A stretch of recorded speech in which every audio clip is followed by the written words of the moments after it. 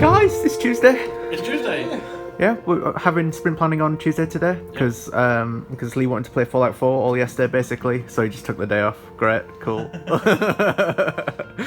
But yeah, what were we up to?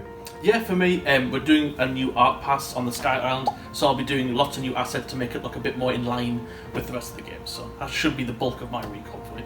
Unless it goes terribly wrong. But we'll see. And yeah, for me, it's mostly store page stuff, so when I get the hexceed store page out, because hexceed's already making a start on those levels. The Space DLC is wrapping up as well, that's coming out this week as well. And the next Colour Pixels DLC as well. Getting a start on that, and that'll be the bulk week after that as well, as they're making a start on the actual DLC for the transport DLC. Because you've already got the assets, just going to make some of them look a bit nicer and then get that level ready to go. Yeah, good stuff. And as for me, I'll be working on Skystead Ranch. We're making a Pokédex basically, so that should be fun. We need a better name for it than Pokédex. I think that's probably taken, right? Probably. Yeah. Yesterday. Okay, so it's Monday, just in the afternoon, just after lunch, and today's going to be quite an important day. We've decided that we want to make a new art pass over the Sky Island asset, and completely rework it, really, make it a bit more lively and a bit more with character. As the old version was built a year ago, and it didn't really convey what I wanted it to look like. So right now, I'm essentially building every rock individually, just making it a bit more low poly-esque and a bit more stylized. Definitely taking a while, but it's going to be definitely worth it at the end. It's going to look a lot more original and a lot more, well, just cool in general. So yeah, that's going to take a little while. As you can see, I've definitely reworked the island quite a bit. So you can see this is the original size of the island on the left here, and this is the new one. And we thought that the sort of mountain in the background was a bit too large, so we've compressed down a little bit and essentially merged all the islands into one. So it's essentially just one big floating rock. So yeah, hopefully by the end of the day, I would have made some progress. Yeah, okay, so for the start of this week, I'm going to be working on Hexceed. So with this DLC that we're starting on, we need a new mechanic, and we've decided to go with kind of like a simple one. It's essentially, I think we're calling it the donut mechanic. I'll show you how it works here. It's this little tile in the middle. It's sort of like an adaptation to the radius and the ring mechanics that we've got. There you go. See why we call it a donut mechanic. But basically it extends one further than the radius, so we're hoping that we'll be able to do some interesting things with that. And we just decided to remove the middle, just so you're not counting like really, really big numbers if all of these are filled with bombs. So yeah, hopefully it should be fun. I just need to get a bit of testing done with it and then try and sort out the world layout. Okay, so I'm about to head home, but I thought I'd give you a quick update on the progress that I made this afternoon. Definitely getting there. All these rocks have been hand sculpted using some bisect tools on edit mode, and it's coming on quite nicely. There's still a few things that I'm not happy with. Obviously it does look better than the original, but there's a few things that need tweaking. As you can see, some of these line work just doesn't line up very well. Obviously that's okay, it is rocks. So they're not going to be perfectly matched together, but there's a few bits that look a bit messy. As you can see here, there was a bit of the base mesh appearing through, but once I get rid of it, it doesn't look as bad. But yeah, the front is almost done, which is the main part that will be visible, which is of course the part that needs the most attention. So once I get essentially around the halfway point on both sides, I can relax a little bit and not have to worry too much about the back side of it. But yeah, hopefully tomorrow I'll get this finished, and then I can work on somehow trying to find a way to text this all together.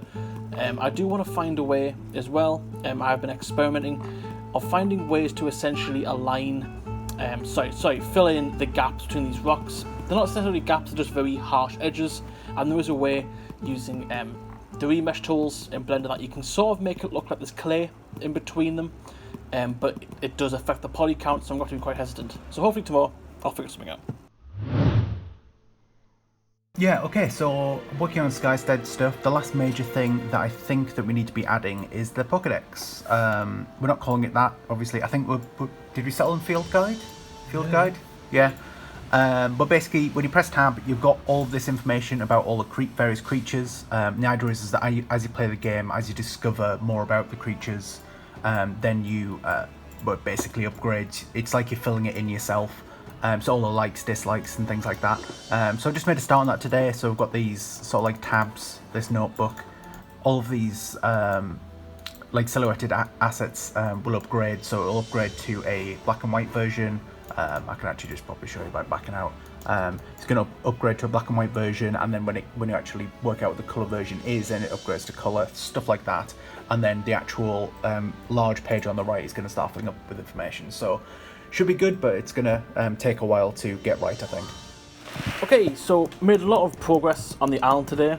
As you can see, I've modelled all the rocks. It definitely took a long time, but at least now it looks a bit more handmade. Yeah, right now I sent it off to Rob to have a look at an engine, and there's a few tweaks that I want to make, so I'm just going around making them, which is essentially we just want to pull in some of these rocks a bit more, just so it looks like it's actually holding up the base of the island itself.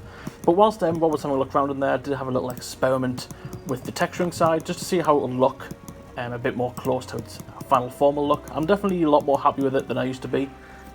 The colour definitely makes it look a bit nicer. I had to do a quick little render view as well with some ambient occlusion, just so how the shadows will hit those cracks a bit better. So the big task today is to get the store page sent off for the transport book, which I've just done. I've just got it all set together now, got the screenshots, and I've created the assets you see there in the top right.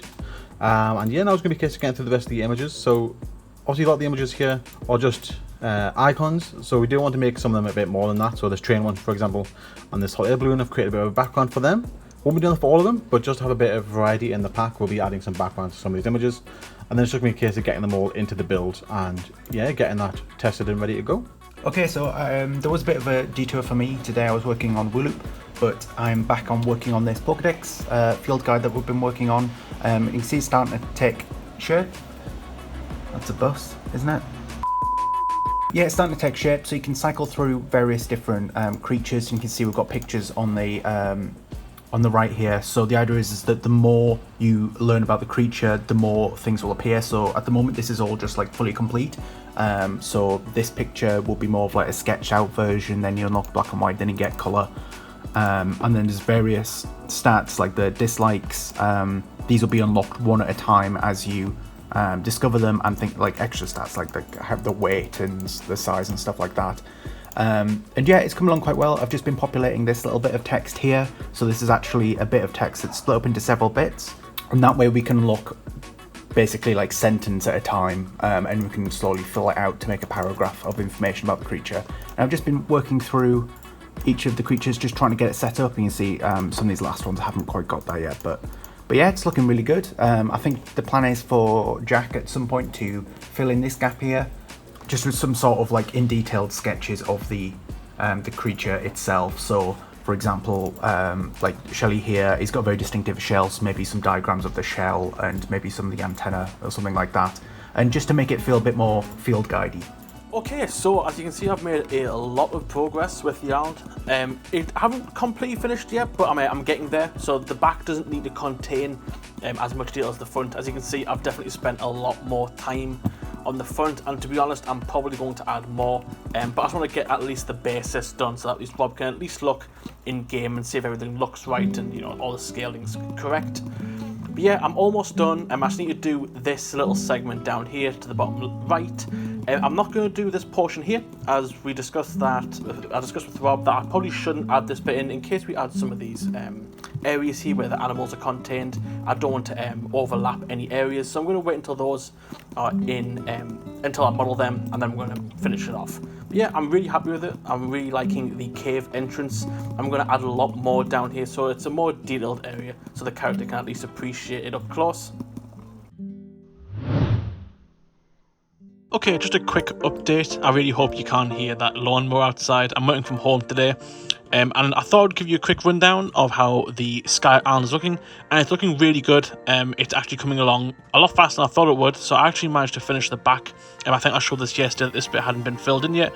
I've done all of that, and right now I'm essentially just fine-tuning everything, and essentially what I really want to do today is define this river going down.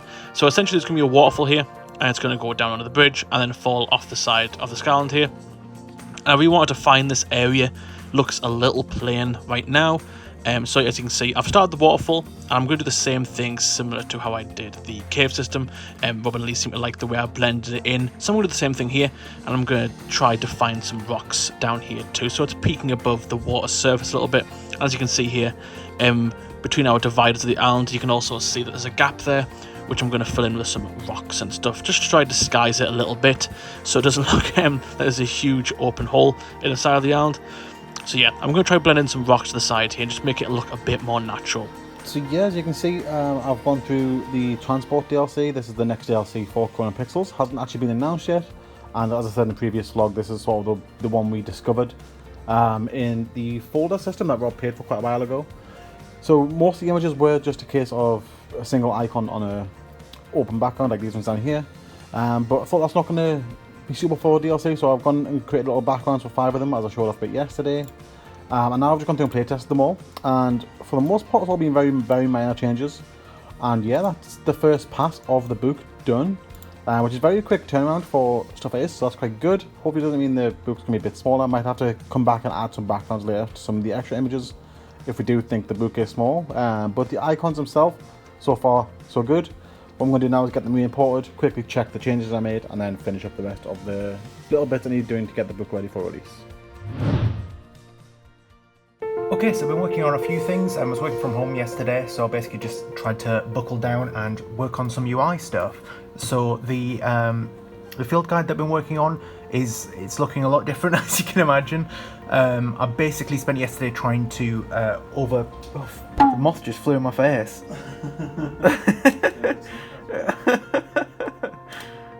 Where was I? Yeah, so I basically spent yesterday trying to revamp the whole UI of the game. We wanted to go with like sort of this like rustic, wooden, papery type of look, and I think it looks okay. The assets that I'm actually using, I don't like in particular, but it's sort of like a framework for us to build on later. So I think it's a good first pass. A couple of the other UI elements have changed as well. That looks quite nice. Particularly the shadow in the background there. And then if we talk to the shop, this is looking quite good as well. The little framework around where the picture will be and stuff like that. So it's a really nice step in the right direction. I do think it still needs some work. Yeah, so for today I'm working on a bit of a notification system. So one of the things that we're going to need for the game is just a little pop-up saying when events are happening so you don't miss out on anything. So you see that pop-up right there as it appeared. It basically notifying you that the shop's arriving, and here it comes. And you probably will have noticed that a notification appears when he leaves as well.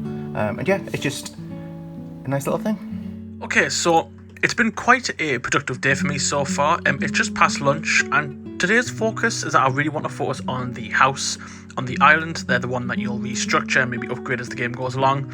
And right now I'm building the base model for it before anything gets added to it or upgraded.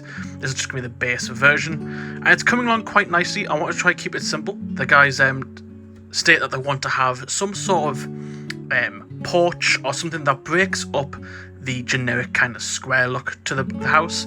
Nothing too extravagant now, because I said this is the base version. But if I quickly go into edit mode, I can probably quickly draw what I'm thinking. Like I said, this is nothing locked down yet. So obviously we're going to have the door here, maybe have a window here and there. And I'm thinking I kind of want something to be on the side, maybe some objects. There's a few objects that I've made in the past, such as barrels and crates, so maybe I could have something there. But I'm not entirely sure what I'm going to do with the porch yet. I really want to have some form of bit more of an interesting way to get up to the door. So I'm playing around with the idea of having a sort of staircase that comes up this way and into the door. So I'm going to have a little play around. Right now though, I am just focusing on doing the detailing. So you can see I'm chiseling the stone to try and make it look a bit more weathered down. I'm going to add some more details. But once I get to that point, I'm definitely going to have to play around and try build some more interesting forms to try and bring out the design a bit more.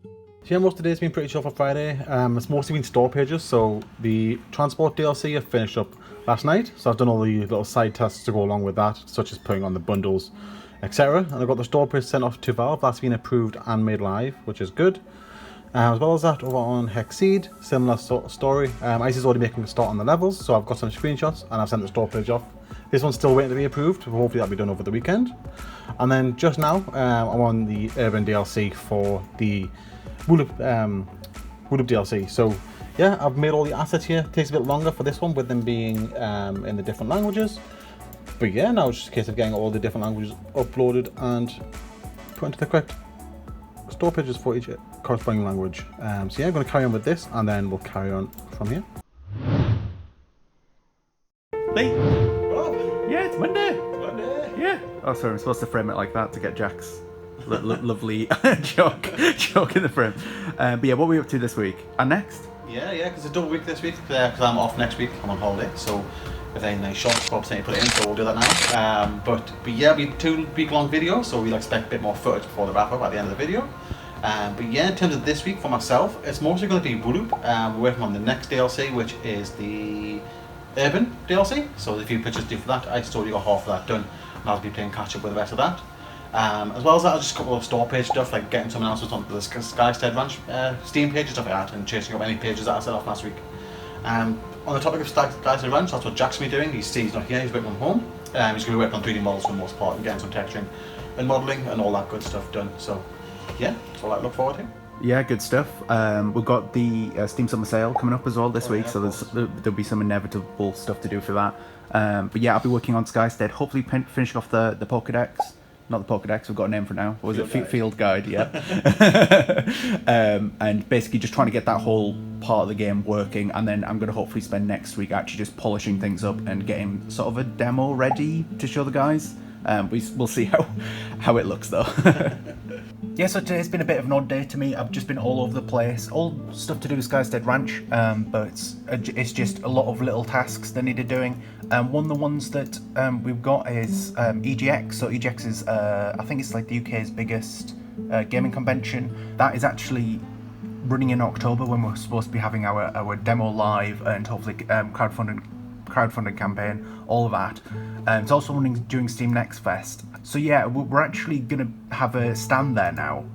So I've just been trying to sort out the contracts and all that stuff for that, which is really, really exciting. And we won't actually be attending in person. It's sort of like a remote thing. So there'll be a couple of stations where people can like come and visit our like area, play the game, and we'll have our branding on the walls and stuff like that.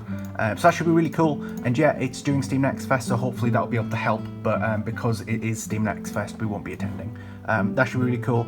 Still haven't heard from MCM. We're still trying to get in touch with them to get that booked. But EGX, we're going to a convention. It'll be ToastieLabs' first convention, which will be really, really cool.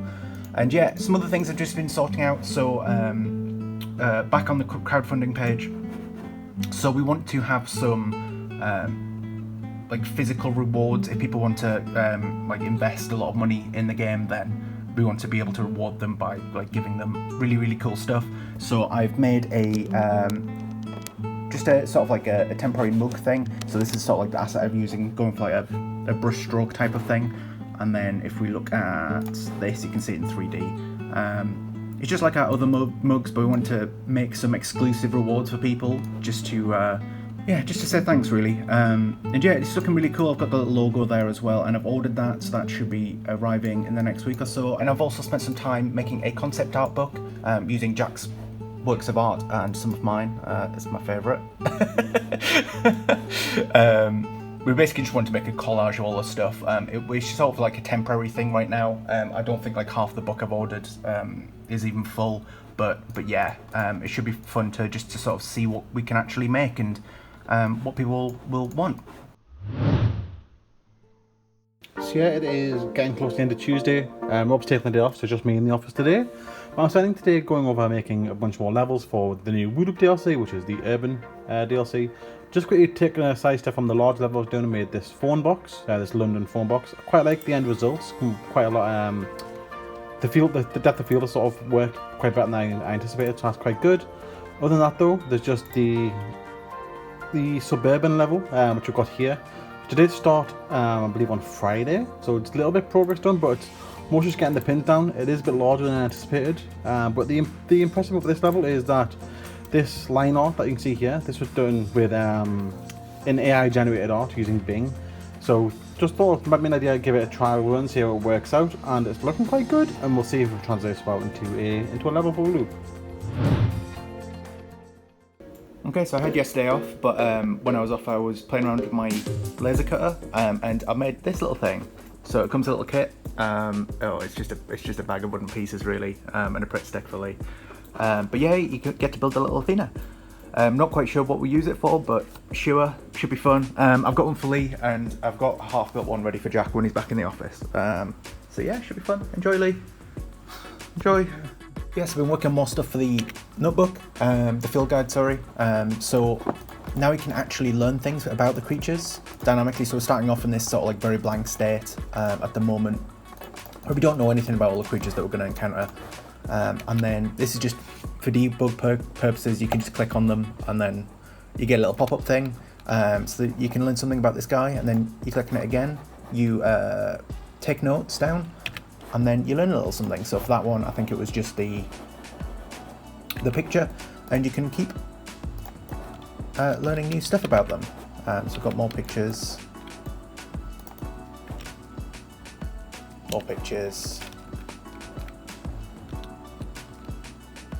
and then at the moment it's just sort of on a timer when you're learning more stuff, so I've got a bit of text there. And yeah, it's just kind of cool to be able to interact with these skylets, are calling them, and learn some stuff about them. But yeah, I'm just going to get a build done now, and hopefully test it without all these testing restrictions that we've got enabled at the moment, just to sort of see how the game feels when you're playing it at a normal pace. So yeah, I spent most of today making more loop levels. Another basic one here, just a small one, because you do need some small ones alongside large levels in the game. And as well as that, I made this postman, which I'm very happy with. So as you can see here, down this little terrifying image here, I've been using more of the Bing AI art generation. I created a cartoon American style postman, and you can see his eyes a bit weird, his face a bit weird, the fingers very large over there. But I can correct that myself manually in the level creator. So I've made a postman, postal service, sort of an urban sort of thing. Quite happy with how it turned out. It's really good, quite enjoyable. I think I've missed some lines there, I've just spotted back and fixed that. As well as that, on the left here you can see I've made some more sort of plans for future levels, again all using the AI generation stuff, so that's why some of them look a bit creepy or a bit out there, but that should be easy to fix when it comes to actually making the level. Okay, so apologies for the lack of updates. I'm pretty much working from home all week this week, and I actually took the day off yesterday, so I haven't had much time to do a recording. I completely forgot whilst I was modelling the house, but as you can see, there's quite a lot of updates that have been made. So I've completely modelled and textured the house. I'm really liking it. There's a few things that I want to touch up. There were some problems with the UV map on some of the bottom of these ridges that I want to fix up, but nothing too major. And I also I also made the stairs for the incline that's on the island. That looks really nice. These ones are a little thinner than the mock-up that Rob made, because I thought once it's actually placed into the island, I could add some rocks and some vegetation at the sides just to bring it a bit more to life. But right now I'm actually working on the cave, which is coming along quite nicely. So what I've gone and done is I've exported out some of the mine and, well, not the mine, the cave, and some of the surrounding rocks from the main island, and I've dropped this into a new file. And essentially what I'm going to do is that I'm going to touch up this entire area. So I'm going to add a lot more rocks and just focus a lot more of an art pass around the surrounding area. So yeah, it's Thursday. More importantly, today is the start of the Steam Summer Sale. It's happening at 6 PM tonight. It's currently 11 in the morning. So I've been getting ahead and getting the posts ready. So I've made some basic graphics with just the word Summer Sale on there and the dates. And these posts are going to be going live at 6 o'clock when the sale goes live on Steam. I still need to go ahead and get the other social media posts done, so I've got one ready for the website, but I still need to do Twitter and Reddit and all that good stuff. So still a couple left to do, but the bulk of it's done. But yeah, it's quite exciting because it's the first large sale that Wool's been involved in. Because last time was the spring sale and we only had one DLC available at that time. So yeah, it's the first time people can jump in and buy a whole bunch of DLC, which is why I've linked specifically the Wooloob collection down here. Okay, so it's been quite a busy day for me. Like I said earlier, I wanted to work primarily on the mine today, and I have. So as you can see on my other file, it definitely took more of an upgrade now. Lots more detail has been incorporated into the actual mine. I am going to put it back in the original island file, but I just wanted to build it separately just so I could see a bit more close up how it's going to look. And like I said, it definitely lines up perfectly. It's just got a bit more detail. So yeah, really like it. I'm really loving the frame. Definitely start playing around with some different types of details I could add in, such as these wooden sort of notches in the wood. I've started incorporating this in a few pieces. You'll probably see it on the stairs that I showed yesterday too. But yeah, there was a few little details that we added in last minute, such as this little sign that'll probably say keep out or beware, something like that. Something advising you not to go in, and we'll probably put our own language on the front there. But yeah, it's looking really cool. I haven't done the texturing yet, and the reason for that is that texturing all these rocks, including the ones on the main island, by hand, as in hand painting every little detail on each rock, is going to take such a long time. And I feel like there's going to be a much better and efficient way to do that. So for now, I'm leaving. I'm just going to leave it how it is until I speak to Rob next week. If I've got a hand paint them all, that's completely fine. I said it's just a bit more of it's a longer job, and I don't want to commit to it if I don't need to. So I was in the middle of streaming, doing a bit of woo loop, and starting to have computer problems. So middle of the live stream, it blue screened. And now every time I relaunch it doesn't get internet connection. Let me just try and replug the Wi-Fi cord back in. Then I've plugged that back in, hopefully we'll get connected. But last time it blue screened the second time as well, so hopefully it doesn't mean my PC's fully dead. Touch wood, looks like I'm connecting a little bit. Yeah, we'll see when we get on, see if I can get the rest of these Woodloop levels made or whatever. I do need to make a list of things for Rob to do next week as well, so hopefully we can get connected. So yeah, after all the shenanigans earlier with the stream causing my computer to blue screen, I think it was sort of a blessing in disguise, because the end result of this level was much better. Let's zoom in here. Bit blurry there, but the main thing being the hot dogs. There wasn't any hot dogs on the actual wasn't any hot dogs on the AI generated image. You can see here they've got some sort of weird slipper looking things, as Rob pointed out. But the actual end result is miles better, because if you head over to here, you'll notice I just photoshopped in or edited in some actual photographs of hot dogs just to give me a better reference point. And yeah, I worked around all the weird bits of the image, and I'm quite happy with the end result. So that's been pushed now. There's a couple of extra changes I made after this screenshot. Like I've added a line across here, and I've filled in this little gap where his ear has a little line there as well. But yeah, all in all, very happy with the result, and that's going to be me done for the day. Okay, so we just got a delivery. It's another bit of Skystead merch that we're hoping to use at some point later down the line. I don't know if it's going to be a reward for the crowdfunding campaign or just as a giveaway to the patrons or something like that. We genuinely don't know yet, but we just wanted to play with some stuff. So yeah, it's a little concept art book, and it's looking really good actually. Oh, look at all that. Yeah, the quality of the actual like printing and stuff is really, really good. There's some of Jack's work here. Obviously, we haven't got a ton of concept artwork yet, but we'll certainly be getting a lot more. The last few pages of the book is just blank. But yeah, really, really pleased with it. Okay, so I'm working from home for a couple of days this week. It just felt weird with Jack working from home and Lee not being in the office. So just me sat there by myself felt a bit weird. But yeah, I'm basically going to be spending the next 2 weeks just improving the game as much as possible, trying to get as much polish and making the game feel good as I possibly can, really. So a few things I've been working on. So this grid placement system, I've been improving that a lot. So it's a lot more obvious now about where you're placing and the holes that you might be making. So it makes it very easy now to just make a straight line of river, for example, like I'm doing here. And if you sort of just like make a big mess of things, the green basically shows you where you're going to positively impact the environment with that tool you got equipped, and yellow it's already that, so it's not going to change. Red's still the same, so it won't have any effect there, but just kind of cool, and just making it that consistent across all of the building as well has just been a bit of a challenge. I've also made some improvements to the seed bags as well, so if we grab a couple of those from the shop. This uses the same UI now as well. Oh, there's a bug. Of course there's a flipping bug. No, that's right. So I've made it so the grass seeds only apply to earth that you've actually like tilled now. So if I make a big area of flattened earth instead of this cracked stuff that you're going to start out with, you can see that only that can be modified. I did forget. I'm just so used to it being the other way. It also makes it quite nice for going around the pond areas and stuff like that. And so that's really cool. And you will notice these yellow cubes. So these are going to be the money. We don't have an asset for them. That's why we've just got these little cubes that I quickly whipped up.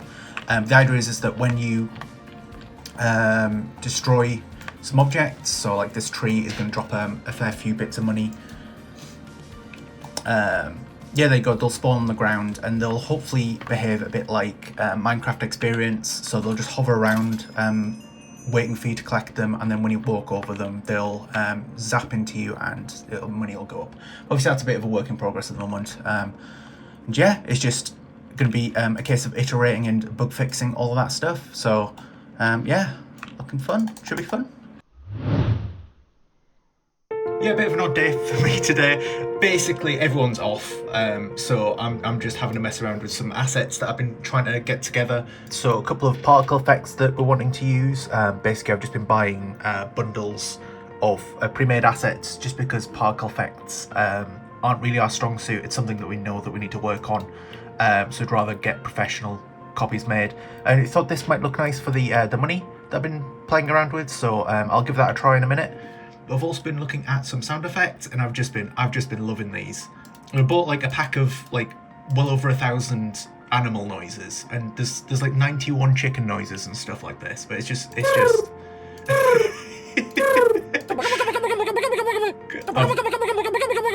I've just been having way too much fun with these.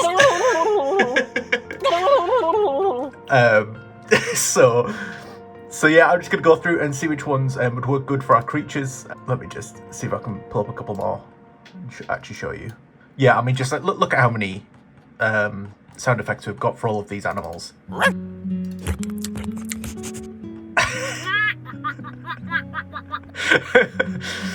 That was the sound effect of a duck, not me laughing, I promise.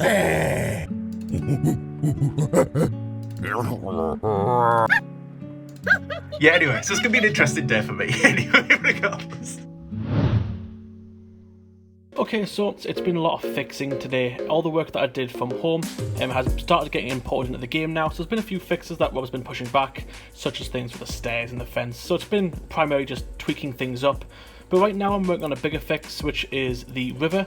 We've started getting the river in now. It's looking really good, but the rocks are a bit too low down. So in game, the river is about up here. So the rocks are barely shown. You can see them slightly underwater, but not too much. So right now I'm going to rework some of these rocks a bit and make it so some of them are peeking above the surface and make them a bit more interesting and lively. Okay, so yeah, I've been working on putting all of Jack's assets into the game. You can see a few things will look different. The new Sky Island is the main thing. We've got a river now. Ooh, look how good that looks. And yeah, I'm just gonna press play and then show you stuff. Okay, so the new Sky Island is looking really good. We managed to get the water in as well. We've got a little bit of a waterfall thing. I think we could do a bit better with like some particle effects or something. But we should have some fish. Oh, the fish turned off. The fish are turned off, but you can have fish swimming up and down there, which is really cool. We've got particle effects for the money. I swapped them out, and it's made it quite satisfying to pick them up and collect them. The whole thing's just looking really good. There's some more assets that we need to get in the game. Like for example, the front to this cave here. There's some like boarded up assets that Jack's got, and the house as well that needs adding in. But we've got this new staircase, which is looking really good. It's just there's going to be a lot of back and forth really trying to get everything sorted. So the floors have a couple of seams and stuff like that that are visible now that I'll have to sort. There's lots of little very finicky things to fix. I've also spent some time on the fountain. It looks better in editor actually. It's not great. I'll get that working, but it's got a bit of water in now, and a bit of a particle effect to show that there's a little fountain going on, which is kind of cool. And Jack has been working on the gate as well. The texture is a bit broken at the moment, but now I've actually got like a door asset for the gate, which is really cool. So that's in progress. So yeah, just lots and lots of things that just need adding and tuning up, but it's looking really, really nice. It's going to be a bit of a different morning for me. So Icy's been hard work making some models for me to texture. As you can see, he's already started making a few. I've been quite busy working on the main island stuff, like the big portions of the island, so I haven't really had time to model any of the newer assets. So Icy's kind of been taking a bit of the load off and doing some of the modelling himself, which looks really good. But essentially it's my job now to go around and essentially touch up some of the texturing to bring it more in line with the style that we've already got for the game. So as you can see here, I've made a few tweaks to it, and it looks pretty much the same in terms of shape. It's a bit deeper, I think that was Rob's note, he wanted it a bit deeper, and I've added a few parts in, such as these little corner protection parts and some dividers in there, and obviously I've updated the texturing. But yeah, thanks to Icy, I can focus a lot more on the texturing side to bring these to life. And right now I'm actually working on this beehive that Icy's done. As you can see, he's already started the texturing a little bit for me, so I've got a few things that I kind of want to do with this. It's a really nice basis to work from, but I think what I'm going to do is I'm going to add in a sort of hole here, just to add a bit of depth, and I'm also going to bring this roof out. As you can see, it's kind of just sitting on the top, and I kind of want it to protrude out just a little bit more. And I'm going to do some texturing around here as well, just to tweak it up, to make it a bit more similar to this, you know, get some more of those highlights and then make it a bit more vibrant, which is of course what we want our game to look like. Yeah, okay, so continuing working on Skystead, getting Jack's art assets in. We've got the house in and it's looking really, really good. So this is the completed version of the house we've got at the moment. I'm going to do a bit more dressing and stuff like that. Obviously it looks like it's just been chucked in right now and I've built some fence around it. But we want this like garden area fenced off around it, just so you've got the impression that there will be upgrades to the house and they'll expand into that area. So like we want like porches and maybe like an extra like extension with a kitchen and stuff like that. But yeah, it's looking really, really good. We've got some other stuff as well. So I've been working on a waterfall, trying to get this looking really, really nice. Had a bit of feedback from the guys on this one because this is not my specialty by a long way, but I think it's come off, like it looks really good. Now I'm quite pleased with it. We've got updated floors. We should have the fish enabled. Can you see the fish? Little fishes? You can't really see them, can you?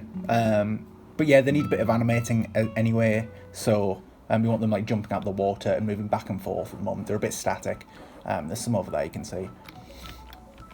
And we've also got the mine entrance. So this is something that we won't really be expanding on for the demo. It will more be for the full release of the game, but we just wanted an asset to sort of say this is future upcoming area that we want to add. And yeah, it's looking really, really good. We've got these sort of like rails going into it, and we've got a sign that will say something like coming soon or something like that. And yeah, it's just looking really good. The whole game is just, it just looks really nice. It just looks really nice. I'm really pleased with it all. Just for context, this is the drawing that I started off with, that I just sketched madly one night, and you can see it's basically the same thing, but it's like tons better.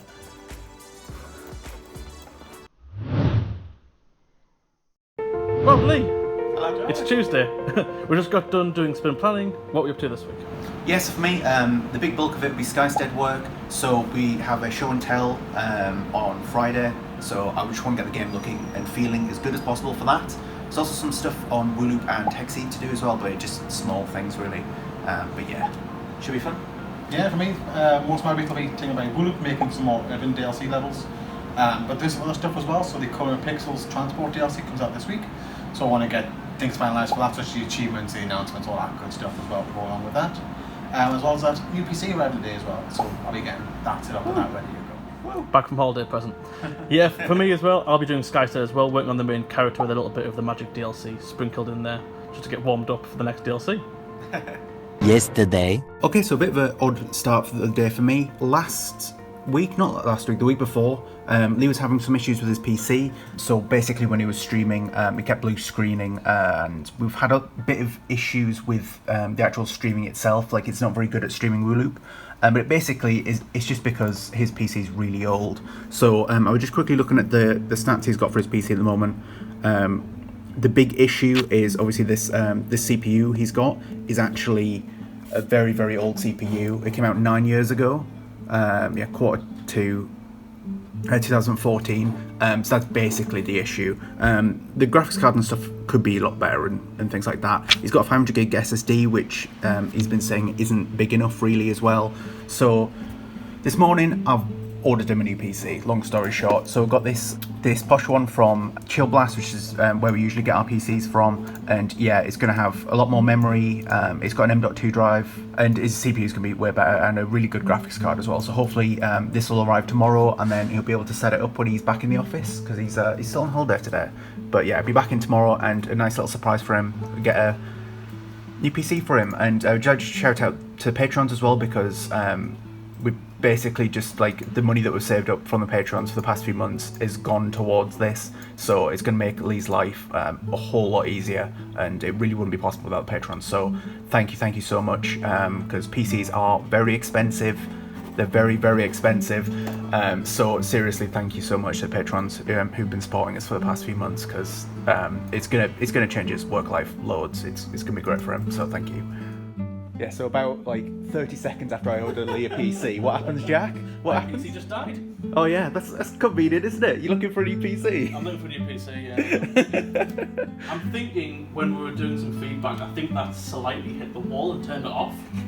But when I checked it was on, so maybe it's just slightly hit the switch a little bit. Oh, it's back on. Yeah, We're good. so We're good. We're sorted. It's okay. Don't panic. Okay, so I ended up working on the character a little longer than I thought to today, but it was all worth it. So pretty much the body is pretty much done. I'm not entirely sold on the ears yet, but in terms of the body and the head, it's definitely coming into form now. That's looking a lot better, and I think we're quite happy with it as it stands now. But for the last 20 minutes or so, I've been experimenting around with some clothing. I think I've got it to work. So as you can see here, I've modeled a shirt and some shorts for him. And essentially what I've done is I've just essentially duplicated the body over, like so. And I've just applied all the modifiers. And essentially, as you can see, this is more geometry than we need. But essentially, I'll just ground select all these faces with the circle select tool, like this. And essentially extrude an extra plane out and model the clothing on top, and that'll act as a sort of just a simple single-faced plane like this on the clothes. And it's worked out pretty well, so that's made me a lot more confident for modeling the clothes when it comes to the future. To start off the day, I started doing some QA for the transport DLC for Lee, just to make sure all the tweaks that he made were fine. And there was a few little bits and bobs, but nothing too major, and I managed to get that wrapped up pretty quick. So I eventually started modelling the character again, and I'm getting a lot further through than I thought I would. Definitely getting a little faster. So I'm working on the clothes at the minute. As you can see by the reference, I'm working on the front section, so everything... Oh, where's it gone? So everything from the straps on the shirt and his sort of scarf he's got there, and also need to model the pocket. But it's come along quite nicely. It shouldn't take too much longer to finish this front section off, and I'm going to move on and do his side bag with the book, and hopefully that'll bring the front profile together. Okay, so it's been quite a busy day for me today. Mainly doing admin stuff, but it's all been really good admin stuff. So we are now actually confirmed for MCM in October. So we'll be going down to London Excel Centre, attending MCM. We've got a little booth. Hopefully we're doing giveaways and stuff like that. So it's just really exciting that we've actually got that finally booked up. It means that we can start preparing, getting tickets, train tickets and accommodation sorted, all that stuff. And we actually need something to actually decorate the thing.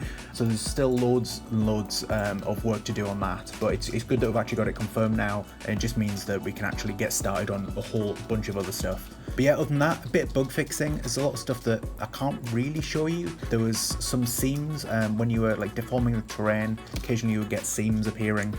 That's fixed now. Some performance improvements to the actual like terrain deformation as well.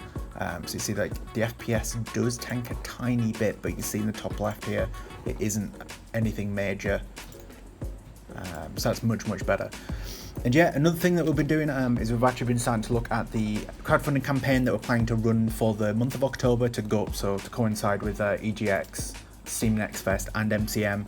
So it's gonna be a crazy month. But yeah, the crowdfunding for Skystead, basically we just started making a Kickstarter account and started seeing what we have to do for it. So yeah, I think we're gonna have a meeting later in the week about that and actually get some things nailed down. I've been working a lot more on the character this morning, and I've pretty much got it to a good state now. So I managed to finish the back off, and it's looking a lot nicer, a lot more cleaner, and it kind of fits in perfectly within under the scarf, so I'm quite happy. I'm not entirely sure about this sort of lock here that I've got in. I'm going to model maybe some extra parts here to make it a bit more identifiable that it is actually a sort of like hook almost going into here to hold it in place. But I might do it for now. I might hopefully the texturing will sort that out for me. But right now I'm going to start working on the boots. As you can see in the reference image, I've kind of drawn these kind of brown boots, and I'm not entirely sure if I like them. It kind of worked for the 2D design, it was a good basis, but I'm thinking I'm going to change it up just a little bit in the 3D model. I might make them a bit more cute and a bit more trainer-like, and maybe not so high up. But we'll see how it goes. I can easily adjust the model around. But yeah, I might time-lapse this one. I tried to model the shoes yesterday and couldn't figure it out, so it might be a bit funny watching me model the shoe over and over again. So yeah, it's getting towards the end of Wednesday. Been a bit all over the place today. I just finished up with the food pack DLC for Wooloop. I've just got that store page sent off. So this is the beta mode, so this isn't actually live yet, but I've just been sent off to Steam for review. But it takes a bit longer as always because you've got the translated versions as well. But that's all done. Spent a bit of time doing the colour pick, had a bit of help from the guys with that. But yeah, other than that, as you saw a bit earlier, I went ahead and done all the Wednesday tasks for the release for the Color and Pixels DLC as well. So all of the achievements have been created and uploaded now, are working just fine as well. Yeah, okay, so I'm working on the main menu for Skystead today. So the idea is we want this this starting world that you see when you first load the game to be like really lush and vibrant, just so you know what you can achieve when you play the game. When you first launch it, you see something really spectacular and you want to make it, right? So that's the plan. I've just been essentially trying to set up this first island. You can see it's got a lot of work to do, and some optimization as well because it's quite laggy. But yeah, I just wrote a quick script, or rather me and the AI wrote a quick script to essentially export this floor data, just so I can edit it in a different software, because this editor script that I've got that lets you modify the terrain is just super slow. It's really bad. So yeah, now it exports a PNG, and I can use that in paint.net and then modify it, save it, and then re-import it back into the game. And fingers crossed, this whole process should be a lot simpler, and we can get some more stuff in the game and make things look prettier faster. Okay, so you can see that the character's pretty much there now. I've made a lot of updates to the overall design. As you can see, the satchel's completely finished, and he's on his back now. It's looking pretty nice. And of course, the hair is now finished, and I've even added some goggles. I've showed the guys, and they've got a few tweaks, so I'm going to make those now. I'll quickly annotate in what I'm planning on doing. So essentially, I want the hair to be bigger and a bit more poofy. That's why you can see the hair starting to clip the goggles, as I've already made it bigger. So I want these to be a bit larger, and we also want the scarf to be a bit more less symmetrical. So I'm thinking something like this shape about here. I should probably say a different colour. Blue on blue is not the best idea. And also, obviously, the belt buckle is quite large now, but it doesn't really fit in at the minute, so I need to make some work on that. And also this ring needs to be larger, as well as this scarf. But I think the scarf should go up a bit more, so it's kind of hanging on his neck, a bit more folded, and a bit more ragged on the edge. And also I want to add a few more little things to the body as well, such as some notches in his shirt. Obviously, he's missing his pocket at the top here. And I also need to add in the tools down here. So there's a few more bits and bobs to go, but I'm quite happy with the overall shape. The body's definitely looking really good now, and it's pretty much at this point just little tweaks and improvements to bring them together. Yeah, no PC arrival again today, sadly. So that means I spent today doing a lot of Wooloop work, which is quite good. And these 5 levels here, that one mouse around here, those levels I see pushed back. There was some quick fixes to do with that. That didn't take long. But in terms of progress of new levels, I've done quite well.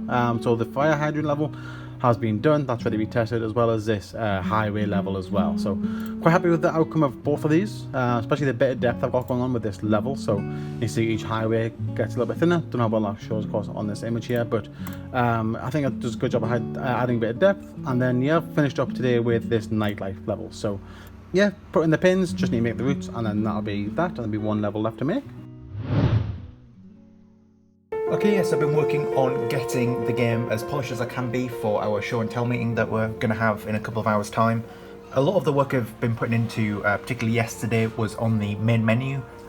So we want to have the starting world and main menu to look really nice and fully built up. And when it loads, I'll show you.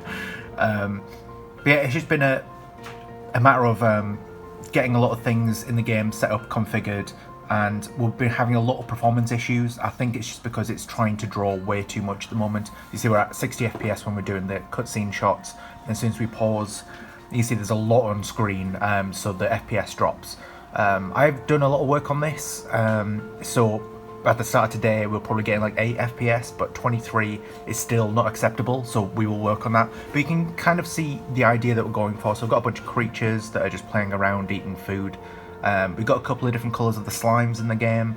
Got a little burb here. I think there's Spike here and a couple of phones you can just make out. But yeah, it's looking quite good. I think we might need a bit of work for, I don't know, it needs a bit of like anti-aliasing or some post-processing effect, I think, at the moment, because it looks a bit sharp. I want to say some of the things just look a bit not great. But yeah, that's all looking good. We might notice as well that the skybox has changed. That's because we've been trying to generate our own. So apparently that's another thing that AI has been making strides for. So we've basically just got an AI generated one.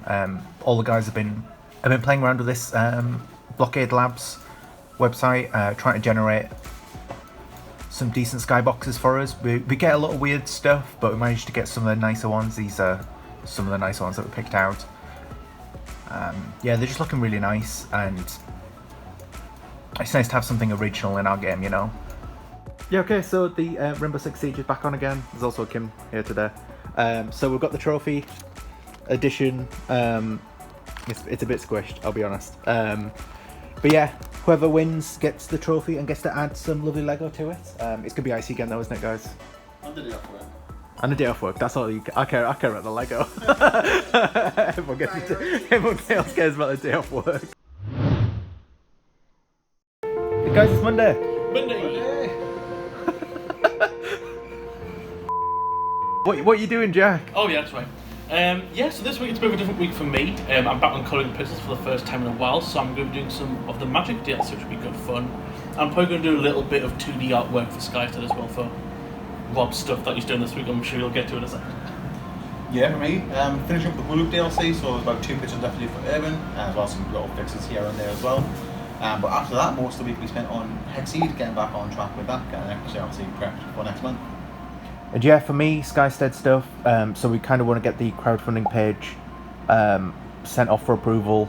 There's loads to do on it, so I'll be doing that mainly. Jack will be helping me a bit. Yeah, some Urban QA as well, and then maybe some Skystead programming stuff next week, like later in the week, but I don't know, maybe, we'll see. Okay, so it's been quite a productive day for me. I've been kind of all over the place today, ranging from doing the Magic DLC for Colouring Pixels and doing some stuff for Skystead. But I did start off doing the Colouring Pixels DLC. I've started work on the Magic one now. It's looking pretty good. This is one of the first images that I've done. Going for sort of like a spell tome kind of thing, taking over some planets. I'm quite happy with it. I love the colour palette. There may be a few tweaks that I make in the future. I do think the water looks a little plain, but for now I'm going to leave it. But yeah, I've been working on the 2 new creatures for the Kickstarter page, which is going to be a corgi and a cat. And I managed to finish the corgi off today, looking very cute. I decided to go for a nice green bandana just to make the orange and green contrast a bit. I just think it looks very nice. I'm loving the patterns on his back, and hopefully I'll be able to translate it as cute as this in 3D. But I'm also starting to work on the cat now, and the cat's come along quite nicely. I did do a quick sketch and the guys liked it. So I'm kind of just going over now with some bit more of a dominant line work before I add colour. And it's come along quite nicely. I'm experimenting with this sort of moon type of pattern on his back leg here. I quite like it, and I've got some stripes on his feet. So I think I'm going to continue with that design at the minute, and further down the line I may add some colour. I'm thinking of adding some light greys and blues to try and make that sort of like Arctic cat looking aesthetic. But the most productive thing I've done today clearly is my boat. I finished off my boat today, looking very good. That's pretty I had good. some colour to make it look a little different from the guys' boat, but on the other side it is just the normal one. So yeah, very happy with it. Oh no! I've been working a lot on trying to get this Kickstarter page live. It's gonna take a while, but we're getting there. So just a lot of writing that's been needed to happen. I think I wrote like over 1,000 words yesterday.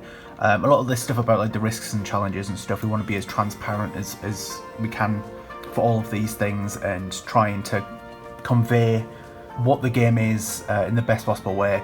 and you see there's lots of these little sort of like dashed areas. All of these are going to be essentially assets that we need to put into the game. So Jack's been working on a couple of those, and some of them, like GIFs, is stuff that I've been working on today. I haven't actually got that far with it. I think I'm just being a bit of a perfectionist with it all. So right now we've got this scene. The idea is that for this, I think it's so for this section here, it's like a GIF of a couple of Skylets making some friends. So then we want a GIF of them just animating and just being happy. But I'm just being a bit of a perfectionist with it. So you can see there's a lot of stuff going on in the background there that probably isn't quite right, and the grass is wiggling in a weird way. So I'm just taking the time to make sure that the GIFs that I'm making are really, really good, because it's really important that we make a good first impression with this. So yeah, it's getting to the end of Tuesday now, and I've finished up the Urban DLC, or at least the first pass of it. So finished the last 2 levels, which is the Amsterdam level here, and there is a nightlife level for the other 2 Trello. We'll see them completed. So Amsterdam's a bit abstract because it is based off an artwork, but I think it looks quite good. Hopefully when it gets play tested, we'll get all the feedback we need for that. And in my nightlife, it was line art. I trimmed down a couple of the details just to make it fit the game better, but I'm happy with the end result. I did have to redo this level, unfortunately, because there was a source tree issue and I lost the progress done on Friday. But I think the end result overall is better. Like this bit here, it's a bit curved looking, a bit awkward to try to fix it, but I'll wait for the feedback before I go ahead and make those changes. But yeah, other than that, it's just been a plethora of level fixes. So Icy's been going ahead and doing these nice annotations on issues that he's discovered. And yeah, I've just gone through and made those final changes. So yeah, a couple more changes for Icy and all the QA here. But other than that, the urban level is completely done. So I've been getting on doing the Kickstarter assets, getting them all looking good. And as you can see here, I'm doing the assets for the 2 pets in the game that are going to be through Kickstarter, which is the dog and the cat, or the corgi, more or less. And I'm currently working on the houses for them, but thought I would show you the balls. I didn't get around to it yesterday. I'm looking pretty good. As you can see, the 2 balls here, the top one here with the dog biscuit is looking pretty good, matches the theme of the corgi, and the cat one obviously matches the theme of the cat. It was Rob's idea to add in these little cat ears just so it differentiates a little bit from the dog one, as the ball shapes are similar, not too similar, but a little bit samey. So we thought we'd try to break up the silhouette a bit. It definitely worked out. But right now I'm working on the houses for the pets. So I've already done the dog house, looking pretty good. Trying to keep the colour palette the same as the game, but also adding a bit of red in here to match the ball, and I quite like it. I'm not entirely sure about this beam here at the top, but I might rework that later. I can easily adjust the colours if needs be. And right now I'm working on the cat's house, which is getting there. It's a little bit more colder in colour just to match the sort of grey colour palette that the cat has.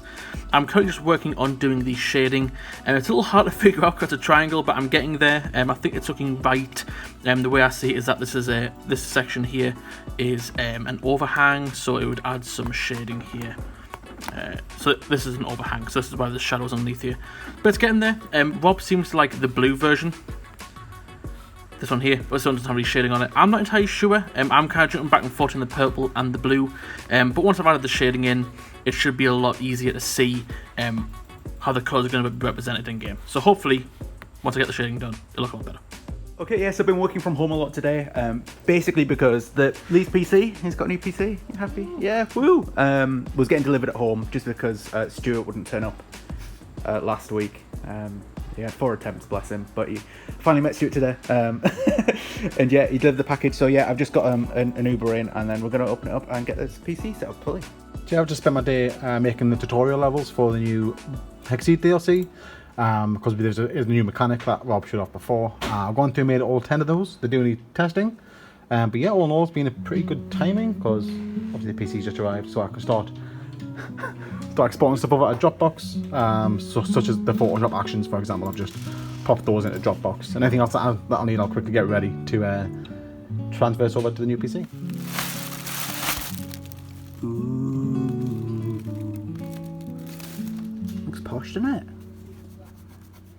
Little yellow bits as well. Yellow USB. Ooh, I have no idea what that big. Well, obviously it's the heatsink.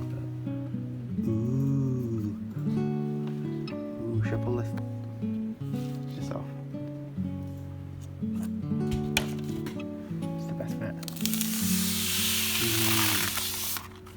RGB Lee.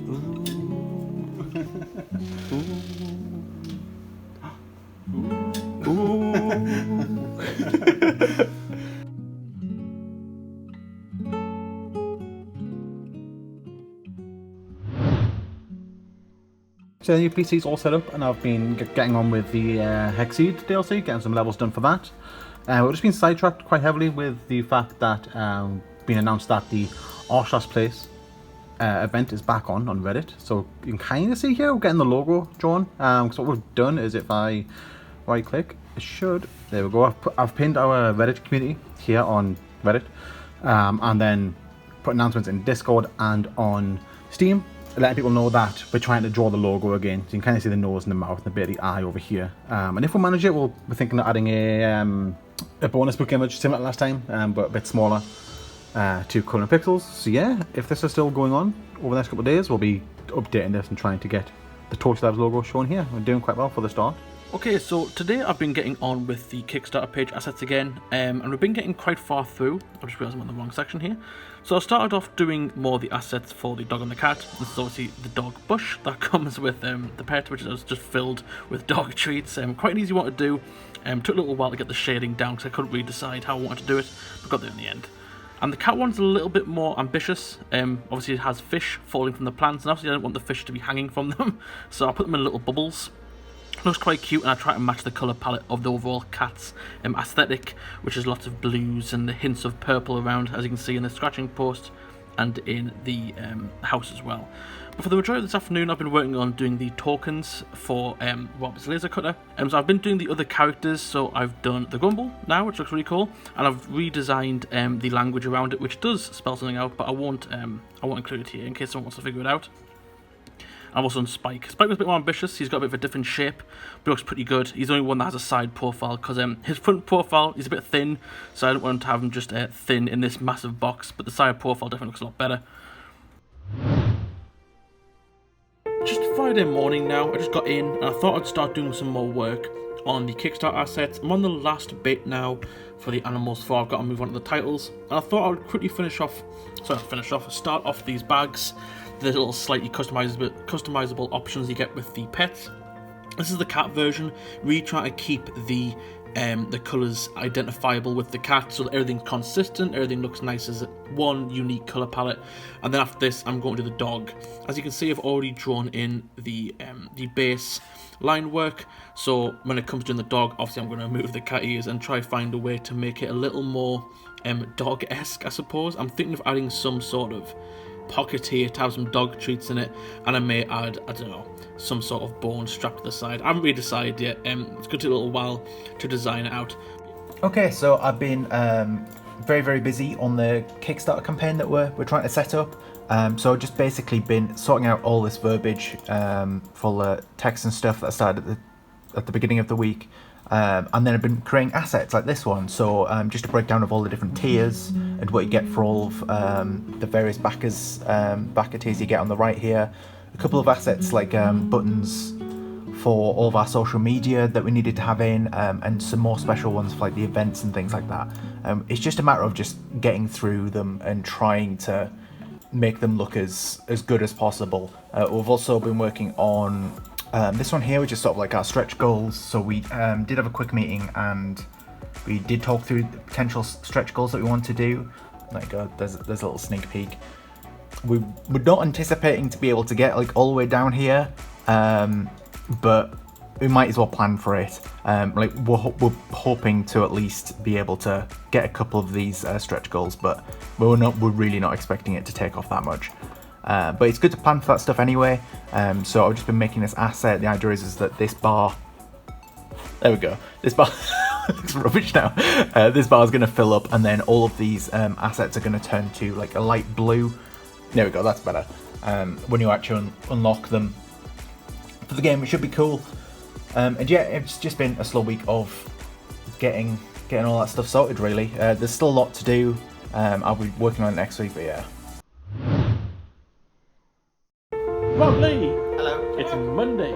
We just got done doing sprint planning, and so what are we up to this week? Yeah, so a bit of a short week for me and Lee. We've got a friend coming up visiting, so we're going to be doing some stuff with him.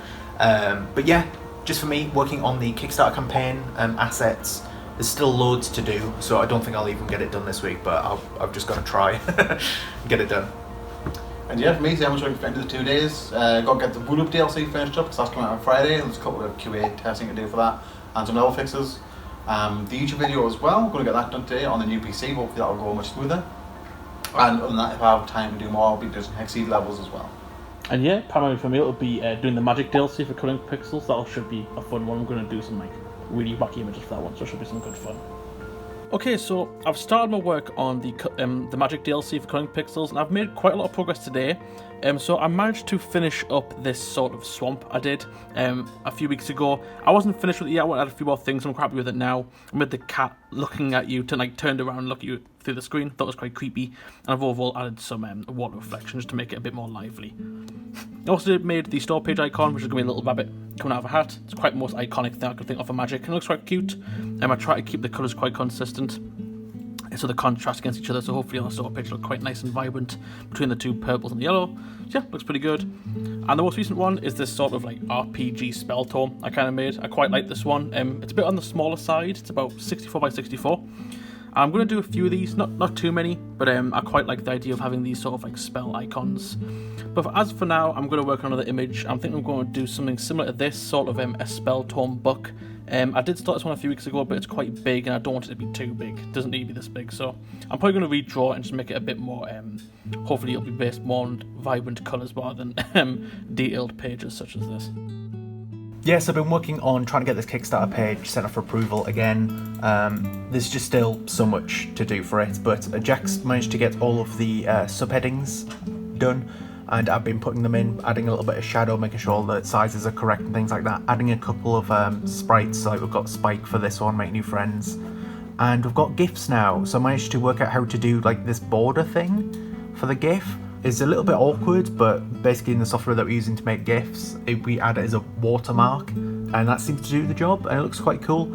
So we've got two GIFs at the moment. We've got this one of a bunch of animals, and then we've got this one of the Athena approaching to the dock, which looks really cool. There's still a couple of gaps for some other ones, but I'm having trouble getting decent recordings of that. I think it might take a bit of sort of like fudging in the code to try and get a really good shot of them. But yeah, we've got some other assets as well. So we've got this meet the team type of asset, this EGX one, and yeah, we're just getting there. It'll take some time though. So I just spent the day going through the Wood Up changes, fixed a couple of levels that I had to fix, and then QA'd the rest of ICE levels that had minor changes too as well. But as you can see, they're all under the done section now, which means all good to go. There's just a couple of final steps to do, and that's mostly on the localization and the store page. So over on the store page, the actual description needs updating with all the level names, and that needs putting across on all the different localized versions as well. And I need to quickly QA test the actual localization in game as well to make sure that's all worked as intended. So yeah, started the day with making the video, the vlog, sorry, for the upcoming week. That's all done. It was done quite quickly. It is much better, much smoother on this PC. I'm able to actually edit with the preview at full resolution, and there's no stuttering, no nothing. So yeah, it was a much smoother process, and got to the video editing a lot quicker as well. And yeah, that's all uploaded and scheduled to go out on Friday. We've done this thing where we had to schedule to Patreon. I uploaded it directly to Patreon as well as to YouTube, just so I can schedule both, since me and Rob are going to be off for the rest of the week, and there's going to be no one to actually log in and make the video live on Friday. But on the topic of Friday, it's also the Urban DLC release for Wood Up, so I've gone ahead and made all the schedule posts for that as well. I've got a little GIF here. This is just the underground level. It's quite large in terms of GIFs, quite a long GIF, but yeah, I think it's a good marketing tool for the DLC. And yeah, they're all scheduled as well to go out on Friday evening when the DLC comes out as well.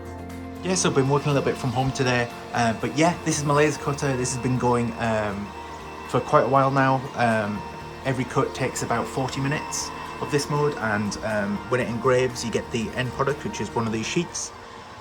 And this is just basically 16 tokens that we are hoping to give away at MCM Comic Con in October.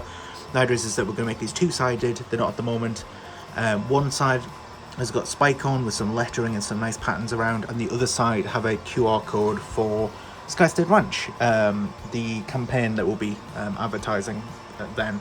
But yeah, the plan is to basically just keep this running as long as possible and hopefully make as many tokens to give away as we can. Yesterday was a very busy day for me. I actually managed to get quite a lot done for the Magic DLC. So I think the last time you all saw what I was drawing, I was doing this sort of spell tome book. Now it was coming along quite nicely, so I decided to take it home when I was working from home yesterday.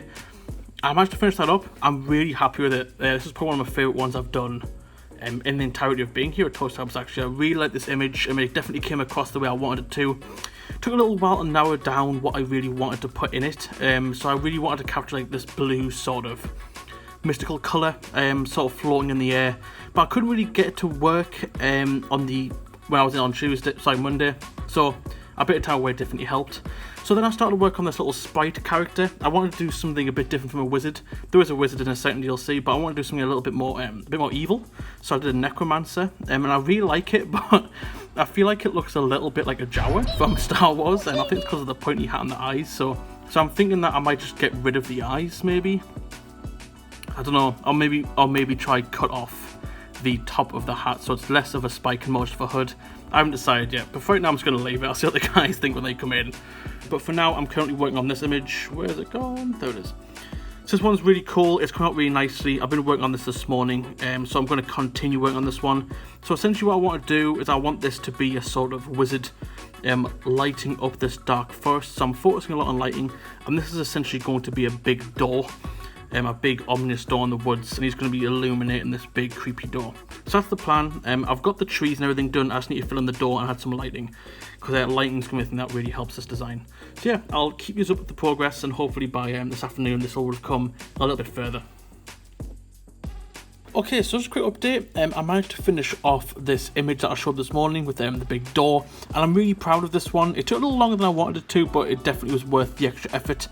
It looks really good. I'm loving the colour palette especially. However, there's been some feedback that the wizard made it look a little bit too much like Gandalf. It wasn't my intention, but I can see definitely with the huge hat, and the staff looks different, but I think it's just the greyish blue robes. So I'm thinking that I might go in and try to do some colour correction, just to try and make them look a little different, maybe make them a bit more cream or purple. So I'm going to do that now, and then I'm going to move on to the Atronach image, which needs some more love. It hasn't been touched for a while. So I'm going to get this image looking okay. I'm really not happy with it right now. I'm considering just removing the smashed glass entirely and making it more sort of like a summoning portal or something like this, just so that the image is a bit more centered. I think this makes it look a little bigger than it's supposed to, so obviously when it's cropped down to go into the game, there's going to be a lot of empty space over here. I'm not entirely sure if I like that, so I'm going to see what I can do, but for now I'm going to tweak up the colours of Gandalf over here. Okay, so it's getting on a little bit to lunch now, and I managed to finish off this portion image just beforehand, which is really good. I'm actually really happy with this one, a little bit more ambitious than I originally set out to be. I did want a little fire portion, or some form of portion with some moths flying around it, and I did that, but then I ended up incorporating it into sort of like an inventory slot from a game. Looks really cool. I'm actually really happy with it. It kind of conveys well when it's really small as well, which I always like to see if it's readable from a small little icon, which it is, so I'm really happy. But for now, it's getting on to lunch now, and I'm going to quickly do the giveaways as Emily's not in today for the next Root Up DLC, the Urban one, and then after lunch, I'm going to prepare for the stream. So I'm thinking I'm going to do something a little different. I'm going to work on a landscape. I haven't planned this one out as I usually do. I'm just going to try to do it freehand, so hopefully it'll go well. Okay, so the stream just finished and it went really, really well. I actually managed to get this image pretty much done in the stream. It was a really cool collaborative process between me and the community. It was really cool. They were giving me lots of tips, and it was quite a refreshing way to draw. So usually when I stream, I can't build a stencil, but this time I built it all from scratch. So it was really cool having everyone there while I build it entirely from nothing. It was really cool. And as I said, pretty much the image is done. Well, not done, but it needs a lot more work. I'm going to do a little bit more shading and touch-ups, but for the overall layout and get everything blocked in, it's pretty much there now. So yeah, I'm going to do maybe a little bit more and wrap up a little early to head over to see Rob at his barbecue. So that should be all. Guys, Hello. Tuesday. It's Tuesday. yeah, we just had our spin planning with Icy. What are we doing this week, guys? Yeah, so for me it's going to be colouring pixels again. The Magic DLC is almost wrapped up, got about 4 images to go. They're looking really good, and I'm probably going to do a bit of Skystead as well to touch some things up around the world that needs fixing. Yeah, for me, still working on the Kickstarter campaign page. It's taking a long time, honestly, so I'm a bit worried about it. I just need to get it all done this week, and if not, I guess I'm going to have to move on and work on the demo. But yeah, a lot of that, some prep for MCM, so we've got some wood in the boxes and stuff like that, a bit of laser cutting. Yeah, should be fun. And yeah, for me, a bit of hexceed that needs wrapping up. There's a bit left for that. Hopefully I get it done this week. And as well as that, it's time for some more admin, so we've got VAT stuff and then some prep for the year anniversary as well, because they're coming up to the anniversary for ToastieLabs. Yes, yeah. 5 years, isn't it? That's a lot of pixels. Okay, so there's been a few updates since yesterday, and just before I left to go home, I did start this image here, this little crystal ball, and I'm trying to keep all the colours similar, so I kind of want all the colours to be this purple theme, so even the background, I'm thinking I'm going to do some sort of bedroom window with the moon in the sky, but I also want to keep all the purples used for the background too, which is going to be quite hard. I'm trying to keep the colour count down. I think it'll be quite an interesting image if it's all built from the same colours. But whilst I was at home, I did a few little things. So this is actually a D&D character I made that uses magic. He's a knight, and I thought it might be cool to add it in. I did run it by Lee, and he thought it would be a cool idea because it is kind of like a battle mage kind of aesthetic here. So this morning I just added a hood on, and it really looks cool, to be quite honest, and I quite like the character as it is. So I removed the background and cropped him in a bit. Obviously took the length of a sword out because then it'll make the image too big. I just made him make him look a little bit more mage-esque, and it came out really nicely. So there's kind of a free image that I didn't have to work on for too long. But this morning I'm working on this sort of spell effect, which is like a healing effect. Kind of some magic here, like some healing lightnings healing the character down here, and it's coming on quite nicely. There's still something that's not standing out to me. I think there needs to be something else maybe in this area up here. Oh, you can't see that. Something up here maybe, it's a bit plain, and I think the character needs to fit in the lightning a bit more, so maybe just thicken out these edges and then it should be good. Yes, you might notice a couple of boxes on the table we got delivered. So this is all for MCM stuff. So these things here are packs of 100 sheets of wood, and I'll be using those to engrave those little tokens that I was showing off in last week's devlog. So there's 500 sheets there, which is what's 500 times 16. It's a lot in it. And yeah, we've got this other big box as well, which is filled with A4 sheets of plywood, which I'm also going to be using to engrave. But we're going to engrave kits to do these little things. And the idea is that when we're at MCM, if people actually back the Kickstarter campaign, then we'll be able to give them a box with some goodies in, and we're gonna fill the box with a couple of other things as well, like signed autographs from all of us and some 3D printing stuff as well. But we wanted to have a little kit to build the Athena as well in there as well. So 100 sheets of those. Hopefully that'll be enough. I don't know. We're just pulling numbers out of nowhere, honestly, for this. But yeah, lots of laser cutting to do. Just finished up with the VAT return tax stuff, which obviously we can't show you. But after that, I've gone on to doing hexceed, because there was a bit of catching up to do with the levels here. I've just finished up another group of levels, these ones here. As you can see, there's a few more to do, but not a lot. So hopefully I'll get this done within a reasonable bit of time and get this finished up this week. But yeah, I'm going to take a quick break from hexceed and head over to a bit of Colour Pixels, because the magic pack has been announced, but I haven't got any screenshots. I've only got the two here. So we're going to grab me the build. I'm going to jump into the game and get a couple more screenshots, and then get back onto hexceed. Yeah, okay, so I'm working from home a couple of days this week, but today I've been working on these controls. You can see in the bottom right here. So these are debug controls that will only be available basically to the dev team, and we're going to use it to take screenshots and record the... Luna, are you okay? Is it because I'm talking to myself, girl?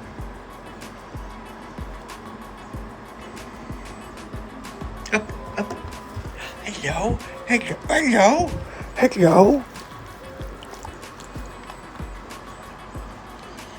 Yeah, so I've been working on some sort of like debug tools. Oh, Luna. Yes, I've been working on some debug tools for us to use for taking screenshots for the store page and for the trailer that Lee will be working on in a couple of weeks' time. So if you press F1, we can move around with the camera and move things around like that. You can like do Q&E to rotate and stuff like that. F3 toggles the UI. I think that's in our other games. F2 takes a screenshot. It's okay, Luna. And one of the cool things I've been working on just for like recording GIFs and stuff like that is the recording function. So if I press F6, it starts recording, and you can move the camera around as much as you want. And then if you press F7, it essentially replays what you've just done. So we can use that for replicating like camera angles and things like that, just to get a reliable camera shot panning over the world. Then we'll be able to replay it as much as we want. So, for example, this world right now is quite broken. Looking at it now, I'm not quite sure where the trees have gone. There should be trees. You can see the marks where they should be. That's another problem. I'll fix that. But if I record a panning shot, for example, of like panning over the world like this, that can be replayed as many times as we want. So I can then, in between shots, basically upgrade the world, make it filled with meadows, plant some trees, get a bunch of creatures in the garden. So that way we can record the shot perfectly the same in a fully grown state, and then Lee can do some editing magic to sort of make it appear as if the world's growing. Anyway, that's the plan, right? It's a bit long-winded way to say we've got some more debug tools, and I just spent some time this morning putting some actual UI indications on here, because there's a lot of functions now and it's a bit complicated. Okay, so it's the Thursday morning. I actually took yesterday off, so I didn't make as much progress yesterday, obviously, but I did manage to get these hat images done, and I'm really happy with them. I decided a little bit later down the line that I wanted to try do two different sort of shading techniques, two different styles.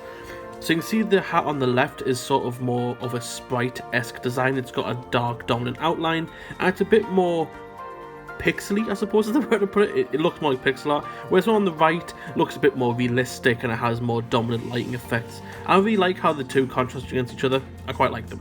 So at the minute I'm currently working on a new image. I think this is image 18, and I'm working on a sprite character, and I thought I'd do a witch. I haven't done a witch yet. I've done quite a lot of wizards, I've got a lot of magicians, but no witches yet.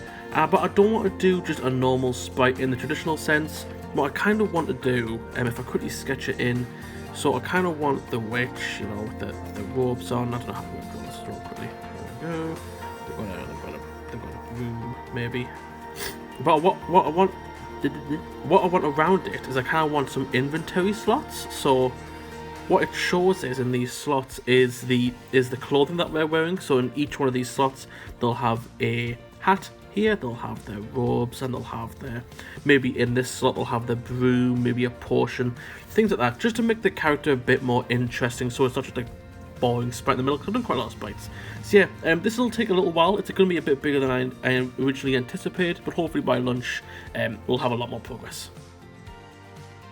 Okay, so just a quick update. It's been an hour and a half, maybe two. I'm getting there with the character, the witch character now. Getting there really nicely. And there's a few things that I still need to do. Obviously, it's not done. So I'm adding it in the inventory slots right now on the side here. But one problem has occurred that I didn't really take into account how big the broom would be. The main character isn't done yet, but this is kind of like, you know, almost finished form. But yeah, the broom's taking up quite a bit of room, so I can't necessarily put all the boxes on one side, and I don't really want any boxes to be over here. So I'm only going to have about 2 slots, I think, before I run out of room. So I may try and rearrange this layout a little bit. I'm hoping it's still going to look good. I still want to commit to this idea. So maybe 2 on this side, maybe 1 over here if I can fit it. So before I get back on to make more hexceed levels, there's a couple of extra announcement posts that you have to do. So gone ahead and made the Coming Pixels announcement regarding the Arsenal's place decision. So we had a lot of feedback when we announced this initially over on Steam. jump through here, we can see I've counted all these messages, and there's roughly 50-50 if you take this into account and Discord, of people who both wanted a small image, which we initially said we would offer, as well as people who wanted an additional r/place book, which we did last year. Because that book in particular is very large, it's quite a lot of 500 images, and it takes quite a lot of time to play. So there was a bit of feedback saying some people did want it, some people didn't. So we've come to a compromise of making a book that's going to be 4 or 5 images, and we're going to select the spots on the final canvas of that. Obviously, one of those will be the logo, the ToastieLabs logo on the r/place page, and we'll make it into an additional free DLC. But as well as that, going on to Skystead Ranch, going to create a quick update post. Might do this at the end of last month, but we did forget. So making an update post, and the primary message of this post is going to be regarding the fact that we're going to MCM and EGX. So it's a good time to practice making different cover images for their posts, because if we go back to, say, Color and Pixels, all these posts have slightly different images, but other games such as Hexceed and Wooloop, they're very similar in terms of what's on the actual image. So we want to change it up quite a lot. So this, although they're different, they follow the same formatting, just different colors, different images. We do want to make it look much better on Skystead Ranch, so we're going ahead and we're going to be creating different images for most of the different posts, just so it looks more enticing when you go onto the page looking at the news for the game. So going ahead and create this image, and then after lunch I'll be writing up the whole message regarding everything new about Skystead Ranch and the details on the events that we're attending. Okay, so it's a little bit late in the afternoon now, and you can see now that I've made a lot of progress on the witch image. It's completely done now. I'm not entirely sure on the face. I'm not sure if it's because I've been staying out too long today, but I might just leave it till tomorrow, see if I can come up with any more fixes. But for now, I'm really happy with it. It came out just how I wanted it. The fact that it's called Luna isn't referencing Rob's dog at all. It's the fact that I looked at witch names, and that was one of the first ones I saw, so it's a nice, happy coincidence. But yeah, I'm quite happy with it. But the bulk of my afternoon has been worked on this new image here, which is like a stage magician doing that classic sword trick. Obviously, I haven't done the head on this side yet. It's just 2 legs at the minute, because I'm duplicating this one across, so I can just work from this one rather than drawing the whole thing again, save some time. But yeah, it's come along quite nice. I really like the magician's look. Kind of looks like a mad scientist, but definitely fits that old-timey magician look. But yeah, there's a bit more to go, not too much, just need to add some more confetti and add a bit more detail, and of course finish this box. But hopefully once it's done, it'll look okay. I'm not entirely sure about this top section here. I feel like it's a little empty, so I may add in something if it needs it. I'm also tempted to add in down here and this side here, maybe some like sparklers coming out, just to really emphasize the celebration that he's done the trick well. And I may add a sign up here, but not entirely sure yet. We'll see how it goes. So yeah, a bit of extra work into this big post on Skystead Ranch. So going to detail about the progress that we've made, including the field guide and the 3D character that you've seen over the course of the last few devlogs.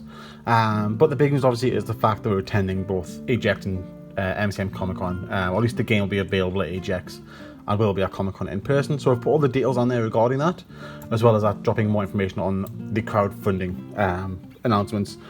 Mainly the goals behind the crowdfunding and the fact that we'll be dropping the full details soon. Obviously you've seen a bit of this already in the devlog, but for anyone who's unaware, who's visiting through Steam, I've also shared this on Twitter, but hopefully be aware that we're now looking at crowdfunding, and then they can stop by in the coming weeks to get involved when that goes live. So yeah, it's a pretty big post, and that's been shared over here to let people know.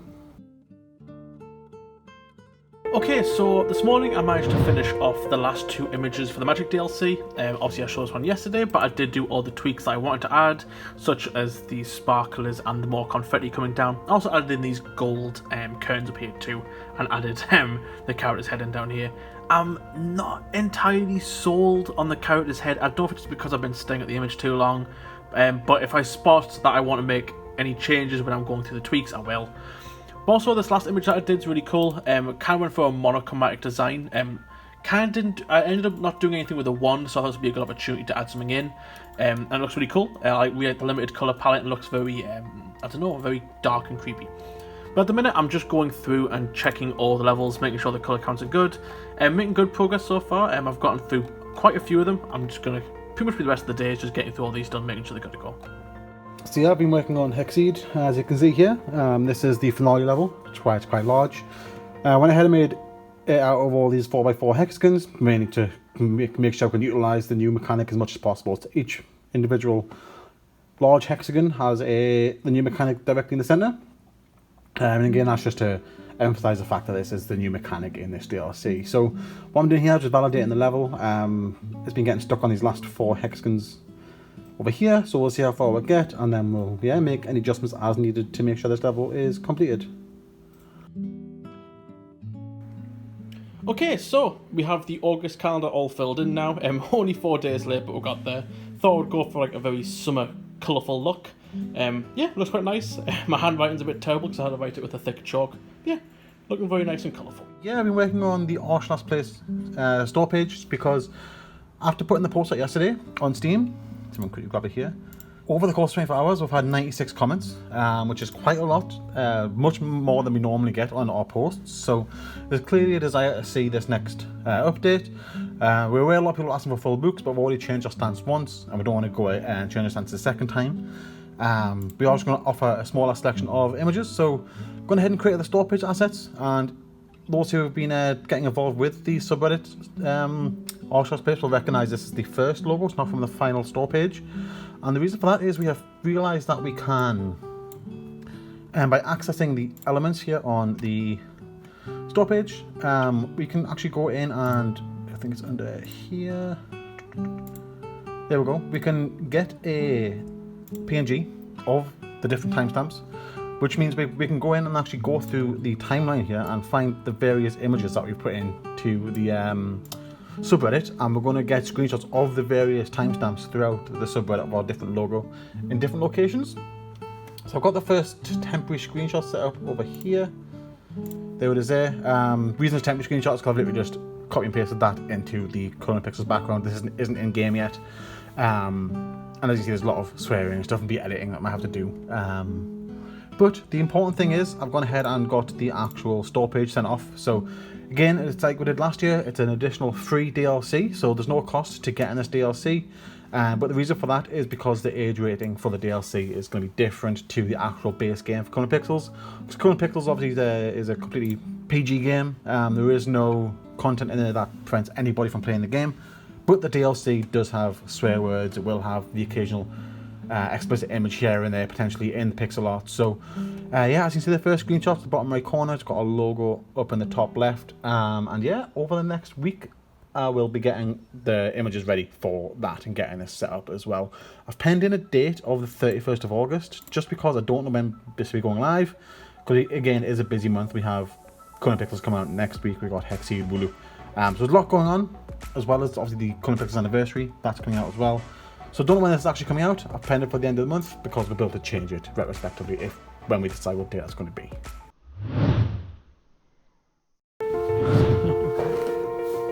Guys, Hello. it's Tuesday. Yeah. Yeah. Just done our sprint planning with Icy. What we're doing this week? Yeah, so for me, it's all Skystead stuff again. It's essentially going to be wrapping up the character this week, so texturing, rigging, and animating. So it's going to be quite a busy week, but we're getting there. Yeah, and as for me, I'm going to be a bit all over the place really. So I'm going to be doing a bit of Kickstarter work, making some more assets for that, for Skystead. Then I'm going to be working on Clone Pixels and a bit of Wooloo, was it Wooloo or Hexceed? But basically, it's the ToastieLabs' anniversary next week, so we want to do little updates for all of our games basically next week. So I'll be working on that. Yeah, pretty good. And for me, it's been mostly Clone Pixels. So the Magic DLC comes out this Friday, so I need to get that QA'd, get the achievements and all that good stuff ready for that.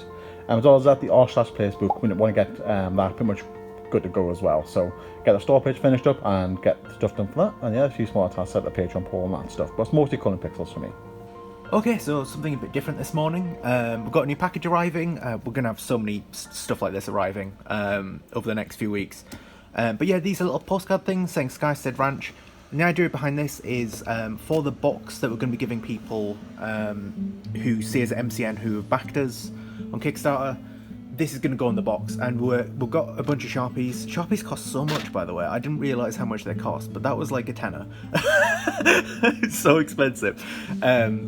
And yeah, we're going to get all the guys to sign them and just write a little thank you on each one, and then hand them out to people. Just a bit of a personal touch, really.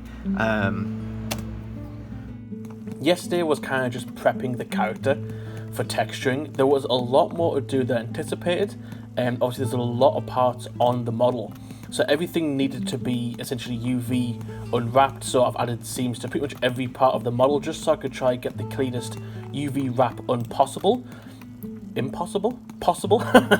And it's definitely coming along quite nicely now. The UV map looks pretty good.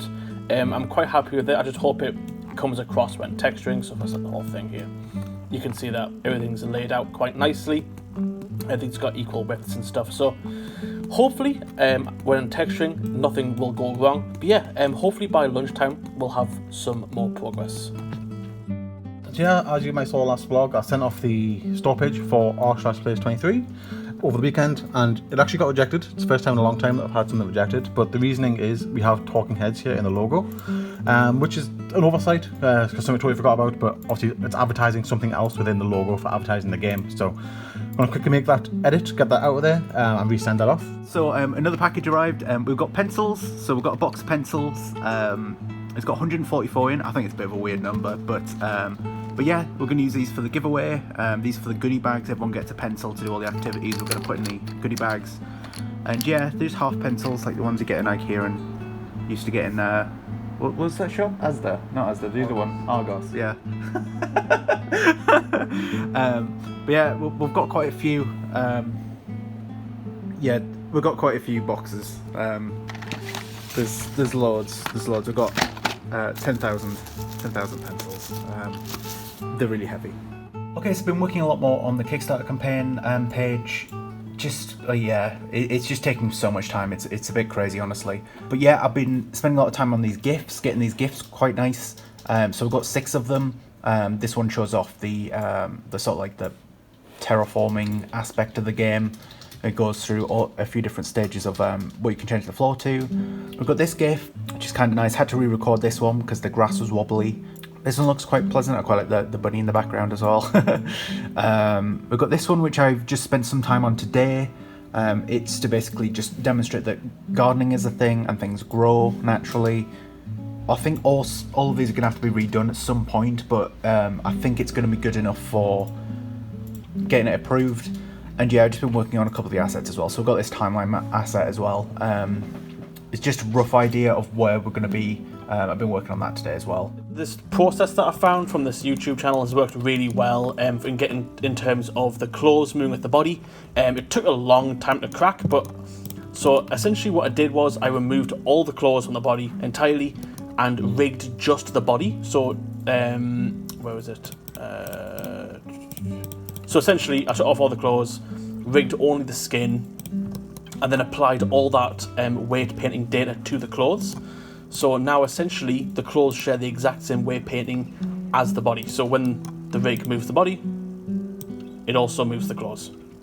And so far it seems to be working quite well. Nothing has went wrong so far. I haven't done the legs yet, but the chest moves really well. And there's a bit of contortion back there. That's because of the bones, not essentially the weight painting. But the process now that I need to go through is doing this exactly the same thing to the rest of the clothes, such as the shorts and the boots as well. So yeah, I'm going to get on with that now, and hopefully, fingers crossed, it'll work. Because if that works, then the rig is pretty much finished. Okay, so more MCM deliveries and stuff like this. Yeah, we got some boxes. These are the backer boxes. There's quite a lot of them. This is what 100 boxes look like. It's quite big. But yeah, they make these little things, and these will all be given out to people who back us on Kickstarter. Fill them up with goodies. Yeah, it should be good. Looking forward to actually putting these together. It looks quite fun. We also got another thing. Some grass, and we're going to get that out and see what it's like. Yeah, so this is the grass. This is basically what the floor that we're going to have for our booth. This is how big the booth is, 3 meters by 3 meters. It's just ginormous. We should have put a Coke for scale, shouldn't we? There you go, monster for scale. Yeah, it's looking really good. It'll be a nightmare to actually get down to London. I've no idea how we'll manage that, but it'll look cool. It should grab people's attention, right? So yeah, today has been a good day in terms of getting progress done on the Magic DLC. So I've gone ahead and I've QA'd all the levels here, including the last one, which I've done in build because there was some changes to do to the character inside the box. But yeah, all the levels have been QA'd, all pretty much good to go. There's very few edits to make this time around, which is quite good. And as you see there, I've put them all in size order and given them some different names. But yeah, other than the achievements, which I'll probably do tomorrow at this point, the Magic DLC is all done. Okay, so we just got another delivery. Oh, look at these! Look at these! Little rock sweets that says Skystead Ranch. Yeah, look how cool that is. We've got boxes of them. And Jack, what's the verdict? Divine. Divine. So I've got the Magic DLC ready, got the achievements uploaded, and I've recorded this GIF for tomorrow's announcement. And that's pretty much good to go. Other than that though, I've been working on the r/place sort of stuff. So I've got quite a lot of pictures open here. I've been trimming down the larger images. So I've been going through the Atlas time-lapse and finding the different logos throughout the timepiece of r/place. And I've been getting the different sort of screenshots for that. So at the current stage, we've decided on 8 images, so we're doing 4 with the logo in. We are going to trim these 4 down to be more concise around the actual logo itself, instead of showing a full 500 by 500. For 2 reasons. One, we're just showing off the logo on the board here, and as well as that, there's some repeating imagery here and there. So we've got the Irish flag there, and again, one of the images as well. And as well as that, Rob pointed out that these 4 here, or at least 3 of these 4, a lot of the artwork is still in progress, so it's not as good as some of the stuff on the final board. So other than that, we've picked 4 different spots on the actual final board here, and these ones will probably be getting uploaded at full size, or at least much larger, but I will be going through them just to check if anything needs cleaning up as to not safe for work, because even though the DLC is marked as a higher age rating, we don't want too much explicit content in there if we can avoid it. Yeah, so we've got another package delivered. This one's from Icy though, so he sent over a bunch of 3D printed stuff. So we've got different settings, different creatures and stuff like that. Looking quite good. Jack's painting we've got eyes on. That looks alright, to be fair. It does, yeah. That looks quite good, we could do that. The idea is that we're going to put these in the boxes that we've got, and yeah, we've just got lots of different print settings and stuff. We've got the green ones are like squidgy,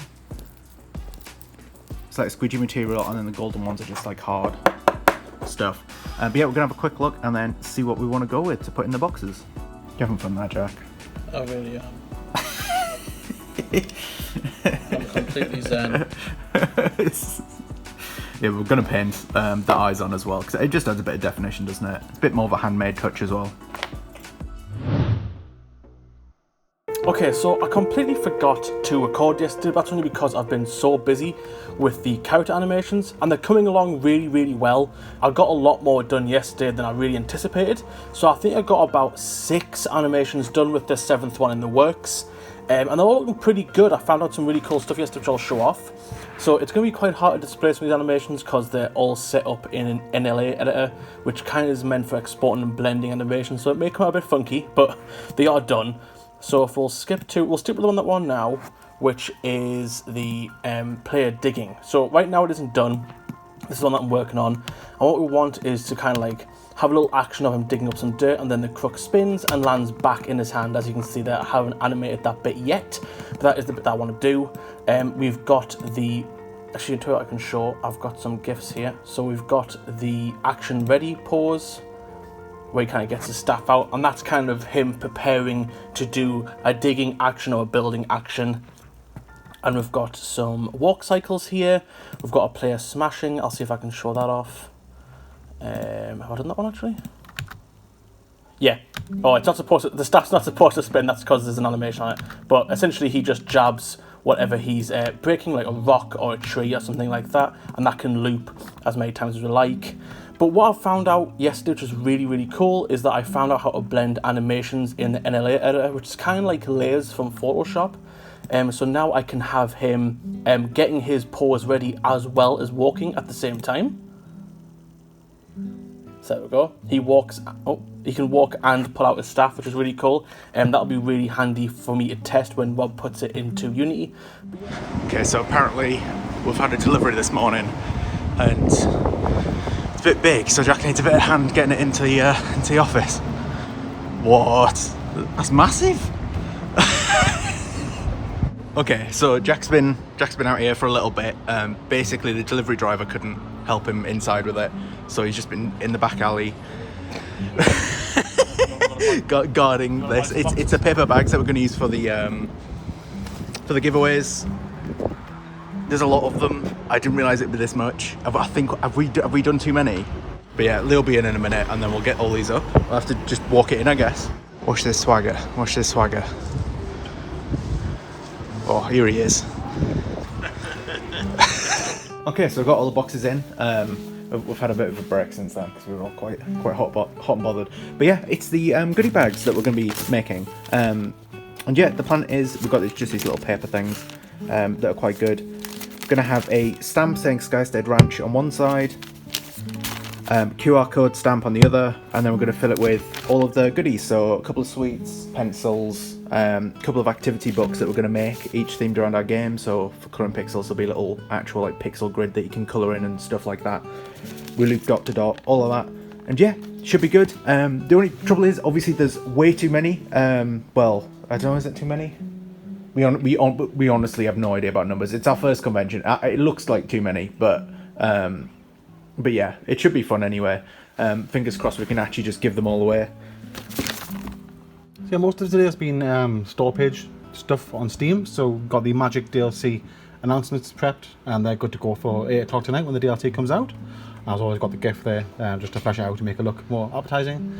But other than that, a lot of time was spent on the industry DLC for Wooloop. Can't see the icons up in the top right for some reason, but we've got the screenshots from Rob playtesting the levels.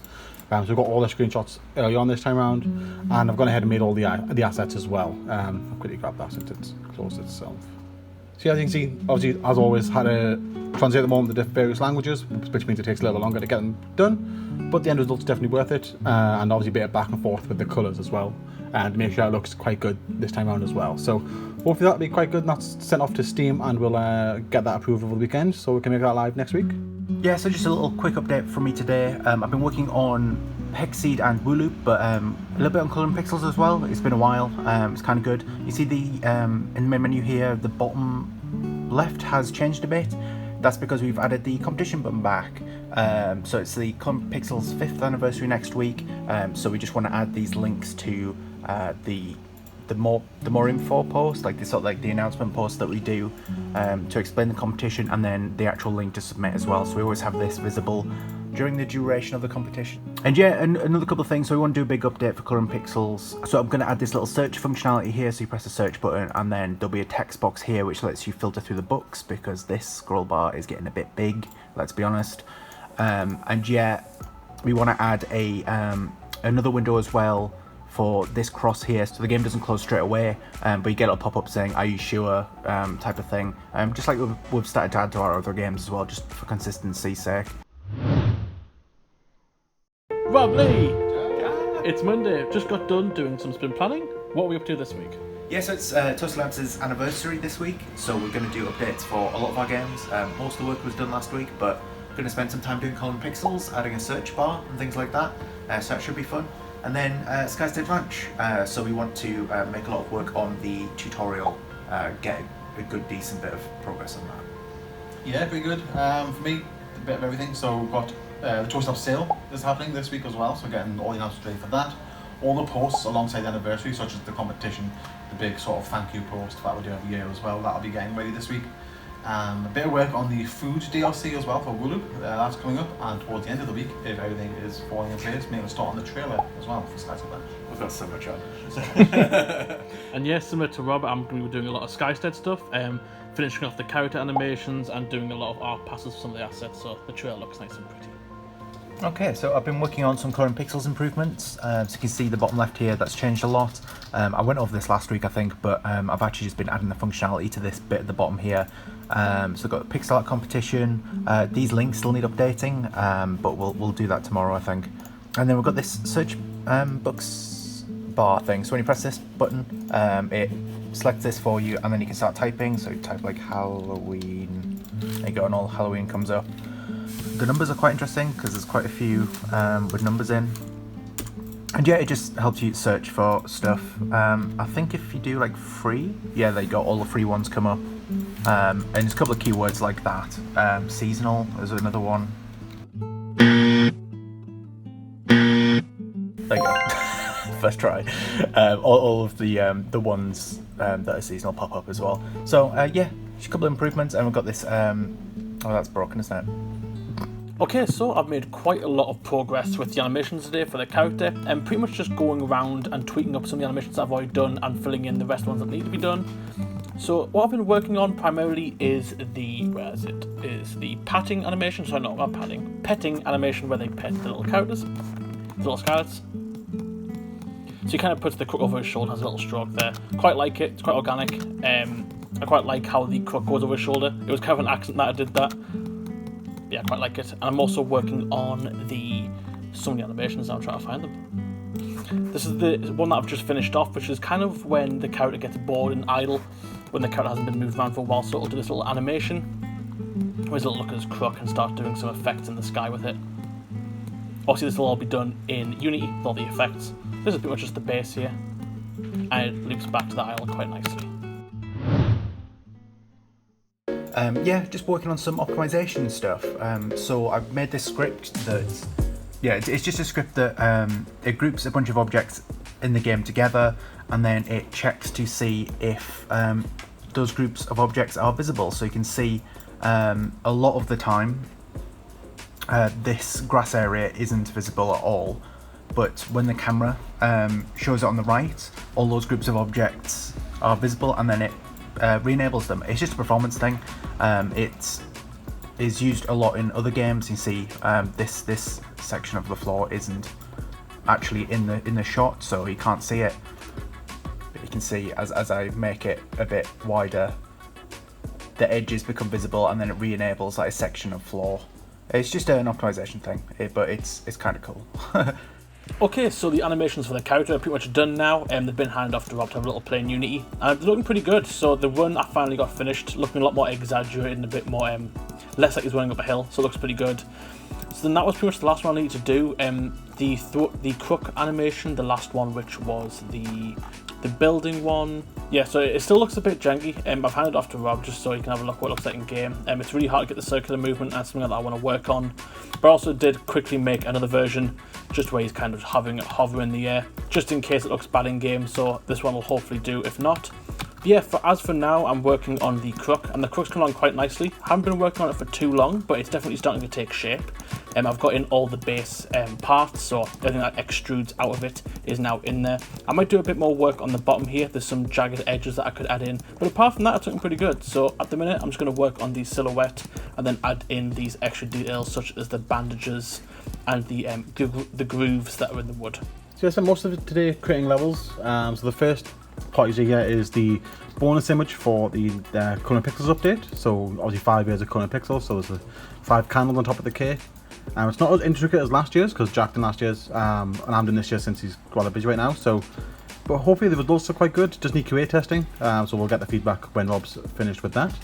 Other than that, it's just been a lot of loop work. So, been creating a bunch of levels for the food DLC, which is coming out next week.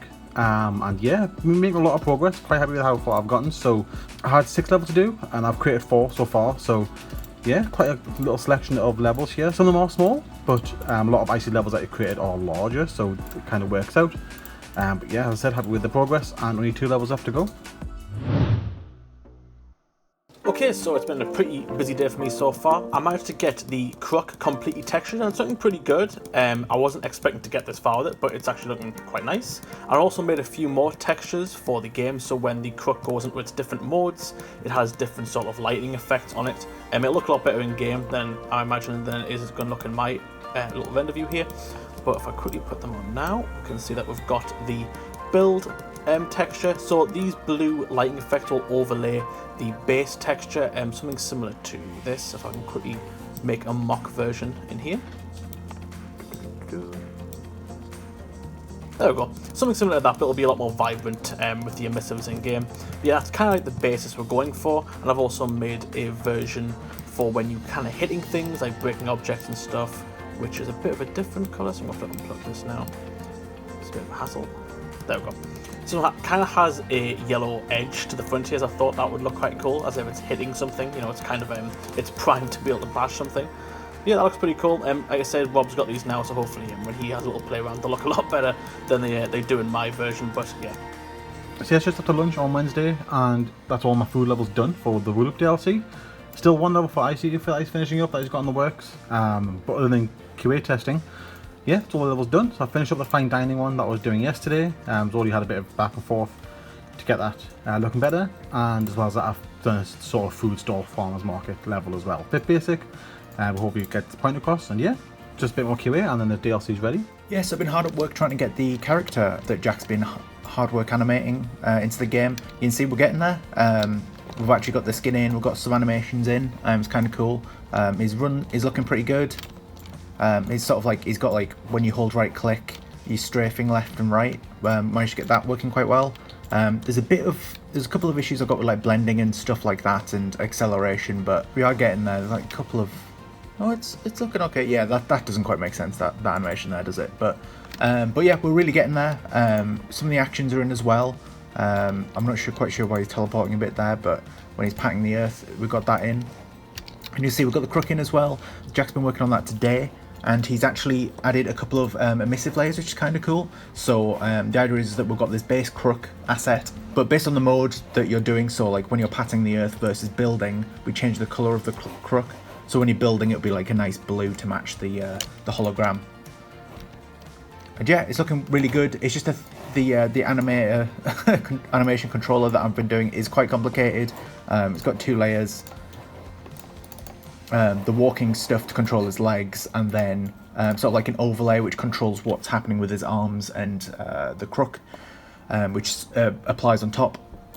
And yeah, it's just a bit complicated. There's lots of like blend times and things like that need fine tuning, but yeah, we're getting there, and it's looking really, really good. Much better than little pink boy that we had at the start of the week. So today's been quite a few smaller tasks. So as I previously, today is the anniversary of ToastieLabs and Colouring Pixels. So as always in the previous years, we've put out a large post sort of going into detail, sort of what we've done this year, thanking everybody and advertising all the different things that are happening, such as Skystead Ranch and going to MCM and all that good stuff. So that's all on there. But more importantly for all the Colouring Pixels players is there's the new bonus book level, which Jack's touched up today. I've done the QA testing, got it all ready, and all the details on the actual bug fixing and features that Rob's been putting into the game. So yeah, that's all just gone live now. As well as that though, I've been working on a little bit on Skystead Ranch, so a few more assets needed for the Kickstarter page, so I've gone ahead and created a couple of those. They may need a bit of tweaking. Already edited this one because the Japanese flag wasn't centered, but yeah, those are in the Dropbox now as well. And yeah, now I'm just in the middle of downloading the repository, because it's me and Bob have just gone through making the plan for the trailer. So sort of similar to the previous trailers we made, following the same sort of excitement ramp up towards the end of the trailer. But we're just sort of planning out what we need to record and the stuff like that. So I'm downloading the repository now, sort of get to grips with the use of that in order to get ready for recording and editing the video next week. So as you can see, got the TV set up on my desk again. Again, the reason for that is that the TV is 4K, which means we can record the trailer footage in 4K, just to make sure it's as high quality as possibly can. The editing itself over here will be in 1080p, but that means any sort of resizing and whatnot that I need to do during the edits won't lose any quality.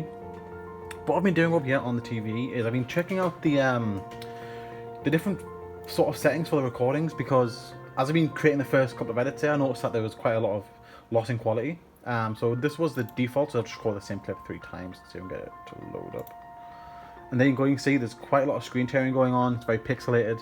And this is just the normal settings I use for recording the vlog, but obviously with it being a 4K screen, it's had a bit of trouble. So I played with the settings and then created the second file, which is what they call lossless quality on OBS. And yeah, as you can see, it's very, very crisp, it's very smooth.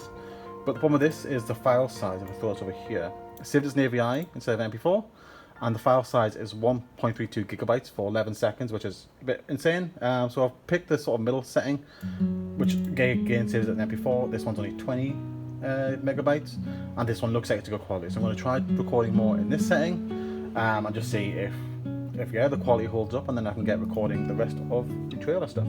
Okay, cool. So I've been working on a bunch of stuff. I've just been all over the place in the game. So I've been adding a couple of effects to the crook and get that working really well. So you can see we've got a little particle effect when you're in Yellow's terraforming mode. You can see the idle randomly plays, which is really cool. We've got the new eyes in. They look a bit off. I think Jack will have a look at that next week.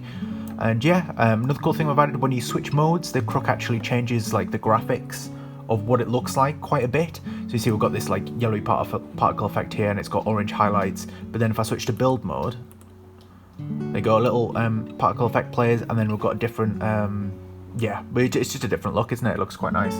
And yeah, a bunch of other things been working on. Yeah, a couple of things, just getting stuff ready for the trailer for Lee, really. So the new Skypier Island is in, so this is with the updated graphics so that it matches the actual look of the rest of the island now. Jack's actually managed to get the textures working for this one, which is quite good, but we've got a couple of problems with re-importing the island at the moment. That's fine. A couple of other things that Lee wanted to add. So now you notice the creatures aren't spawning all the time. That was more for my purposes rather than the trailer. So I've gone ahead and bound spawning creatures to the numpad. So if I mash a button, there we go. Oh lord, they're coming. Yeah, so yeah, we can spawn creatures on demand now. It's kind of cool. Guys, it's Friday. We've got to record, so yes. We're doing it at the end of the week, but this is the intro to the video. What are you doing this week, Jack? So yeah, this week I'll be doing Medieval. Definitely haven't already done it already. Yeah, it's just getting on with Medieval DLC as the next one. See what kind of artwork I can get done. For me, a few store page stuff. So the Wool Up DLC is coming out this week, so getting the store page announcements done for that. And the Medieval store page as well, with the assets, get the store page sent off for that. But majority of the week we'll be taking up doing the trailer for Skystead Ranch. And yeah, for me, well, just all over the place really, but a bit of Wooloop stuff. So we need to get the DLC out and live. So there's a few levels that need work on that. But yeah, mainly Skystead Ranch. So a bunch of stuff probably helping with Lee with the trailer, and hopefully some tutorial stuff later in the week. We'll see. Was it spoiler? I did those things. So, it's the Tuesday morning, and it's been a really fun morning for me so far. Today starts the work on the Medieval DLC for me. It's right up my alley, so I should be having a lot of fun with this one. And as you can see, I've already started this shield image. Started off with a small image to get a bit warmed up, a little bit of a sprite here. And I'm quite happy with it. There's quite a lot of medieval shield designs that I could have picked from, but I quite like this sort of pattern-esque one. But right now I'm currently working on a new one. This was originally going to be a sprite. It's even labelled on Trello right now as I think it's Templar Knight sprite. This is a lot bigger than a sprite, so I've got to change that. But yeah, it's looking pretty good so far. Like I said, I'm doing a Templar Knight, which have that very iconic cross-shaped visor, or sort of slit for the eyes. And right now I'm just trying to build in the forms. I'm not entirely sure what I want yet. I'm not sure if I want to have his sword drawn or in his sheath here, but I do think I want to have his shield held, and I'm thinking I'm going to have some sort of arrows in his shield to make it look like he's just gone out of battle. Hopefully that'll look pretty cool. Okay, so I've made a lot of progress on the Templar Knight. It's looking a lot better than it was this morning with that little rough sketch that I did. The forms are definitely coming together a lot better now. There's a few more things that I need to do. As you can see, it's not quite done yet. I need to do a lot more work here on the legs and on the sword especially. I haven't got as far through as I wanted to. I've been doing a little bit of Skystead work today, but I've at least got it to a spot now where I can just add things to it. I think it's only going to get better from here. I'm tempted to sort of frame him a little bit, sort of something like this, so that the flag's sort of peeking out. But I'm not quite sure yet. I want to try and get the design of the actual knight done first. Okay, so I've been working on a fair few things for Skystead.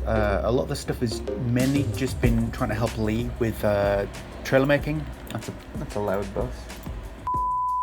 Yes, one of the things you can see that the crook is now properly in. We've got some animations where you throw it away and you catch it again, which look really cool. A couple of graphical effects that we've got going for stuff like that. But we can now possess creatures, which is a pretty cool thing. So Lee wanted to make some recordings where you actually could control the creatures.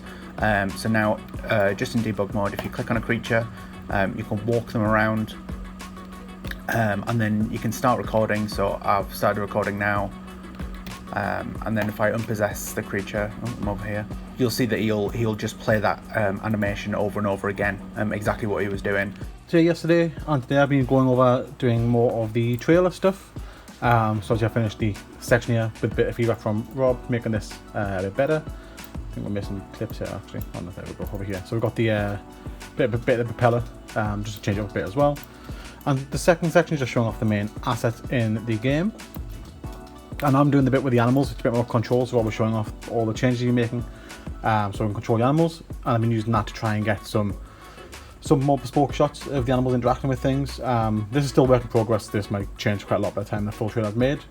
But yeah, we'll take a quick break from this because you do want to actually announce the game as well, just to get some traction to the store page, which we can then hopefully use to have more traction on the Kickstarter when that goes live. So I'm going to do the announcements now, and then we'll get back to doing more with this trailer. Okay, so it's been a really busy day for me today so far with this knight image here, this icon that I was trying to get done for the logo, for the medieval logo. I'm quite happy with it, as you can see. I was a bit unsure on this almost earring-esque design here, but I quite liked it in the end. I thought having gold on the top, middle and bottom really helped the design out a lot better. I'm going to leave it as is for now, and hope if it needs any more changes I'll come back to it. But this is my second image that I've been working on today. This one took quite a long time to do. It was really hard to do. I really tried to set out in creating a isometric catapult design, and I did do it, but it took a little while, but I'm quite happy with it. Okay, so I've been working on some more things for Skystead Ranch. Basically just been going through the tutorial stuff, and then we know that there are a couple of things that would make it feel a lot nicer when you complete the tutorial. So one of them is this step here. So for the destroying all the various objects, it was a bit weird that you have to hit the objects and then you wouldn't know how much health they've got until they're broken. So I've gone ahead and added this little like UI indicator to show you that this stump has got 4 hits, and then there's no animation at the moment. That's work in progress. You just show you destroying it all, and then it goes away. I could do with a couple of more animations to make it feel a bit nicer, but yeah. It's looking quite nice. It was actually quite awkward to implement, because to get the 2D sprite to overlay over everything in the game was quite awkward. Needed to set up another camera and then set that camera to overlay things, and then for it to only render certain layers. It was a rabbit hole.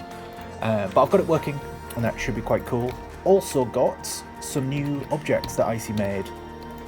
We've got a little fire pit, which looks really good. We've got some particle effects there for the fire. Really like this one, and we've got these like cobblestone paths, which works quite nice when you get them in a row like this. Just a bit of a footpath for you to walk along. Okay, so it's been quite a busy day for me today. I've kind of been shuffling around between colouring pixels and doing some Skystead stuff, but I did manage to get a few images done today for the new medieval DLC. I'm quite happy with them. This one has kind of took the bulk of my day, trying to draw this sort of paladin knight, this big dude with the big hammer. Definitely took a while to try get the silhouette down and try to get his body shape correct. When I got about halfway through, I did take a little break from it, and I kind of jumped onto doing this little scroll image.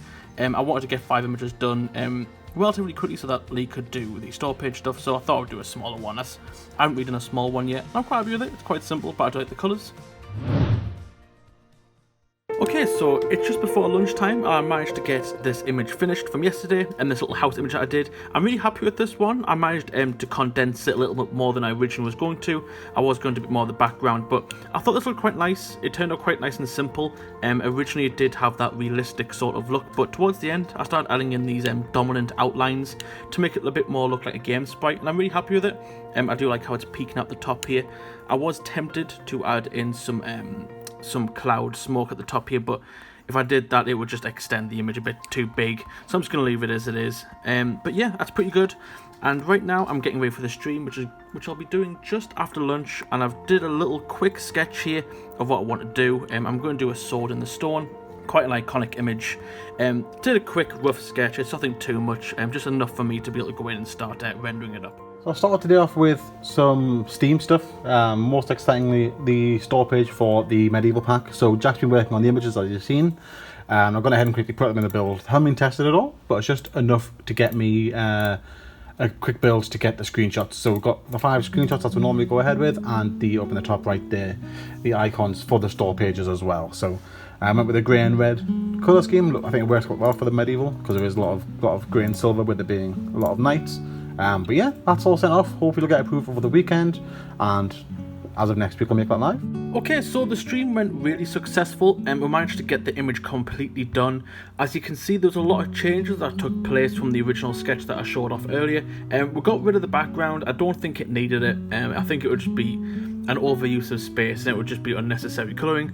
So I ended up just cropping it down this sort of nice icon, but we did add a sort of glow effect in the background to try to bring it out a little bit more. I'm really happy with it. There was tons of advice from the chat which really helped bring the image together, such as the butterflies and the glow on this this golden, what do you call it, like a pendant at the bottom here. But yeah, it looks really good and I'm really happy with it. So I've been working on the trailer all of yesterday and today. It's getting there. Honestly, I think we can get it done today if I get knuckle down and get it finished up. Can you see along the top here all the different sections? That's all of the main sections. There's only one more left to do, which I've just been setting up the a build for now. So let me quickly jump over to the second screen. I'm sure this won't break the recording. So you see I've got a build on Skystead Ranch. Yeah, so we're in the game. All I've been working on at the minute is, for the final scene, we're doing a big time lapse of the character going from left to right, sort of building stuff, making the ground nice, taming animals, that stuff. Just sort of progression to the game as the camera's panning left to right. But we'll point out that the garden was still looking a bit bare, so I've been working on making that. So wait a few moments here for it to load in. I'm sure the grass will appear as well. There we go, the grass is here. So yeah, the garden looks much nicer. But as you see there, this is the camera that's going to be recording, but we've got loads of stuff not loading in because the stuff loads depending on what player can see. Some player down here, that's loaded in. So I didn't go and quickly change that, make the camera the focal point for the loading of the assets. But yeah, the garden looks much nicer than it did, and now I'm going to get prepared to get the long shot for the final bit of the trailer done. Lee! It's Tuesday today, bank holiday yesterday. Tuesday, yeah. We just got done doing spin playing with Rob over Discord. What are we up to? Yeah, so this week it's been mostly Skystead stuff.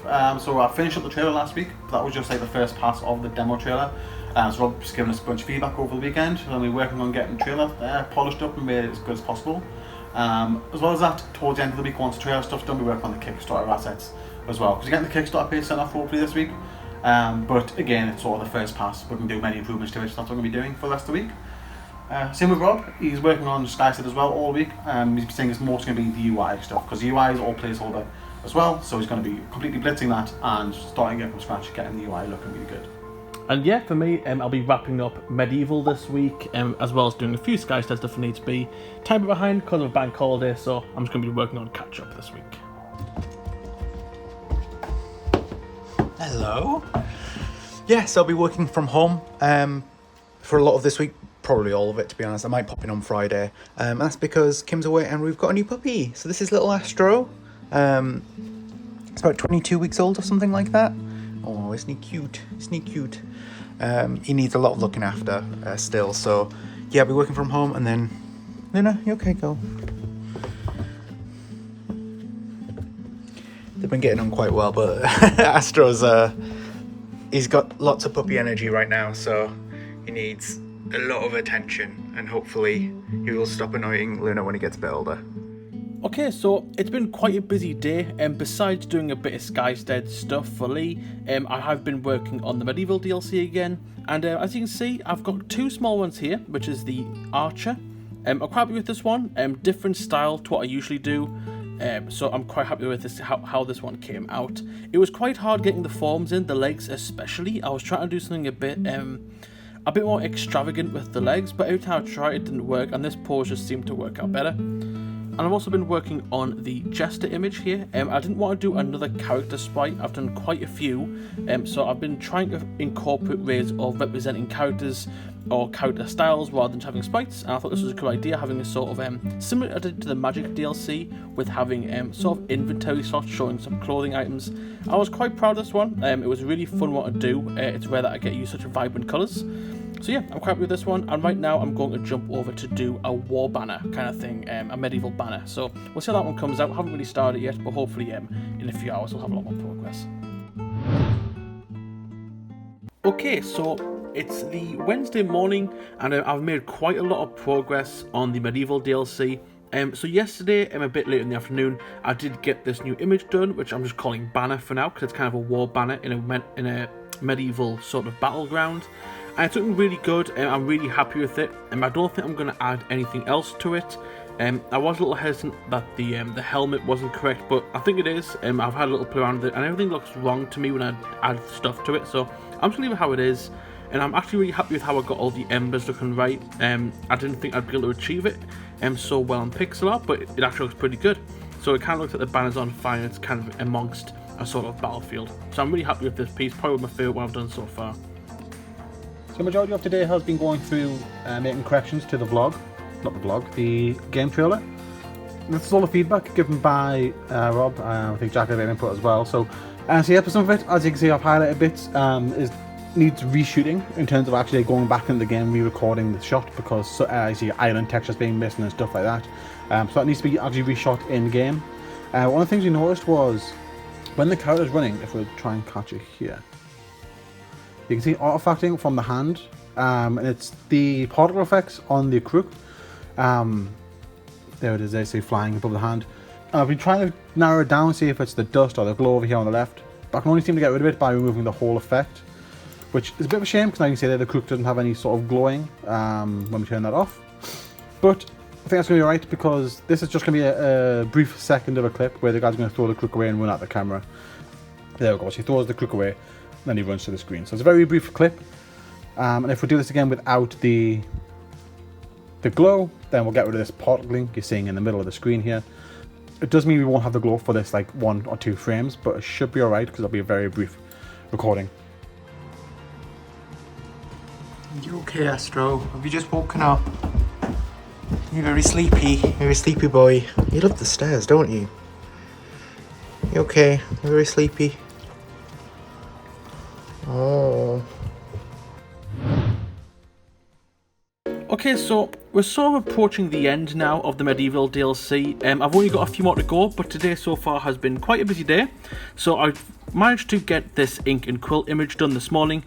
Quite happy with this one. Got a sort of cartoonic-esque style to it, so I'm quite happy. And I also did a little small image today, just after that big one, kind of thought I would fit in a smaller one, and this is a silver penny, medieval silver penny. Quite happy with this one. It was really hard to do the symbols here on the sides. Obviously, these are supposed to be lettering, and some of them you can make out, some of them are a little harder, but as you can see, there's a T here, O, C, L. Like I said, it's sort of identifiable, but with the size that I did it, it definitely did make it a little bit difficult, but we got there in the end. But as for now, I'm currently working on I hope I pronounce this right, a Zweihander. A very big image. I thought it would be quite cool to make a detailed sword. Obviously swords are very iconic for medieval, so I thought I would have a whole image dedicated to it. It's sort of similar to the train image I did for the Japan DLC. Very long, but in terms of height it's very short. So it's about 350 pixels long, and it's about, if I take these edges off, it's probably about 65 height. So it's quite big, and right now I'm just getting ready to colour it, so hopefully that won't take too long. So various builds and little edits later. I think I've got all the replacement recordings done. So this is mainly the section for when we're building stuff. One of the main things that was wrong with the initial recording was that the corn didn't have its growing stages, so it went straight from this to being pretty much fully grown. So I just quickly made the quick change with Rob's help to get the corn to pop up to halfway, and then it goes to fully grown, and then the corn head pops on as well. So yeah, that's re-recorded, and the whole building scene as well, because a few issues here and there. So yeah, got all the recordings done. They're all crossed off over here on the OneNote, and now the only things I have to do is some of the re-edits. Just a quick laser cutting update. You will have heard it going off in the background of my updates this week. And yeah, we're getting there. I've got another box that's about ready to go to the office. So there's at least 1,000 in there. I don't know, I've lost count. But yeah, it turns out these packets weren't 100 pieces, they're 120 pieces, so there should be enough here, well, left to hit our 10,000 goal. And yeah, it's just a matter of getting it all going. And you can see there's lots of leftover bits as well, but we'll put those to good use somewhere. You okay, girl? Hey. Hey, Astro. You okay? He's so happy he is to see me look at the tail go. Oh, guys. But yeah, so this week, the entire week for me is just going to be working on the UI. So you can see I've done the main menu. I think I did this yesterday. Just completely blitzed it all. I've actually got the credits in. You can see the style that we're going for. It's a bit more like rural, rustic. I'm not sure if it'll appear on the video, but you can see that this like background does have a bit of a texture to it. It's not quite just a flat colour, which looks quite nice. A bit of shadow as well. Maybe we need to go a bit more on that. But yeah, it's just a matter of completely overhauling the UI because the assets that we were using before weren't great. Settings is in as well. This is new. So yeah, you can control the music and things like that, and then importantly the display options, which is kind of a must, so that people can play the game properly. Yeah, that's all in. You just get all the drop downs and things working, and the apply menu as well. That's in. And yeah, it's just been a matter of getting all that in. I'll press new game to show you the UI that I've been working on in the next scene. But while that loads, we've been looking at this website. Yeah, the GEM UI database is just a new tool that we just discovered really. Icy went and looked at a few of games that sort of looks nice. This is one that we really like the look of, Cozy Grove. Just a really nice colour palette, and the colour palette actually matches the colour palette we've already got in the game. Like see the green and things like that that we've got for the top banner here already matches the green that we've got in the airship and the reds and stuff like that. So it'll work really well when we're working on the notice boards and things like that. Yeah, it's just a matter of going through the entire game. It's been quite a lot. But yeah, we wanted to add some more like frivolity type of stuff. So you can see like in this UI here, there's like the little notches and things like that look quite nice. It's just a bit more to it than our previous game. So we're going to try and add a bit of flavour, and that's what these little sections at the bottom here are for. So yeah. So yeah, it's Friday. I spent all of the day going over the video again for the trailer. I did get it rendered last night, but there was a couple of bit more feedback. I knew there would be. It was all mostly minor stuff. I did have to redo the building section, but that's fine. I've got pretty much all of it done. All of this section here is pretty good. The only bit we're having trouble with right now is there's a bit of stuttering at the end, and it's clip 4 here. Can't really show it right now, but it's stuttering quite a lot. And I tried deleting the repeated frames, but then I just sped up the footage. It looked a bit noticeable that it was different. So trying this other thing I've just found, like rendering and replacing after I'm changing the changing the speed duration to optical flow. It's one of the settings that I've been recommended to try. So I'm trying that, but this is taking a little while. And once this is done doing whatever it's doing, hopefully we'll see a result. Guys, Hey! Hello! it's Monday. We've just done sprint planning with Icy. What are we doing this week, Jack? Yeah, so I'm very quickly going to wrap up the medieval DLC, and then I'm going to jump on to finishing up some Skystead assets that need fixes that I'm not going to throw them in the game. I think I'm going to be helping Lee out a little bit as well with getting the Kickstarter page all polished up and nice. Yeah, cool for me. So we've got 4 weeks until the demo is live, so I'll be working on that. Mainly getting the tutorial sorted out though this week. Yeah. What are you doing, Lee? Yeah, so for me, obviously Kickstarter page is going live this week. That's been approved over the weekend, so I'll be doing a big announcement post with that. But before that, there's one final change to make to the trailer, because that's going live everywhere as well, so we can get that corrected. And then a bit of QA for the medieval pack, and then, as Jack said, back onto the Kickstarter page, just sort of getting all that polished and looking nice.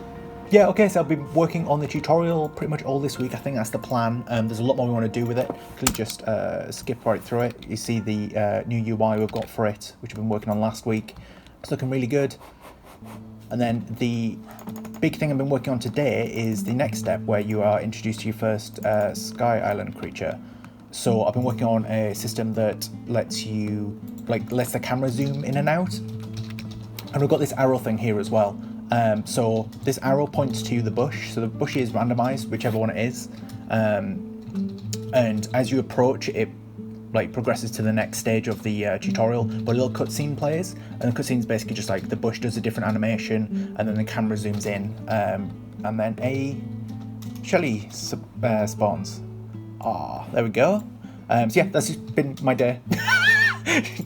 Just for those like 3 seconds. So that's great. But yeah, it's looking really good, and hopefully we're going to be doing lots of things like that throughout the trailer. And yeah, look how happy he is.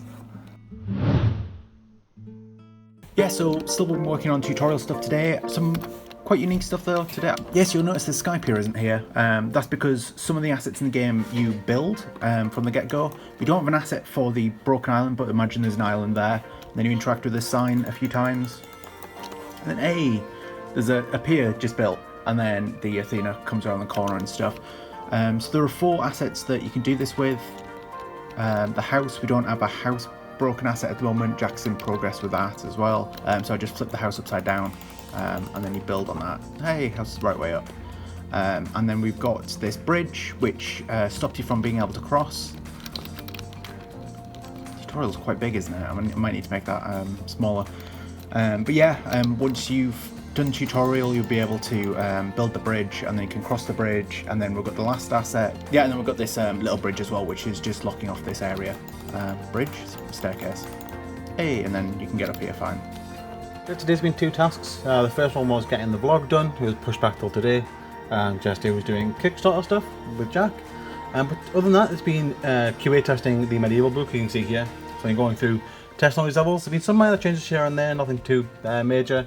And there's only 7 levels left to do there as well. So I'll be finishing up tomorrow because it's getting quite late now. But yeah, quite important to get this done because it's getting close to release date, and we need to get the achievements done and everything tomorrow as well. So yeah, be finishing this up and then continue from there. Okay, so it's been a different kind of week for me, like I said at the start. So I'm going to be working on a lot of Kickstarter assets and making a few tweaks here to Skystead assets just to make sure they're all polished up and nice. So yesterday I did a lot of work on the Kickstarter stuff. There's still some stuff that's in the works at the minute, so I won't show off just yet, but I am doing, I've made this sort of a banner that we can use for various different types of assets on the Kickstarter page, and I'm actually quite happy with it, and it looks really nice. Definitely fits more of the style that we want to go for, and you can see our little slime boy up here on top of this floating island.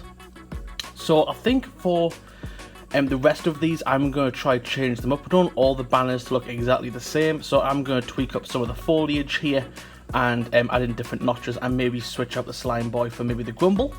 So I think little things like that. But I'm going to get onto this a little bit later in the afternoon, and right now I'm going to make my way through some tweaks for the Skystead assets. You can see here that Rob has labelled, that the normals are the wrong way. So yep, you can see up here that there's some normals facing the wrong way, which essentially makes them transparent in game engine. So it's going to be a few little tweaks like this, and there's quite a lot of assets, so I'm just going to go through them and make sure they're all polished up, so hopefully Rob can put them back in and they all look good in game. Okay, so just a quick update. Bit of a change of plan. I ended up working on the bonus book image to promote the Kickstarter of Skystead Ranch. This is for Cunning Pixels, and it's looking pretty good. I've just finished it off, and there was a few little tweaks that I wanted to make before finishing, as I did thought I'd finish, but it turns out the boat was off-centered. I didn't really like it. You could definitely tell when it's on a larger screen. So yeah, I'm really happy with this image. It took a little while. It's quite big, but hopefully people will appreciate that, and definitely captured what I wanted very vibrant colours, mixing the greens, the blues, and the reds of the Athena. Quite cute. I love these little shop icons. I'm glad I got those in. Chef myself today has been mostly Cunning Pixel stuff. Starting with the medieval DLC. This is now ready to go for Friday, so all the create testing's been finished and the achievements are all uploaded, and everything's good to go for that. But on top of that as well, we've gone ahead and made a bonus book image that Jack's just finished today. That's now in the game, it's live, the achievement works for that as well. And when you complete the image, there's a view button down here. I'm not going to press that because it is linked to Google Analytics, but this takes you to the Kickstarter page, and hopefully we'll start seeing some more follows up here. So the idea is we've added this to the game now alongside this post, and then hopefully it'll get the wider Cunning Pixel community aware of the Kickstarter campaign, because not everyone we're aware follows our Twitter or Discord. So by adding this image to the game, this should hopefully expose the rest of the community to the Kickstarter, and we should hopefully see a result off the back of that. So the day's been spent going over the Kickstarter assets and sort of getting them looking better as best we can. So the background that Jack worked on previously in the week, I've just been going through and filling in the text. You can see there's still a bit of work to do, like there's a little slime creature up here where we want to have a similar sort of thing on all the cards, as well as that the actual text for the titles as well we want to be updating. But for the most part this is looking much better. I know Jack's been working on the background as well, making the background look a bit more filled out, so that'll be updated as well when we get there. But as well as that, I've been working on this tier breakdown. So initially it looked like this, with this decent table with the ×1, ×2, ×3, etc. But I thought I could do with a bit of sprucing up as well, so gone ahead and yeah, Jack created this background and I've filled in the section with all the text and the acorns. Took quite a while to get this lined up so neatly, but I think it's looking much nicer, so definitely worthwhile. The only main thing we're looking for the rest of these is the titles. I want a consistent theme throughout for the titles, so working on that with Jack, and then yeah, start ticking these off and getting them uploaded. So I've been hard at work on the tutorial and a couple of other cool things as well. So one of the things that I pointed out at the start of the week is that the tutorial at the top was taking up a lot of space. So what we've actually gone and done is hired someone to do a bit of voiceover acting for us, and now we're going to have that all that text as subtitles, and it's actually going to be read out and stuff like that. So it's all done from the perspective of the book that you carry around on your person, and I'll just leave it to it.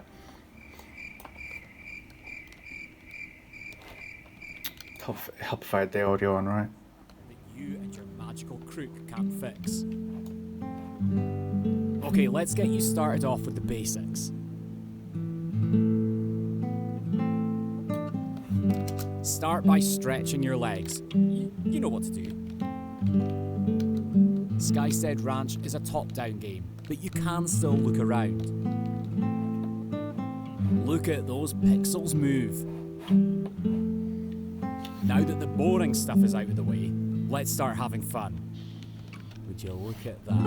A wee skyline. I bet this Skystead was filled with all kinds of them at one time. I'll be able to tell you more if you have a closer look. Hey, open me up. I've learned some things about our visitor here. Poor thing. Looks kinda sad. I don't think it'll leave the Skystead outskirts unless we make things nicer for it. Don't worry, I know just the thing. And yeah, that's pretty much all of the acting we've actually got in at the moment. We're just doing it to sort of test out. We quite like the voice. He sounds a bit young for what we were after.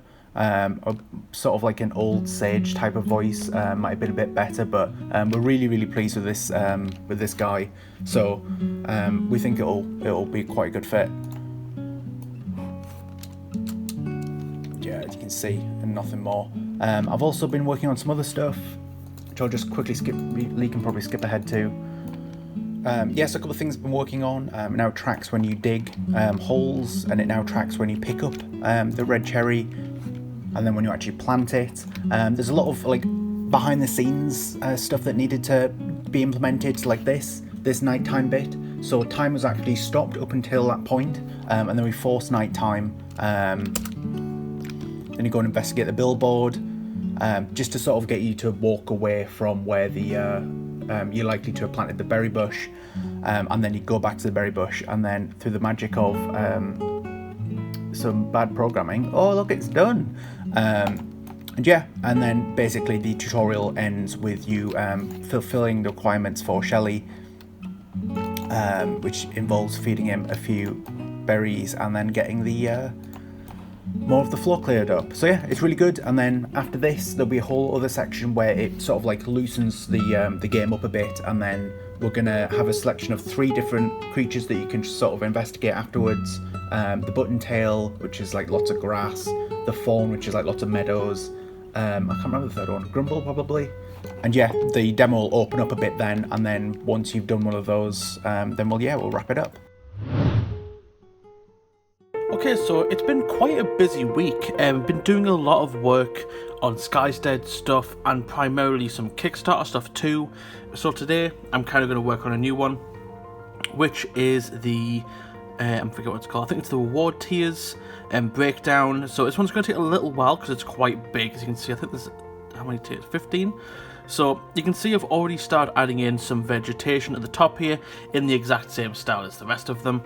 But it's looking pretty good. So essentially what we want to do is that we're going to have all the sort of icons in these boxes here, all the text, but we also want this tree to go all the way up the image so that once we start hitting goals, hopefully as we go further down, more stuff will be revealed and the tree will get a bit more vibrant once we hit a goal. So the plan is, I've barely started, but you can see there's a branch coming off here. What I want to do is that when we hit a goal, maybe some flowers will sprout out to make it look a bit more vibrant. So yeah, that's the plan today. I think I'm going to do a few more Skystead fixes. I've got a big list to go through, so I tend to do a few of those in the morning, and then I'm going to carry on and do some more artwork for the Kickstarter page. Okay, so a bit of a random update. This guy arrived last week, was it? Yeah, because I was working from home, and the guys didn't show you on the devlog. So here we are. We've ordered a bunch of these cardboard cutouts, and they're for MCM. They're basically just going to decorate our booth, because this is how big the booth is going to be. So we'll have, I think, 4 we'll have until we've got Spike coming, the Chirp, and another one, the Fawn maybe. But yeah, it's quite cool. Cardboard cutout, yeah. Guys, it's Monday. What are we doing, Jack? Yeah, so this week's going to be all Kickstarter stuff and a bit of modelling for me for Skystead. Hopefully get through quite a lot of stuff. I think I'll be modelling primarily the broken house and texturing up the character. Give it a bit of an art pass. Yeah, pretty good. For me, Kickstarter stuff as well. Want to get the rest of the assets that Jack's working on uploaded to the Kickstarter page and just make sure they're all as it should be, sort of resolution-wise, all that good stuff. And then towards the end of the week, there'll be a bit of book, I imagine, because the industry book is due out next week, the week after. So we need to get that done and ready for release. And yeah, for me, I'll be working on the tutorial. It's sort of like the bit after the tutorial. We've done the hard bit where it's very restrictive, and the game's going to open a bit now. And yeah, just try and get a bit more in there. Yeah, okay, so we had a lot of flooding over the weekend. There was like a flash flood, there was a storm and stuff. So yeah, the ceiling tile came in. We've just had some contractors come in and tidy it up a bit, but it still is a big mess, isn't it? And it's all over the power sockets, which isn't great. Not ideal, but apparently from the sounds of it, we got off quite lucky. A lot of the other offices in the building, like Halifax and stuff, are just completely ruined. The ceiling's completely come in. So we got lucky again. Woo! Okay, so it's been another day of working on the Kickstarter assets, essentially just going through and making an art pass on all the assets that we've already made. This one took a bit more of a rework, so you can see here on our on our social buttons down here. And I want to make a few tweaks, primarily just getting rid of this sort of inner glow, inner shadow here, made them look a bit dirty, and I've also did a few extra bits of making them added onto the island, just to make them a bit more in theme with the game. We had a really cool suggestion of making it so that the scene in the background kind of pulls across all of the sort of borders here. It looks really cool, and we like the idea, so I decided to keep it in. And yeah, it's looking pretty good. I think Lee's playing one of them now, so hopefully they look good on the site. And other than that, I've been working on doing the GIFs. Borders that are present on the Kickstarter. So if we go back up here, you can see that Robert made some pretty cool borders here for the GIFs. I actually really like these designs, so I decided to kind of keep it when I did the art pass on them. And as you can see here, this is the version that I came up with, still keeping in those little spikes that that Rob added in, but I've essentially went through and tweaked up the colours, added some shadows and some vegetation. Try to keep it subtle as we don't want to distract too much from the GIF, but yeah, I quite like them, so hopefully they will also look good on the Kickstarter page. Okay, so it's been quite a busy morning so far. I'm currently working on the Kickstarter stuff again, and there's a few things that I need to do. So as you can see, I'm currently working on the timeline asset from the Kickstarter, and this is my version here. This is Rob's version of the site, and that's mine. There's a few things that I like and a few things that I don't like. I quite like how a bit more simpler it is and a bit more broken down, and there's a bit more space in between all the boxes to make it a little bit more clear. However, I do really like Rob's use of gradients here, and as you can see, I do use that on some of the other Kickstarter that I've made. Sorry, some of the other Kickstarter assets that I've made, and I'm thinking about bringing across this sort of sky blue over across these boxes here. It's not done yet, but it's definitely going in the right direction. I do like the boldness of the letters. I think they're a lot more clear and easier to see. So that's the plan for now. I'm going to go around and touch up a few more of these things here.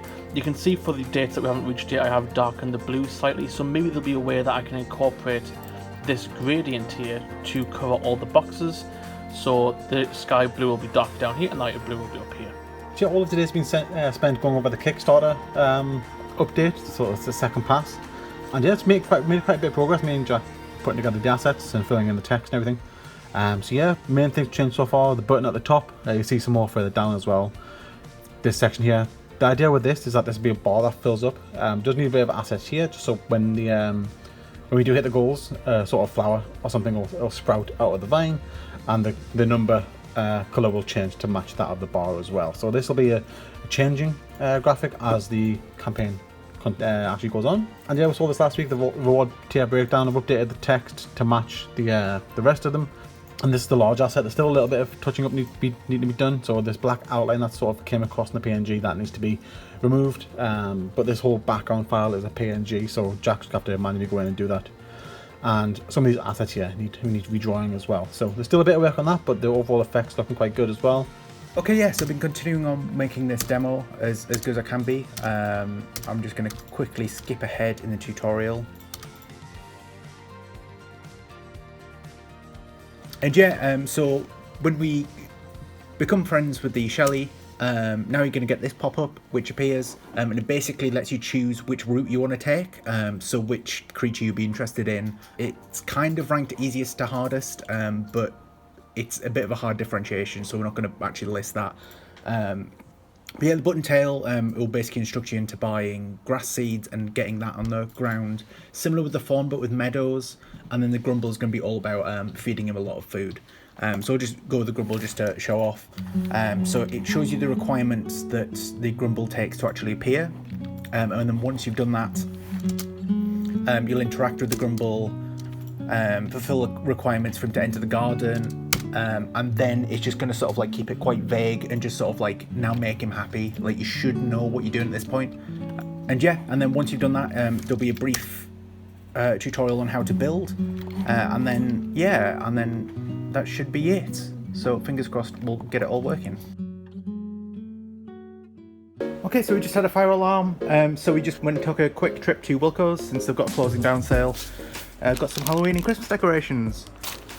And some crackers and stuff like that, all on sale, which is really quite nice. And then Jack found this guy, and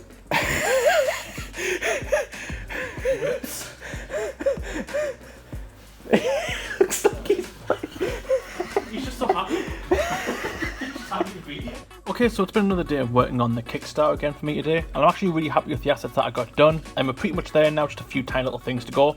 But I managed to get this one done, which is the events that we're going to this year, all touched up and nice with a few art passes on them, and wanted them to look a bit more jagged, a bit more, you know, not so uniformed, and definitely looks a lot better. Took a little while to add all this vegetation in, but it definitely worked out and looks great on the store page.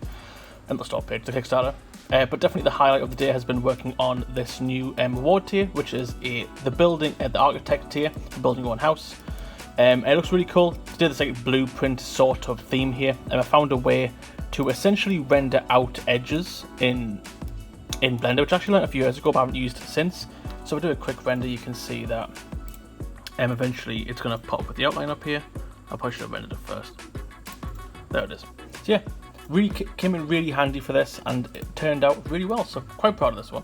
Yeah, so continuing on working on the demo stuff, so we're getting there. We are pretty close.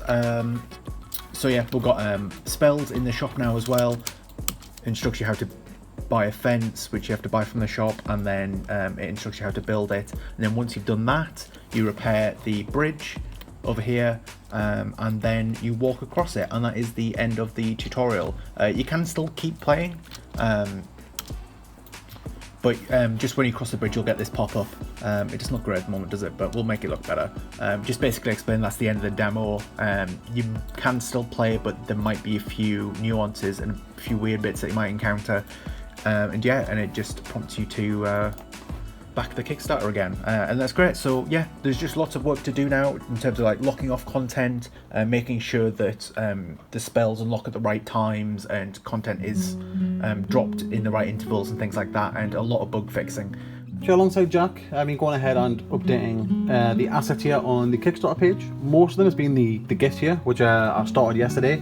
We're using the same technique or process using Photoshop as well as Premiere Pro to make the little sort of little clips that we can export as JPEGs and then import them into Photoshop to create the GIFs. I've gone ahead and created the 5 GIFs, again higher quality than what the previous were, hopefully smaller file size as well. I think most of them are at least half the size they were, so hopefully that will mean they'll load faster on people's PCs, and of course all have the new border that Jack created as well. So yeah, they're all updated, mostly with the new asset or the new UI that was needed for some of these. But yeah, they're all updated. I've added this sort of break between some of the major points just to add a bit more spacing and control. And yeah, there's only minor things left to change now. All in all, most of it's been updated, which is really good, really exciting. We're very nearly done. Okay, so it's been a very busy day for me today. I'm actually back on 3D modelling today for Skystead, just wrapping up a few models, and I thought I would work on the damaged house. As you can see, I did end up going into some UV nodes, some shader nodes, sorry, and I turned down the saturation of the whole house a little bit, just so it looks a bit more dead and weathered, and the effect came across really nicely. I didn't have to add too much extra details in terms of textures. A lot of the geometry work kind of fills in that broken aesthetic that we're going for. Like the windows are falling off, the beams have broke, and there's some rocks falling off here, and there's a lot more indents, and obviously there's a tree breaking out the top. But yeah, it's looking really good, and I'm really happy with it now. And there was a few little problems when going through to engine for Rob, but I managed to iron all those out. So yeah, as well, for the rest of the day I've been working on the character again. So I essentially did another art pass over the character. The character looked pretty good, but there was a few bits that didn't come across from the 2D concept that we wanted to really put into the 3D version. So you can see now his sleeves have got little patterns on them, his gloves have a bit more detailed work, he's got these sort of grips on his little mittens here, and he's got some patches in there too. He's also got a pocket, he's got a little bit of extra gradient work and some weathering work, so the belt and most leather pieces. He's also got a massive symbol on his back, almost forgot about that. The bag's had a few touch-ups, and of course, oh, he's got a little token here now, and his tattoo has been applied, if you'd call it tattoo, maybe, I don't know. Yeah, but it's looking pretty good. Obviously you've got to imagine it with eyes. His eyes will cover the middle part of this section to match the 2D concept. But yeah, it's looking really good, and I'm really happy with it now. I had to get the bag fixed up because for some reason in the older version of the character, the bag wasn't coming through with the rig, so I managed to fix that, and I've had a little look at engine, and it seems to look good. Because we have the Industry DLC coming out next week, I've gone ahead and started on the final levels for the Industry DLC. There's only 5 for me to do because I've done the rest. Yeah, keeping some of them a bit small, a bit simple, but I think it's quite effective, these ones especially. I've just done a slightly larger one here. Obviously only playtesting, we'll get feedback once we've had that. And yeah, 2 more levels to go, and then that'll be everything for the Industry Pack ready, apart from QA testing. Okay, yeah, so today I've been a bit all over the place, but generally just improving the game. So a couple of things I've added. If you interact with the shop now, you see that new items have this like new tag on them, and then when you click on them it gets removed, and that works when more things are unlocked as well. So at the beginning of the game, just because of the tutorial, you only get two items, and then after that more things unlock, including these extra tabs here. But yeah, that should be quite cool. Another thing is I've been working on the lighting.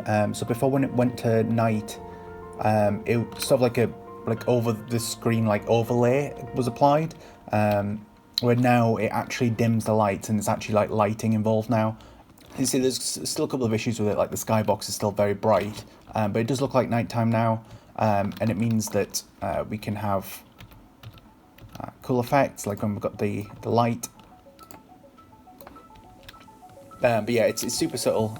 You can see around this campfire here that it is lit up a bit better than it would be just normally. But yeah, there's a few bugs that need ironing out on that. And then we've also got the broken house in the game as well. So we've got the broken tree and things like that.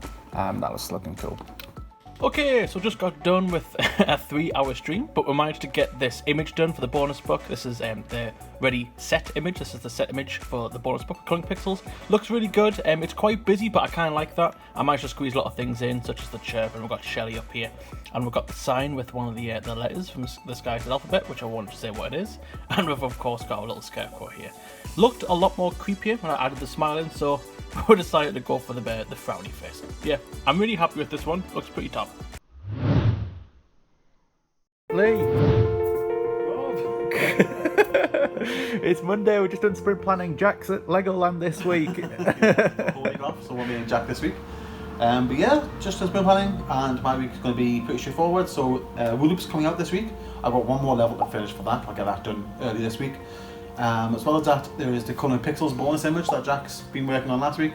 Get that QA, get that ready in game as well, and then it's just back on the Skystead Ranch. So there's a couple of posts to go out this week.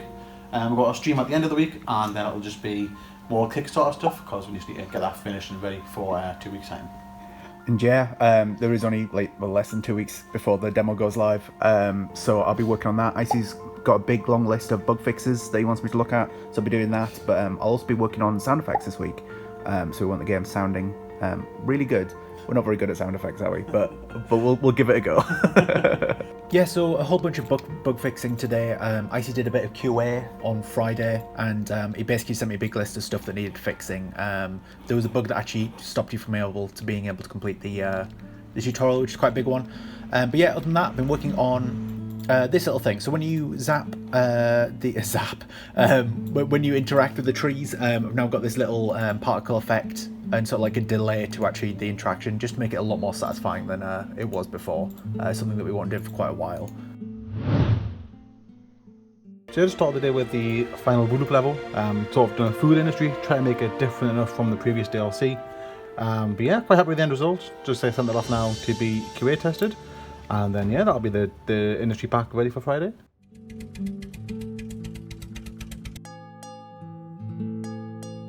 Okay, yeah, as you can hear, I've been working on some sound effects. So I've got a few in the game. You see the boat was one of them there. We've improved the zapping thing as well.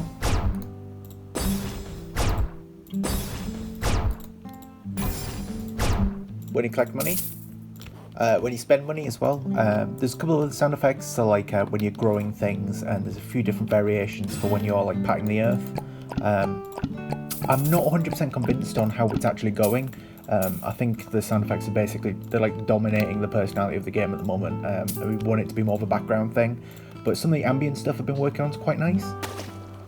So like when you go near the river, you can hear the sort of the very gentle river flowing, and then the splashing of the fishes. Then when you get close to the waterfall, you see that the audio gets a bit more. It's just really pleasant. That's the sort of pleasant stuff that we kind of want, but at the moment it's a bit much. Yeah, so I'll be working from home today, so apologies for the bad audio quality, because I'll be laser cutting a lot today.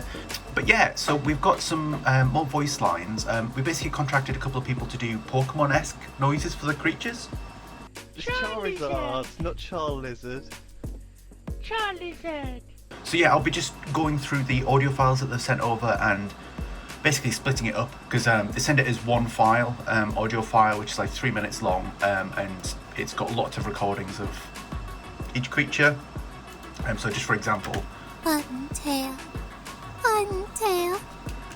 yeah, for the button tail there, and I just basically need to go and add a label in between each word, so we can export them out as separate files, so only one instance of the word gets played in game. And yeah, I quite like them. Shall we?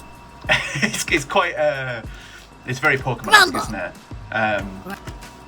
But yeah, I quite like it. I've just been laughing to myself all morning, really, while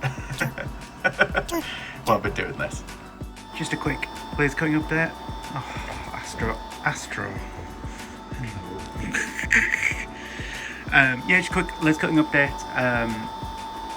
Putting this one on now, setting that one off. Yeah, so Kim's been helping me out with the B side, so the QR code side, and you can see Astro. Hello boy, you okay? You okay, Luna, as well? You alright? You can see that we've got a huge stack of these with one side done now, and that's just because Kim's been helping me out a lot with them. So whenever I'm at work in the office, she's been putting it on every now and then. You can see we're getting through. Astro. Hey boy, you okay? Yeah, you can see we're getting through them. We should have all of the QR code sides done pretty soon, I would think, probably another week or two, and then it's just be a matter of finishing them off on the other side and getting them cut. Yeah, we've got these shirts for MCM, so we've got one each for each day, so that's what, 12 shirts. We got and they've got our names on the sleeves as well, so we've each got specific ones. We're just trying to try them on, see what they're like. Then we've also got this. I actually sent over the 3D printing that he's been doing. So we've got lots of little bow, 3 different colours. and these are going to go in the boxes that we've got over there, one each. So you get random colour, random bow. We're going to paint the eyes in, but yeah, he's done a good job with these. There's just loads of 3D printing. And yeah, oh, there you go. Yeah, we got another package as well. Yeah, we got all the things. What are they called? cardboard cutouts. And yeah, these are gonna be for MCM booth as well. We noticed Spike's a bit squished, isn't he? His image has been a bit pinched like that. They look quite cool. We really like them. So we're spending a lot of time today on these business cards. These are going to be going into the goodie bags at MCM. They should be about 6 centimeters by 6 centimeters big. So it's quite important we get the detail on there that we want that's readable. But the main purpose of these is that they're going to be little activities for people to do around MCM. Just sort of hopefully get them to remember us and remember the rest of activities in the book and get them to the Kickstarter. So going for Blue here, on the back will be a dot-to-dot game, which we have here. We also have a Colour and Pixels one here with a little key on the front, because on the back is a Colour and Pixels grid. I spent a bit of time again actually manually creating all of these. I think I've got the paint.net files here. Yeah, so I've made sure they were perfectly trimmed down to be as clean as possible, because there is artifacting in the game, and that was coming across in the picture. So I've made each one of those grids individually just to make sure that it's as clean as possible. And then finally again we have a hexceed one. We can't really do the hexceed game in physical form, so I've sort of took it a bit differently and just made a maze. There's a hexagon maze there. Same sort of style, but obviously not the right game, but it'll serve the purpose of getting people entertained whilst they look through the goodie bag. So we continue with the booklet stuff for the... I'll be going in the part of the giveaway for MCM. Got over here on the whiteboard quite a lot of scribbling. That was from yesterday, me and Rob making the planning. All the stuff you see in black, that's going to be little mini games or little puzzles to do. All the green stuff will be the actual flavour. So that's sort of the plan. And as you saw there, if you're looking on the sort of the front cover section, we are going to be doing a spot the difference. So we're just making this scene change and then making edits to the image as well in Photoshop. And yeah, that's going to be the first game on the front page. It took a lot longer than expected, but I'll get that in now. Hopefully it'll look good, and then I'll continue on the rest of the book. Guys, it's Monday. Monday! Woo! What are we doing? Lots. So we just had our spin playing with Icy, and it is a very busy week. It's the week before the Kickstarter goes live, and the demo needs to go live at the end of the week as well, so there's lots to do. At the time of this video, the Kickstarter will be live, so pause the video right now and go and click this massive QR code we've got on screen right now, haven't we, Lee? Go. Yeah, in terms of that, I'm going to be getting the Kickstarter stuff finished up this week. There's a lot of feedback we got given on the stuff, not the changes that I made, so we're going to be getting that looking as good as possible. As well as that, the MCM leaflet as well. Made a start of that last week, we just followed the last video. Going to get that finalised as well, to get that sent off as well. And yeah, there's some other stuff for other games, I think, but mostly Skystead. Lots. Yeah, lots of Skystead stuff for me this week as well. Going through a big list of fixes I need to do for the game, and also get ahead on some of the UI stuff that Rob's got in mind for me. Don't know what I'm doing yet, but I'm sure Rob's going to tell me in a few minutes. Yeah. Pretty much my week. Yeah, busy week as well for me.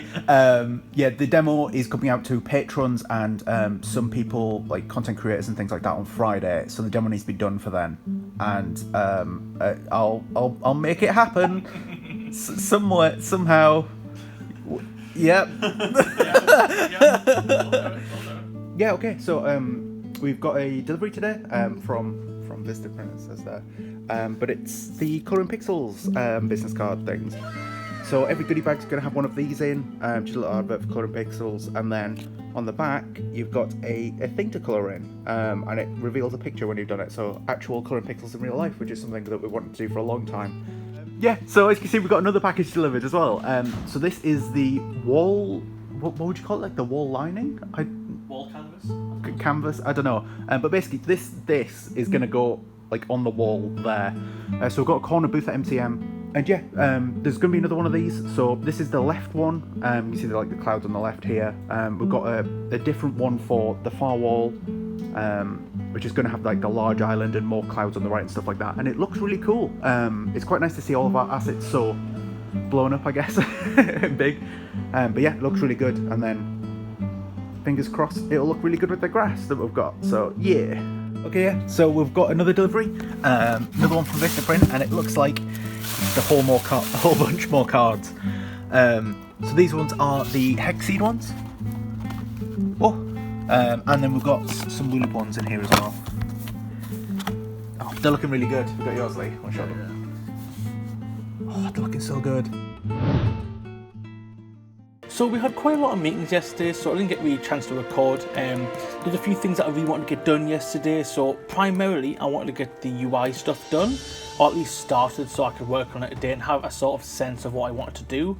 So I got a few icons done, and these are essentially the icons that will be located on the billboard of the game that will display the percentage of different types of land mass, that's the way I put it. So this is dirt, this is grass, and this will be the water. And we all seem quite happy with these. I haven't really give the guys a look at the dirt one yet, and hope that'll be okay. But as for today, I'm probably going to get the rest of these done. There's quite a few to get through, but these didn't take too long, so hopefully I'll get through quite a big bunch. However, I did start off quite slow this morning, just to get a bit warmed up. I did do a quick art pass of the planter that Icy made. The actual model, the mesh, is really cool. I really like the design work he did on it, especially these little notches he added in, and they're really cool. So I thought I would just quickly texture this up, and it looks really nice. I did a little quick render this morning just to make it look like the rest of them, so they all look nice on the Trello board. Okay, so I've been working on lots and lots of bug fixes for the demo that I'll be releasing on Friday. There's just so much. You can see that I've worked on this intro, made this a bit nicer. So this is when you actually load up the game and you press play. And yeah, I've been working on a bunch of other things as well. A lot of spelling fixes. I've had 2 passes of that. Lee did a pass of things that I'd obviously spelt wrong, and then Kim did a pass last night telling me I can't spell. Okay, yeah, so some of the other things I've been working on. So you'll see that the UI is for the tutorial is on top right now. That's just because we thought it was obstructing the player a bit too much, so we moved it over there, and that means that the notifications for the boat arriving and things are on the top left now. You'll notice that the subtitles has moved as well, and that's just because we've got some new UI for when you're building. So now when you select build mode, you've got this like little wheel of what things you've got selected, which you can cycle through. It's okay for the demo. I think I can do better, to be honest, but it'll do. Yeah, and then we've got this number here, which is how many items you've actually got. So previously you could just place as many as you wanted of those things, but we actually want it so that you can buy them from the shop. So the major task today for myself has been getting the Kickstarter page updated with all the feedback that we received, or that I received from the guys regarding the changes. Hang on, this isn't up to date. So there we go. Minor changes here and there, such as making the text larger here, centering the text here. Some bigger changes down towards the bottom here, lining up all of these perfectly as well. This is not the major update. You can see, if you remember what it looked like before, the text is a lot larger, and the boxes themselves aren't all the same size, just because it allows us to give more room for the boxes that need it so they don't look as cramped. I'm sure there might be a bit more feedback after the fact as well, but yeah, this is also split in half. It sort of fades out, so we can add the shipping information directly after the merchandise information, because that makes sense, and then back onto the reward tiers down here. And yeah, more minor changes, still a couple of bits to do, like this bar needs making into a single bar, so it looks more like a timeline. And I think, yeah, these headings need updating as well. But that'll be when Jack gets back in tomorrow, because he's gone home for the evening. But yeah, it's very close to being complete, which is great, because it comes out next Tuesday. So just another couple of deliveries. We've got this box here, which is just more of the business cards. So that's quite good. I think that's probably all of them. Maybe 1 or 2 more, but that should be most of them. And then these as well, which there's 2 lots of this. And this is essentially going to be banners along the top of the booth at MCM. But it's come as, yeah, 2 in 1, so we're going to have to find a good way of cutting that in half, making it look clean and smooth. But I'm sure we'll figure that out. Okay, so it's been quite a busy morning. So I managed to get the well completely done. If you haven't caught up by now, we did the well on the stream. For the past few streams I've been modelling with me and the community have been building this well. And today I've essentially just gone in and did a quick little touch-up past everything that I wanted to do in stream. But didn't want to bore people with just little things that, you know, only I would spot. So I went in and fixed up some of the tiles, as some of these were clipping through this beam here, and I added some extra tiny little details to the wood just to bring a bit more life. And overall, I'm quite happy with it. Obviously, the wood isn't textured. I think Rob said he's going to put a texture on that for me. That's kind of just a placeholder so I can see where everything will go. I did do a quick render this morning. I did a little render set up, a bit of a 5-point light system. It's a bit more than 5, isn't it? 1, 2, 3, 4. Oh no, it's 5. That's how it looks. I did get a little concerned because I did notice that there's some sort of I don't know what you would call it, some sort of lighting issue going on with the bricks here, and it did make me panic because I thought I didn't notice that in the original base mesh, but it isn't. It seems fine, and this is how, you know, in terms of viewport display, this is how it will look primarily in game, and it isn't on the bricks here, so I think it's fine. I think it's just something to do with the lights, so hopefully when Rob puts it in game, it doesn't look broken. So yeah, most of my day has been spent filling in this booklet, this sort of leaflet booklet thing that's going to be going into the goodie bag for MCM. And most of it's been on the back page here, so we're doing this sort of extra puzzle game of which route should Grumble follow to get to the pile of food at the bottom there.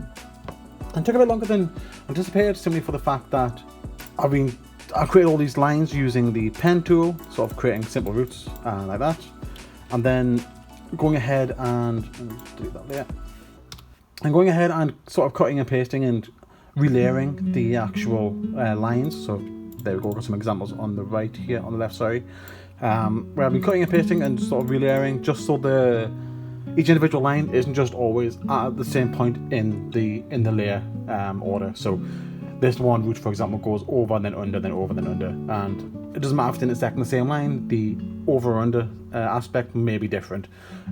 More prominent amongst these loops, because this is the same line, and I've had to cut out this section here so to layer it on top.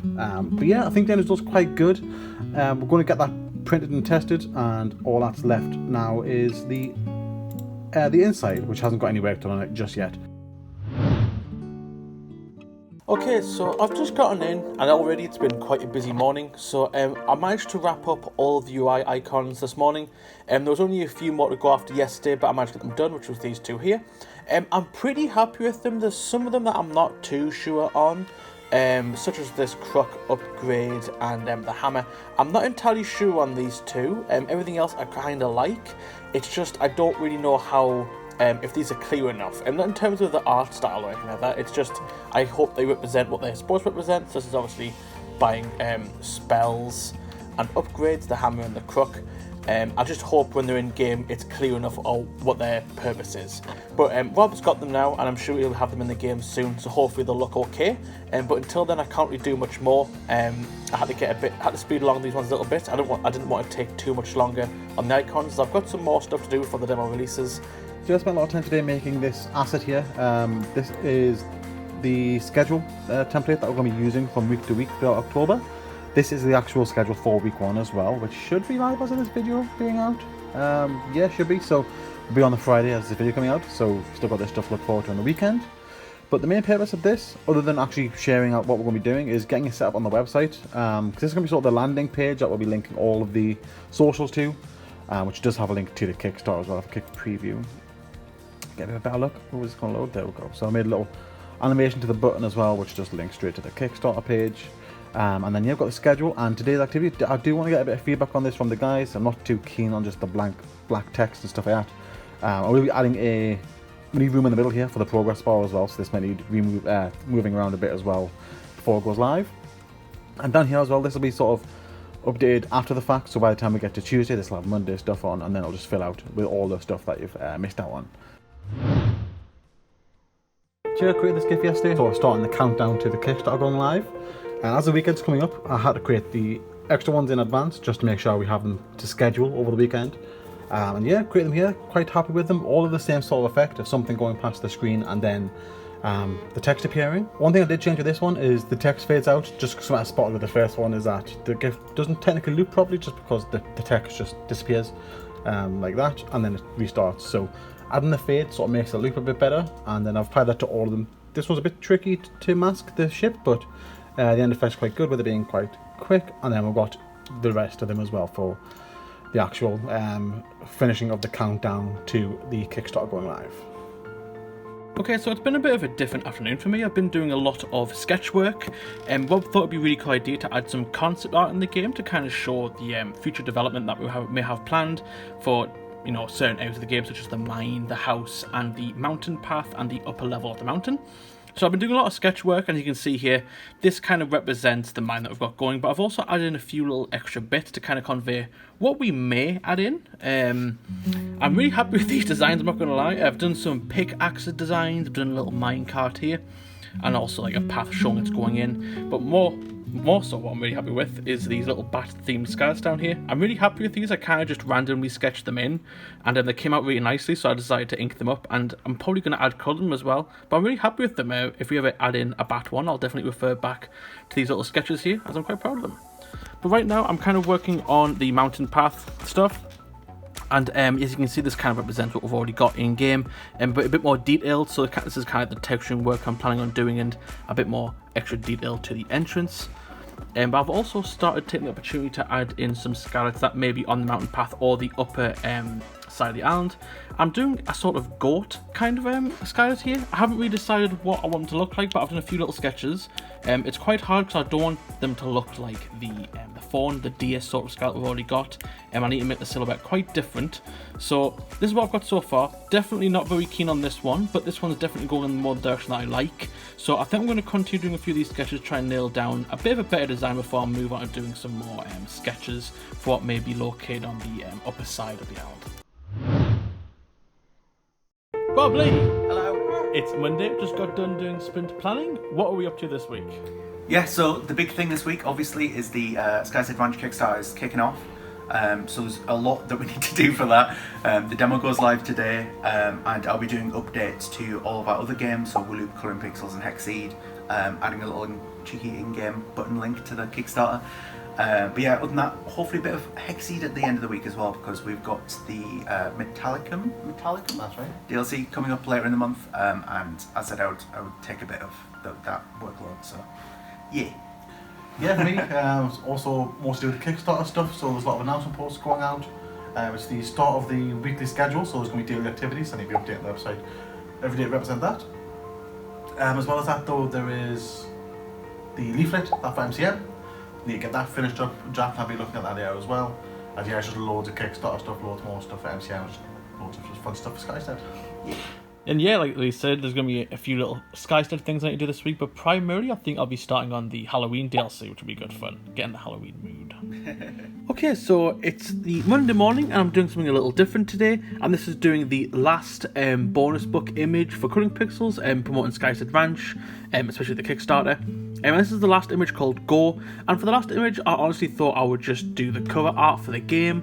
I haven't really had the chance to convert it to pixel art yet, and I thought it would look really good in that sort of media. So this is the reference image I've got here, and you can already see on my pixel art version I've made quite a few changes. Obviously I love the main art, but I thought that if I did this sort of layout, I don't intend to include the title, and if I didn't include the title, that there'd be a lot of blank space here. So essentially the intention was to bring down the island into the middle and have that as the center focus rather than the actual title. But that does require me to essentially mix up the layout a little bit more and change things around. Yeah, okay, so today I've been working on Colouring Pixels. The plan is to have a quick visit on Hexceed and Wooloop as well, but basically adding a bit of shameless plugging really. So we'll be dropping a bonus book image tomorrow, which Jack's been working on this morning, to coincide with the ready set, and then the last image is going to be a go image. And then I've added the just sort of information for the schedule that we've been doing this week, and yeah, just a bit of animation and a bit of actual like Skystead art in the game, which looks quite nice. Links to the activities page that Lee's been working on, and then obviously the Kickstarter as well. This update will go live as the Kickstarter goes live, so this countdown will be towards the end of the Kickstarter. And there's also, if you've got it enabled, that is just this sort of like closing down message as well, before you exit the game, just being like, please back the Kickstarter, because honestly we really need to do this. So yeah, I'm just going to quickly visit Hexceed next, I think. So yeah, because the Kickstarter is going live tomorrow at 8 PM, all my work today has been focused on getting the Kickstarter page feedback implemented, and getting this as looking good as we can. They're still waiting on the titles to be updated, that's something Jack has to do, but other than that, I've pretty much got everything done. Most of the work today was on the reward tiers here, making everything a bit bigger, a bit more consistent. And that's been done now, as well as I added a little key at the top, just so people can understand what this table, how this table reads. And yeah, little minor changes to these little cards here. So all small changes for the most part. I'm sure we'll have some more feedback once Rob's had a second look. But yeah, that should be ready to go live tomorrow for the most part. Okay, so the plan for this morning is that I need to get some new Kickstarter assets made. Essentially, the titles are going to go through a bit of a rework on the Kickstarter page, so I'm going to do some renders in order to make some assets to go along with the titles.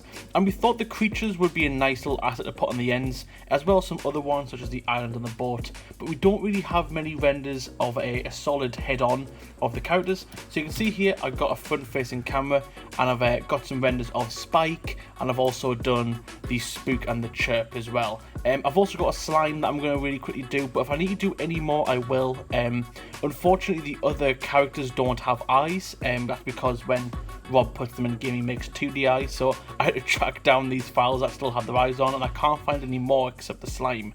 So if I need to go back and do a little bit extra work and put some eyes on, I will, but hopefully these 4 alongside the boat and other assets will be enough. But whilst these have been waiting to render, I have also been finishing off the bonus book image for Cutting Pixels. And it's looking pretty good. I'm really happy with this one. Probably my favourite one out of the 3 I did for the Kickstarter bonus book image. This one is going to be labelled Go. I still need to put in the little hidden little symbol somewhere, but I'm not going to write that down now because it'll ruin it. So hopefully this will be good. I'm going to send this off to Lee now, and hopefully he'll do some checks, and hopefully there's no checks. Maybe it's just a perfect one this time, fingers crossed. So yeah, it's been a very busy day. Obviously it's the Kickstarter going live day. It's going live at 8 o'clock, which is fit up to here, 2 hours. So yeah, it's very close now. But been doing all of the advertising that we want to do alongside that. So obviously we've got all the updates coming out to the 3 major games, Cutting Pixels, Voodoo, and Hexceed. And the point of that is so we can push more advertising across all our games. So we've got update posts coming out at 8 o'clock. They advertise the new images, any sort of patch notes, but most importantly is the actual link to the Kickstarter page. And again, that's all 3 of the games here. There's no new levels for Hexceed, so it's fleshed out with some more artwork, but there is the update to the actual exit screen having a Kickstarter message on it. And again, for Voodoo, we have the new level there as well that Icy's made look very good. So yeah, they're all scheduled to go out at 8 o'clock alongside a tweet, and I've made a draft in Discord as well that I'll be sharing manually at 8 o'clock alongside Rob pressing the button to make it live, because me and Jack have been hard at work getting the finishing touches to this page done, so there's only 2 tasks left to do. First one you can see straight away is the headings. They all have been centered, and little icons have been added to a lot of them there as well. A bit of back and forth with Jack getting the drop shadows right, just because you couldn't really see the clouds on the white background. Other than that, the only real change, other than a minor change pointed out by some of the patrons on here, was adding the actual merchandise to the merchandise edition section down here. Rob had a good idea of making this very large and having little arrows or little pointers showing out what you get in the pack, which was much better than having a small image. So that's what we've gone ahead and done with that. And it's also up here on this little side card. Big news! The Kickstarter's live. Yeah, so I was feeling a bit ill yesterday, but I managed to get all of the updates out for the games done. So 3 updates to the games, and I managed to make the Kickstarter live. And yeah, we've it's been pretty well received so far. We've got that's a lot of pledges and backers for less than 24 hours. So yeah, thank you so much to anyone who's backed us. And yeah, it seems to be received really positively. So we've had people going crazy in the Discord, doing countdowns and all sorts of stuff like that, and everyone sharing their individual pledges. But yeah, today I've been helping Lee out with a bit of the sort of the activities that we got scheduled in. So Lee made a quick word search, and I just quickly arted it up to share it with people for today's activity. There's 30 things. 30 words, yeah, 30 words. We haven't tested it, but I'm sure it's probably fine. We just use a website. It's probably alright, isn't it? And yeah, I'm just going to go ahead and help set up the stream, because we'll be doing a Halloween themed stream in an hour or so. Okay, yeah, so it's been a pretty interesting day. We've been playing Patrol on the House of the Hill on the stream. I'm sure Lee will put that on the screen now. Sure. But yeah, we moved the desks from over there to make sort of a big playing area, because that table's not quite big enough. It's quite a big game, really, isn't it? And then we decorated the office with Halloween decorations. We've still got loads to go, as you can see, but we've got balloons. We've got these inflatable eye things, which are creepy. But yeah, we've still got some more to put up, but yeah, it's looking a bit more festive in here. Yeah, I forgot to show stuff yesterday, but as part of the Kickstarter, as I mentioned before, we have this sort of daily schedule going on. So yesterday was the word search in the stream, obviously showed a bit of the stream, but today we have 2 more activities. And you can see it's colour coded depending on what it is. So yellow is streaming, and this sort of brown colour is for sort of fun and game activities. So I made a colouring by sort of colour by numbers image. Really quick, I used an online generator that I found, which worked quite well. There you go, colouring the Sky Island. Hopefully it works out. We'll see if everyone gives it a try, see what it's like. And as well as that, a custom Wordle as well. So, gives you the adverts because third-party sort of website, but yeah, it's a quite handy little make-your-own Wordle sort of website where I'm use a word from Skystead Ranch, and yeah, that's again just more advertising. The premise of this as well is if you miss out on one of these activities, they are getting logged down here in the archives. Now I've got the word search, and you can just click the link and you get to the word search as well.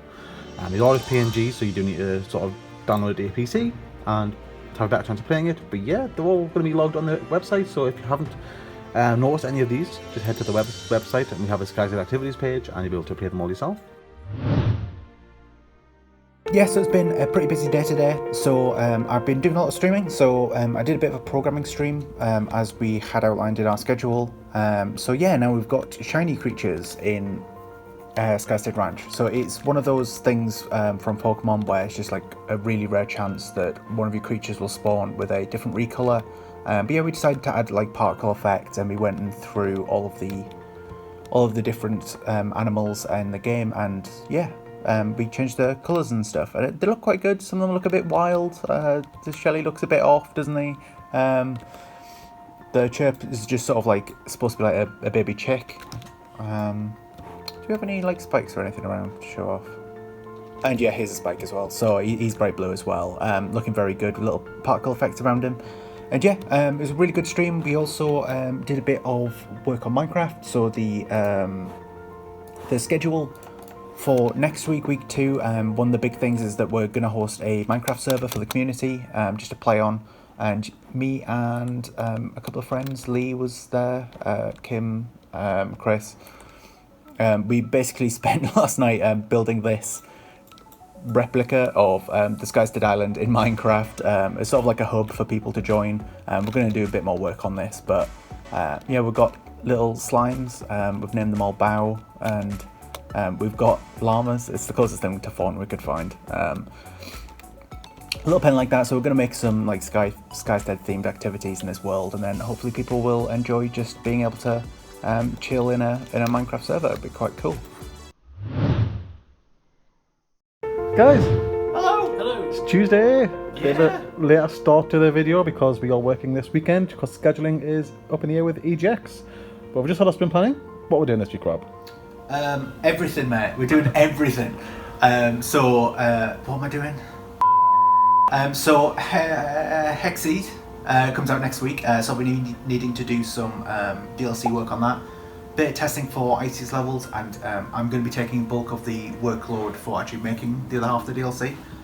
On top of that, I need to do a build for EGX specifically, just so when there's a machine, people can walk up to it and press play. There's no loading screen or anything like that, and then if they walk away, it automatically resets.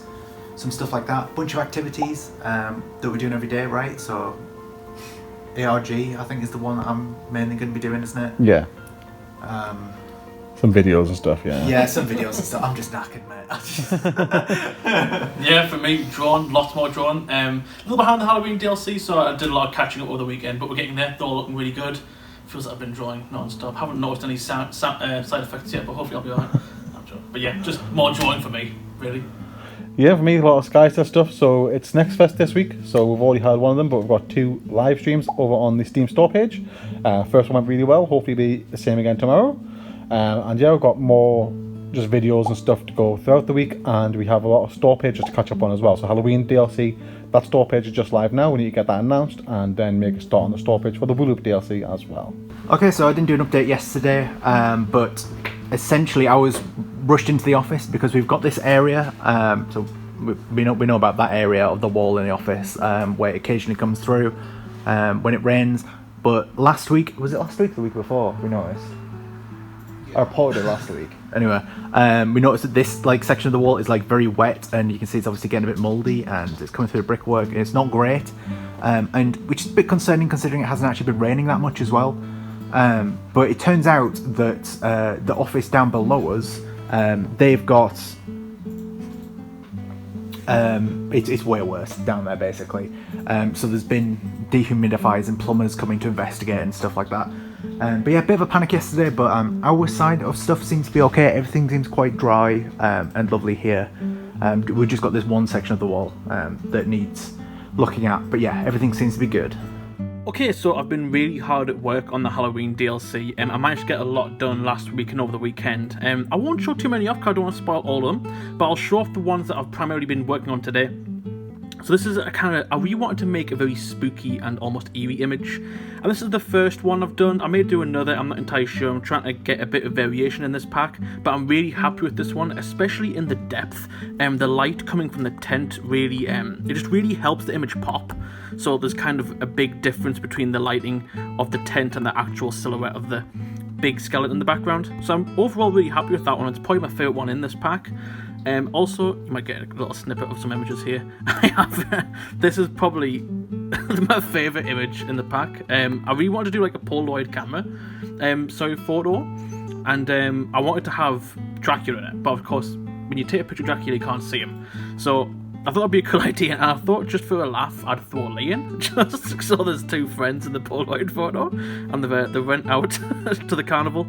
And honestly, I think it's just filled with so much character. I'm really happy with this image. It definitely came out the way I wanted it. I am struggling to get in the text because I want this photo to be sort of labelled. Some Polaroids get those little labels at the bottom with the names or where it is. But I'm trying to fill in that and symbol. I forget what it's called, but it kind of looks like it's like that or something like that. But it's really hard to draw in pixel art. So for the past 5 minutes, I've been trying to do that. So hopefully, in a few more minutes, I'll get that cracked down. Yeah, most of my day so far has been catching up with various Steam or DLC tasks. So the first one is getting the Halloween DLC store page sent off for Wooloop. That's now ready as well. That's sent off to Steam. We're still waiting for it to be approved.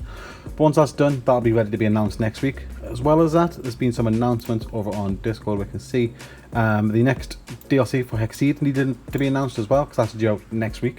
So that's announced, and obviously updating the daily activities as well, because we've got some more little fun games people play, such as Wordle and Word Search. So yeah, that's all went quite well. I've just quickly finished up another task for the Kickstarter side of stuff. So one of the buttons on the Kickstarter page is for a press kit. I just fleshed this out with a lot more, because it's only had 5 things in here.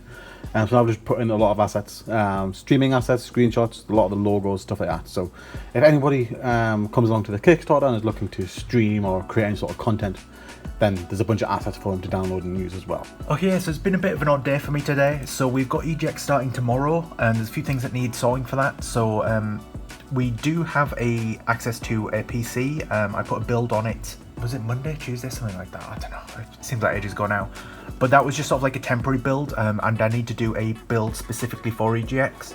So now when people approach the game, they should have this screen loaded, basically just saying play our demo, a bit about who we are and what the demo's about. And then when you press play, the game begins. So this is different from the demo that we've got live to the public. So that pop-up is in the main menu screen, but we don't want people going to the main menu. We just want this endless loop sort of thing happening.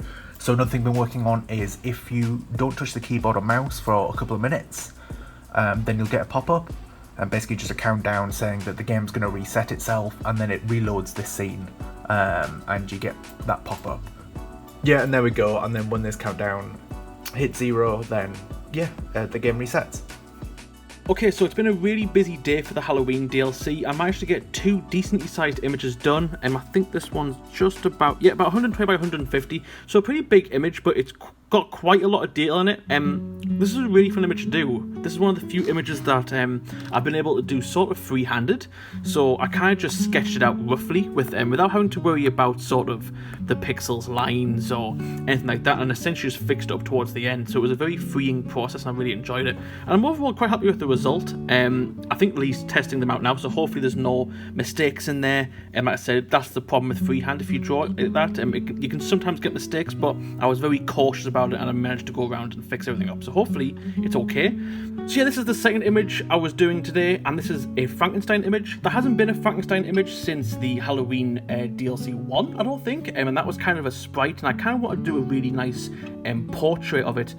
I was really inspired by the Boris Karloff famous picture of him as Frankenstein. I definitely wanted to try and make my own version of Frankenstein, but in that sort of portrait look, and I'm really happy with it. More so than anything, I'm really happy with the colours. I try to keep the colour palette quite minimal, but originally I was going to do a sort of pink neon background, but when I added this sort of same coloured background, that's directly the same colour as the shadow, it just worked so well that I just ended up keeping it in.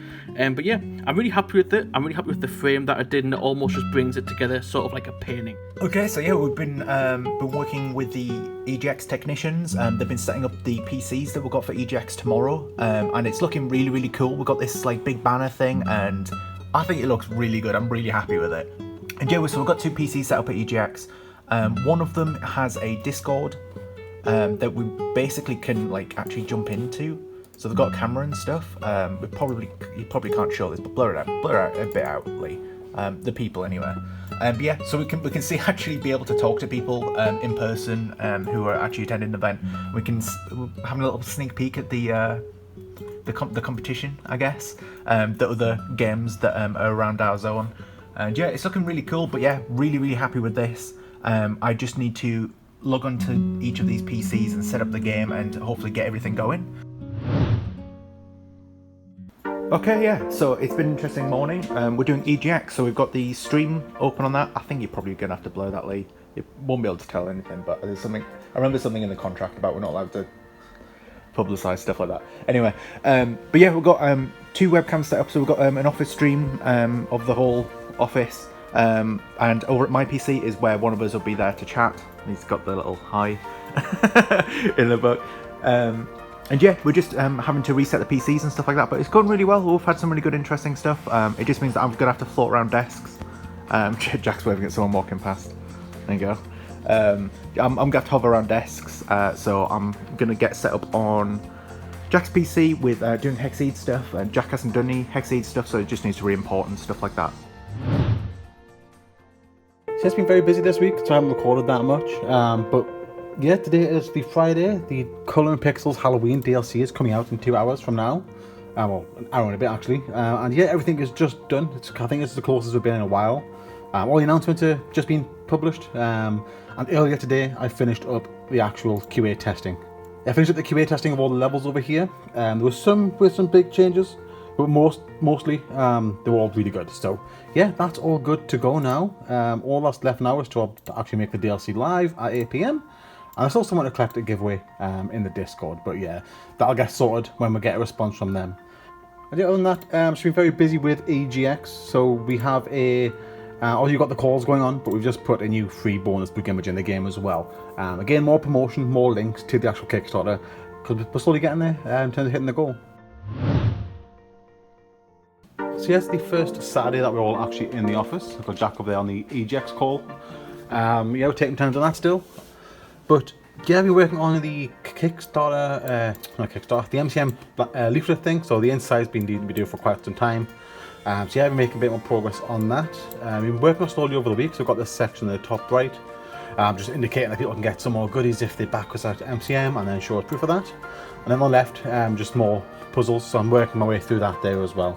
But yeah, me and Rob are just getting ready over here behind us to start bagging up some stuff for MCM as well, because we're going to start making a bit of a video for that as part of the weekly activities. Okay, so it's a Sunday, we're still doing EGX. Sorry Jack, you're having your lunch, aren't you? Sorry. Anyway, EGX seems to be doing, it seems to be a lot quieter today, doesn't it? But it seems to be okay. Like, we've still got 2 people on our booth right now, and the gap in between people, it really isn't that long. But yeah, it is quite a... But yeah, I've been doing some bagging stuff. We sort of decided to scrap the QR code because a lot of the time it just wasn't working. The actual stamp at the end wouldn't have a usable QR code in the end, so we're just doing Skystead Ranch on both sides, which works out quite well because one like inking of this stamp does 2 sides, so we're just going to be doing that from now on, and it looks nice, doesn't it? So yeah, there's still plenty of QR codes on the stuff inside for people to scan, so we should be all right with that. It's just gone 6 o'clock, which is when EGX closes. It's been an absolute blast. We've had loads of fun. Our first ever convention. I see some of the guys over there in the booth that have been helping us out, and yeah, it's been a lot, hasn't it? But the place seems like a tip because we've started the bagging process. But yeah, MCM in 2 weeks. You looking forward to it? Woo! Woo! Let's do it again, but in person and with a lot more stuff to do. Yeah. Guys, Hello. it's not Monday because we forgot to record, but this is the intro to the video. Yes, now. We forgot to record because we didn't do sprint planning this week, mainly just because we needed the extra time. Because it usually takes like an hour or something, right? And we needed the extra time. But the bulk of this week is, or has been, MCM prep and Kickstarter stuff really for Skystead Ranch, hasn't it? Lots of streams, lots of activities that I know you've been doing, Lee. Lots of bagging, we've done a lot of bagging. You can hear Kim in the background, stamping away. But yeah, it's been busy week. It's been busy. As you'll see right now. It will be busy. It's gonna be busy. Yeah. Okay, so as you know, we were working over the weekend for EGX, and I managed to get a lot of things done other than just manning the booth for EGX. I actually managed to get quite a few Woo Loop levels done for the Halloween DLC. I mentioned it a few months ago that I wanted to do some Halloween levels for the DLC, just because I haven't done Woo Loop in a while, and I love Halloween. So I've done quite a few so far, and I'm quite happy with these images that I've done. Typically when it comes to Woo Loop, I like to sketch my levels first. I quite like the art style that I use. I think it kind of works for Woo Loop. So you can see here I did some really rough sketches. Nothing too detailed, just enough so that I can work from it. This crystal ball one's terrible, but apart from that, they look pretty good, and they stay close to the references that I made, especially the pumpkin. That one's very close. I did like the bat on the tombstone, however, Icy used quite a lot of bat in his artwork, and I didn't want to overuse it too much, so I got rid of it and just added some extra detail to the moon, and I think it kind of worked out. Really proud of this owl as well. I didn't think I'd be able to do this in Woo Loop. It's quite a complicated image in terms of the line work, but I managed to get it down pretty well. This image, well, actually none of these reflect the final versions. I've made a few tweaks to them, but for this one especially, I've definitely got rid of the thicker lines. I overall just tweaked a bit of the width. They're all a bit too thick, and it makes the image look a bit too heavy. Yeah, it's been a pretty busy day. We were working all weekend, so Lee's taking the day off, and me and Jack are in. I think Jack's going to take a couple of days off later in the week. He's on Lee's PC right now, so I can see him. But yeah, so I've just been filling for Lee. Started the competition for this week, so we're having a meme competition. Me and the guys made some memes ourselves. Shelly on a telly in it. Lee was chuckling to himself about this one. I don't know which game this is, but it's funny all this. Resident Evil, is it? It does look like that. And yeah, and then the idea is that people just make their own memes, and then we'll pick the best. Yeah, some digs from Galactic Harvester and stuff like that. But it's been really fun, I've just been doing some hexceed stuff as well, and Kim's been making bags. She's been stamping away, bless her, for a long time now. Okay, I thought I'd give a bit of an update just at home. Astro, I saw you lurking. Here you are, boy. Here you go. I've basically just started work on the sky puzzles for the backer boxes that we'll be giving out to people who backed us on Kickstarter. This is one of the main things that we need to give away, and I haven't even started on the laser cutting process for them. So I'm going to give the tokens a bit of a break because we've got 100 of these to go through. Hey boy. Yeah, the difficult thing is that the laser cutter doesn't actually reach a full like A4 sheet, so we're doing it in two A5 sections. So there's 2 passes, one pass that does the lines, the instructions that you can just about see, and then this pass that it's doing now, which is the cut, and that's going to make a deep cut into the wood and basically make it so that these sections pop out. Got to do 2 passes of that, then flip it over, do 2 passes of the other side, this area over here, and then hopefully bag it up and then put them in the boxes. So should be good. Okay, so just a bit of an update. The majority of my day has been doing these boxes. The boxes, bags. I'm knackered, Kim. I'm knackered. Kim's been helping out. See all those stacks? Kim's basically stamped all of those bags with a stamp. She's gotten very good at it, which is absolutely amazing. But yeah, we've actually started boxing some of these up. So all of these boxes are filled with goodie bags that are almost ready to go. Lee is still working on the leaflet that we need to put in, but these are good to ship. So yeah, we're getting there. I've also started working on the boxes that we'll be giving away for people who backed the game. Just started putting things in with those. So we've got these thank you leaflets, postcard things, the barrel things, and the sweets. Yeah, they're getting stacked up. We're good. We're good. Cool. I'm gonna go home and I'm gonna make like 25 hexceed levels. Woo! So a couple of small tasks to start the day. So every morning, our first task is to update the website with the activities for today. And the ones today are a word search, which I've thrown together here. It's using the harder difficulties, hopefully it's not too difficult, and a Wordle as well. So I've sort of taken a shine to doing the word search stuff or the word tasks on Wednesday, just because it's a bit of fun. So yeah, that's out now, people can play that. Other than that though, is the events for colouring pixels and hexceed. Let's have a look. Yeah, so I need to update the image here.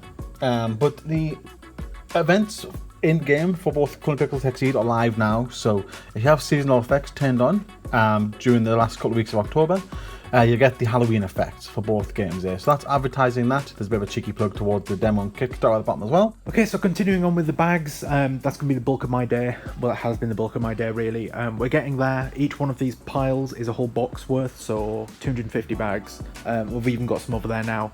And that's all prepped for the cavalry coming in next week. What am I saying that? Tomorrow. So we might. Jack will be in the office. He might be bringing his girlfriend, which would be fun because apparently she used to be a factory worker. But Kim will be coming, and I think my mum is going to make an appearance. Yeah. So special guest.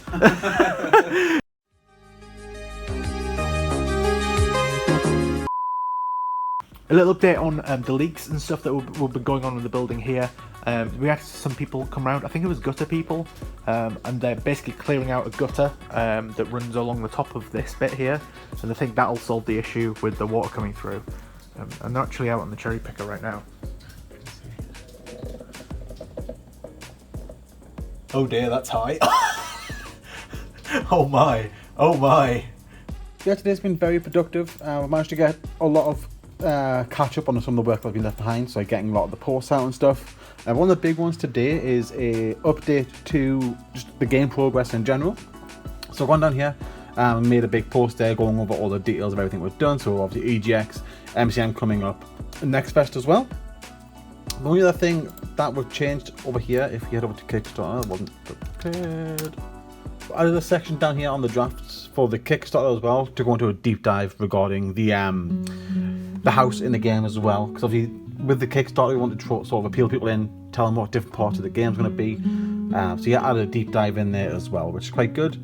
Rob still needs to double check that before we make that live, but yeah, a lot of progress all in all. And I finished up the day with a task that he's doing by everybody, which is going through the winners of the Colouring Pixels competition. I'm going to blur this out just in case people in this page don't win, because similar to the previous years, the way we're doing it is everybody has a folder and everyone's essentially going to be copying images out of all the submissions into their folders, and we'll do a big of a meeting, sort of collaborating and comparing all of the selections everyone's made. Okay, so I just thought I'd give you an update on where we're at with these cleaner cutouts for the backer boxes.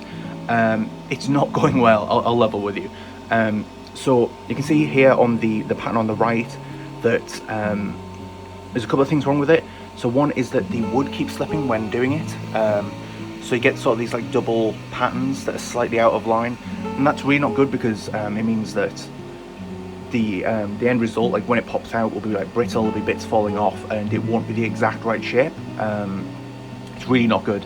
And another issue we're having is that it's really having a tough time getting through the this wood. When I was doing it before, I had a different wood provider, I guess. It was a different type of wood. It's still plywood, 3mm thick, but for some reason this stuff is just not getting way through. So here's some of the offcuts, and then you can see on the other side that it's barely getting through. There's a couple of bits where you can see the burn marks coming through, but it's really not good.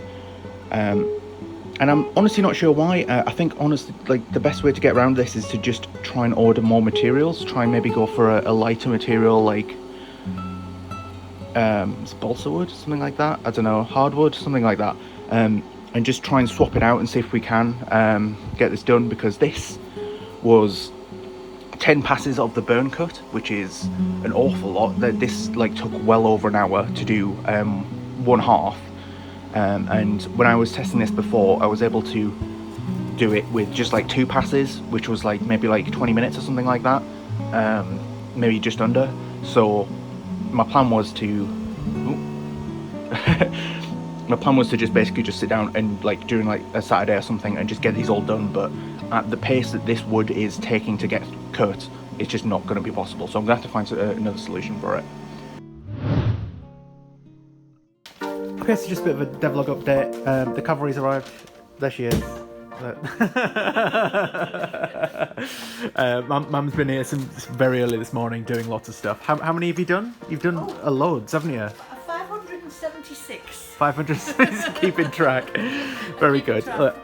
There's the whole box full, and she's done a couple of other boxes here as well. But yeah, it's just been really good. We just got tons to do, haven't we? Jack's family came as well. Shout out, woo. But yeah, Hexceed's pretty much done, and then we've got Star Trek on the TV. Don't worry about that. Okay, so it's just gone about 20 past 10. I've been in for about an hour, and I'm currently just making my way through stamping some bags while the guys get in. It's getting quite hard to catch up. There's usually there's 3 people bagging and there's 1 person stamping. We've only got 1 stamp, so I'm trying to keep up with the process and try to make sure there's always something to do. But we're getting there. I'm almost finished this pile, then I've probably got to get another box. There's a lot of boxes. Okay, just a quick update on where we're at. We've got loads more bags done. Kim managed to. How many you got through 2 boxes? Yeah, 2 boxes in about an hour and a half. Just stamping. Yeah. But that's really good progress. So we've got all of these. These are bags. We've got loads of them. You can see they're filled with bags. This one isn't sealed because we can get more in. Like if we squash it down a bit, you can see. Oh, look at that gap! Look at that gap! We can get more bags in there. But yeah, we've got loads, and all of these boxes for the back of boxes have got stuff in. They're still missing the Athena cutouts. If we just open one up, that one's missing a bow. There was loads of bows left over, and I know I've missed some. Should we try that again? Pretend like nothing happened. But yeah, we've got loads, and all of these boxes for the back of boxes have got stuff in. They're still missing the Athena cutouts. Oh look! Yeah, so each one's got a bow in, 10 sweets, and a thank you card. The Athena cutouts are in progress. The new type of wood I've ordered arrived yesterday. We were testing it out, and it seems to be working quite well. But yeah, I don't think we're going to have time to get them all done. We'll have to put an insert or something and just say, just email us and we'll post it here. So a bit of a late finish, just catching up with some of the weekend activities that are going to be coming up over the next couple of days. Part of those, as you can see, there's 2 videos coming out this weekend. So I've just edited those together and put them up on YouTube. You can see they're scheduled, coming out on Saturday and Sunday. And yeah, if you haven't checked them out, you can head back. They'll have come out last weekend for you guys watching this video. So head over to the YouTube channel and check those out. Had quite a lot of fun making them, to be honest. So yeah, we've got a video of sort of a time lapse of Jack drawing the bonus book game, which just came out this week as well, with a bit of clips of him having a bit of a chat, and it's worked out quite nicely, I reckon. So yeah, give it a watch and let us know what you think. As well as that, we have a video on a tips and tricks video as well, which is a bit witty, a bit funny, hopefully. So yeah. Guys, it's MCM week. What we're doing? We're done sprint planning. What we're doing? Going MCM?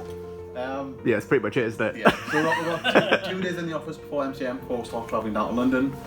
So the first 2 days is mainly getting most of the week's work done as we can. So got some Comic Pixel stuff and a lot of MCM stuff. So for me, it's getting the schedule done, just a bit behind on that, and then getting all the activities throughout the week that can be sort of pre-planned, ready and scheduled for the rest of the week. And yeah, for me, it'll be just QAing the community book for Comic Pixels, which all of those have been really good so far, and I'll be drawing the bonus book image for MCM, which we're doing the booth, I think, an isometric booth design, which Rob's going to sketch out for me, because I have no idea what the booth looks like. So Yeah, so I'll have to about your pumpkin. I know. Yeah, for me, Wooloop's coming out this week as well, so I'll be finishing off that. Icy's got 3 more levels to do, and they're supposed to be quite small, so yeah, we'll get those done. The localization sorted for that. A couple of builds for Color and Pixels, and Skystead Ranch as well. We've got the competition this week is a speedrun competition, so I need to add a quick timer to the game. Timers are easy. I'll do it in no time, Lee. Don't worry about it. But yeah, we've just got a lot more bagging to do as well. A lot of packing. The pallet comes at noon tomorrow. Well, the lorry, I should say. That's Jack's mum. So yeah, we've got a lot to do between now and then, but it's random person on this, no idea. Well, that's why we're not on the sofa. This morning holds a bit of a different task for me. So as the past few days, I've been kind of just bagging bags and stuff. But today, I really need to get on with working through the community book, making any tweaks, and just essentially queuing the whole pack. I've only just started. I've got a few images done, and this one's been done as well. The top right here, just I haven't reset it to check things. But yeah, it's going well so far. I'm about to finish this next image, and that's one of the biggest ones, so it should be smooth sailing from here. Besides probably this one down here, which has got a lot of colours. Speaking of which, this one has 322, which is obviously way too many, but there's one up here that it can't even register the colour count, so I'm assuming this has more than 322, which is definitely going to be a daunting task, but I think I'm going to save those 2 till last. I'm just going to make my way through the pack as a whole first. Yeah, okay, so Kim's gone out, but she just finished stamping the last bags for us, so we've got 9,000 stamp bags now, which is a crazy amount. These are all the ones we've got left to do, just 1 or 2. And then we've got all of these which are done. This pile has just been growing and growing and growing. They're all filled with packed bags. We're getting there. Kim's mum, Jack's mum's here again today. And yeah, we bought a printer. So we've been wanting a printer for a long time. So we just got like a cheap thing off Amazon. And I'm going to set that up now because there's some things we want to print off to put inside these boxes. We're not going to have all the Athena cut out ready in time, so we're going to have to put like a little insert saying just please like contact us by email, and we'll get one posted to you when we've got them all ready. Okay, so we're pretty much there. A few things that happened today were quite fun. The printer arrived, managed to get that working. I managed to get it working after like 2.5 hours. How is that an exaggeration? Like, it was a long time. It was a long time. I got it working though. Immediately ran out of ink.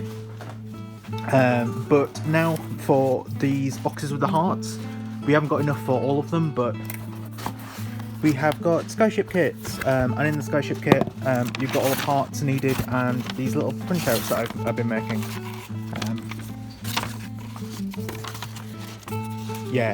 Just with like rough instructions on what you're making, which is kind of cool. It's just a shame that we haven't got quite enough. But yeah, we're pretty much there with the bagging as well. I'll put that back in a bit. We managed to get some boxes from Poundland. Yeah. Because we ran out of boxes, but yeah, we're pretty much there. We're just running out of spike tokens. You see all this big pile is gone. We've only got these bags left. But yeah, we're running out of spike tokens, so we're probably going to pack some extra ones up without spike tokens. But yeah, it's looking good for the palette tomorrow. Yeah, okay, so it's been a crazy busy day today. But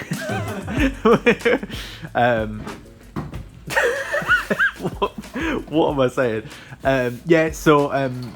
When I got in this morning, the pallet guy was early, so it was just me and Lee in, and we had to move all the boxes down, and it absolutely knackered us out. Lee's knackered, bless him.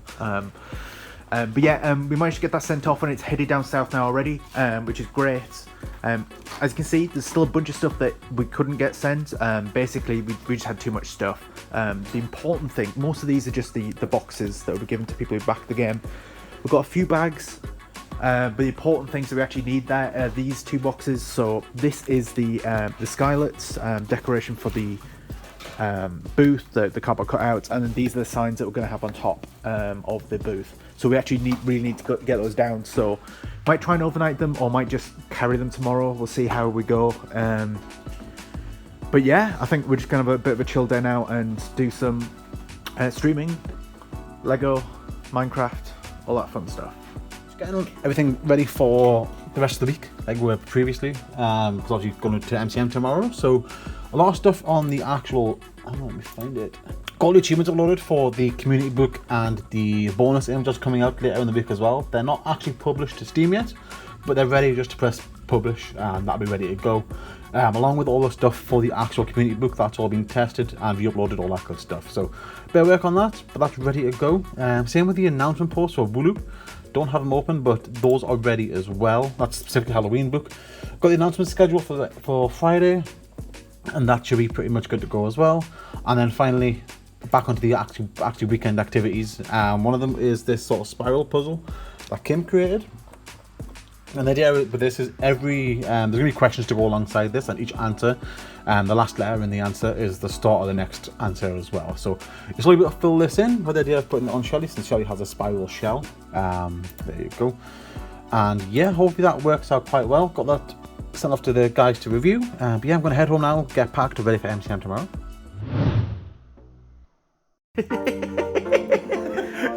Oh god. We're laughing because the bonus book image that Jack made, he clearly made Lee like much larger than the rest of us. It's just white boy Lee over there. He's smaller than me. It's not true though. It's just not true. But yeah, we are leaving for London today. It's quite exciting. So the guy from the who has been delivering the pallet has been in touch with me a few times this morning. He's been at the XL Centre already, dropping it off. It's had a couple of issues, but it's mainly just because we didn't wrap it very well. And yeah, we just need to get as much stuff as we can packed. So I packed all of our shirts that we'll be wearing, got scissors, Sharpies, things like that. We do have an issue where we've got too many boxes and we don't really know how to get them down there. So we're going to try and carry some of them, I guess. We've got an IKEA bag, that'll carry loads, right? But yeah, so we're not quite sure what to do with that, and we've still got a couple of boxes that we need to post, so I'll be doing that this morning as well, just before we go. But we'll be setting off in like an hour, so let's go! Woo!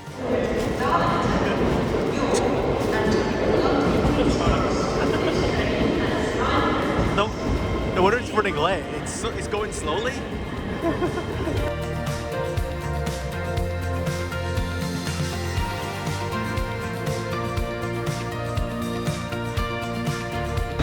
We made it, guys!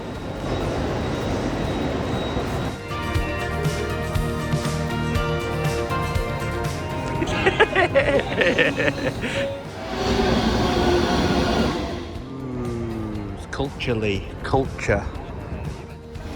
It's that one current pixels level, isn't it? We've been whipped up. Yeah. We've been whipped up, boys. Lee's driving the train. Good.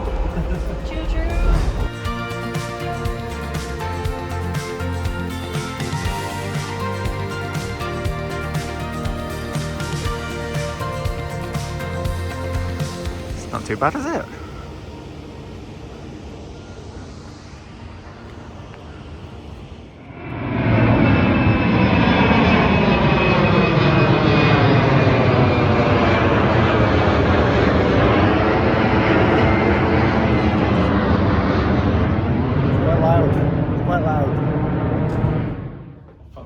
Yeah, we found Jack's room. It's a cupboard with the.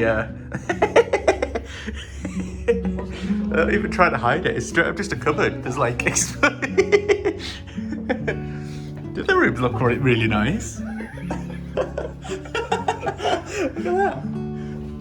Control panel on the damn wall. Dude, look at this thing.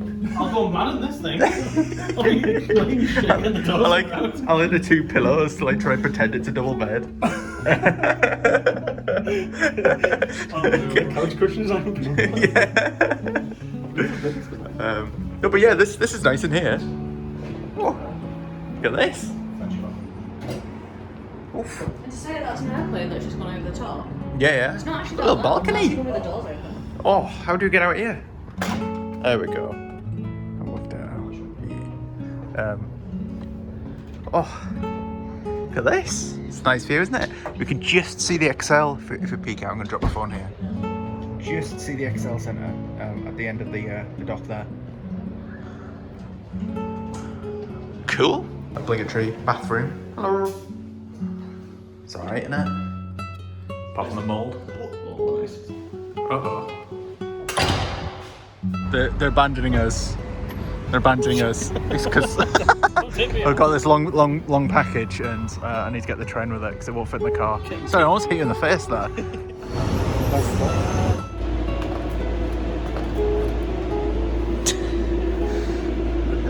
It's big, isn't it? That's a big box. Look at that, it's just a fox walking around. Running away from you, Jack. Okay, so we just spent the morning decorating these backer boxes, the ones that we managed to bring with us anyway. Jack's been doing the tops, and me and Lee have been doing the sides. So you can see lots of patterns all the way around, just to make them look a bit more interesting. We're like, sure, why not? We've got the Sharpies, and yeah, we're about to head off to the Excel Centre because we can pick up our tickets at 1 minute from now. So we're gonna head over there and yeah, find our palette and our booth and see what it's like, because we've never actually been to a convention like this, so we've no idea what we're doing. Oh, what's this thing? What?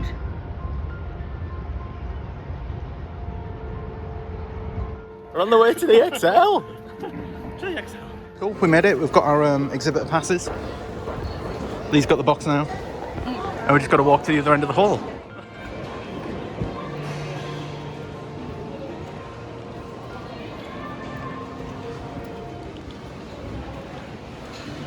Okay, so first hiccup, well, first, second and third, we didn't do the safety things, so we had to do those, like safety induction things, we had to do those. We needed to buy high-vis jackets, and then I'd be giving out the wrong stand number, so I accidentally got our pallet sent to over there, Misty Mountain Gaming, Misty Mountain Gaming? Yeah, shout out to them. So we had to find our proper stand, and then we're getting the pallet delivered now. The guy's going to come over in the forklift. Yeah, before and after. Basically, the guys are still constructing our like stand things, so we're gonna quickly have lunch and then probably collect some more stuff from my brothers, and then we'll come back and sort this out, sort the pallet out, all that good stuff. We're next to Square Enix. Right, okay, a little bit. We managed to get the tables up. They're very flimsy, mine. But yeah, we put our tablecloths on them, bright green. They're very, very bright. Got the grass out. The banners were a bit unsure about because we were kind of expecting like a frame to be built, so then we could use ties to tie it all together. But future problem. We've got so much stuff to do. And yeah, we found the guys. They're just putting the leaflets in the bags now. I'll be joining them in a second, but I'm just sorting out this leaf stuff. Oh, and while Kim's sorting out the signs as well. Weirdly, this leafy stuff actually smells like plants. I'm not sure they've done that, but sure. We've managed to cram in a lot of the boxes actually underneath the tables. All of these ones that are still in the boxes are yet to be packed. We've got all these set up. It looks like a lot of bags set up, but there actually really isn't many there at all. It really isn't. It's like a drop in the ocean. All these stuff down here, that is all bagged up and ready to go. So the idea is that when people give them away, they'll just replace them immediately, right? And yeah, we're getting there. There's still loads of boxes to hide, but I think we'll be okay. We're still waiting on the actual shell bit, so we can't do the banners or anything like that. Scaffolding people here. They're doing next door. We're so close, guys. That's looking tons better now with that. We've got a few issues with it, but like we're having to use these big clamp things. But there's one. They're a nightmare instead of what we were planning to stick things up with it, but we'll be alright. So we're getting there with the banner. Might have made the QR code a bit too big. You'll be able to see that from all the way over there, won't you? It's a bit much. It works from all the way over here. We've got about 4 minutes, and then we need to be out really. So managed to get the QR codes and that set up. Lee's been doing some vines and some nice leaf stuff. Got the banners up. We're just hiding the boxes really behind all the characters. So we're done. We're good. Woo! We did it. We pretty much got packed up, but we got very quickly ushered out, didn't we? Yeah, because we hit the like we were supposed to be out at 8, weren't we? And we were pushing it. But yeah, we only had like 30 minutes to set up all the decorations, right? But we're good. We just got some boxes to take tomorrow. We're gonna do some packing leaflets. So we've got a few boxes to take tonight. But yeah, I think we're pretty much good. It's just gonna be a little bit of tiny setup tomorrow, and then we're good. 2 hours. We've got 2 hours to prep in the morning, which should be good. 8 till 10, and then the priority people will show up. But yeah, it's been a really good day. Okay, so it's about 1 hour until opening. We're just putting some final touches on the booth. We just got in. Yeah, we're looking good though. I think we're pretty much prepped. We've just got the lights to put up, and then Lee wants to put a bit more finesse on this greenery that we've got going on. But yeah, we're good to go. So quickly popped out to get some water from the station. Look how many people there are. Well, the gates are open. It's like Jurassic Park. Oh god, they're coming! Oh god, they're coming! Okay, so it's about lunchtime. Kim just arrived, and we're going to start stopping out for breaks and stuff. It's been going really, really well though. We've been flying through bags. Oh, look at that, we've got a queue. We've always got a queue. You hear the noise in the background. Baldur's Gate panel's just started, so lots of cheering, lots of crowd stuff. But we've got Kim, and we're pretty much there. We're pretty much caught up with all the bags we've got. It's a bloody T-Rex. We've lost Jack to the stall over. Traitor. Absolute traitor. Yeah. Okay, so time's just gone 6 o'clock, which means that most of the exhibition is now closed. We saw a flood of people leaving. But yeah, it's been a really good day. We're still open for another 2 hours because we're part of the after hours section. There's Jack getting the Instagram. Cheers, mate. But yeah, we're just going to spend the time sort of doing it a bit more relaxed and just stuffing bags really, because we've got a lot to do. So we're just going to try and keep on top of that, and yeah, just try and relax a little. Yeah, okay, so the time is about past. It seems pretty dead, honestly. The after hours thing wasn't really advertised much, so there's barely anyone here. So we're just going to pack up and go. Yeah, so I told a lie earlier, we're leaving now. It's just gone 8 o'clock. Basically, as soon as I gave the last update, a big set started in here. They were playing really good music, so we stayed. It's a busted guy. It was one of the busted, wasn't it? Yeah. Jack and Kim spent loads of money.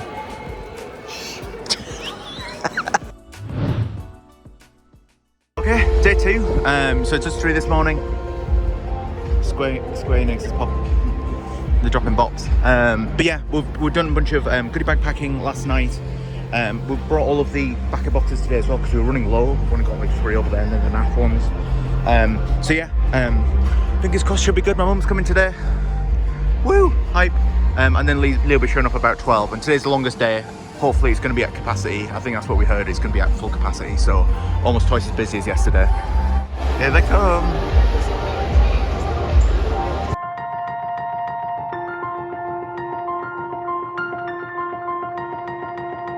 My god, look at how many people are on. And it just keeps going on. Hang on, zoom in. Look at that! Oh, my mum and my brother here. They're helping fill the bags because we ran out pretty quickly. We're getting there. I'm just trying to do a water run. Quite scared right now.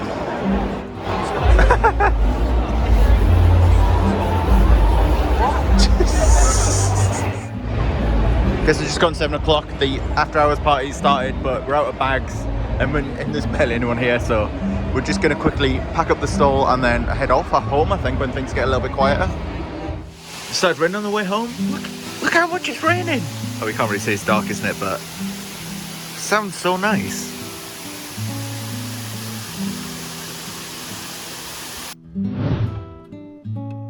Okay, day 3 is about to begin.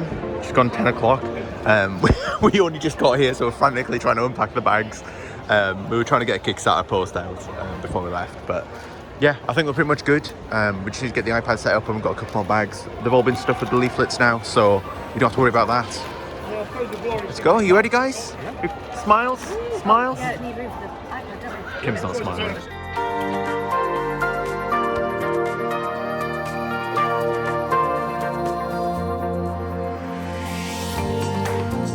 Yes, that's about whatever that time is, and we've just run out of gunny bags to give away. We've still got a huge stack of leaflets, that one's reserved, don't worry about that. But yeah, we've got like, what, 5, 6 left to give away, so they'll be gone in the next minute or so. Really, really good, and we are very, very close to our goal on Kickstarter. We had a couple of big backs last night, and we are pretty much there. We've only got like, what, 300 quid left or something like that, so, woo! Did it, guys.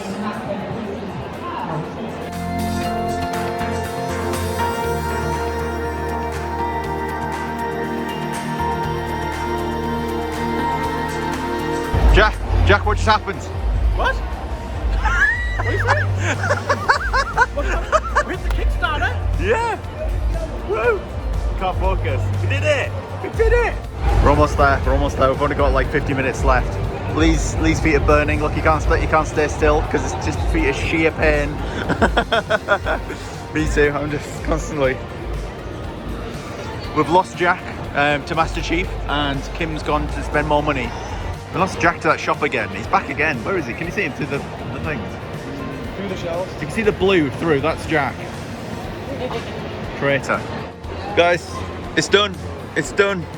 It's done. It's done. I'm just laying on the floor. We did it. We hit the goal. We're a little bit over now. We've got the stretch goals to go. We'll hit 5 o'clock, which means that we've got to start packing everything up now, which is grim. To be fair, pack down's pretty easy because we just got to take down the signs and then the walls, and that's it pretty much. Everything, all the setup was the bags, and we don't have any, so we're pretty good. And just like that, job done. 20 minutes. Booth closing down, speed run right there. We're going to try and keep the skylets. The signs we did have to get rid of, and we found a good home for the grass, which is really good because that seems like a huge way. So we found a good home for that as well. But yeah, we managed to get everything else in our bags, and yeah, we're just good to go. Good job, guys. Good job. What have you got on your arm, Jack? Leeches? Oh.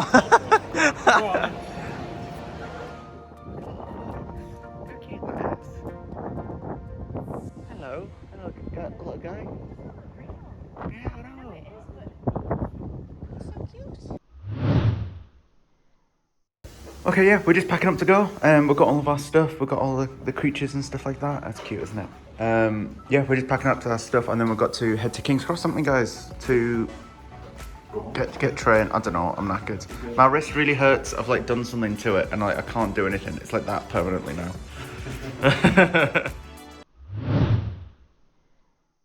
Lee, it's Tuesday. It's Tuesday.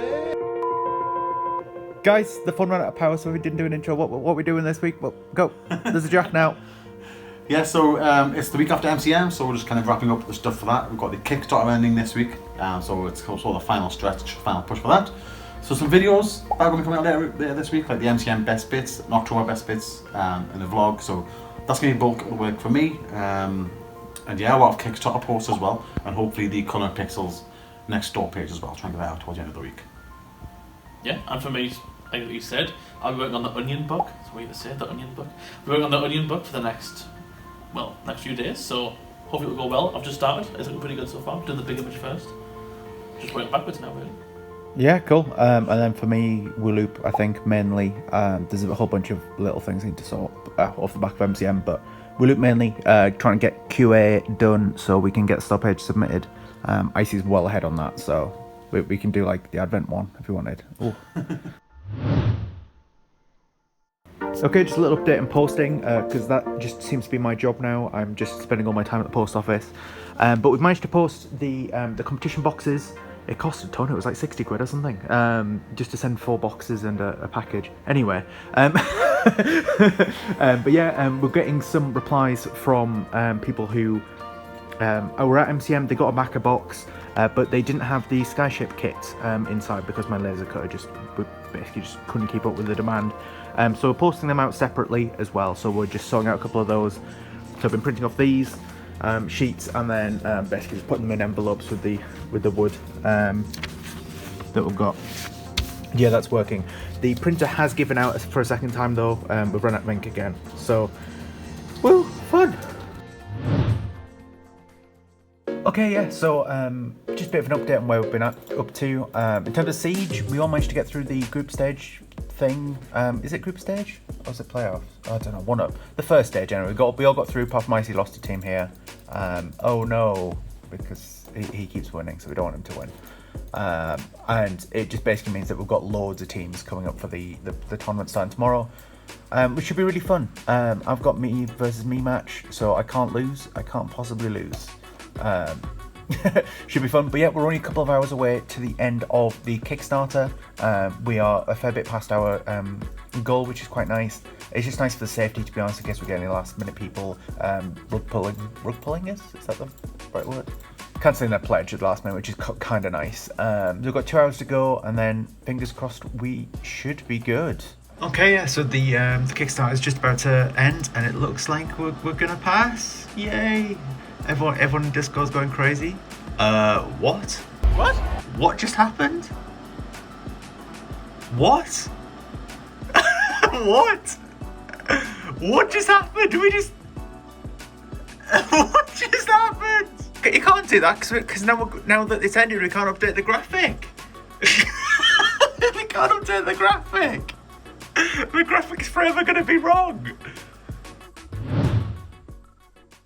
Recently, I've been doing work on the Onion book, and it's coming along really well. So I started off with the base image, which is sort of the overall reference for the rest of the images that come along in this book. So I've kind of made it jam-packed, but it kind of works, and I wouldn't usually go this heavy on this amount of stuff, but it kind of looks good, so I'm quite happy. There's a few things that I'm going to add in as well, but it kind of depends on what I draw for the rest of the book that gets added into this one. Yeah, so I've got a new one, and this is going to be based off the little ship flying at the top here. So I quite like this design. I've really quickly sketched it in, but it kind of looks like, what are those fish called? The one from Finding Nemo. Gill. It kind of looks like that type of fish. I don't know why I drew it like that, but it was quite cool. And I'm kind of going to do the same sort of design here, but a bit up close. So what I want to do is I kind of want the ship design to be about here, and I want it peacefully flying through the clouds. I think that'll look pretty cool. It's going to be quite a simplistic one. I don't want to add too much detail, but I think I'm going to do this during the stream. So right now, I'm just quickly sketching it in, and hopefully in a few hours' time, it'll look a lot better. Okay, so we passed the Kickstarter goal and we actually hit the first stretch goal. So kind of want to talk about our plan for that, since the first stretch goal was like a beach island type of thing, and it's the only stretch goal we kind of had a plan for, like a decent plan. So the idea is that this is your rough island. It's a sketch, I'm sorry. A few things we want to change this island based on feedback. One, we want to make it smaller. So this starting island tended to be big enough for like most people, so we want to shrink it a little bit. This section over here, make it much smaller, probably like chop it off like here or something like that. And then this third section here, which was at the very end of the demo, we want to make that it's an okay size actually. It just wasn't very interesting, so we'll do something to make it a bit more interesting. But other than that, we need to add the cave, which is part of the base game. So we've got an entrance here into the mountain, and that'll open up a new area. And then we've got the mountain path, which is sort of like on top of this. But the beach island is kind of an interesting one. So we wanted to add another island underneath the current one, and we wanted to make it accessible by a lift. So this way it's sort of like, it's just a bit more interesting than just having another island just to the side, right? So yeah, the idea is that we're hopefully going to have a lift. Jack really likes the idea of this because he likes modelling lifts and stuff like that. Maybe a water wheel to power it, because we at the start of the game we want to make it so that this river section isn't actually flowing, it's very dried up, and you have to go into the cave to basically unclog it and fix it. So when you've got the river, you build a water wheel that can power the lift, then the lift gives you access to the beach island, which is very cool. And then, yeah, you'll get access to all of the new stuff that is specific to that area. So just going downstairs from our office, and there's a pigeon. Hello? Are you okay, friend? Okay, so I just got done with the stream for today, and we did manage to get this image completely finished. I'm really happy with this one. I love the colour palette, and it is kind of what I set out to do initially. And you can kind of see from this image, this is supposed to be this image up here, this little ship flying around. I did change it slightly. I changed the setting today just so it was a little different from that image entirely. It looks pretty good. I'm really happy with it. Rob had this idea of adding in a sort of like halo ring up here, and I kind of added in this sort of light beam going through it, as if it's sort of one of those things from I forget what it's called, maybe it's Mass Effect or Star Wars, where they use it to essentially dock and like hyperspace out, and I really like that idea. There was something missing from the top of the screen, so this really helped. And now if I have the opportunity, I can go in and actually make a bigger image of this one, as technically that does count because it is within the image. You just can't see it because it's so small. But yeah, I'm overall really happy with it. I'm working on the astronaut image now, and that one's almost done, as you can see up here. Yep, almost done. Just need to do the background a little bit. I'm not going to do too much on the background this time. I've already got quite a lot of background images, so I'm thinking of adding a sort of plate down here with a bit here, just so it kind of looks like he's in a scene rather than just standing in space. Guys, it's Monday. It's Monday. Oh, we're actually doing the intro on a Monday for once. It's funny, I and thought we're all here. doing it was Monday. Yeah. We've done sprint planning. What we doing? Yeah, for me, it's a simple week. It's going to be cutting pixels, doing the onion book, making pretty good progress. They all look pretty good so far, so fingers crossed they'll all turn out as good as the last. Yeah, for me, a few store pages. So the onion book store page getting sent off.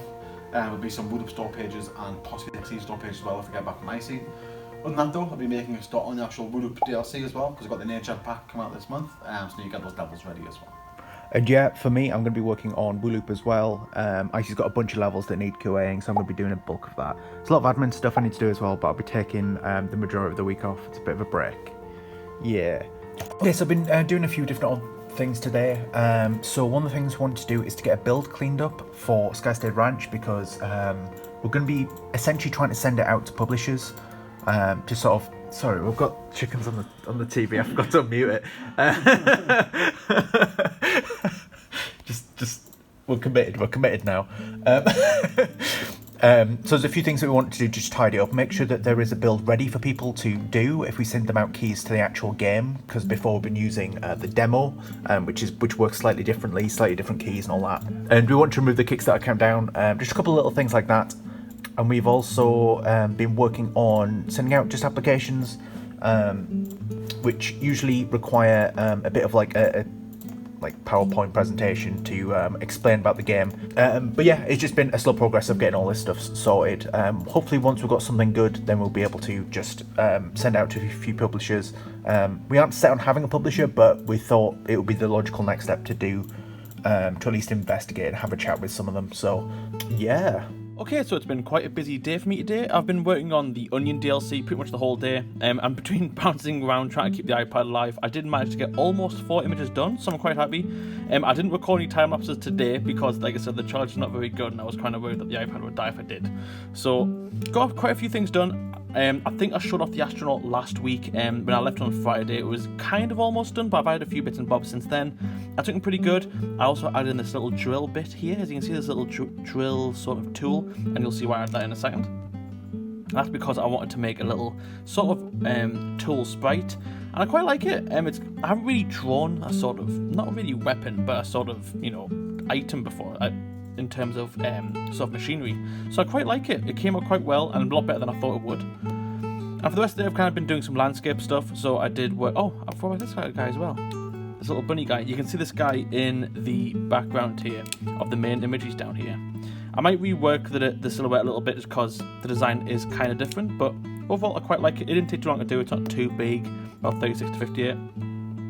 And for the last one, I've been doing this satellite image. This one's quite good. I got some feedback off Lee. I was a little worried that it was quite plain, but overall, I think it looks pretty good. I didn't want to add anything else. I quite liked the sort of empty look of space in the background there, but I did add in some sort of gradient here, just so it's not too boring to colour.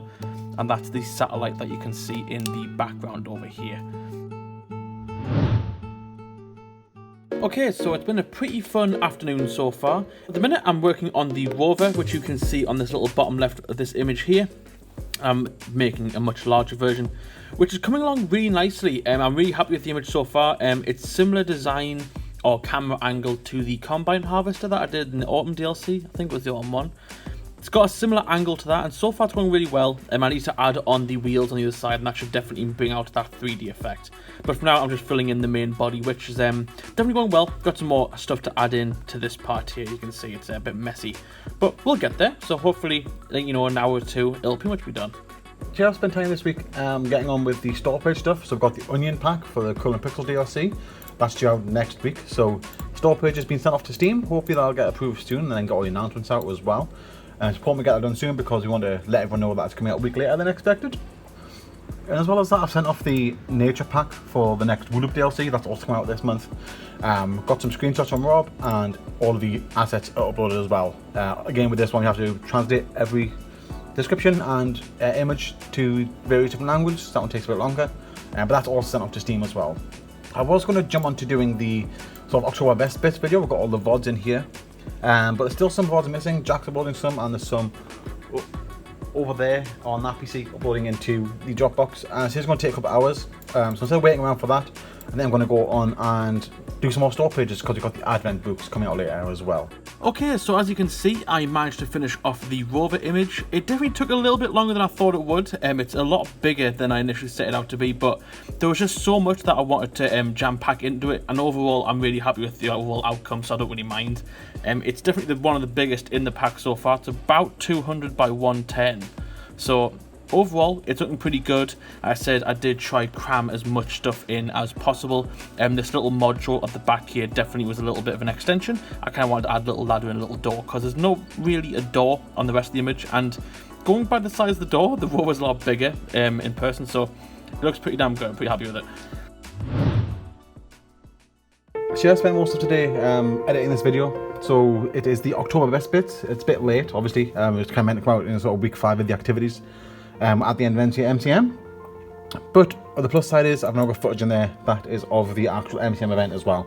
So that's being exported now. I do expect there to be a few corrections to make, but yeah, other than that, just going to take it a bit easy and probably QA or make some more Wooloop levels.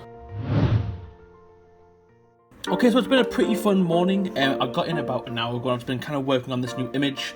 I forgot to export some of the work I did from home yesterday, so I couldn't work on that today, so I thought I'd start a new one. I think this is my 15th image now, and I'm really happy with it. So the premise of this image is essentially working off the other image, which is, let's find it, this one.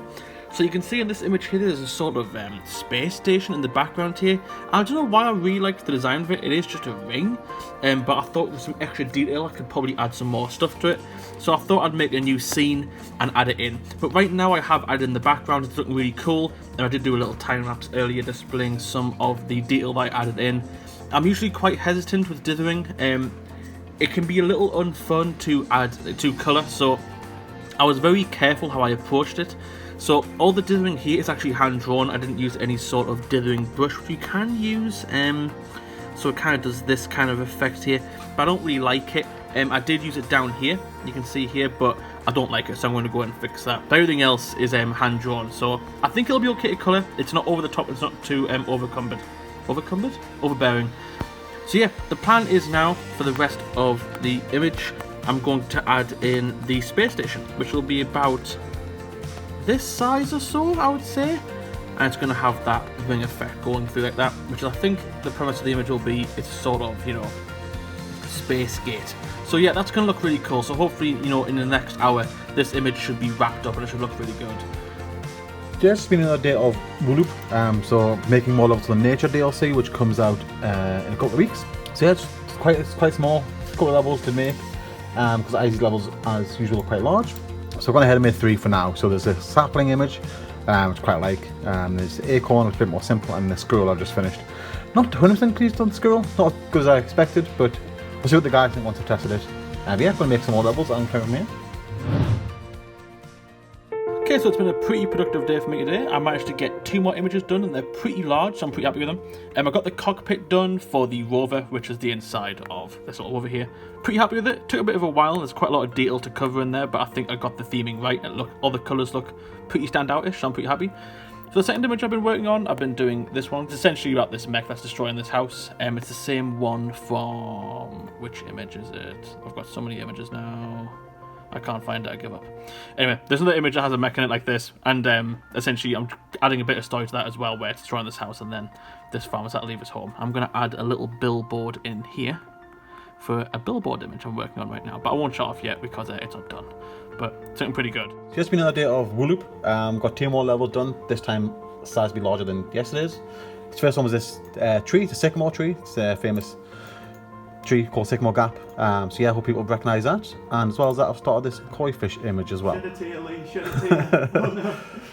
Yeah, so on this koi fish level where it's a couple of fish in a pond, a couple of flowers and stuff. So yeah, hopefully that'll turn out quite nice. Jack! Hello! It's Tuesday. It is Tuesday. We've just done sprint planning. Rob's not feeling too well, so I've done it remotely, and that's why it's just me and you in the office. What we're doing this week? Yeah, so for me, it'll be wrapping up the majority of the Onion book. I think we've got like a few images to go, and then I'll be starting Advent. I've got a few ones planned, so that'll be good. Rob's working from home today, but I think he'll be going through and tweaking, setting up what he wants to do with Skystead in the future, so hopefully he'll be having a fun day as well. Yeah, for me, as Jack said, he's doing the Onion book. That needs QA testing, so I'm going to be doing that for bulk of the week. But other than that, there's the Wooloop DLC coming out next week as well, the Nature Pack, and there's still a few levels due for that, so I'll try and get that done towards the end of the week as well. But yeah, other than that, hopefully we'll be decorating this office bit of Christmas stuff. We'll see how we get on. Christmas time. Okay, so it's been quite a busy day for me. Essentially, I've been wrapping up the Onion DLC, and I've managed to get everything done. Pretty much the bulk of my afternoons essentially has been finishing up images and tweaking them in Unity just to make sure that Lee can curate them a bit more thoroughly. Hopefully, there won't be too much trouble now for him. But yeah, I'm really happy with the images I got done today. So this is one of my highlights, and I won't show them all off because I think I've done quite a lot today. I don't want to spoil too much, but this is definitely my favourite one that I've done today. This is only 8 colours. This image, it's essentially a black hole, so you can see it in the background of the big image. And yeah, it's only 8 colours. I went for more of a cartoonic style, and I'm really happy with it. But as for now, the Onion DLC is wrapped up, so I'm currently making my way through Advent. It's, what is it now, the 30th of November, so, starting to get in that little bit of a Christmassy mood, and I'm starting off with a bit of a simple one, which is a candy cane. Going to try ramp up slowly, but yeah, it's doing pretty good so far. I'm trying to do I'm not trying to go overboard with the lighting, but I'm trying to make it look like the outline also has a highlight on it. So we'll see how it looks. I am thinking of adding in some form of leaf here, as if it's like got a bow around it or something like that. I'm not entirely sure.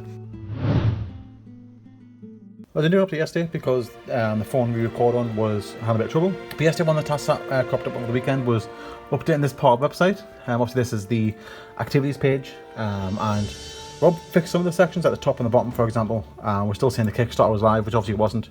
So it's just thanking everybody, and that we've done. That we've had a successful campaign. But we're just cleaning up this bit. So there was the last 3 activities to add on there, so people can, replay them or watch them if they haven't already.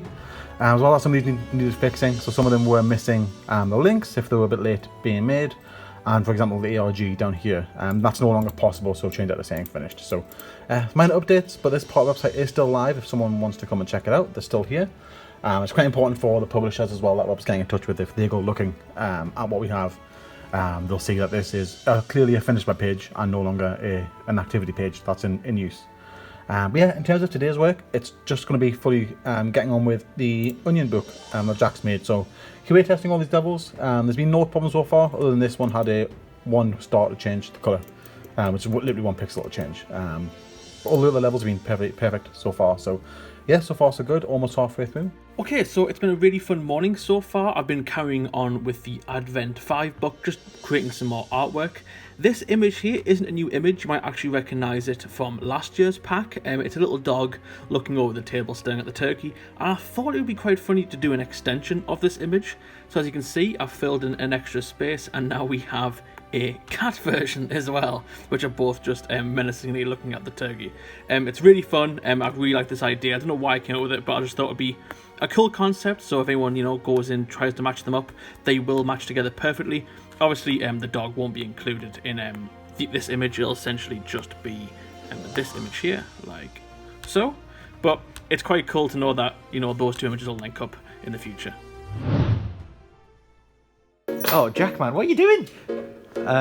Oh god, right. Yeah, we're doing Christmas stuff because why not, right? We didn't really get that festive for Halloween and stuff. We got the decorations and stuff, but it felt like we didn't really have all of the spooky music and stuff on. So we're just gonna put up the Christmas decorations. We've got a new Christmas tree this year, a little fibre optic thing, which is really cool. And we're gonna put them all up. We've got Christmas art, yeah. I'm starting to work on this image again, which is sort of a snowy forest kind of environment. I was working on it yesterday towards the end of the day, and I was getting a little burnt out because I couldn't really figure out how I wanted this image to look. It was giving me a little bit of trouble, admittedly. So the foreground's pretty much there, and there's a little bit of detail that I want to add in. It's not looking very Christmassy right now, but I kind of had the idea of adding a little elf sitting on this log down here, maybe having like a lunch break from, making all the toys. Haven't quite decided yet, but yeah, it's definitely the background that's causing a lot of trouble. I just can't decide how I want it to look. As you can see on the right, I had this sort of hill design going on, but I'm not really keen on that. So now what I'm trying to do on this left side over here, I'm trying to fill in with a lot of trees. I'm just going to try and make it look as dense as possible. The forest I mean. So hopefully in an hour or two this will look a lot better, but yesterday it was definitely giving me some trouble, so today I'm just trying to work out how I want it to look really. So yeah, that's the Onion book fully tested and ready to go. Everything's been re-imported at the right size with new names, but you'll notice as well there's sort of like the section where we normally use for the artist names, for example on the community book. I've used it there to sort of add in a sort of key, I guess. So this is the main picture, but everything that's within this picture, for example the black hole you can see at the top left, that's now got to say the finished picture black hole. And then if it goes further, so you got the finished picture with the jet for the takeoff, then there's a little rover on the bottom left, and then again the interior of the rover. So you can use the key to sort of work out what picture belongs where. Hopefully you'll recognise that. If not, there's no harm done. But yeah, it's a nice bit of fun added on there. And all that's left now is to get the achievements uploaded. So I'm going ahead and making the achievement icons to get them ready to upload as well. Ah, look, lots of lights. You're going to cut that out immediately, aren't you? Yeah, we're done the Christmas decorating. It's looking really good. I think the place just needed a big tidy as well. I mean, like, look at all the rubbish we've got that just needs chucking out. Most of it could be recycled, to be fair. But we've got the Christmas tree up, our new Christmas trees, fibre optics, courtesy of Banana. We've got the lights up. Jack spent ages on these, but he's done a good job. And we've got like lots of decorations. We've got a few new decorations as well, just dotted around the office, stuff that we bought from Wilco's. But yeah, it's looking really, really nice. We gave this room a little tidy as well in here. It's not very Christmassy in here though, is it? We missed something. We should do some Christmassy stuff in here, Lee. Okay, so it's been a very productive day for me today. I've managed to get almost through 5 images for the Advent DLC, so overall I'm really happy with like the way I've got things done. But definitely the highlight of my day has definitely been doing this little character here, which is a little teddy bear, a little polar bear teddy bear. Little reference, little nod to Icy there, but I'm really happy with it. The colours really pop. Originally I wasn't going to put on a hat and scarf, but the red and the yellows make the character pop a lot more, so I decided to keep them. And the other one as well, I'm currently been working on this pattern image, which I'm really happy with so far. It's getting there. There's a bit more to do. I think I'm going to sort of make a centerpiece in this image here to try and keep it a bit more vibrant. I'm not sure I'm going to put in here just yet. I'm thinking maybe a penguin or something like that. And maybe put an igloo in the middle here and have some penguins on the side. I'll have to draw a penguin, I'm not going to even try. Yeah, so for me today, I have been looking at this board we've got, the Viva Athena board. It's sort of like our asset board for Skystead Ranch. We've got another board for the actual like mechanics of the game and things like marketing and things like that, but this board is specifically for the assets that we need for the game. We felt like it was needed because of the scope. But yeah, I'm just going to go through each and every one of these assets and basically check them to make sure that they're up to scratch, like up to standard for the final release. Which I know that a lot of them aren't. There's just a lot of little things like naming conventions and things like that have changed over time. Yeah, so we've got like this file here, like grass tuff. We go into this folder and we've just got like grass_tuff123. The whole like folder structure is very different to another one. Like if we go into this one, we've got one file and then a folder with textures.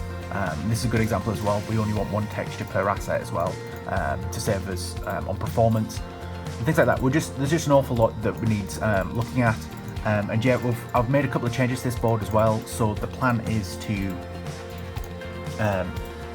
sort of split up the board and who can move the tasks around. So in theory, we've just got like asset names in the to-do list. Then that when Jack gets time to have a look at them, he moves it over to art in progress.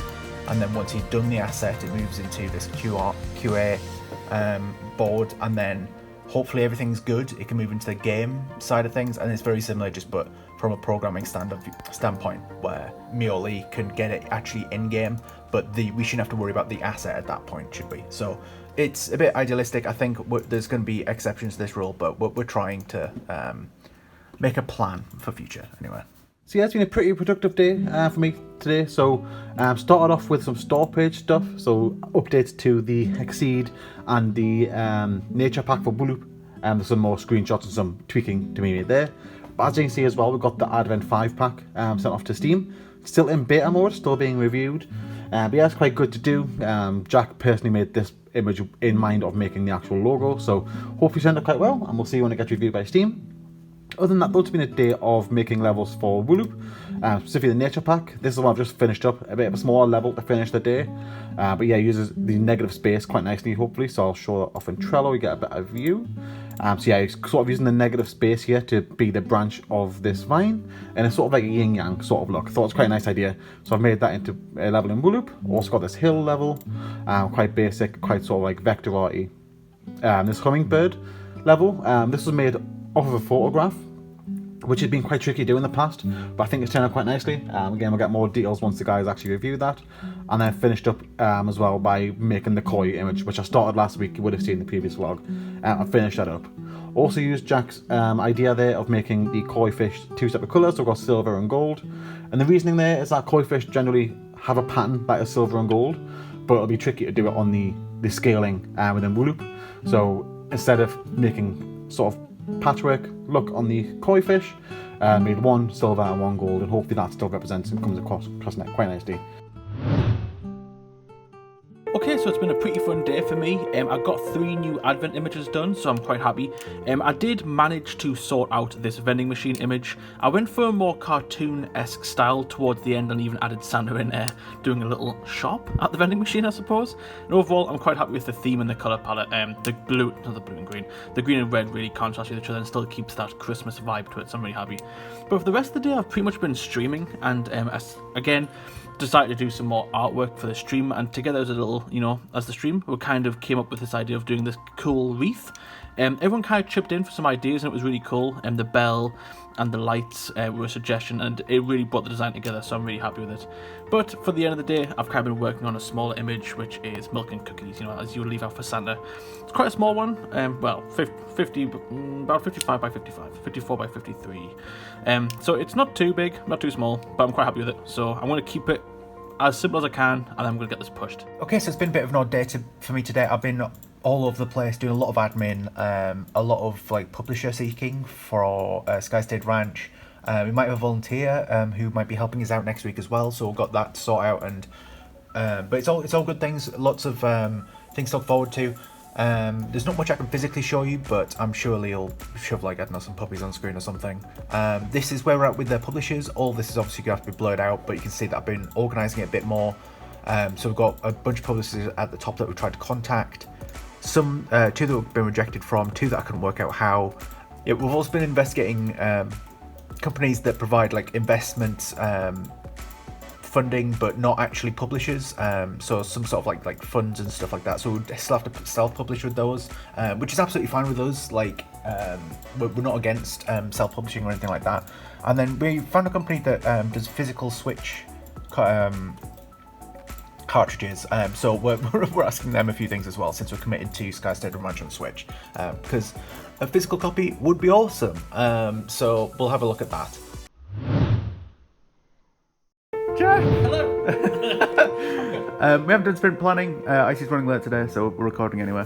But what do you think he's going to be doing this week? I think I'll be doing a lot of Skystead stuff for Wooloop and Culling Pixels. I'm designing the DLC for Culling Pixels, all Skystead themed, as well as Wooloop. So I think that's primarily the bulk of my week. And yeah, for me, it's Advent week this week. We've got 2 Advent DLCs coming out, so a little bit of finishing up to do on the Wooloop DLC, and then a lot of QA testing for the Culling Pixels DLC as well. They'll both be coming out on Thursday, so you need to get them ready for that. Yeah, for me, there is a few things I need to do for that Advent stuff, isn't there? Some of the actual advent mechanic isn't really working in Wooloop or anything like that, so I need to sort that out. Replying to a few publishers, and then hopefully finishing off blitzing that Skystead board with all the fixes that need to happen from the demo. Okay, so it's quite early, just gone 9 o'clock, and I've been quite busy working on the new pixel art sprite for the Advent event. So for the Halloween DLC, we've got little characters at the bottom of the screen which represents me, Rob and Lee as little Halloween characters. But for the Advent one, we're going to keep it a little more simple and have a little snowman traversing the bottom of the screen. And I'm trying to go off a lot of feedback from last year for the Halloween sprites, which was to try to keep it a bit more simple. Before, obviously, we narrowed it down to the designs that we had. I went a bit overboard, trying to add a bit too much detail and too many frames. And we don't need it to be that complex. The sprites are really small. So I'll start off really simple, and when the guys come in, if they want to add more stuff to it, then that's easy enough to do. But as for now, this is what we've got, and I'm really happy with them. It's quite simple, quite cute. I'm trying to imagine it quite small, and I think that would look pretty good at the bottom of the screen. His hat, if you pay close attention, his hat does pop off his head a little bit for one frame, just to signify that his bounce up's too much for his hat. So yeah, overall I'm quite happy with this, but until the guys come in, I'm actually going to work on the Skystead DLC for Wooloop. Okay, so I've been working on a bit of Christmas stuff today. So I've been working on getting the Advent book working like an Advent calendar. So I've had a bit of a script that randomizes the dates that are in order, because it's a bit of a manual process for colouring pixels. So in theory, I think it should just take a random order from... I can tell this is already not working because... I'll revisit this, because last time I launched, these numbers were different, in a different order. But yeah, got a little icon that Jack made to show that the levels are locked for that specific day. And if I just quickly fast forward my time, and then I reload the book. Yeah, you can see now most of them are unlocked, but the couple that won't have been unlocked by the 20th of December are still locked away, so that's working fine. Apparently I do need to do a bit of work for this extra stuff, and then once you actually start an image like this polar bear image, it returns to normal, which is great.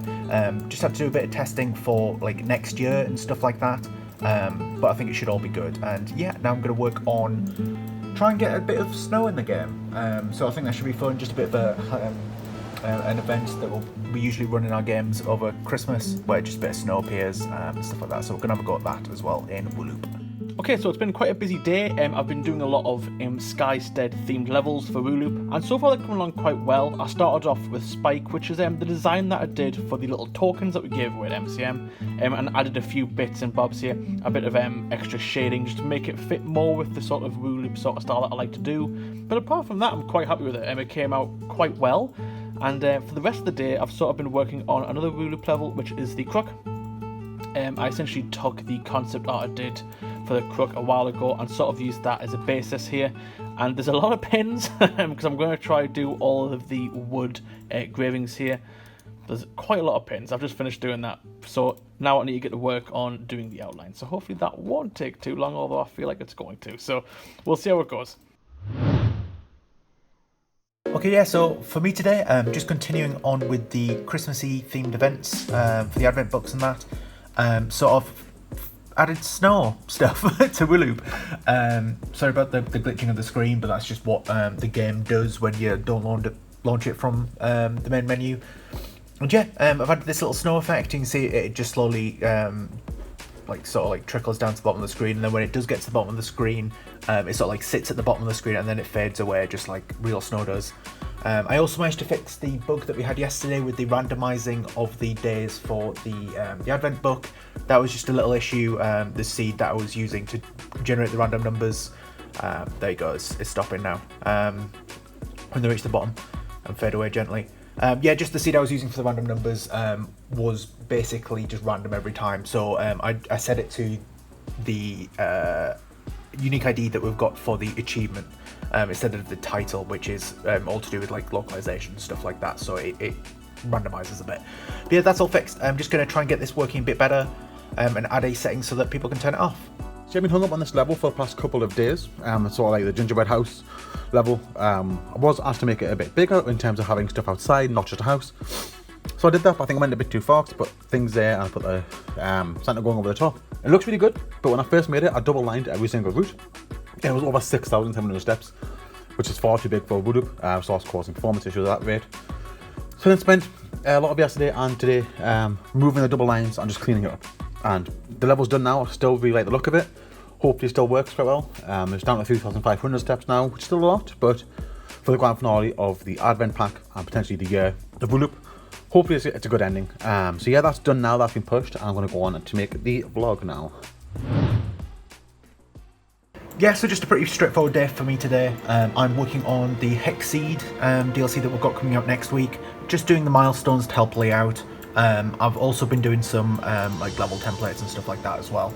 And yeah, this is the finale. It's about halfway done. I basically just let it run and then take a screenshot, and I can work out which bits need to be changed from there. So it gets about that far done. It just takes a while for it to run through the auto tester. So yeah, 3 main things today. Just sort of catching up with everything because we have 2 releases coming out tomorrow. So the first thing was QA testing all of the levels for the Advent 5 DLC for Colouring Pixels. Started yesterday, finished it up today. Very minor changes across the board, all pretty good. They're all good to go. Even went ahead and made all the achievement icons, got those all uploaded. It's a bit more awkward with the Advent version because the levels aren't in size order, or at least you don't play them in size order, so the achievements need to pop in a different order to normal, so it takes a little bit extra sort of admin, but still the same process overall. So that's good to go for tomorrow. As well as that, there has been the wood loop DLC. I'm still finishing up changes to this level. Rob had some suggestions of things to add, so I've gone ahead and made those changes. Icy's still QA testing it. It'll probably take a bit of time, but hopefully that'll be alright. And then I jumped in and helped out with a bit more QA testing as well. So the gingerbread level and the fireplace level needed a bit of testing. Those have been, I've just tested those, they're good to go. And importantly as well, the Dutch translations had the wrong translation for the word Advent. That's been corrected as well. So everything is for this is good to go as well. We're just waiting on these 2 levels. Okay, so I'm trying to look outside. It just started to snow. Oh, you can't see that at all on this camera. Aha! I knew I wasn't going insane. It is snowing. There we go. Okay, so the crook image took a lot longer than anticipated. It's approaching the end of my shift now, and I got it done, but there was a lot of work that needed doing. So a lot of the grain work took a while, and I also added in some extra stuff such as the stars. But yeah, it overall came out pretty good. There was a lot of mistakes that needed fixing, so I needed the game test it a few times, and considering how big it is, that took a bulk of my time. But it's done, and I'm overall really pleased with the design. I can give you a quick preview here of the full one. That's how it looks, except some this big line here in the middle, which is just a bug. But apart from that, it looks really good. So I think I'm going to leave it as is, and once it goes through QA, I imagine there's going to be a few little tweaks that they're making. But apart from that, we're done. Today's been wrapping up the DLCs that are coming out later today. Mostly the wood loop DLC had some changes to make that level. That's all done now. The builds are ready to go. The announcements are ready as well. That's across all the platforms. So other than that, all that's left now is the Hexceed DLC. So yeah, jumping in there, I have half the DLC to finish up. So I'm going to make a start now and see how far I can get. Oh yes. Paw Patrol chocolate. Oh yeah. Oh yes, little reindeer. Immediately gone. Okay, so it's been a bit of a busy day. Got a weird setup here as I'm about to stream. But this morning I've primarily been working on the Skystead book for Colouring Pixels, and the bonus one that comes with the Kickstarter. And so far I've only done one image, which is the well, and it's looking really cool. I've just got done drawing it. But as for now, I'm currently going to be working on the stream. So essentially for the stream, I'm going to be doing in the Skystead image, as well as just doing some personal sketchy work, just to show off a bit of a different style than Colouring pixel artwork. So that should be good fun. I've already started. Where's he gone? Wait, what? There he is. Already started a little bow sprite, so I might maybe continue that on the stream as well. So we'll see how it goes. So the 2 main tasks today, first one being to put out the posts on Steam regarding the winter events in game. So we've obviously got the snow and Colouring Pixels as well as a snowman there, and that's across wood loop and Hexceed as well as some events there. So just announcing that to people who may not know what's going on, just so they're aware of why there is snow in the game and that sort of stuff. Other than that though, the last DLC of the year to make is the Hexceed DLC. Still got half it left to do, so I'm making a start on that now. just slowly making my way through all the levels. Guys, look, there's presents under the tree. Santa's been. We're just on sprint planning what we're doing. Yeah, so this week for me, it's going to be starting the Skystead DLC for Comic Pixels. You know, everyone who pledged the Kickstarter. So that'll primarily be the bulk of my week, and probably next week as well. So I don't really know. I think that's about it. Yeah, cool for me. We have Hexceed coming out this week, and there's a lot of levels to do, so I'm making a big dent in that as I can. There's some smaller tasks as well, like getting the Patreon poll up so I know what to do next for Comic Pixels, and some other crispy sort of updates and stuff as well. And yeah, for me, helping Lee with Hexceed as best I can, because it is coming out this week. A lot of QA needs to be done on that DLC as well. But yeah, other than that, I think there's some more like publisher stuff we'll probably be doing later in the week. That's Future Rob's problem. Let's not worry about that. Okay, so a bit of an explanation on what this is on my desk now. So this is the trophy that we get for whoever picked the right team in the Rainbow Six Siege tournament. Icy's won the past several tournaments, and I won the last one, so he brought it up when he came to the Christmas party on Friday. And yeah, the idea is that we're just gonna, every tournament we're gonna buy a new Lego set. Whoever gets it gets the trophy and the Lego set. So this time around it is the green plate. To put it all on, we just thought might look a bit nicer to actually put stuff together. And yeah, it's just gonna get more weird and more garish. Like you've got a little squid and the unicorn fighting. Sure, but the unicorn's got like coral for hair. It's already getting weird, and it's just going to get weirder. So yeah, just a bit of fun in the office. Okay, so we just got a random knock on the door. Strange, not expecting anything. We got a package, and it's a gift. It's a gift from Hypered. So we're going to quickly open it and see what's inside. Well, Jack pointed out that it's Amazon wrapping. Yep. Either that or just Hypered's just very good at it. That one, really wrong. Oh, it's got an Amazon box inside. I knew it.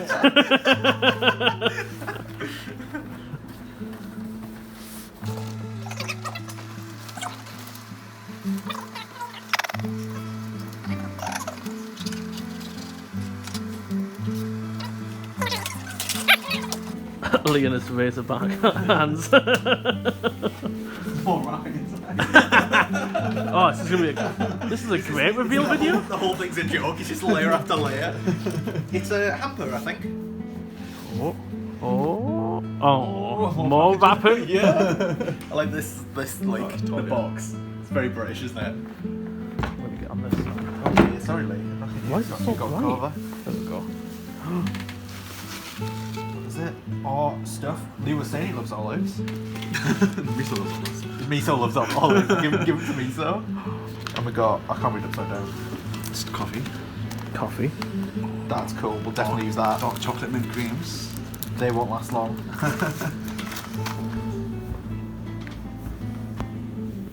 They look nice.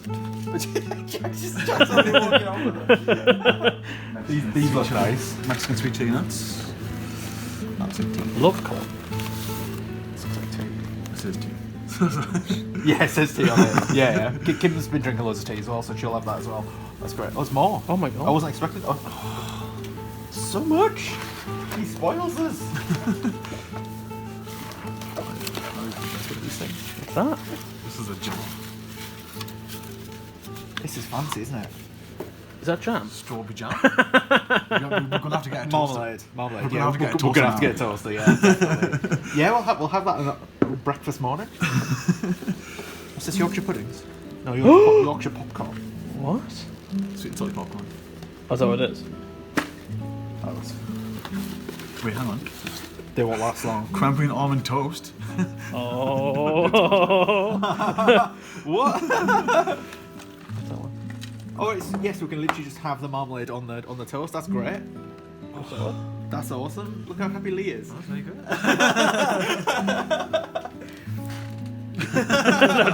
Thank you very much, Hyper. Thanks, Hyper. Okay, so it's been a pretty fun day. I managed to get quite a lot done for the Skystead DLC for Comic Pixels. Unfortunately, I did start a little late today because the iPad was dying because of the cold, so I did some game testing instead. But I still managed to get a few things done.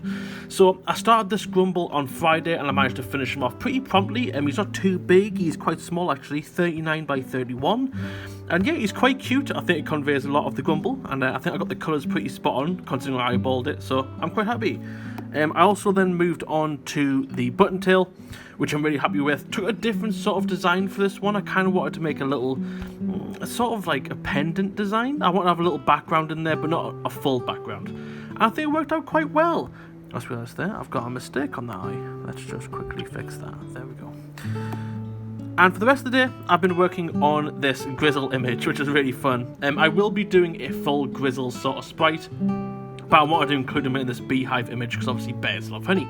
So he's sneaking behind the little bush here, spying on the bees. So yeah, a couple of things today. First one being the Coming Pixels poll for January. It's a little bit early, but we don't know what he's actually working on when he gets back from our Christmas break. So yeah, the poll's out now. It's running for this week. So far, Space 2 is winning with 50% of the votes. So we'll see where that goes by the time Sunday comes around. Other than that, a couple of smaller tasks as well. So updating the banner at the top of the Reddit page as well as in the Discord. You can see there in the top left. Very simple, but it's just something to fill the gap until January comes around when we've got some hopefully bigger announcements and stuff like that. Because it was still set to the Kickstarter stuff, which is a couple of months old now. So it's good that we updated that. Other than that, it's just been a lot of hexceeds. So I've been working through the larger levels, which are taking a bit longer. But we're slowly getting there and just need to get all these done by the time Friday comes around. So I spent the first half of the day recording the vlog, editing the vlog, and that's uploaded now to Dropbox, so Rob can give it a check, see any edits that need to be made before it goes live. But the rest of the day is just taken up with hexceed levels. About halfway there for the large levels. I'm just going to continue through the night, probably do a bit at home, and get more of the levels done to try and get as close to finishing as possible.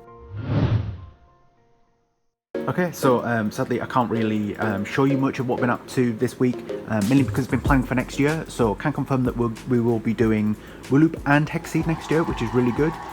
So the plan is to do 6 DLCs of each.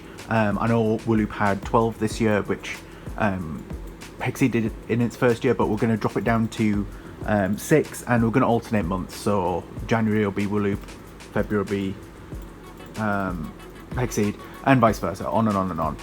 But it also means that we've also got some other things that's going on as well. So we're going to be hiring an artist, a junior 3D artist. Basically, their job will just be churning out assets for Skystead Ranch, because that's going to be a big part of this next year. This is just a bit of brainstorming stuff that we did for the test that we're going to ask them to do. So I actually made a application live yesterday, and we've been getting some response applications already, which is really good. Just been filtering through those. We don't have a test ready yet, but we'll get to that. The plan is to let people do the test over Christmas, and then when we get back in January, we'll be able to get into the whole mindset of the hiring thing and interviews and all that stuff. Future problem. But yeah, it also means that sadly we'll have to be saying goodbye to Icy, which really sucks, but we just won't be able to afford keeping him on, and we don't really need a designer at the moment. We need an artist, it's just a shame. So today's been another day of just making as many Hexceed levels as I can. We are getting close to the finish point now. Again, all just large levels left for me to do, but we're down to the last 5. So hopefully I'll be getting these finished up tonight. The template's already done, as you can see here, so a little bit less work on my behalf there as well, which should make things a little bit easier as well. Okay, so I just got home. Hey Luna, you okay? You alright, girl? Hey guys. Oh wow, you look spooky with the light on, don't you? Oh, look at that, that's spooky. Yeah, we received a few packages.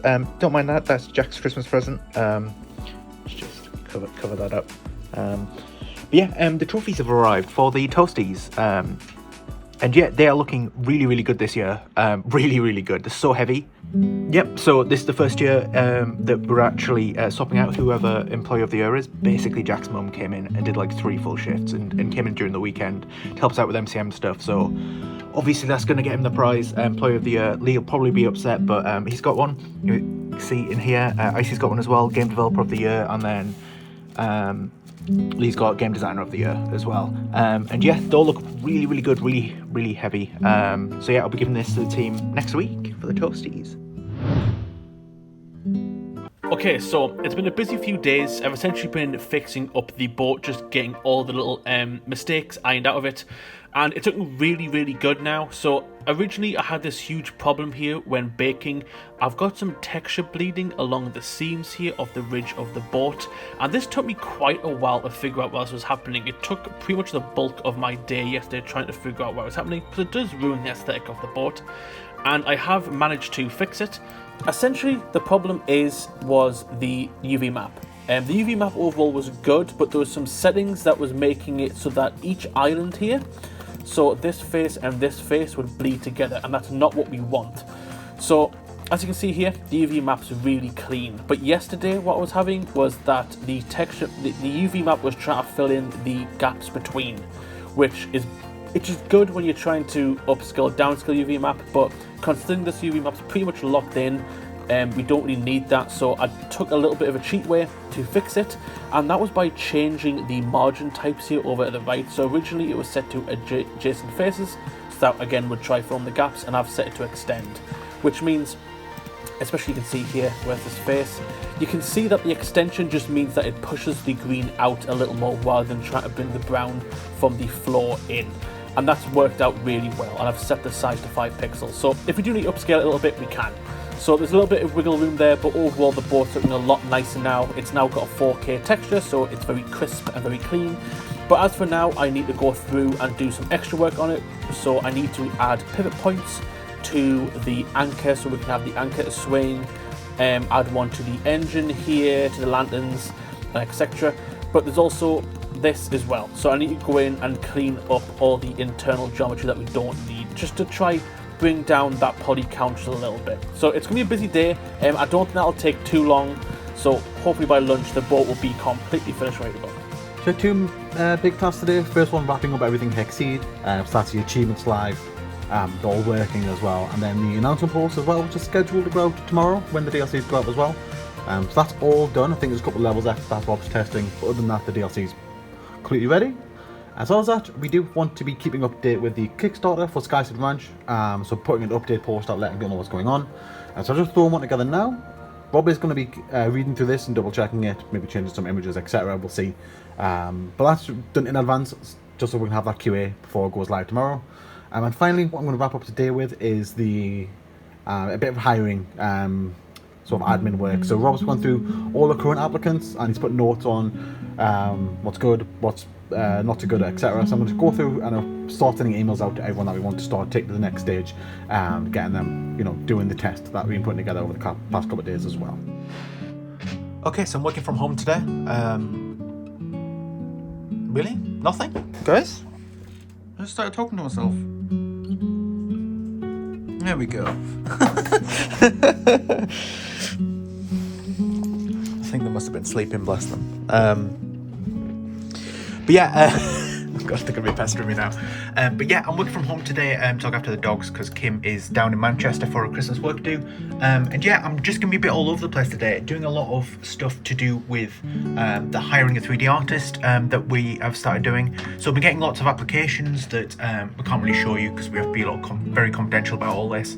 But I can tell you about the test that we're putting together for people. So it's essentially like a 3-part test, and we're going to give them until the end of the year to do this. So they'll have like 3 or 4 weeks, so plenty of time. And yeah, the idea is that task 1 is they're going to fix a tree. So Jack has gone ahead and made this tree asset that's quite bad.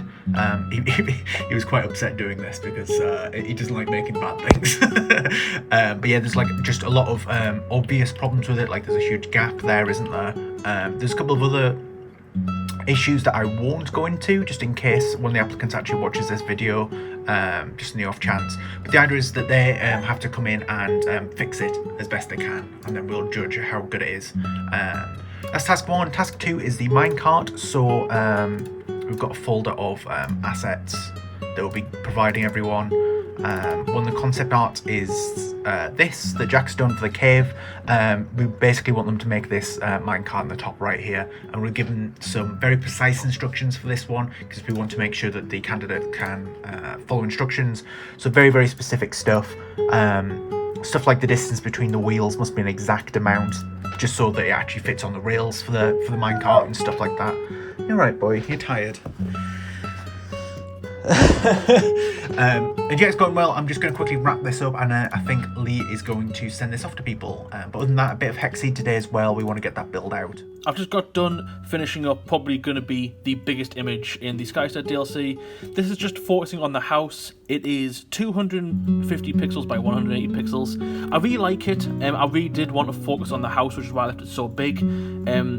By leaving it so big and keeping sort of the detail down, it kind of takes away from the pixel art sort of art style, and it's kind of cool seeing it like that. Like, you can't really tell, well, I suppose in the main house, that it's actually made of pixel art. So I really like that sort of design, and I had a lot of fun doing the background as well. This is sort of a different background than I would usually go for. Got some wind wisps in there to try and match the art style of the game, and I've done something different with the clouds too, which I think really helps bring out the more simplistic foreground. So yeah, overall really happy with this one, and I'm going to get to work on the next. Okay, so I'm working on a new image today. This one's going to be quite fun, and it should take a lot of the hard work out of it for me. So, as you can see, I'm actually doing the spike token that we gave out at MCM. I thought I would try convert this to a coloured pixel art image. So far, it's going pretty well. I've got Spike in there already, so at this point I just need to go around and add in all the little symbols and the framing of the overall image. So hopefully that won't take too long. I don't think I'm going to go for an over detailed image. I quite like how Spike sort of looks cell shaded, so I think I'm going to do the same style for around the edge too. So we'll time lapse that up and see how it looks. So we just got done wrapping up the stream, and it's been a really fun one. So essentially, me, Lee and Rob have been building our own little icons in our Minecraft server by essentially building our own little houses just to leave our mark on the world, as the server will be closing down, but we are giving it away to the community. So this is our own little way of just leaving, like I said, our little mark here on the map. And they're all looking pretty good. They've all got the different kind of designs. So Lee's kind of went for a farmland, sort of traditional medieval house. So he's got his little sheeps here, his chickens, and he's got a donkey called, I forget the name, but apparently it's a reference. Bella? I don't know what the reference is, but I'm sure someone will. There we go. So my house is more of a modern take, we're from modern design, but it's also mixed with a bit of nature. So if we're going from this way, we've got a little pumpkin patch here. Everyone knows I like Halloween. We've got a little welcome sign, a little mountain. We've got a little sign here, which will be symbolic in a second, but it's actually called Jack's Haunted House, and you'll see why. So as we were doing the stream, I was starting to hear noises around my house, and my pistons kept breaking, and I was wondering why that was happening. Here's a quick tour of the house, the living room and the kitchen. But yeah, the reason why everything was going wrong in my house is because of this little trap door down here. Now you're probably wondering where this goes, because I didn't build this, but we'll go have a little peek. And the reason I was being possessed on stream was because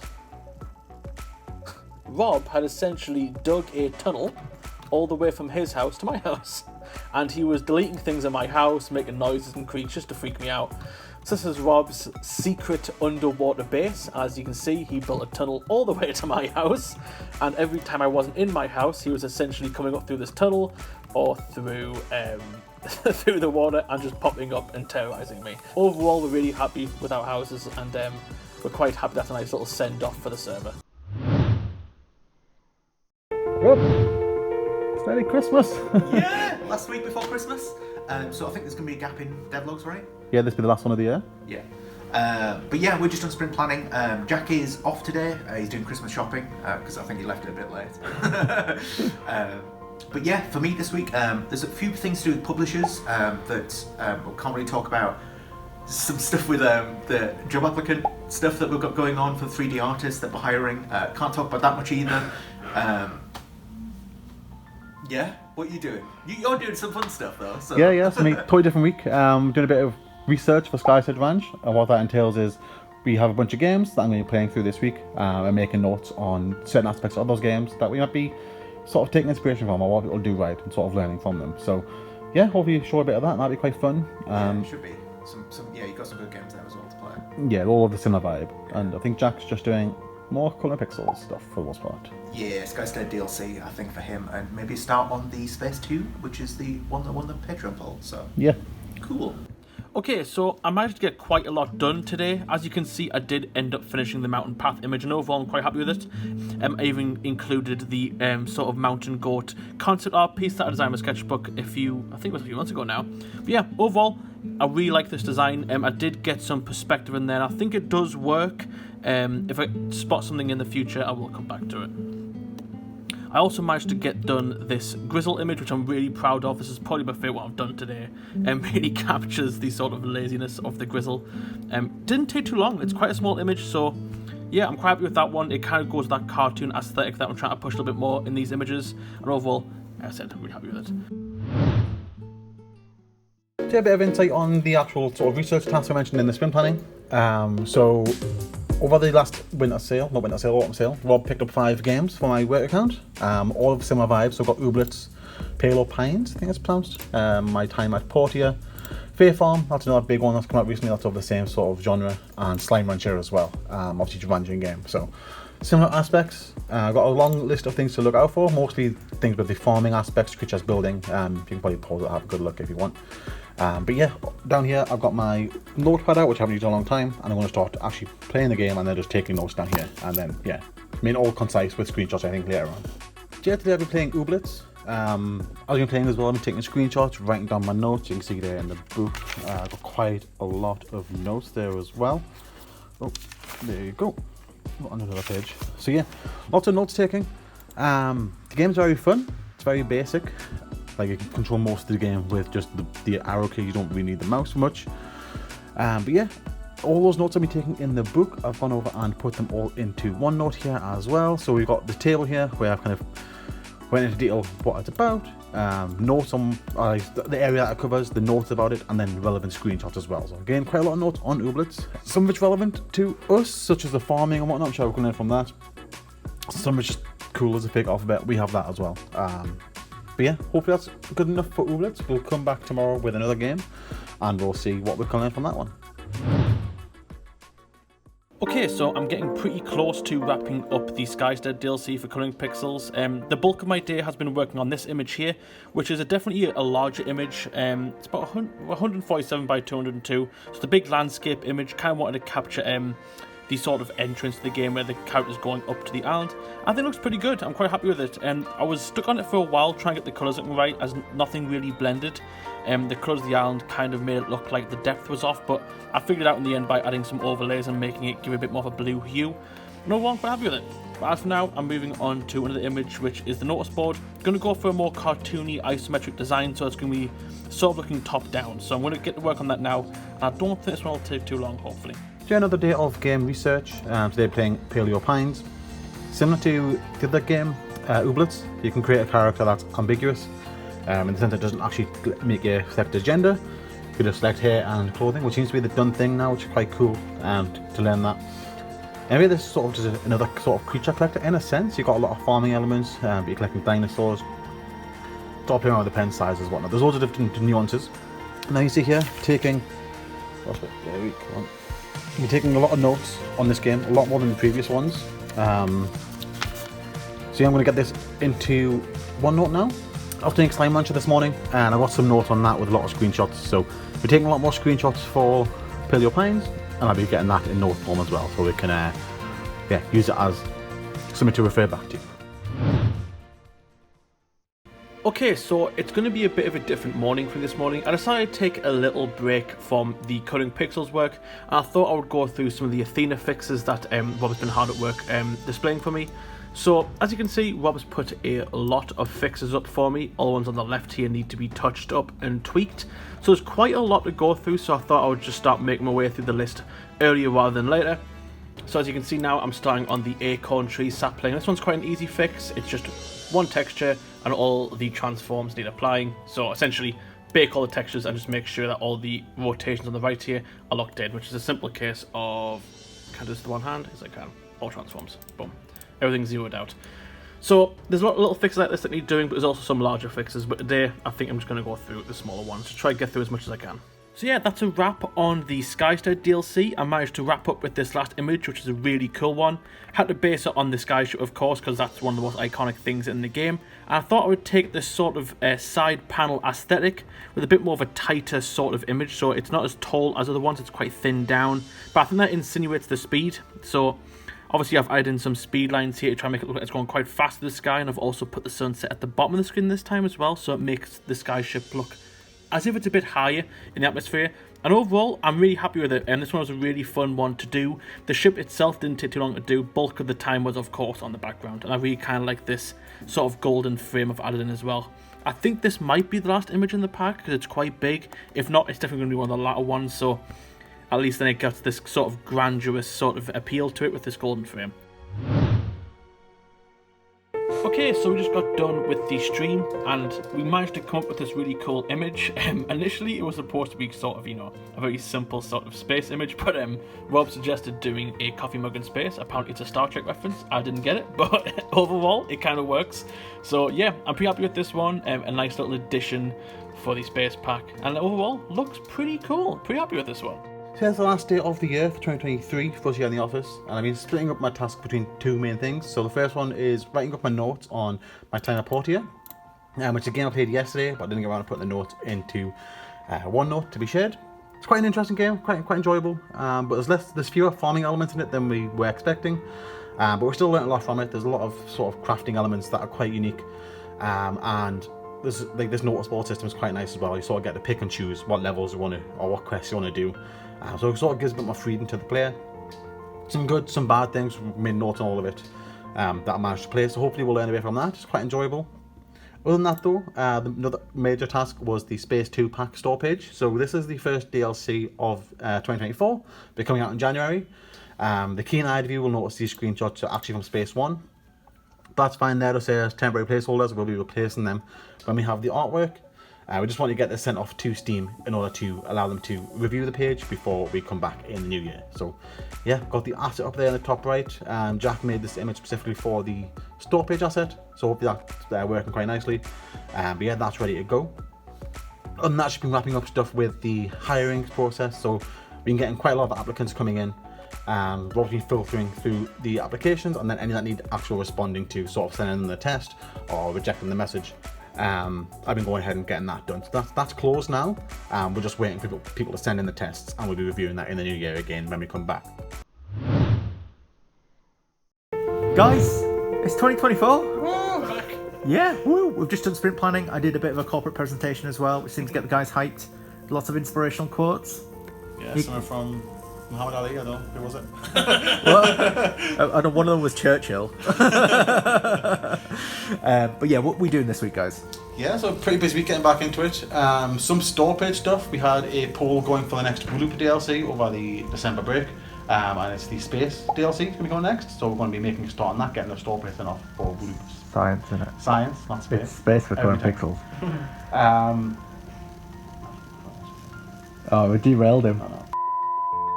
The game got approved or recognised by Steam as well in December, so we're going to be installing the achievements. There's going to be quite a lot of backlogging for that, but it's going to get that done better, so I'm getting achievements uploaded as well, and then lots of other little stuff that I've picked up through the week. Yeah, and similarly, I'll be doing a lot of DLC work as well. I'll be doing the Space 2 for coloring pixels. I'll be helping you out a bit with the Wooloo Science DLC. I'm going to do some sketches for you as well to save a bit of time. That's about it, I think. Yeah, I think I'm just jumping on the DLCs this week. A bit of an easy start. Yeah, for me, lots of work on the hiring process. So we've got lots of tests back, so we need to review those tests, and then maybe set up some interviews, which might be interesting. We've also got some calls and stuff planned in for publishers for Skystead Ranch, and yeah, maybe some Switch stuff, probably some Switch stuff. We need to get some Switch stuff sorted, so we'll do that as well. Okay, so yesterday was a really busy day in terms of going through meetings and just overall plans for the year, so I didn't get too much down for Space 2. However, I did get to sneak in an image in the morning, so I thought I'd do a solar system just to start off the year pretty easy. I can't really go wrong with the solar system, and overall, I'm quite happy with this one. There's a few little things that the guys pointed out which I think I should include. I wasn't sure if I should include Pluto because it's quite small, so I'm not sure if you'll be able to see it, but the guys pointed out that I have got the asteroid belt in here, so you probably would be able to see Pluto, and they also suggested adding in the moon as well. So there's a little few tweaks I'm going to add to this, but overall, in terms of the actual aesthetic, I really like it. However, this morning I'm going to be going through the Skystead DLC. So the artwork is all finished. I finished it before Christmas, but this morning I just need to make sure and go through all the colour counts are good and there's no mistakes in them, just so that when Lee goes through them, they're all nice and clean and hopefully there'll be no mistakes. Okay, so more water troubles. We seem to be getting water troubles constantly in this place. We've also had some more drips. This place is still a mess. More drips from that area over there, but it's not too bad. But yeah, the latest thing is that we've got like a small leak in the water heater. You can see the floor's a bit wet and stuff. It seems to be just a really small leak. I think like something probably just needs tightening. But yeah, I've messaged the plumber. Hopefully he'll get back to us. I don't know. But it doesn't seem to be too bad. We've got the tea towels and stuff that we're using. We're just rinsing them and things. But yeah, fun. So the big task this week for myself is making the achievements for Wooloop, because it got approved by Steam or recognised by Steam in December. So we've got a lot of DLC and some original game achievements to catch up with. I think it's just shy of 300 to go through. So I'm making all the icons, as you can see here. It does take a long time, but to put up to the file structure, I'm up to patterns now. So I've got the icons for all of these, and then there's the last few here to get through as well. So just over the halfway mark. But I'm going to take a quick break from this and go through the interview, all the applicants that we need to invite for interviews now. Okay, so I've been pretty busy today doing all sorts of stuff. Started off with a bit of sorting out of the applications for interviews. I think we'll be doing those later in the week and next week, which should be good. But yeah, also doing just a lot of prep for the upcoming DLCs that we'll be doing this year. So this is for Hexceed. We've basically planned out the level names, the world names, sorry. We wanted to do continents and then we translate them into Latin, so last year was all elements, but this time we've gone for colours, since consonants are basically the same as they are in English today. It's one of those things which is just derived from Latin, so we went with colours. Surprisingly, a lot of colours didn't exist when Latin was being developed, like orange, there's no Latin translation for orange. But yeah, we've got red, yellow, green, something, brown, violet. There we go, nailed it. And yeah, I've just been setting that up with Steam, so we've managed to get all of the store pages created for all of that, and we've got the year pass as well.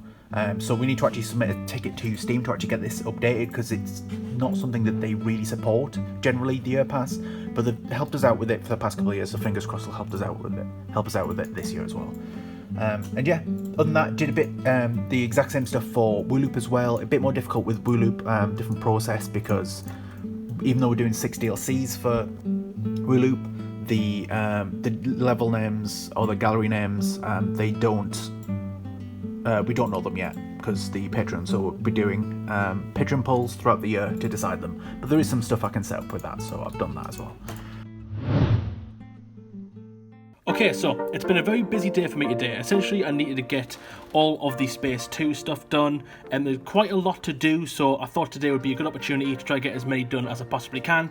And today I actually got about 5, almost 6 done, which I think is a record for me, so I'm quite happy with that.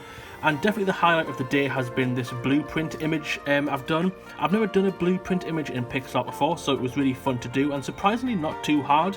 The line work came out quite clean, so overall I'm quite happy with it. I did want to do some labelling for the sort of mechanics of the ship, but I want to put it in English because of like localization kind of stuff, so I just kind of made up some random words here. Nothing's really readable. There is some sort of forms in there, but it kind of makes up the image and I'm really happy with it. But as for now, I'm currently working on a new image, which is going to be the constellations. It's obviously really bare bones right now, I've just started, but it's getting there. We've got a few of them in there already. I'm going to try fit maybe 1 or 2 more. I've done the simpler ones first, but the other constellations are quite complicated, so I'm going to try fill up this space here and a little bit down here. Me and Jack have tidied the office a little bit. Still bits to do, like get those bags downstairs and do the hoovering, because we've got some of the interviews starting tomorrow. But other than that, been working on the achievements again for Wooloop. So I got all of the icons created, so all the free, and I've tested them with Gallery 5 and the bonus gallery that we're missing. And those are working now, so I'll just upload the fantasy achievements. You see here I've got a fully completed save file, and that's thanks to Kai as well, one of our Patreons who is also volunteering. They have a completed file, so they've very kindly passed over, so I can use it to test. And then now it's just a case of loading up each level, and fingers crossed, there we go, the achievement pops in the bottom right there. So yeah, I'm just going through each one at a time. It's a bit of a slower process in Comic Pixels, but at least this method does allow me to double check that I've put the correct name and image for each level achievement. So yeah, I'm going to continue through this and try and get all the achievements uploaded for Wooloop. Okay, so we just had a quick shift around of the office because we've got interviews today. Well, we've got one interview today and then we've got a couple next week, haven't we? Yeah. But yeah, we're just going to quickly shift around the office. So Jack's going to sit in the beanbag, I think that's the plan. Me and Lee over there, and then the interview person there, so we can talk about all this stuff on the screen. And we'll be just been doing a bunch of prep. It's all the notes we did on Jack. You can't probably can't show that, can you? But yeah, we've got a big long list of questions to ask them, and we've just been doing prep to work out what we're going to do and try and get the best impression. So should be fun. It's not, I'm really nervous. Okay, another busy day for the Space 2 DLC. I think I showed this image yesterday and it's finally complete. This is the constellation sort of image. I definitely added a lot more flair to it, so it stands out a lot more, and even added a little moon in the middle. Overall, I'm quite happy with this one. But it's also it's got a small colour count, which I'm really happy as well. I don't think there's too many colours. I'm not going to count them, but I don't think it's over 10. So I kind of wanted to carry that forward to the next image that I did, which I did the... Oh, the pen's died. I did the observatory. And I believe this one's only 7 colours, I think. So overall, I'm quite happy with these images I've got done today. There's definitely been a few more I've been working on, but I won't show them all off. Yeah, overall, quite happy with these two. Yeah, a couple of admin tasks today. So the Space 2 pack is coming out next week, so I need to get that announced, which the announcement is out now. There's also a Discord competition running as well for the duration of the week up until the release. So yeah, that's all put out and the news is shared. As well as that is sort of the big news for Wooloop as well. So obviously we committed to 12 DLCs, or 12 months of DLCs when we released Wooloop. That's all being done now. So as we're going into 2024, we're just updating everyone on what the next steps are actually going to be. So we've committed to 6 more DLCs, which will be released on a bi-monthly basis. That's just to give us extra time to focus on Skystead Ranch and stuff like that. But as well as that, there's news on the achievements, which are now available on Steam, which we've been working on this week. Still got a bit of work to do on that. And as well the news about Nintendo Switch that we're committing to getting the game on there as well. So yeah, that's all shared across Steam and the website. So yeah, people will be up to date on what's going on with that as well. Well, Lee! Hello. It's Monday, we just got done doing sprint planning. What are we up to this week? Yeah, so quite a lot of DLC work to do. So we got the Space DLC, Space 2 for Comic Pixels. That needs QA testing. You've got to finish it up. As well as that, I need to make a start on my work for the Hexceed DLC for the Skystead backers. And then if I get time at the end of the week as well, it'll be the Science DLC for Wooloop. So quite a lot of DLC work to do. Still do achievements as well, and we've got to the interviews at the beginning of the week too. Just a couple of things on. Just a couple of things. Yeah, for me, a bunch of stuff to do with interviews and publisher work. So the publishers we've been talking to have asked for a couple of things, like documents and things that we want ready for Friday. So I'll be getting that done. Also, a bit of more Skystead's DLC work. So Wooloop is pretty much there. We just need a bit of final QA and a couple of extra fixes for some levels, but it's pretty much there, which is good. And yeah, for me, like Lee said, I'll be wrapping up the Space 2 DLC, a few more images to go, and then towards the end of the week, I'll probably be starting the Wooloop Science DLC. Yeah. With some interviews spurred in between. Woo! Okay, so it is the Monday, and I've just gotten in about an hour ago, but I did want to focus on a little bit of work that I managed to get done over the weekend, which is this new Space 2 image, which I'm really happy with. This is a 1-bit image, as you can see. It's just one colour, and it's the first ever 1-bit image I've ever done, and overall I'm actually quite happy with it. I think I was able to convey quite a lot of character in it. It's really hard to convey depth in 1 bit. There's only one colour, so you can't really do any shading work, but I did implement some shading techniques here to try and make it look like the planet's kind of falling behind the shadow here. So overall, I'm really happy with this. I'm quite proud of it, considering it's my first one, so if ever another 1-bit pack comes up again, hopefully I'll be prepared. And this morning, I've been working on this new asteroid image, which I'm really happy with. I don't usually like doing blank backgrounds, but I really wanted an image that conveyed the emptiness of space. A lot of my artwork so far has been quite jam-packed with nebulas and planets and stars, but I wanted one that was quite dull and empty. And if you look at many pictures or reference images for asteroids, they're quite just floating around in space and the emptiness of space, so I thought I'd try to keep this image similar to that. So overall, I'm quite happy with it. I'm going to move on to the next one now. I think we've only got 3 more to go. Yeah, okay, so we've just done 2 interviews today and we've got 1 more tomorrow. All that's going well, but obviously I can't really go into details about that.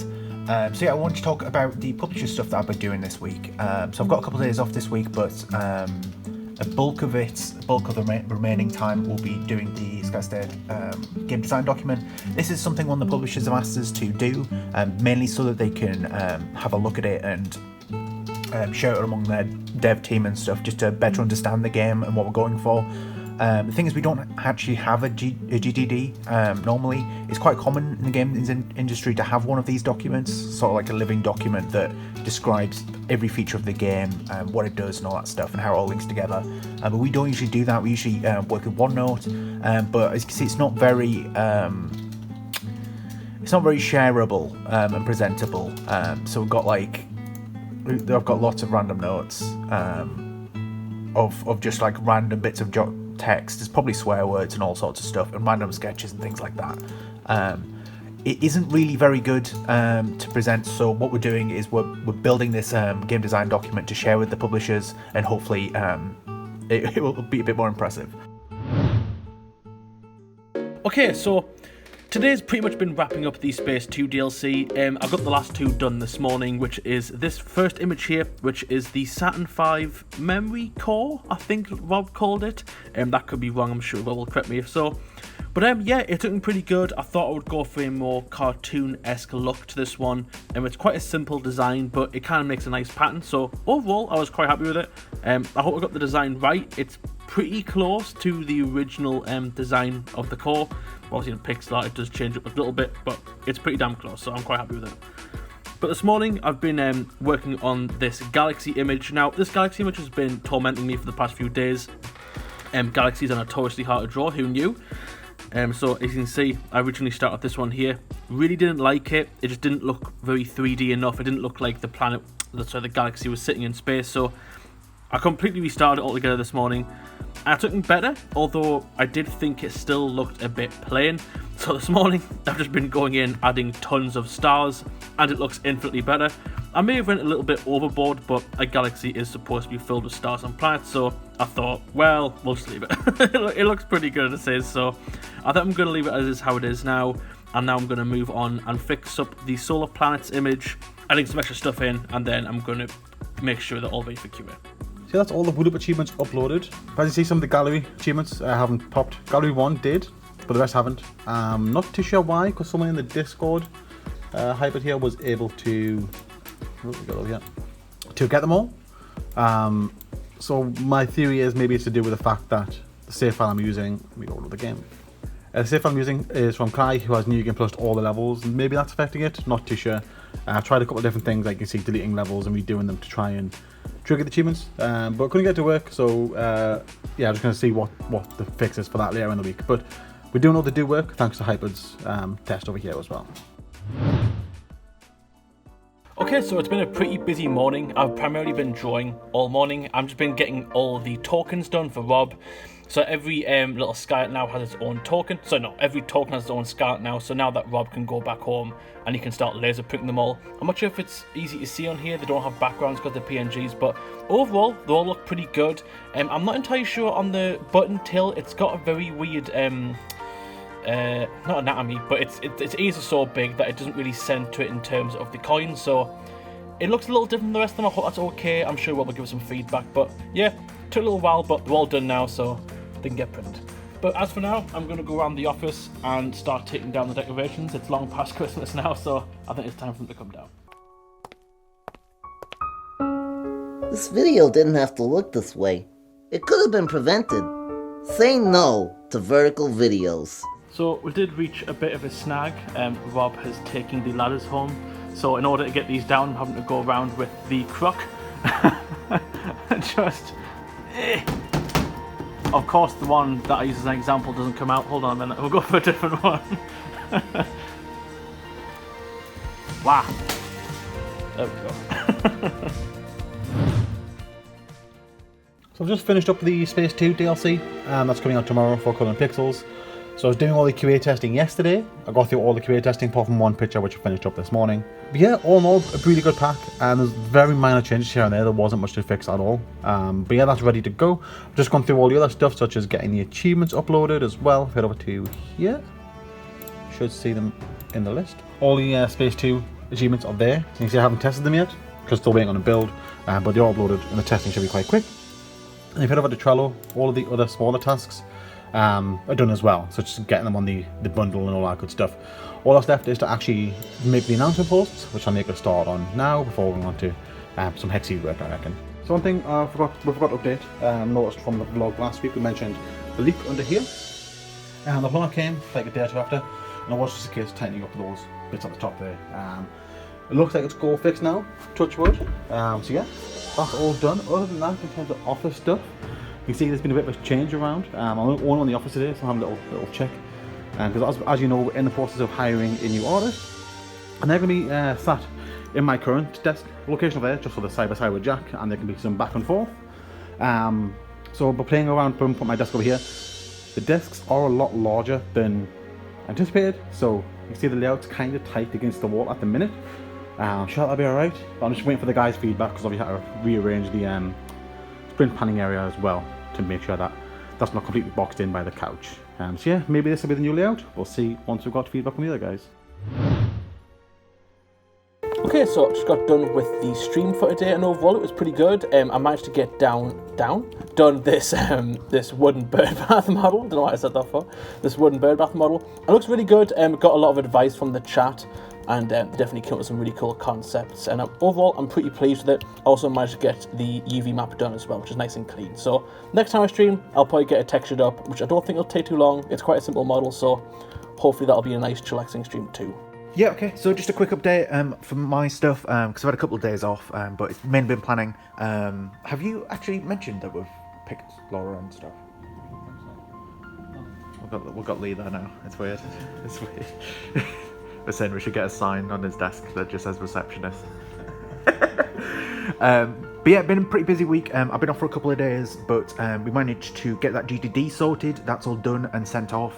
Lee and Jack did a bit of help with that towards the end, especially towards the art stuff. And there's a few design things that Lee wanted to get in there as well. But it's like 35 pages long, which is insane.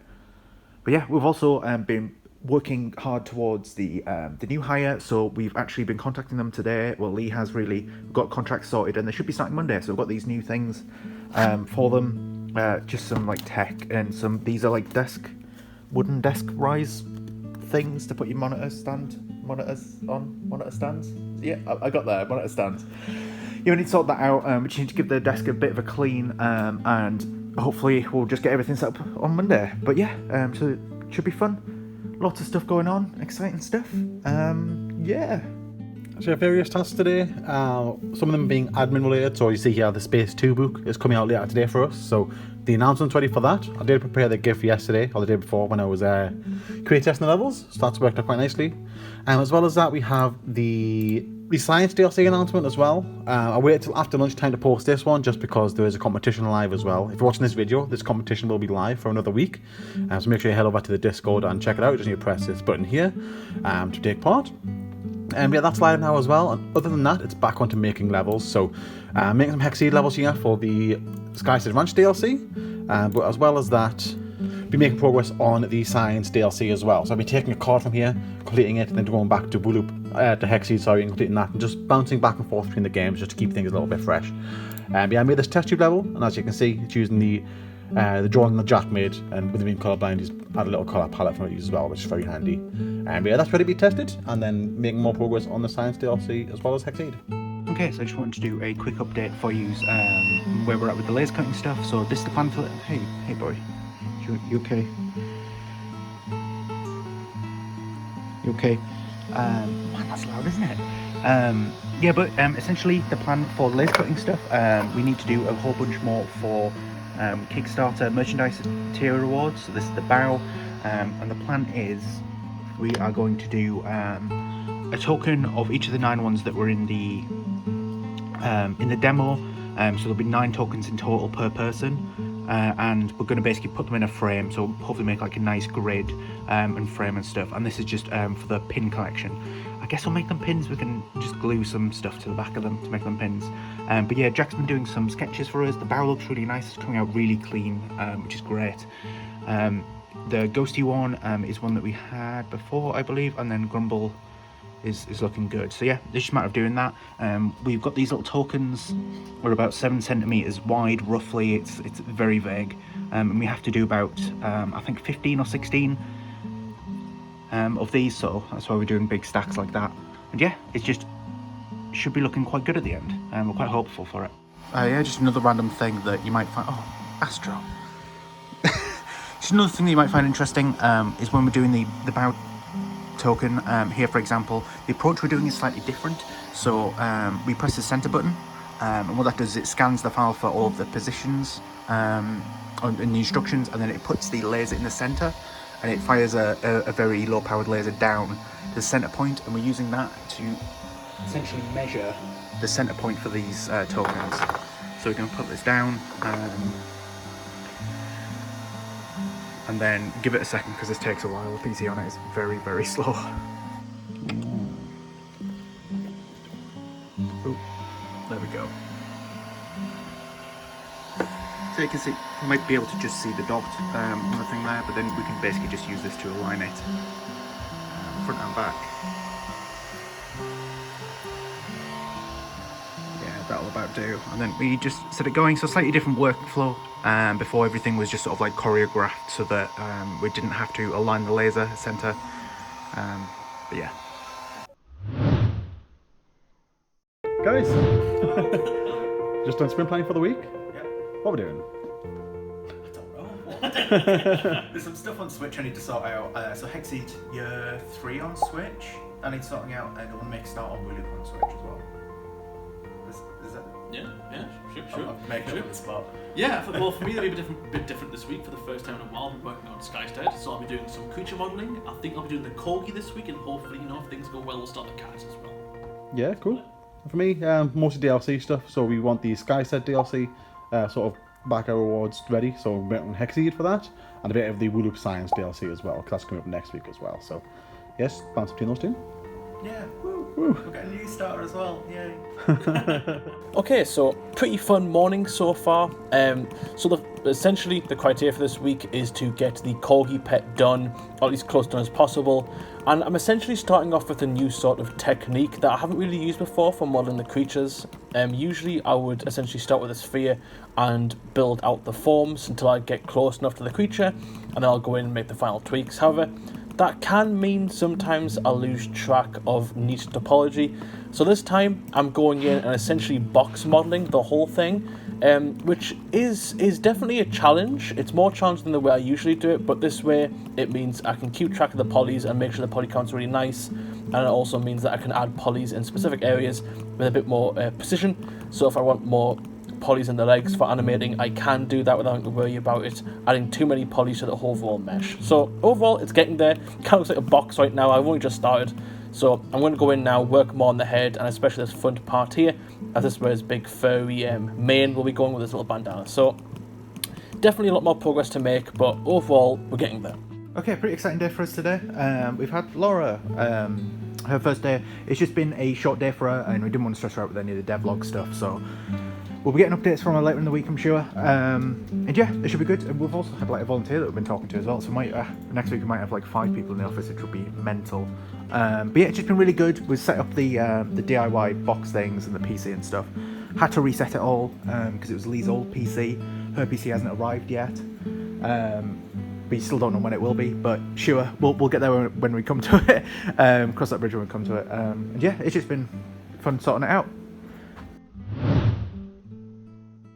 Okay, so I did manage to get the corgi mesh done, and it's looking really good. Overall, I'm actually really pleased and happy how this came out.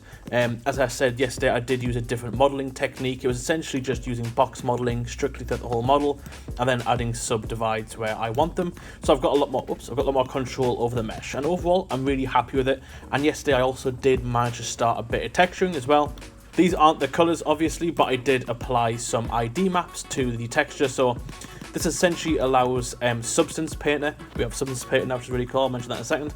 This allows Substance Painter to essentially identify body parts of the mesh. So, like I said, Rob was kind enough to get me in lower Substance Painter, so we can do a bit more of enhanced texturing. And so far, it is going really well. Substance Painter is so much more easier to use than the Blender Texture Painter, and it allows me to work a bit more efficiently too.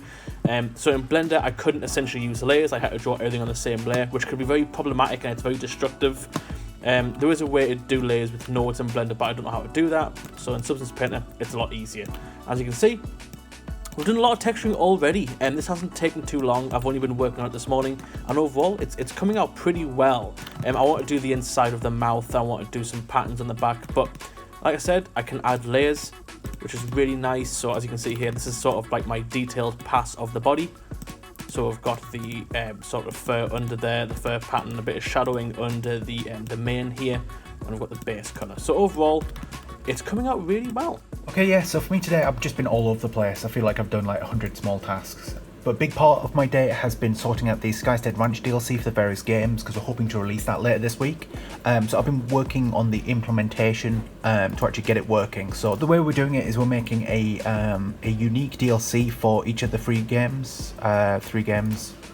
So if we search for Skystead. Yeah, there it is. So Skystead Ranch Backer Pack. And for Colour and Pixels, we've got one for Hexceed and Willoop as well.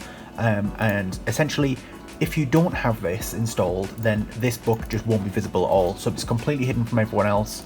But if you do have it, it should appear in the list, and you should just be able to play it. But it's just taking a little bit of implementation to get that working. And I've requested keys to actually disperse to the backers as well. So we've requested like 400 keys or something like that, which I think is about enough. And yeah, should be good. Hopefully it all works. It does need a bit of QA testing though. We just posted a Kickstarter update for Skystead Ranch.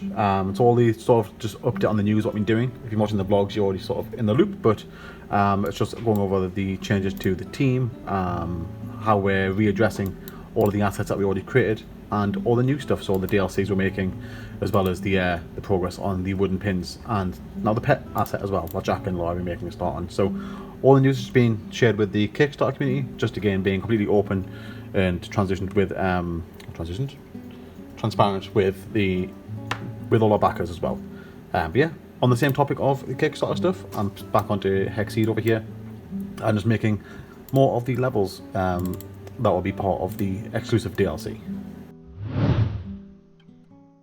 So primarily it's been another day of making Hexceed levels for the Skystead Ranch exclusive DLC. Getting there, made a decent bit of progress, but I did just have to take a good 30-40 minute break from that because we had a call with the publisher. You see there on the camera, got the webcam plugged in again over here. But yeah, other than that, it's just going back to making more levels. Core was pretty promising. We just got some more decisions and more conversations to make. Okay, so a bit of an odd day for me today. One that's been coming for the past like two or 3 weeks. We've been hoping to do this at the start of January, but it's the 18th now. But yeah, Hexceed on Switch, so we're adding year 3 to the Switch build, which just means we need to get a patch ready and submit it to lot check for Nintendo. It seems to be pretty much there.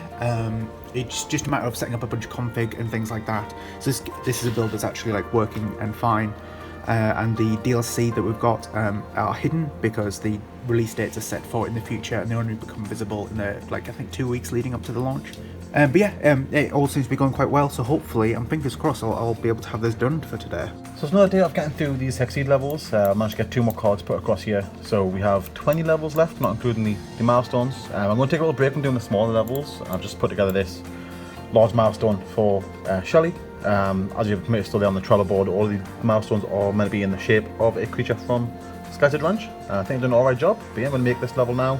Should take a little while just due to the sheer size of it, but yeah, get this done and then move on to the next one.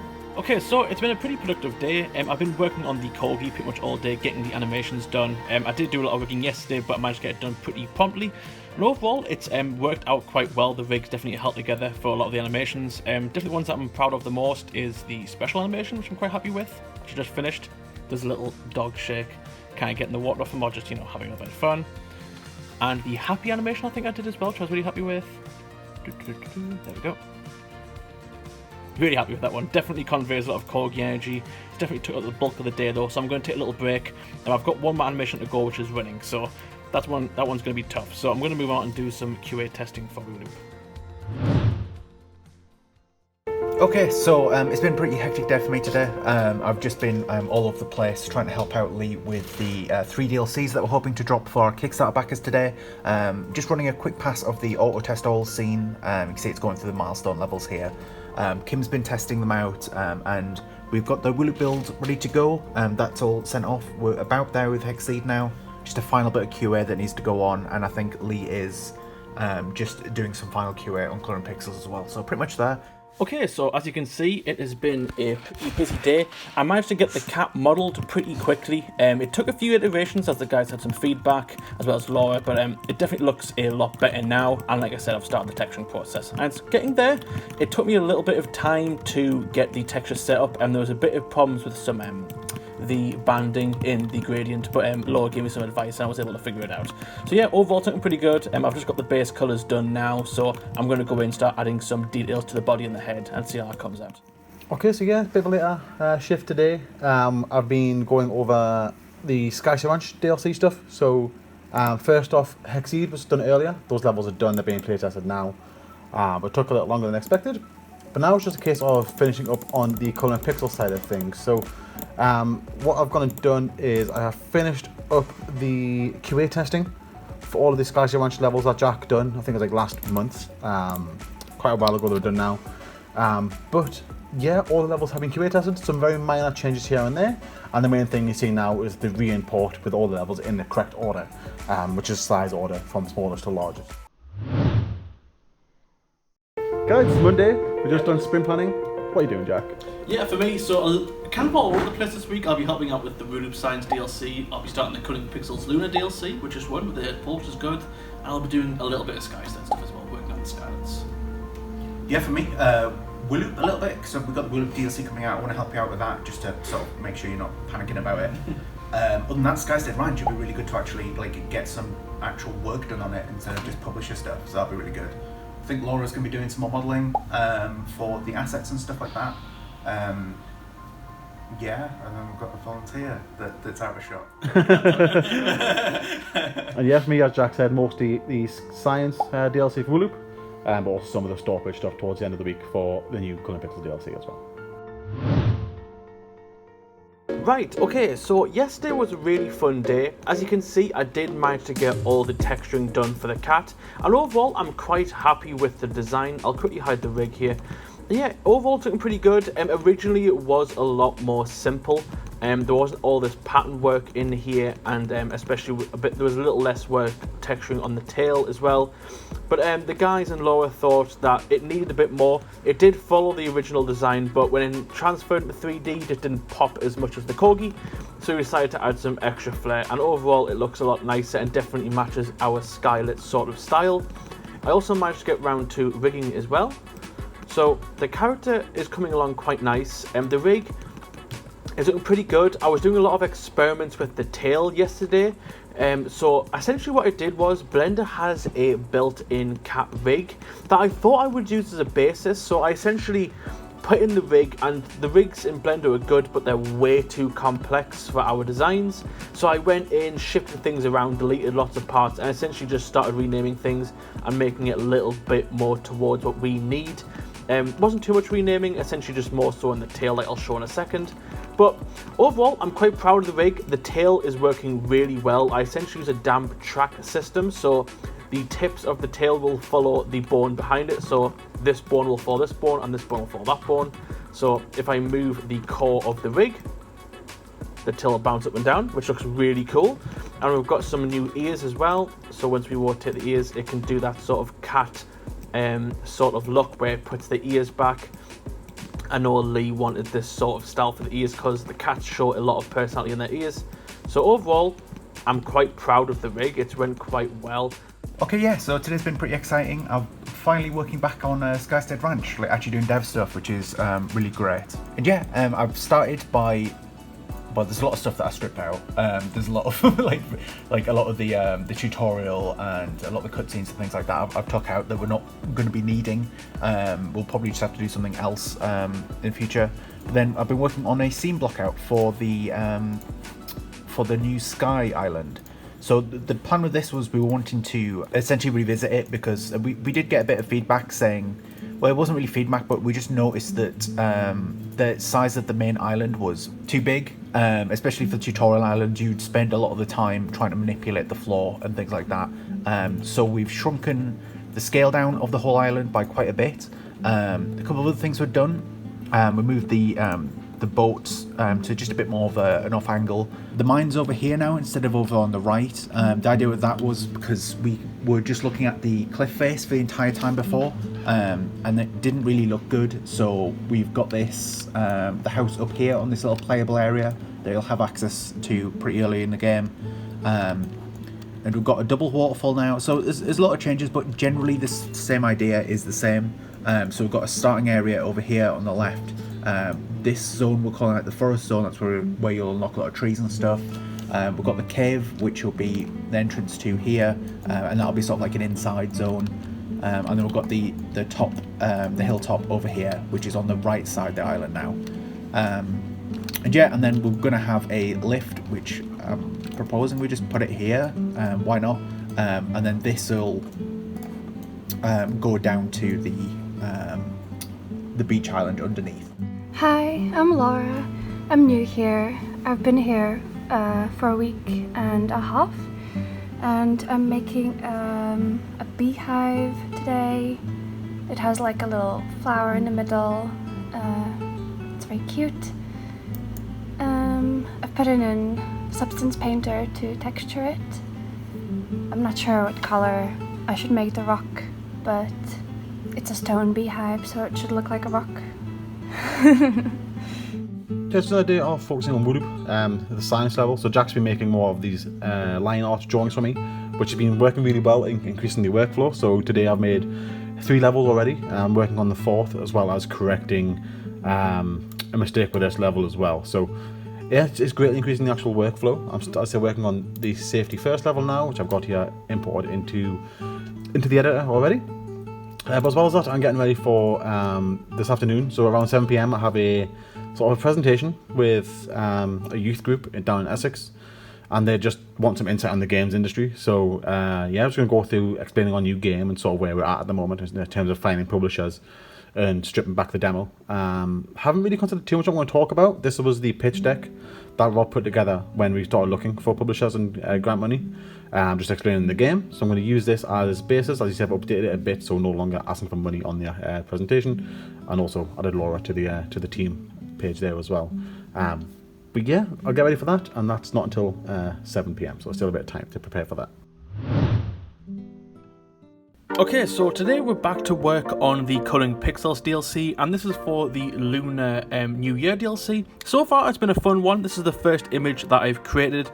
Lee's looking for a new icon for the store page. I'm thinking he wants a dragon, as it is Year of the Dragon, but I thought I'd start off something a little bit simpler first, so I thought I would go with some traditional Lunar New Year lanterns, and overall, quite happy with this one, liking the colour palette between the contrast of the red and the blue sky, so overall, quite happy. And as for now, I'm going to move on and do some firecrackers, as that's also quite a staple in Lunar New Year. So I think I'm going to keep this one quite simple, make it another icon, and we'll see how it comes out. So I spent most of today making this Wooloop level, the Earth's core. It's a very large level, so it took longer than expected, but it's looking quite good. Still needs testing, so we'll see how it turns out in the actual build. But on that, I took a break from Wooloop and made the Lunar New Year store page, because Jack's got some levels done, as well as enough for the art over there in the top right. Went for the Chinese New Year sort of colour scheme as well, the red and the gold. I think it's worked out quite well. But yeah, that's been sent off to Steam for review, so hopefully that'll be back in time to announce it at the end of the week. So a bit of an update on where we're at with the Science DLC for Wooloop. So all the levels have been made now, and I've just gone ahead and uploaded the achievements so I can and get them tested. But as you can see, I only have a few of the levels completed, so I can only test the ones on here. Rob's over there testing the last few. But that being said, we can't check the achievement for all of the DLC levels being done today, and that's because obviously neither of us have the full DLC completed at the minute. So unfortunately, I'm going to have to release it without checking this DLC. Just hope it works. But it's something we can quickly fix if it does go wrong. On a side note, new mouse as well. Because when I was testing Loop and stuff, noticed that the mouse kept sticking and it started getting annoying. So new mouse, it's wireless as well, which is quite nice. But Rob picked a nice garish yellow. Okay, so most of my day has been spent blocking out this new island scene. It's come along really nicely. I spent a lot of it doing it on stream, and we essentially got this design done here. We spent a lot of work getting the vines looking right, and essentially making the whole layout look as if it's natural. And overall, we're quite proud of it. It looks really good. So I thought off stream I would just continue the other side, and we're getting there.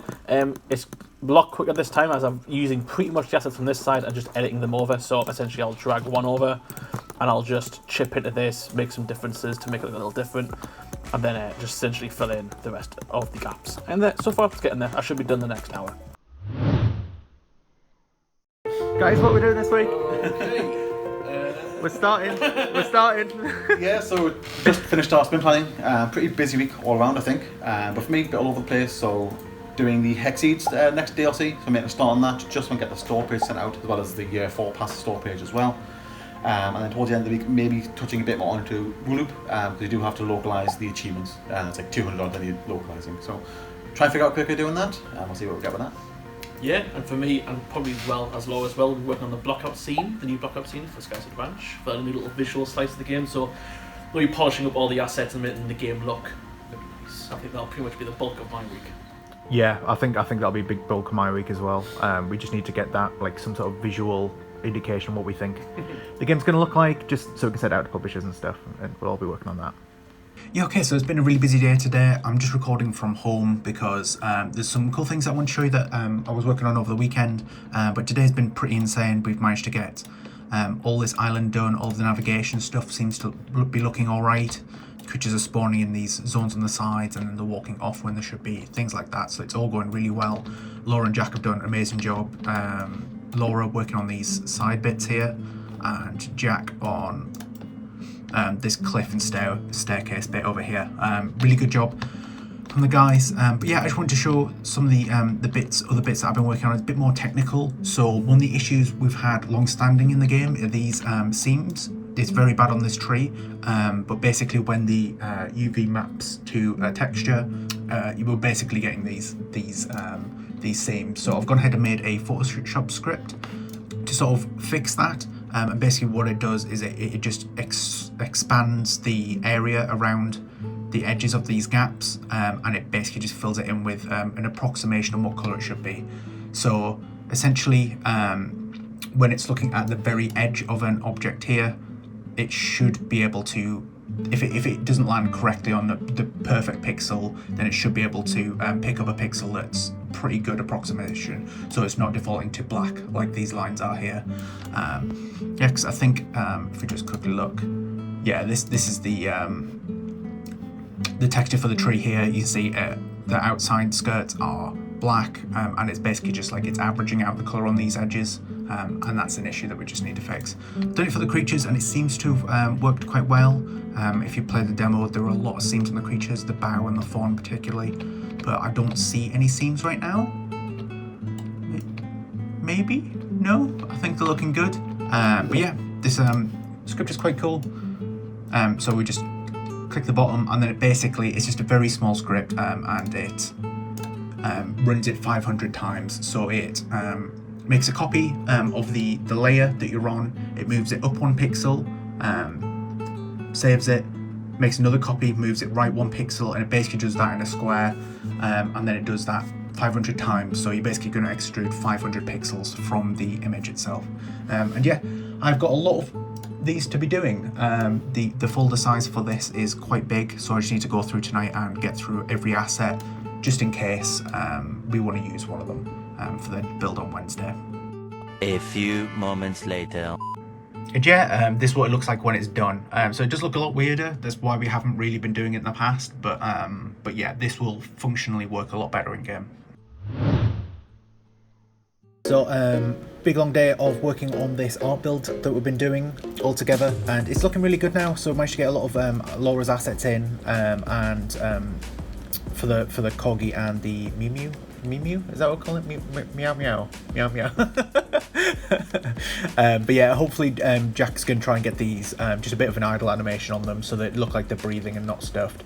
But yeah, the assets themselves are looking really good. There's a couple more things we've got in here, like the stair thing, the bench, a couple of stone assets as well. And yeah, we've just been trying to get the this main floor area working as nice as possible. So Jack's been working on the minecart area, which is looking really nice, and then we've got these like surrounds and stuff that Laura's been working on, and it's all coming together quite nicely. There's still a bunch of work to do. I want to kind of put a bunch of stuff in this area just to kind of show off the game a bit more, but yeah, I'm pretty pleased with progress right now. Today has been spent all with hexceed for myself, so I made some levels for the screenshots, but more important is to get the store pages sent off, so that's the year 4 pass for hexceed sent off. So only got one screenshot at the minute. I'll be updating that with screenshots from other levels, or other worlds, sorry, as we continue through the year. As well as that, we have the first DLC pack for the actual individual DLCs. That's been sent off as well. Both waiting to be reviewed by Valve, but most of the days take up actually getting prepped for the rest of the year as well. So all of the assets all the way up to December's DLC have been made, and that's across the 4 different languages that we translate hexceed's assets into as well. So yeah, it's been quite a long day getting that all done, but it's all done now, and then what we need to be done for the rest of the year. So yesterday was a really busy day. Again, we were working on the visual slice of the game. So yesterday was all about building up this mine area, and so far it's looking really good. I think Rob is happy with it. It looks okay in game.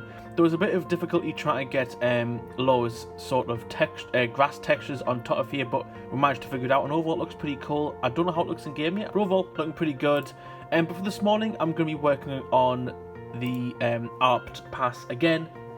I'm making a few little assets just to add a little bit of fluff to some of the areas, and today I thought I would make some quick branches, or this morning I should make some quick branches, and they look pretty good. It's so much faster doing Substance Painter, so I did 7 just for some variation, and now I'm going to go back into Blender and do some blocks as well, so we'll see how those get on. So that's sort of update in progress. Today I'm trying to localize the achievements for Bloop, which has been quite an outstanding task for a couple of weeks now. I forgot to blur most of this so you can't see the details on the left here, but on the right is essentially the translated version of the achievements. And the main reason for trying to do it this way instead is because the data entry itself is much quicker and easier. I can just literally enter each field with a copy and paste, change the level names, etc., and the book names, as opposed to using the Steam method or back-end software of having to save and enter every single achievement one by one really slowly. So hopefully this will be much faster. I haven't actually tested uploading the full document yet, but as you can see, I'm getting towards the bottom of the French translation. So once I've finished this, I'll be uploading it, and fingers crossed it'll work, and if so, it'll save a lot of time. Okay, so yesterday was a pretty busy day. A little bit of a shorter day for me, but I did manage to get some more colouring pixels work done for the Lunar New Year DLC. And this one's definitely the highlight for the day, which is this sort of classic looking Lunar New Year candle. I thought I'd put it in quite a dark background so I could add a lot of contrast to this one. And overall, I'm quite happy with it. But as for this morning, I'm going to continue on with the work. I'd started this pattern image yesterday, and I really don't like it. There's a few parts that are asymmetrical, and I really don't know what to do with this center image. So I'm going to spend some time trying to figure this out before moving on to the next one. So it's been another day of localizing the achievements.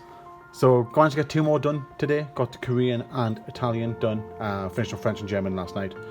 And yeah, slowly getting more into the swing of it. So I'm sort of like learning how it works. Managed to get these uploaded without any errors this time. So hopefully it'll be a bit more smoother sailing going forward. Okay, so long story short, I didn't do this image as I intended to. I didn't want to. It was annoying me, so I gave up on it for a little while. I'll come back to it next week. But I did draw some cute little animals. I won't show them all off, but I did do this cute bunny image. A lot of the art styles for Lunar New Year consists of golds and reds.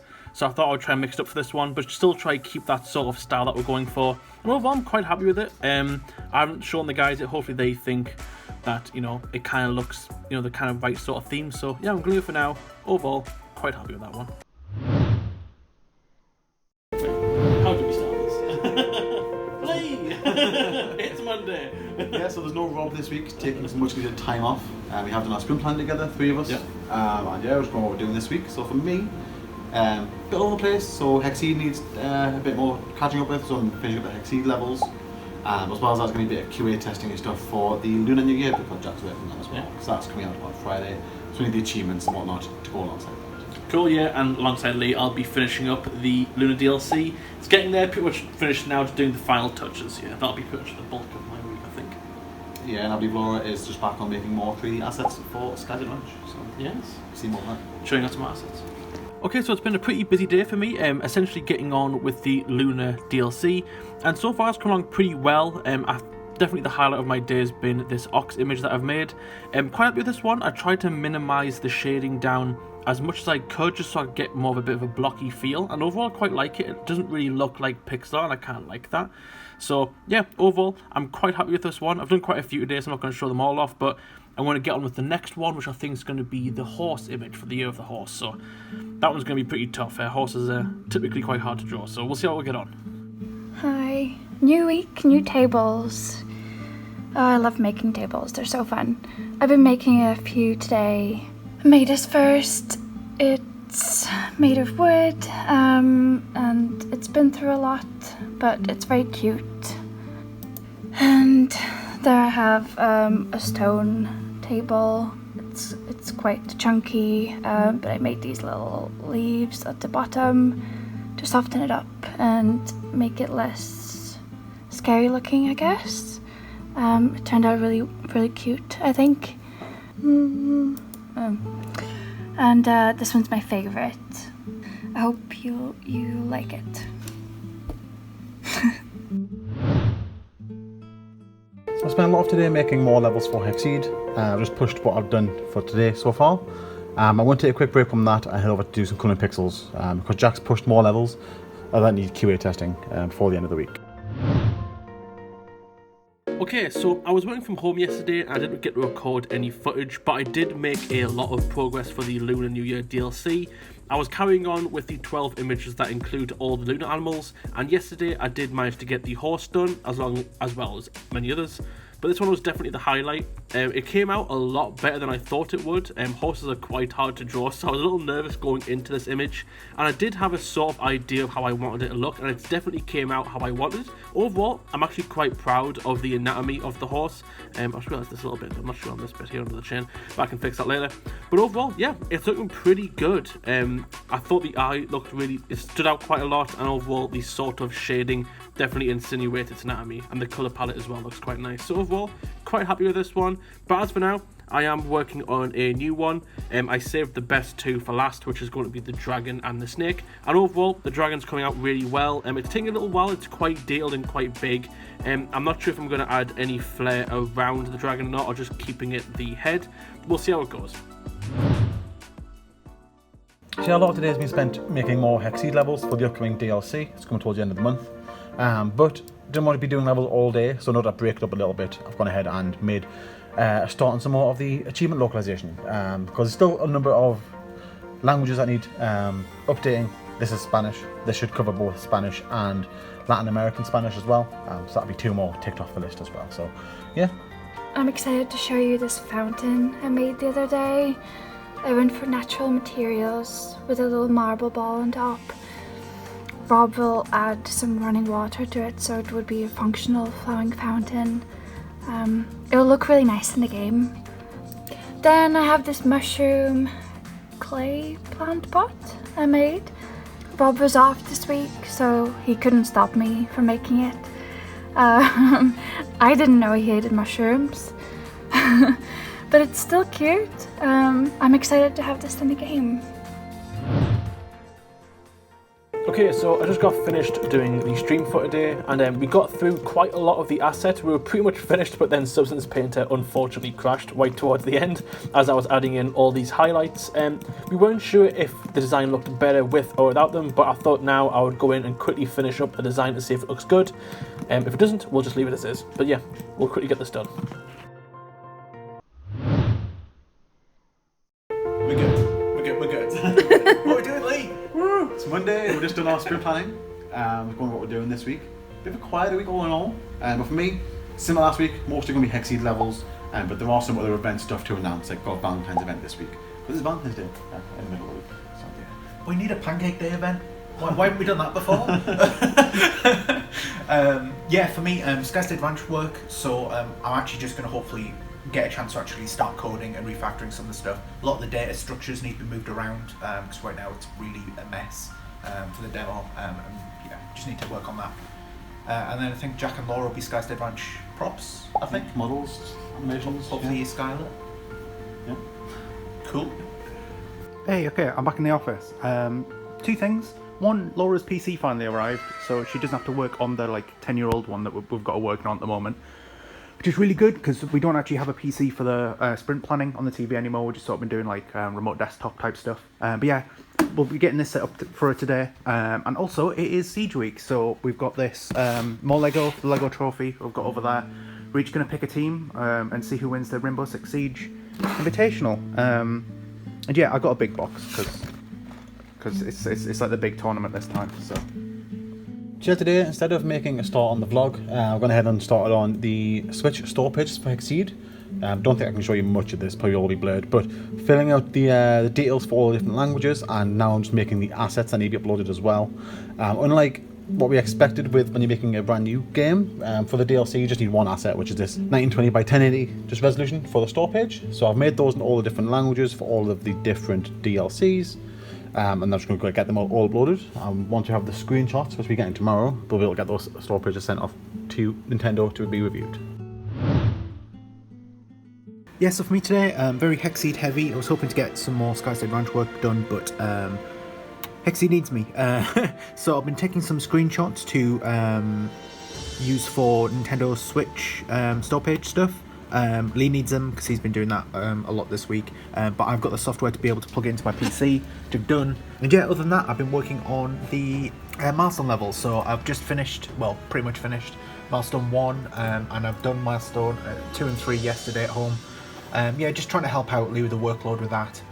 I can see some of the screenshots that I've made here as well. So it's just for these 6 DLC, which is the Year 3 DLC. We just need 6 screenshots for each. So yeah, one little task today, which I forgot to do at the beginning of the week, is announcing the Valentine's events in both Hexceed and Conan Pixels. Happens every year, but it's just reminding people, or letting people know who haven't played during this season, that there is an event on, explaining why everything's pink and there's hearts and stuff like that. So yeah, those are out and people can check them out, and they can take part by activating seasonal effects during the relevant dates. Yeah, so I'm finally managing to work on Skystead, doing a lot of refactoring work to begin with. So the plan is to shift around all of the data structures that we've been using for the skylets and stuff. So for example, we click on the button tail here. I already had it selected. We've got a lot of bits of data here. Some of it isn't even needed for the button tail stuff, like placement, things like that. That it's inheriting all of these boxes and it doesn't really need to, so that needs to be split out. We've also got a lot more settings that were on here to do with the Skylet AI and things like that, but now we're moving that over to scriptable objects. So we've got 2 scriptable objects here which contain that data, and now I've just been adding a little box here so you can essentially just have a drop down list of everything that's in this folder. So if I make another one and call it 3 bow maybe, and then hopefully maybe if I click off it and click back on, it'll show up eventually. Great, cool, whatever. But I promise it works. Sure. Yeah, the other thing with that is because when you actually look at this extra data that was on the prefab for the skylets before, there's a lot of that actually needs adding to. So there's a lot of stuff in the field guide that is stored on the field guide that needs to be stored in here as well. So we just want one place for all of the skylet information. That's basically what I'm trying to do. The same thing needs to be done for the buildable objects and things like that, because there's a lot of information on the buildable objects that is duplicated in the store as well. So a lot of work to do, but I'll get that. A few moments later. Okay, cool. I got it working. Don't worry about it. It works now. Look. The bow's there. Okay, so it's been a pretty productive afternoon. Essentially got a new Skylet modelled and textured, which we're really happy with. This is the Sizzle. It's kind of looking a little bit like the slime, sort of different subspecies, I suppose, and it's definitely based on flame. And overall, I'm really happy with the design. I did all the texturing and substance painter, whereas the original bow was done in Blender. You can definitely tell there's a substantial difference. I did make a quick render here with the eyes so you can see it. There we go. Definitely looking quite cute. I gotta tell you, it was perfect. Perfect. Everything, down to the last minute details. And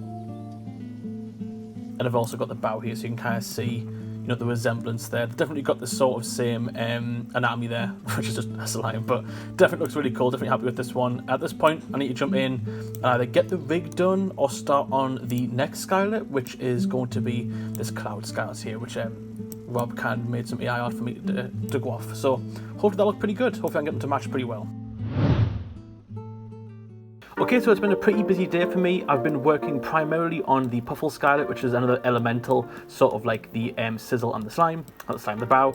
And it's going along pretty nicely. I got it pretty much all the way done, and the guys had a few notes, so I went back into Blender, and essentially what I wanted was the Puffle to be more curved. I haven't done that yet, essentially, so we want a sort of natural curve to make it look like it's sort of being pushed forward like this. So I need to work on that, and they also wanted in some clouds as well, which I've added in now. And I'm sort of in the process of texturing those, so once those are textured up, I can quickly go back in and then bake them into the original texture. So hopefully that won't take too long. And after that, I think I'm going to get back to work on another Skylet, and I think I'm going to tackle Snarl next, which is Hybrid's one of our patient scouts. So hopefully that'll be pretty fun. It's a dragon, so can't go wrong. Okay, cool. Just been working on refactoring stuff still, so I managed to get the a lot of the data for the field guide into the scriptable object workflow that I was showing you yesterday. It basically means we can press tab now, and yeah, it doesn't look great. We've got a bunch of skylets just like we had before. Before this was just like a long line going downwards, but we're adding this sort of like grid interface, just because like having one line of skylets isn't going to scale very well. When we have 42 skylets in the game, it's not going to work very well. But actually having this load up, all of the information has been wiped, but that's fine. We'll want to repopulate that anyway. But yeah, it's looking good.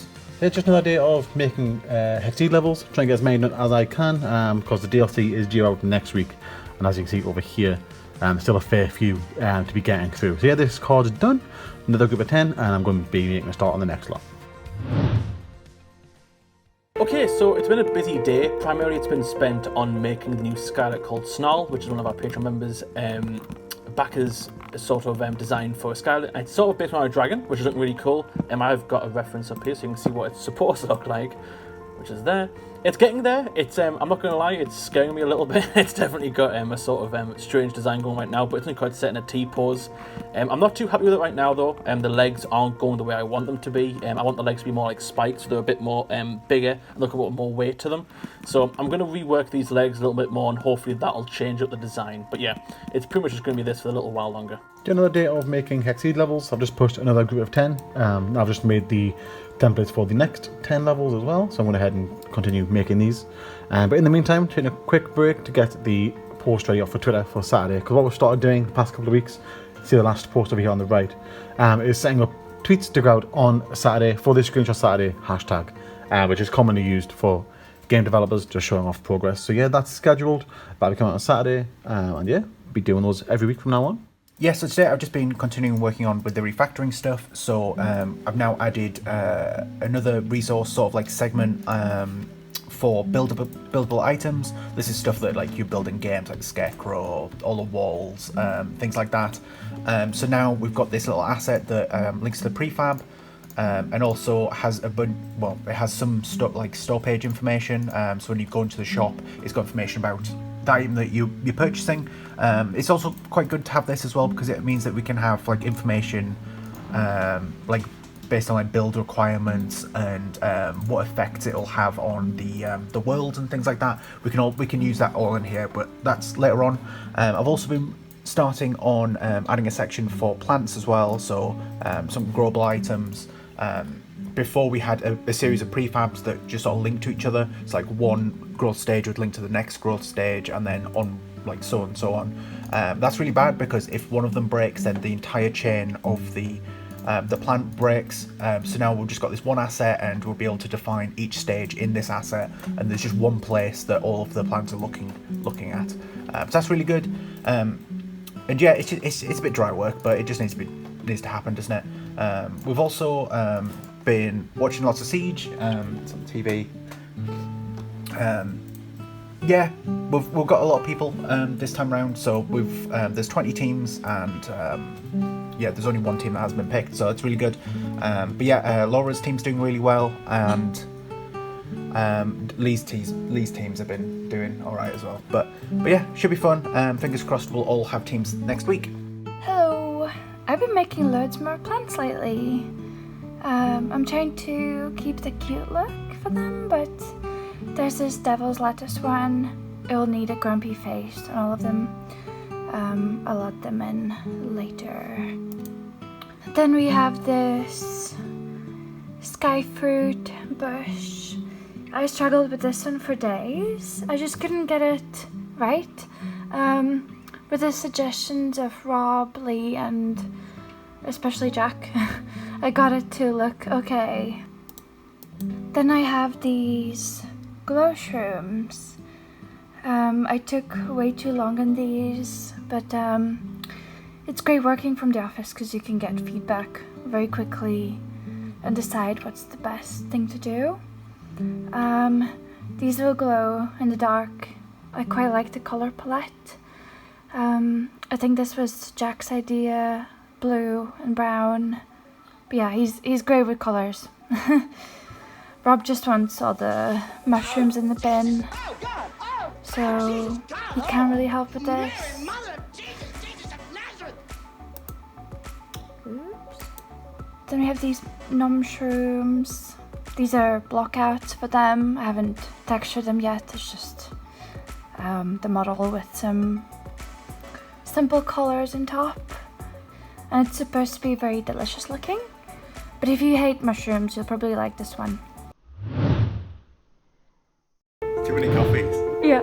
We're good. We good. We're good. Rob! Lee! Tuesday, we're just doing our sprint planning. There's no Jack for the first half of the week. Hopefully, see you later. Bit my lip. What we done?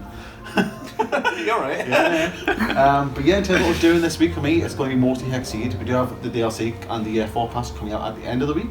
I still have 50 odd levels to do, so that's going to be my task for most of the week, is getting that ready and getting it ready for Friday.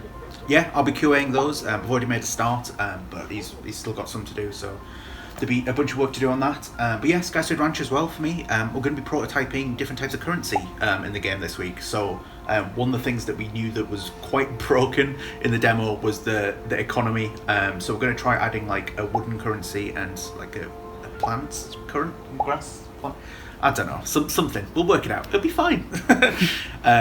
Jack is going to do some current pixels work because it was machines that won the poll. Yeah. And then Laura is going to do some Skystead asset stuff. Ooh. Yeah, okay, so I've been working on Skystead Ranch a bit more today. So just sort of fixing out some of the things that we had issues with the current implementation that we had in the demo. So now I've added an extra build mode. So before we had 2, we had the build where you can build lots of items. And then we had sort of like the gardening mode where you could like dig holes and pat the ground and dig water and stuff like that. We're adding a 3rd mode, which is basically just like destroying stuff. So now only when you're in this mode, you can shoot and you can destroy objects, or at least damage them. These 2 objects have only got 1 health. Yeah, it's just because when we were like patting the earth before, it was very difficult to actually like pat the earth around an object because you'd end up just shooting the object. It was quite awkward. And yeah, this extra mode will be it'll fix that hopefully. So, woo.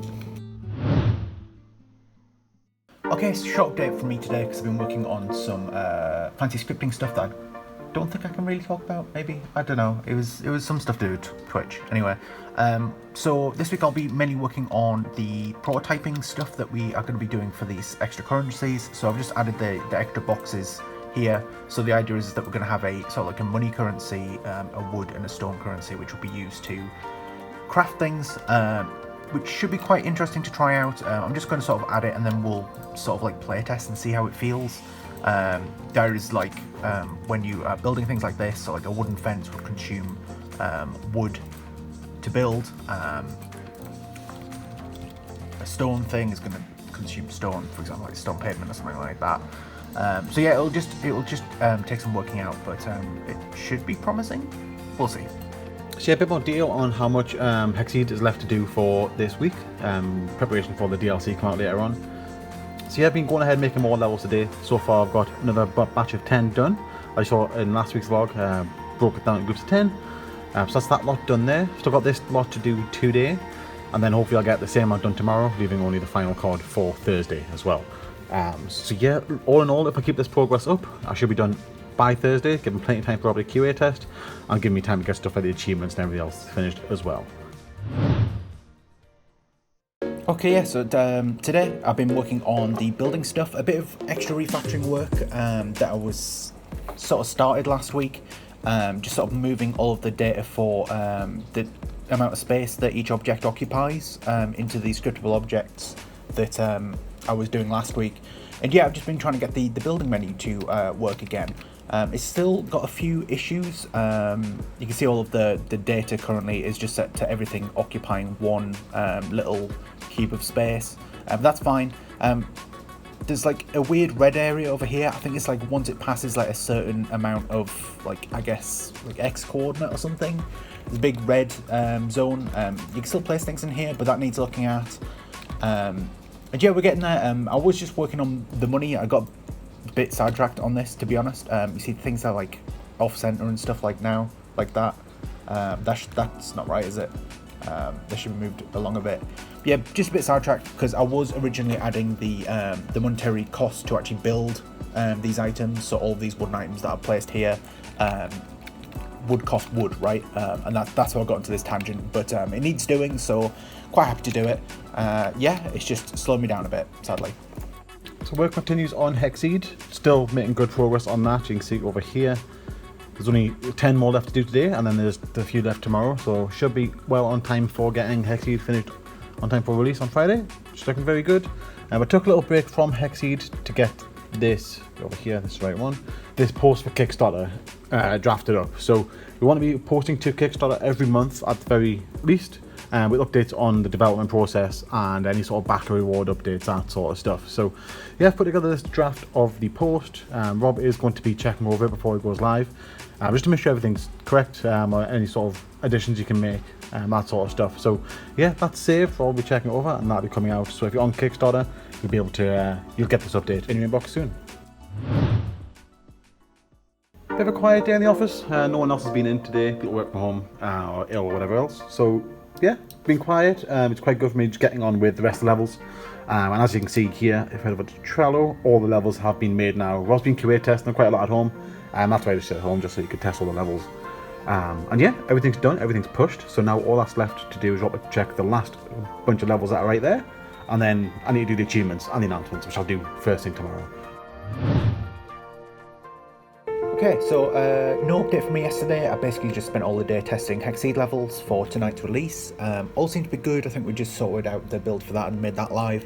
But yeah, just today I've been cracking on with the refactoring work I've been doing. So I've managed to get building working again. So before there was this like red zone over here, managed to find that bug. That's fixed. Managed to get these scales and everything working properly with this, with all of these objects that you can place. There is a slight bug at the moment where you can, if you get an object which is like long, it doesn't occupy the right amount of space. It just doesn't do the rotation properly, so it works fine like this, but then if you rotate, there's like a weird, oh, it seems to be working for that one, but it doesn't work for the fence anyway. But yeah, just getting there, cracking on. It's looking good though, it's looking good, we're getting there. Just been wrapping up the last few tasks for the hexceed DLC, so the achievements are uploaded and working, and now I've just scheduled all of the announcements as well across all the platforms there. So those are all ready to go for the release later on tonight, and now I'm just going into Colin Pixels here and setting up the next DLC so we make a start on getting the store page sent off for the weekend as well. Hello, I've been making lots of vegetation lately. There's lots of stages for the plants, and this is a square fruit. It looks quite cool. I don't know, it reminds me of Minecraft. No, Minecraft. Oh my god, Minecraft. It's a watermelon fruit. It looks really cool. It might be one of my favorite plants so far, surprisingly. Then I have the spiral plant. Spiral crazy plant. It's supposed to look like a tornado. It kind of looks like a Twister ice cream lolly, but I don't mind it. I think it will fit well with the game. I have a few more plans to do.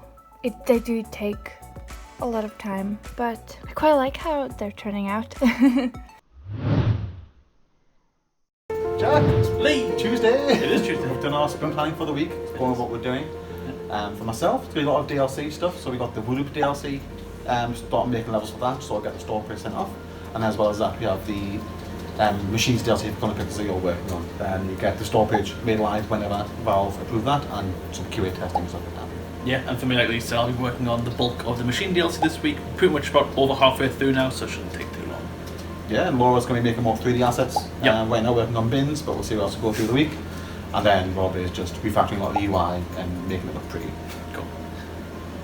Okay, so I am working on the Machines DLC today for Cutting Pixels, and overall it's coming along really nicely so far. I'm quite ahead on the progress today, so I'm quite happy. But I thought I'd start off with a very easy one, which is a coffee machine. It is a machine that has got moving parts, so I thought it'd be a nice one to do. It's quite a little sprite sort of design. I did try experiment with a black outline. I'm not entirely sure on it yet. Obviously it's kind of cropped off right now, but if I decide to go back, I might keep it, I might not. I'm not entirely sure if it needs it. But as for now, I'm currently working on a blueprint image. Hold up, wait a minute, something ain't right. Similar to the one I did for the space DLC for the rocket ship. And overall, it's come on quite nicely, and I'm pretty much there. I'm going to go in and add some sizing and maybe some text around here, just to liven up the design a bit more. It's a bit empty right now. Okay, so siege update. Basically, Lee won the trophy, so he's got this stuff on his desk now, and he also won the day off. And he's taken today just to rub it into the rest of us. Cheers, mate. Cheers. Okay, cool. So I was just been finishing off the stuff that I was working on last week to do with the building. I think that should be all working now. If you destroy these items as well now, that you actually get money drops. So I think if you destroy this wooden fence, you get some wood. Hopefully, yeah, there you go, just one. We'll make that look better, a bit more satisfying. But I've been working on the plant stuff today. So now we can dig a hole. Could do that before. But now you can't dig a hole if like an overlapping hole. So I'm clicking now, nothing's happening. So one of the problems we had before was that you could just keep digging on the same exact spot over and over again, and it would just break. So yeah, now you can dig some holes. You can walk over to the shop and buy a red berry. You buy the red berry for 5, and then your money count goes up by 5. We'll fix that. But yeah, you can plant it, and this is all just working again. During the refactor process, this was completely broken, this entire thing. So it's nice to get it all working again, and just the way that the data types work is much better. So on the right here, it'll go through the different stages of the red berry bush based on this asset. It does skip the first one at the moment. I'm not quite sure why that is. But then it'll go red berry bush and then red berry bush full, which is this one. You can interact it. It gives you a red berry item, and it reverts back to the previous stage. So that's all working just as intended, which is quite good. You just need to get the sapling working, which I think should be fairly easy, and then yeah, move on. Yeah, okay, cool. So I've just been working on some UI stuff and a bit more bug fixing from the stuff that I was working on yesterday. So the extra sapling stage works for growing things now, and then if you buy something, it actually deducts the money now. Simple stuff, but it's all fixed. But yeah, I've been working on the UI for the shop and the field guide. So we're swapping out the sort of like the long boxes with the text on them with this sort of system. Imagine sort of like a picture of all the different items in here. We just think this might work a bit better because there's going to be a lot more items in the game, and just scrolling through a massive list of text is just going to look and feel awful, right? So yeah, we're going to try this out and see how this goes. All the data has been wiped because of the new format and the refactoring I've been doing, but this should work. This is actually pulling all the different types of seeds that we've got in the game. It's just that there's no information populating at the moment because there's just those fields and the data is blank. And yeah, very similar for the field guide as well. So we've got the various skylets. We've got the 9 that we've actually got data for. And if you scroll down, we've got some placeholder ones for the ones that are still being implemented. And yeah, we think this could work quite well. We still want to swap this aesthetic out for something a bit nicer in general, but this functionality we definitely want to try out first. So I'm making progress on the vlog today, but I've took a bit of a break and made additions to the trophy that I won. Yeah, got stuff on the extra packs, a lot of these little characters and stuff, but also got a little stand to stand on so everyone in the office can see it better. Okay, so it's been another busy day for the machine DLC for the Coloring Pixels, but overall, definitely the highlight of the day is this image here. This one was actually probably the smallest one I've done. It didn't definitely the fastest, but Lee did point out that it kind of looked like a job advertising poster for oil rigging. So overall, I'm quite proud of this one. The colour palette definitely came out the way I wanted it to, and it's a nice little addition to the pack. Okay, so definitely a challenging image to start off the day. I wanted to do the sort of inner workings of a vehicle, and I thought a tractor would look pretty good. You can kind of see a lot of the inner workings of a tractor anyway from the outside, but I thought I would just go in a bit more depth here on this centre bit and focus a bit more on the engine. I'm also going to do a bit more detail here around the wheel as well, so I'm going to draw the big wheel in, and there's going to be some more mechanics around. But overall, I'm actually quite happy with this one. I really like the colour palette. The red and the greys go really well together, so I'm hoping this won't take too much longer. It's taking quite a while because I'm just trying to make sure I'm getting everything right from the reference. I've got a sort of reference that kind of matches my tractor, so I'm hoping it kind of fits in the sort of silhouette of this tractor. So I'm hoping it's going to look pretty good.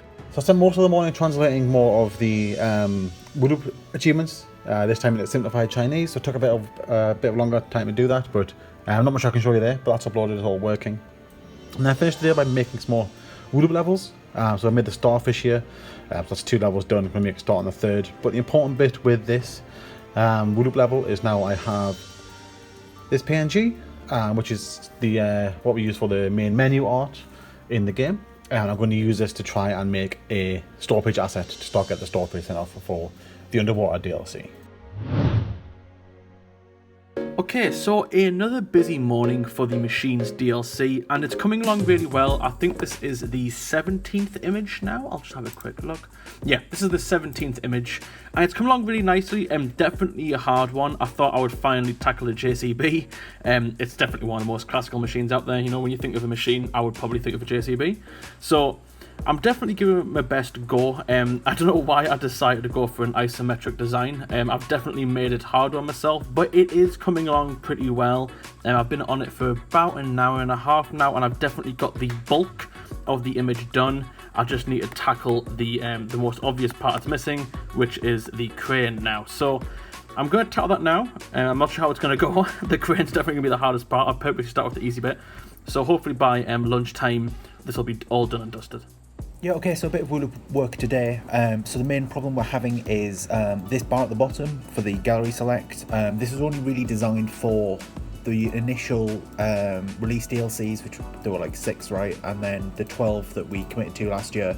But now we're doing a year 2 Woodloop. You can see that it's sort of like running off the edge. We did originally plan to have just like a slider bar here, so you could actually like scroll to the end, but it's a bit rubbish. So I've been working on a solution for that. It's particularly going to be important once the new Woodloop DLC comes out, because it's just literally cut off.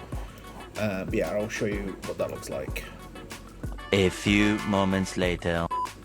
Cool, yeah, so I've swapped out the system for this. Now we've just got one button that's sort of like, when you press it, it expands, and then you've just basically got a grid now of various DLCs. This should work for the coming year, so we'll release a couple more DLC and then it'll go to another line here. That should all be fine, and then I've also just used the opportunity to add a couple of extra stats to the page since we've got the extra UI space now. So this is level completion, and then this is overall completion, just for a bit of fun. And then if you click these buttons, it just sort of closes itself, which hopefully will do the job. So that's me a full day of Woodloop. I've got the store page sent off today as well. The asset up here in the top right, obviously as normal, has been translated into all the languages, so it takes a little bit longer. And you will notice as well, there's only one screenshot at the minute, so we do need to get more screenshots before the store page goes live. But it's been self-developed to be reviewed, which is the important bit. As well as that, just been making levels, so got a few done down here. You can see there I've made the whale and the frog level, working now on the iceberg level. I've just got the pins in and a couple of routes, so still a ways to go for this one. But yeah, so far it's been pretty good progress in getting some levels done. Okay, so we just got a package. It's a Steam Deck, I think. Well, hopefully. It would be a bit awkward if it wasn't. Yeah, so we committed to doing Steam Deck support back when we did the Kickstarter. Ooh. So yeah, we got one. We just got a really cheap one because obviously we want to check to make sure it works on the the worst of them. Ooh, look, it comes with a case. Ooh. So yeah, I'm just going to quickly try and get this working. Fingers crossed it should already be able to load Skystead Ranch and a couple of our other games. Actually, I've tried Hexceed on my friend's ones once, but now we can get the proper controls working and stuff like that. So yeah. Okay, so a bit of a weird day for me today, but I've been working on something that we wanted to look at for a few months now, but the Epic Store. So we wanted to basically add a few of our games to Epic, or we at least wanted to investigate it, right? Just so we could get some more wish lists for Skystead Ranch, and hopefully maybe make a bit more money from Colouring Pixels and Hexceed and the likes. But yeah, I've been trying to get the upload to Epic button, so we've got scripts that automatically upload to Steam, and I just want to get the script working to automatically upload to Epic. I think it's working. I've been doing some Photoshop stuff just to get some specific library assets for the Epic Store, and I think we're about there. I think it's all set off. It's a bit of a different workflow from Steam and Nintendo, so it's just a matter of learning it. And yeah, it should just be a nice little addition, really. So hopefully we'll get a few wish lists for Skystead Ranch on there as well. But yeah, other than that, we've also managed to get it. Ooh, finger on the lens. We've also managed to get it working on the Switch deck that arrived today. It seems to be working fine. Like, obviously we don't have like controller support or anything like that yet, but the game is actually running functionally, and you seem to get a decent FPS with it, which is quite good. We've also tried out other games as well. Colouring Pixels has a bit of an issue when you launch the game to do that little pop-up that you get to do the settings. You can see the lights there, but you can see it's working. Hexceed seems to be okay, and Wooloop seems to be okay as well, but we just need to add some better control support for them. So that should be some fun in the future. We go. Yeah, no Jack this week is feeling a bit ill. The rest of us have done sprint planning, going on what we're doing this week. For me, it's mostly 2 DLC work. So the Machines DLC for Colouring Pixels, that's coming out this week. So that needs QA testing and just putting together to put in the build. So that'll be the main task this week. But then that'll be a lot of Wooloop work as well. So making more Wooloop levels in preparation for the end of the month as well. Yeah, cool. Me and Laura will be working hard on a Skystead build, so we want to get a build done for next week, just to show off to publishers, make sure that like we are actually making progress. So I'll be trying to get a day-night cycle working again. It was a bit naff the last time we got that working, and control support hopefully, and then I'll be getting all of Laura's stuff into the game as well. So it should be cool to see lots of buildable things and growable things. We've got loads of stuff now, so it should be good. Okay, so continuing on with Skystead Ranch, a few things I've been working on today. One of them is the load times between this main menu scene and the actual main game. So usually this would hang the executable, and it doesn't quite anymore. You see it's a little bit glitchy during that load time, but basically what I've done is I've spread out a lot of the initialization across multiple frames, so there is breaks in between different parts that are loading in. Mainly the problem is this floor. So the way the floor works at the moment, it's populating the texture, well, it's generating the texture dynamically, then pushing that to a graphics card, and that takes a huge amount of time. And also there's a lot of initialization going on with all these like individual plant segments and stuff. I think I've got a solution for it later on, but for now, just a little bit of an improvement's better than nothing, right? And yeah, I've also been working on the day-night cycle. So the day-night cycle wasn't looking very good in previous versions of the game.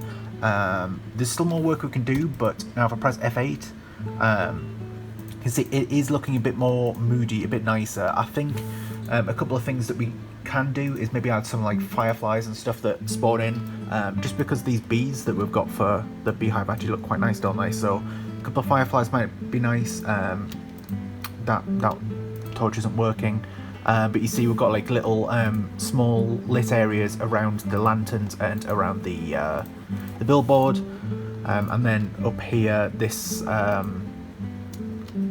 fireplace is working, and that looks quite nice and homemade, doesn't it? So fingers crossed this just needs a lot more improvement. It needs a bit more work, particularly around the transition.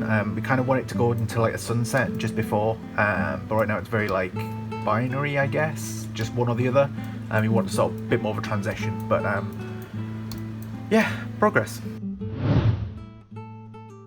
Okay, so now that the machine DLC is wrapped up for Cunning Pixels, I've jumped back onto the scouts for Skystead Ranch. I've essentially been rigging all day with a little bit of animation. As you can see here, the rig for the puffle is completely finished, and I've been utilising it as much as I can to make some nice smooth animations. I've also rigged up the Sizzle, Tor and Big B as well, but they're not animated yet. But as you can see, the rig is working in motion here, so here's the happy animation for the puffle. There we go. Overall, quite happy with it. Going to make a few more little tweaks here and there, and I've got other animations in the works as well. You can see here, like the idle, run, stand and walk. But they're coming along quite quickly. This rig has made it quite easy on me, so yeah, I'm going to carry on with this one, and I'm going to jump over to the other characters as well. Okay, yeah, so a bit of a tangent today. So I made this script that takes a screenshot of all of the buildable objects in the game. It's just something to sort of speed up the process of us importing new objects. So I've got this new screen, just calling it screenshot, and it's just got a couple of scripts in it. It's quite simple. All it does is it loads all of the assets that you can build in the game, creates one of the assets, takes a picture, saves it, and then just moves on to the next one. But it's kind of cool, so when you press run, it does skip a few frames just so that things can properly render and stuff like that. Yeah, there you go. So you see it cycling through. It's trying to frame the picture as well as it can. It does struggle with a couple. You can't really see, but the streetlight is a bit out of center, and so is the beehive. It's probably just because the particle effects are linked to them. But yeah, it is quite good. Obviously we can dress this scene up a bit better, add like grass and some things for the backdrop and things like that. But it should save a lot of time in the future, especially when we're going to have so many items in the game. So I spent the first part of the day editing the vlog, but other than that, this week has been spent so far just QA testing the Machines DLC. Jack has finished the last image, haven't imported it yet, but other than that, I've just got those 3 images to QA test. Everything else has been tested so far, and so far so good. There's only been a couple of very small changes here and there, nothing drastic to change. So yeah, it's getting better and better as we go on, and this will be done tomorrow in time to upload the achievements. So it's been another busy day for animating. Today I'm working on Big B, one of the newer characters that we've been designing, and overall it's coming along really nicely. I won't show off all the animations because there's quite a few, but definitely the 2 that stand out for me is this special animation where I thought I'd do a bit of a silly one this time, and he kind of does a little backflip or a little barrel roll. It's quite cute, quite happy with this one. It's quite hard to get things to spin on a rig, so I was quite happy that it came out looking semi-normal.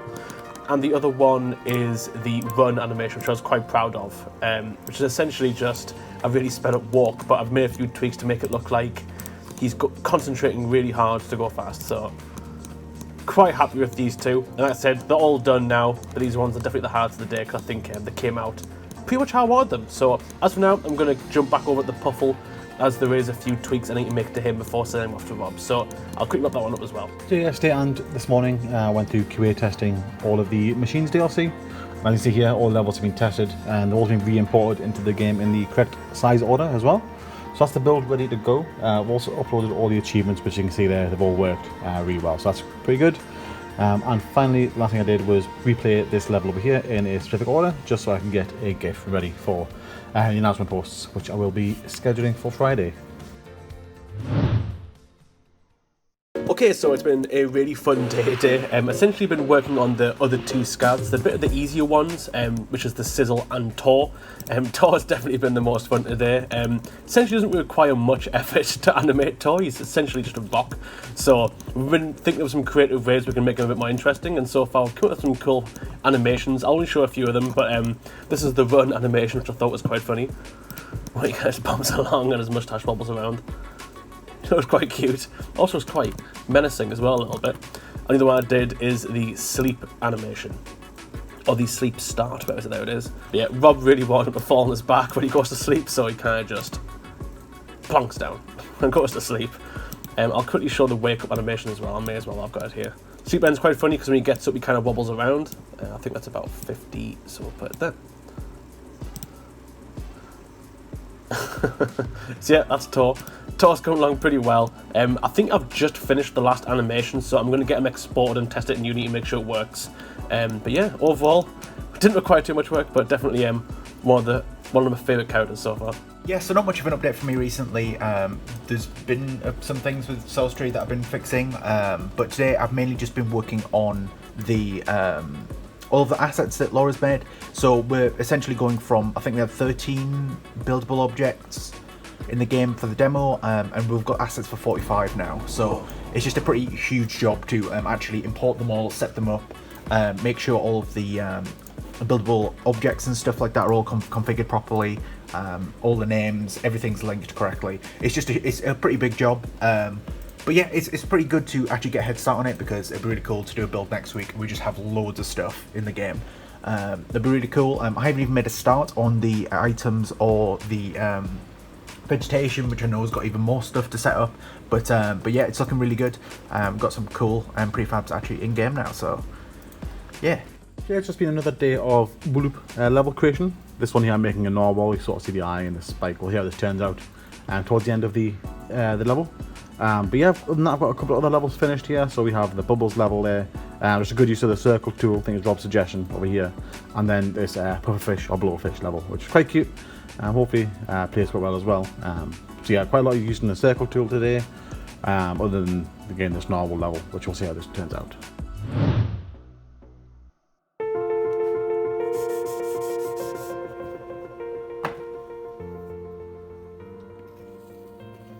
So I've been trying to make some Wooloop levels while working here today, doing some streaming and stuff, but we're getting distracted by this. And we'll wait for it to start doing it again. It's not going to do it for the next half an hour. That was really quiet, but essentially the holes that we're getting all the water issues through, now we're getting wind coming through as well. So we've got constant howling, which is nice and fun.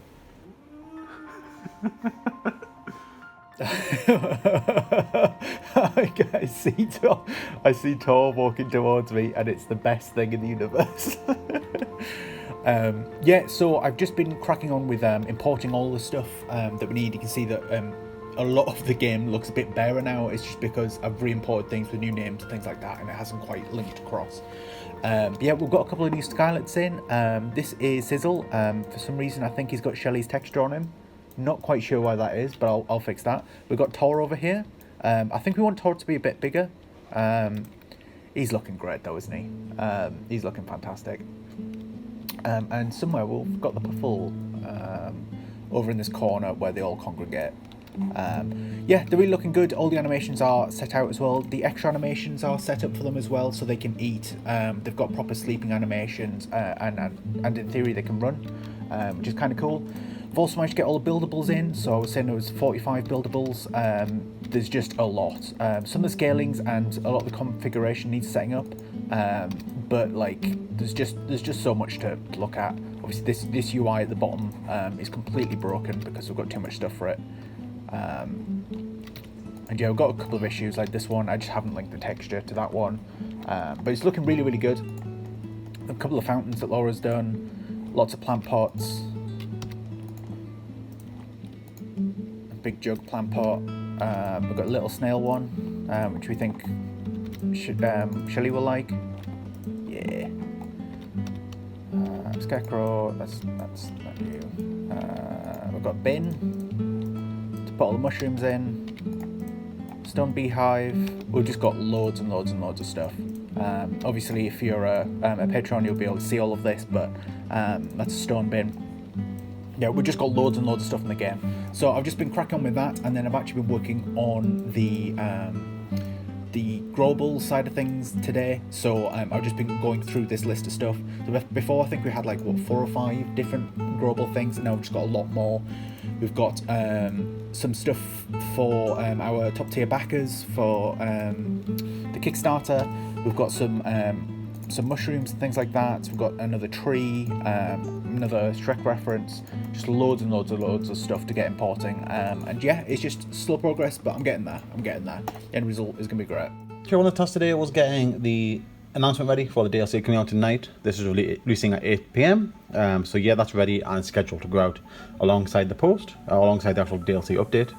So yeah, that's already. Other than that, it's been streaming. So I've been streaming the making of this level. So you may notice it if you've, or recognize it, sorry, if you've played Color and Pixels. This is 2 of the levels from Color and Pixels. I thought one individually was not enough for the level size. You see now I've managed to get up to a medium level, which is quite important that we get some larger ones. And yeah, it's turned out quite well. Good use of the thick ropes, or the rope thickness. So for example, on this lobster here, they start off quite thick and they get quite thin towards the back. You get a bit of a better understanding on the actual image here. So yeah, starts off thick, goes thinner towards the back. And that's just to give sort of an idea of depth, or a semblance of depth in the actual picture. So hopefully that works. Still needs QA testing. When it gets QA tested, I'm sure we'll find the results. Guys! Hello! Tuesday! Hang on, what, if you're off next week, are we doing a double bill? We're doing a double bill, sure.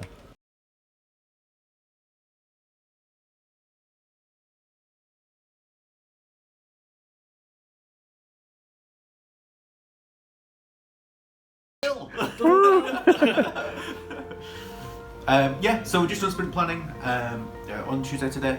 Yep. What am I saying?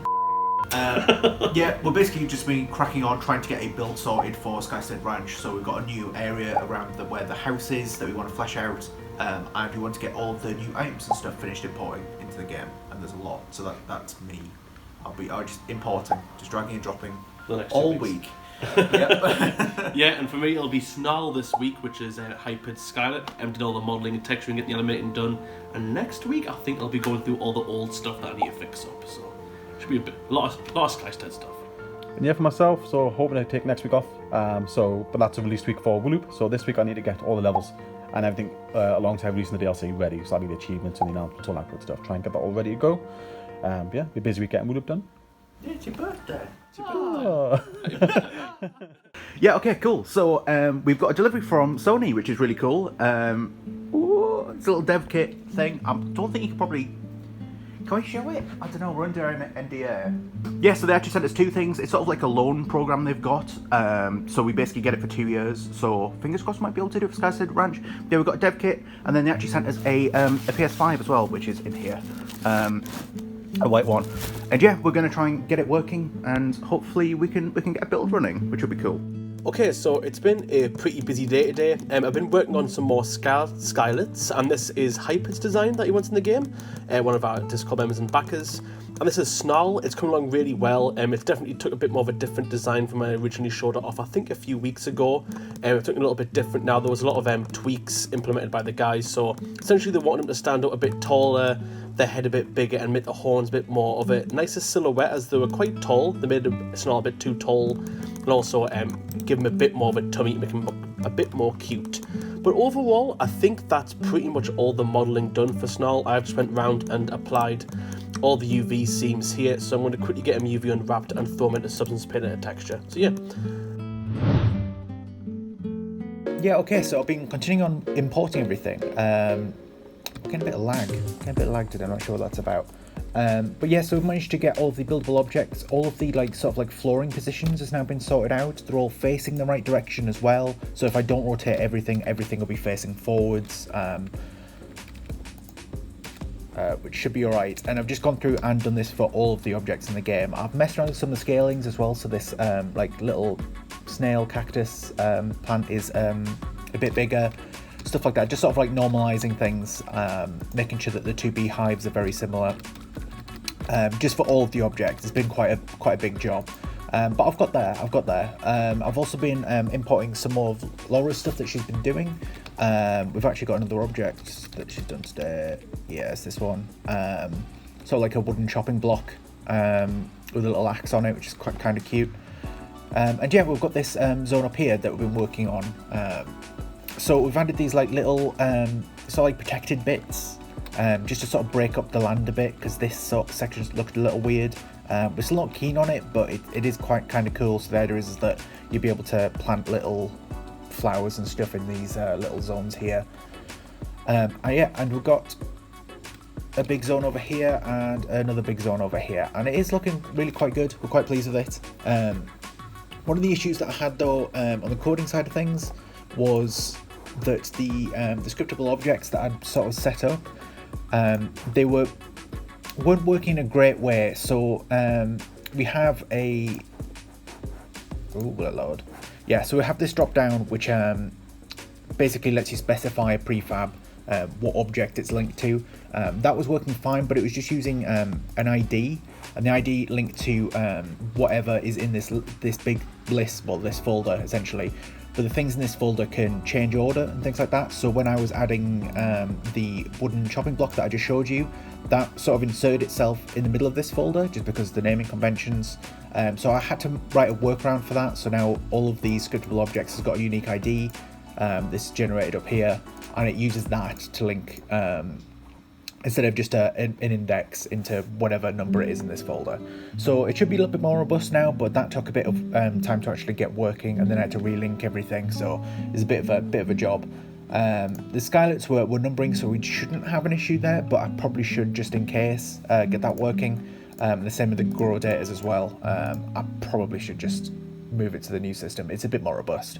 I've pretty much spent the bulk of the morning texturing up Snarl. I did finish the UV mapping this morning as well. There was a few little bugs that I needed to just iron out, but it's complete now, and the texturing went really well. There seems to be no problem with the seams. Everything looks nice and clean.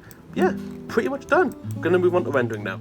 So it's been another day of Wooloop level making, or just Wooloop in general. So started the day with the announcement posts for the DLC, which is coming out next week. Just so people can be aware of that and start wishlisting it, because Storage is live. But yeah, other than that, I've been making levels. So I made the swordfish level here, but on Trello, we'll see a couple more that I've got done. So we've got a fishbowl, or goldfish bowl more specifically. Went for sort of some double roofs to try and indicate thickness or depth. Hopefully that comes across when they playtest it, and we'll get the feedback. And then I've done this sort of deep sea diving, based on an image of a diver swimming through a cave underwater. So yeah, there's a lot of blank space I'm aware of, but hopefully sort of indicates sort of the emptiness of space, emptiness of the ocean. So yeah, we'll see when we get feedback on that as well. But yeah, only 7 levels left over here. I've got some ideas for some of them, but the rest I'm still deciding on. But yeah, I'm sure we'll get those done in due course. Yeah, another day of Wooloop level creation. You see here I made a message in a bottle level for the Aquatics DLC. And that's 2 levels done today so far. So we have the one I've just mentioned there, which turned out quite nicely. I think because of the size of it, the thick ropes work really well. And as well as that, I've got sort of some idea of doing depth charges. I thought it might be a bit boring just doing those, so I added a little yellow submarine in as well. But as you can see, it's dodged all the mines. You don't want any sort of accidents happening in Wooloop. And I filled out the space with some fish as well. So hopefully that works quite nicely. As you can see, I've used the circle tool quite liberally. And yeah, hopefully it's turned out quite nicely. So yeah, one more level for today. We'll work on a coral level, and then yeah, we'll go from there. Another part of my work process though, because I am colorblind, is when I'm making levels like this, in order to make sure I get the colors right, I am actually Googling hex codes for individual items. So search like the sea blue parchments for the message in a bottle there. And yeah, so far it's working quite well, but I'm sure the color correction can be done after the fact if people think that the colors aren't quite good enough. Okay, so I'm making a lot of progress on Snarl, and I've actually started animating now. The rig went surprisingly well, everything kind of works, and the wings kind of work, so I'm quite happy with them. Like, I didn't expect it to work this well, but they've come out quite nice. The sort of webbing between the wings kind of stretch out the way I wanted to, so overall quite happy. But as I said, I have started animating, and I've been working on just a bit of the simpler ones at the minute. So this is kind of his eat animation here. There we go. He also wags his tail when he eats as well, which I think is quite cute. So got that one. What else have I been doing? The happy animation where he flaps his wings. Get a better angle here. I'll probably turn the rig off as well so it's easier to see. There we go. And the one that I'm currently working on now is the walk animation. Although I'm struggling with this one quite a bit. I kind of want to make him have a bit more of a heavy walk. So it's kind of like, I'm looking at a T-Rex at the minute, so for reference, but it's quite hard to get it down. Something's wrong with his foot here, I'm not sure what's going on there. But you can kind of see that his feet animate quite well. If you pay attention to the feet, they loop quite well besides this middle toe being broken. But something's just not right with the chest. It's kind of jumping around a bit. So I'm trying to currently figure out what's going on, but hopefully I'll be able to crack that before the end of the day, because it's bugging me quite a bit. Okay, so I've been working on a few things. One of them is the re-importing of this sort of like the zone at the top. It's been a lot of work, so it's kind of in progress at the moment. That's kind of why the flooring section is broken. I can just walk around up here and then it teleports me down here. That'll get fixed. It's just a big job. But yeah, today I've been working on the building mode stuff. So before we had like the wheel at the bottom that would sort of you press Q and E and you cycle between all the different buildable items. But now we're swapping it out for this system where you hold E and you basically move your mouse up and down to sort of like select which one you want. Very similar to games like Rust and Palworld and Satisfactory. They've got very similar systems to this. It works quite well with controls, so that's why we're trying it out. And we've also split out the objects into various different categories. So we've got simple, wood, stone, luxury, and misc at the moment. I think we might have to page this out a bit because it is a bit hard to select ones. Like stone, I think we're gonna have more assets in this as well, and stone's already got a lot, hasn't it? So it's a bit difficult. So we might have to page them out. But yeah, you cycle through all categories with the scroll wheel, and misc has got a lot, hasn't it, as well. And yeah, it seems to be working. It's just a little bit more work to do with that. Just mainly just to do with the feel of it, making it feel really nice, and making the UI a bit better as well. Because having it sort of this format where they're all rotated doesn't feel great at all. Today another day of just Whoop. So I've made 3 more levels today. I think 3.5 maybe. So this one here is a surfing level. I realised a lot of the levels were sort of underwater, which was the original name for the DLC. But we changed it to aquatics. So obviously it's anything water based. So some water sports here in the form of surfing. I've head over to Trello, see the rest. I've made where is it gone? Made a fishing level, very small, but we do need some size variants. Again, quite simple but quite effective. And then I made the coral level, which I started last night, and then finally the sunken ship level, which we've got Jack to draw earlier, which turned out to be very, very large. I think it's an extra large level, but again, we need that size variance as well, so that's good. But that leaves just 1 level for tomorrow, and then all the rest of the final tasks for actually making the DLC live, and then that'll be all good to go for me, ready to take a week off work. Okay, so something I completely forgot to mention yesterday was that I was actually in the process of modelling this aqueduct, this water aqueduct. Rob wanted a sort of source for a little waterfall stream, so he asked if I could quickly whip this up. It took a little bit longer than I thought. There was a lot more texturing to do than I originally thought there would be, but overall it looks really cool. I'm actually really happy with the design. So I've kind of incorporated a lot of of my style that I developed, but as well as Laura's sort of wooden log design that she did for the bench, I really liked that style, so I thought, well, it would make sense if I did a similar style to this log here. And overall, they go really nicely together, so overall I'm quite happy. I did incorporate some of the green planks as well to try to keep it in line with our art style. Okay, so I've been working on the building like UI thing that I was working on yesterday. It seems to be working a bit better now. I've put some more like just temporary graphics on. It does look a bit naff. But yeah, you can see that you can like scroll around the various tabs and select an item, and then when you let go of E, it actually selects the item properly. Oh, that's weird. Why has it done that? And yeah, it seems to be working. It does still need to be tabbed out a bit because it is quite hard to select accurately. I think maybe we need to cap each one by like 8 or something like that, 8 per section, and then just have multiple sections for each tab like stone. And it's a bit sensitive as well, isn't it? But we're getting there, But I've also managed to get in the aqueduct that Jack's been working on over here. So this is just a cool little addition that we wanted, somewhere for the water to actually come from. We'll need something at the top of the cliff for this, but it is looking quite cool.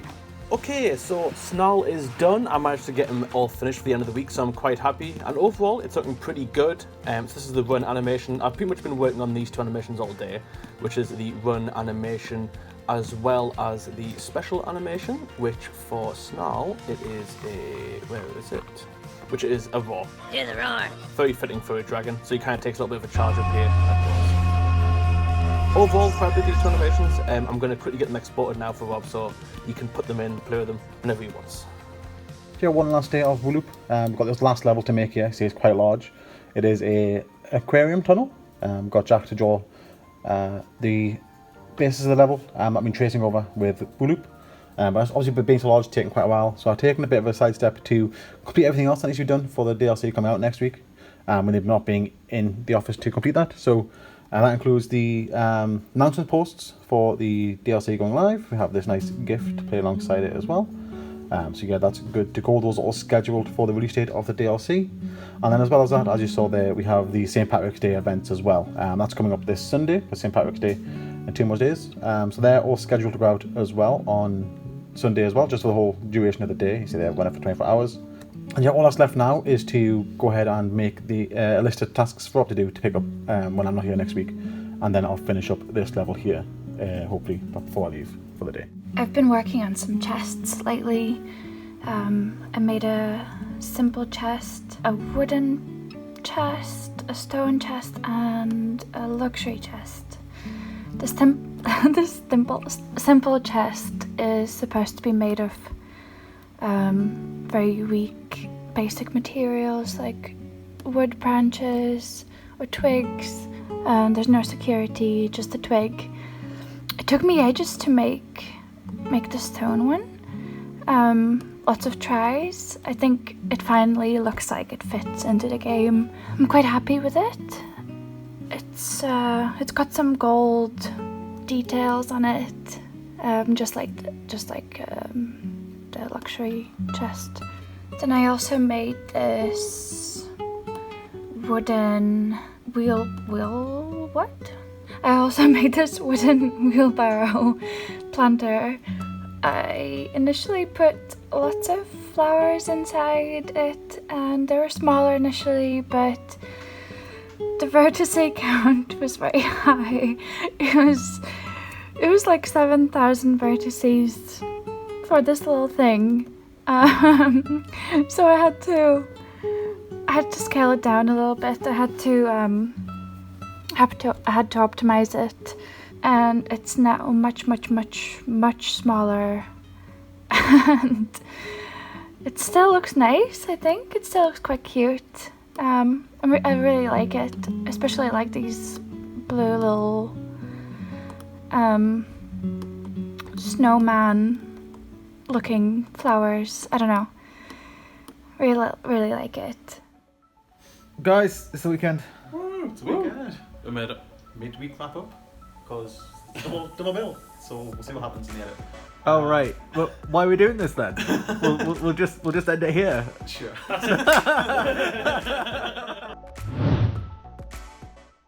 Okay, so it's been a pretty busy day. I've been interspersing between doing some Skystead fixes as well as starting the new Celtic DLC, and overall it's coming along pretty good. So I started off with the sort of store page icon for the logo, which is a Celtic symbol. I think this is called the Infinity, or the Trinity knot, or something like that. I'm sure Lee will put it on screen if it's wrong. But yeah, for the starting image, it's pretty good. I think it came out pretty well. I'm a little worried about the colour count because there's a lot of shading in there, but that's future Jack's problem. And for the next image, I'm working on a new stained glass one. Haven't done a stained glass image in a while, not since the DLC, but there's a lot of Celtic stained glass, so I thought I would try bring it back for this DLC. I may even do 1 or 2 more, not entirely sure. There's a lot of designs I could do, but overall this one's coming along pretty well. I need to do some frame work here, and then overall it'll be done after that. So hopefully, fingers crossed, it'll look pretty good. Okay, so again today I've been working on the Celtic DLC, and it's coming along really well. I started with the landscape this morning. I kind of wanted to do a sort of Celtic landscape. Trying not to make it look too fantasy, I kind of wanted to keep it realistic. And overall I think I kind of did a good job. I definitely experimented with a different sort of style, so in the actual game there won't be a background here. It'll kind of be clipped off with the clouds, and overall I think it'll hopefully make a nice effect. It's a little different from what I usually do. But yeah, and that one was a really fun one to do. And after that I kind of did some more Skystead work, but I did end up coming back later on towards the day to do this sort of new stained glass image, and it's really complicated right now. You probably can't tell what's going on. If I quickly fill in what's going on here, hopefully you'll be able to tell, but this is going to be a 4-leaf clover, or a shamrock as it's called, and it's going to be the centerpiece of the image, and overall it's coming along really nicely. Pretty much all the line work is now done. I've just finished it off. But it's really complicated, so I'm going to have to go in now and do all the colours and hopefully get it looking right. So yeah, that's probably going to be the next step. Okay, cool. So the phone died while I was trying to fix the the building thing. But yeah, anyway, the building thing, it works. It works. So we've got various pages of this system that's appearing.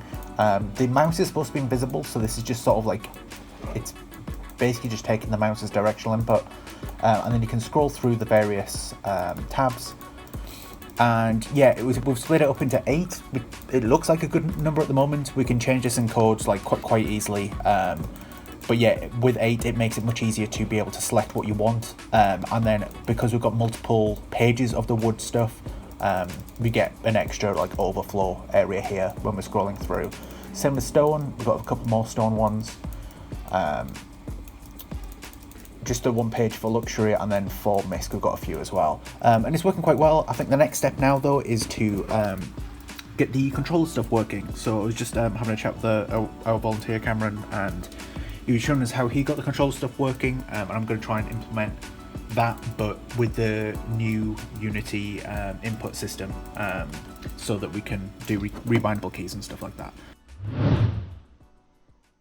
Okay, so alongside doing Skystead fixes, I've been doing a lot more work on the Celtic DLC. And I started off with this image here, which is called The Burren, which is a landscape in Ireland. It's a... what was my information I had here?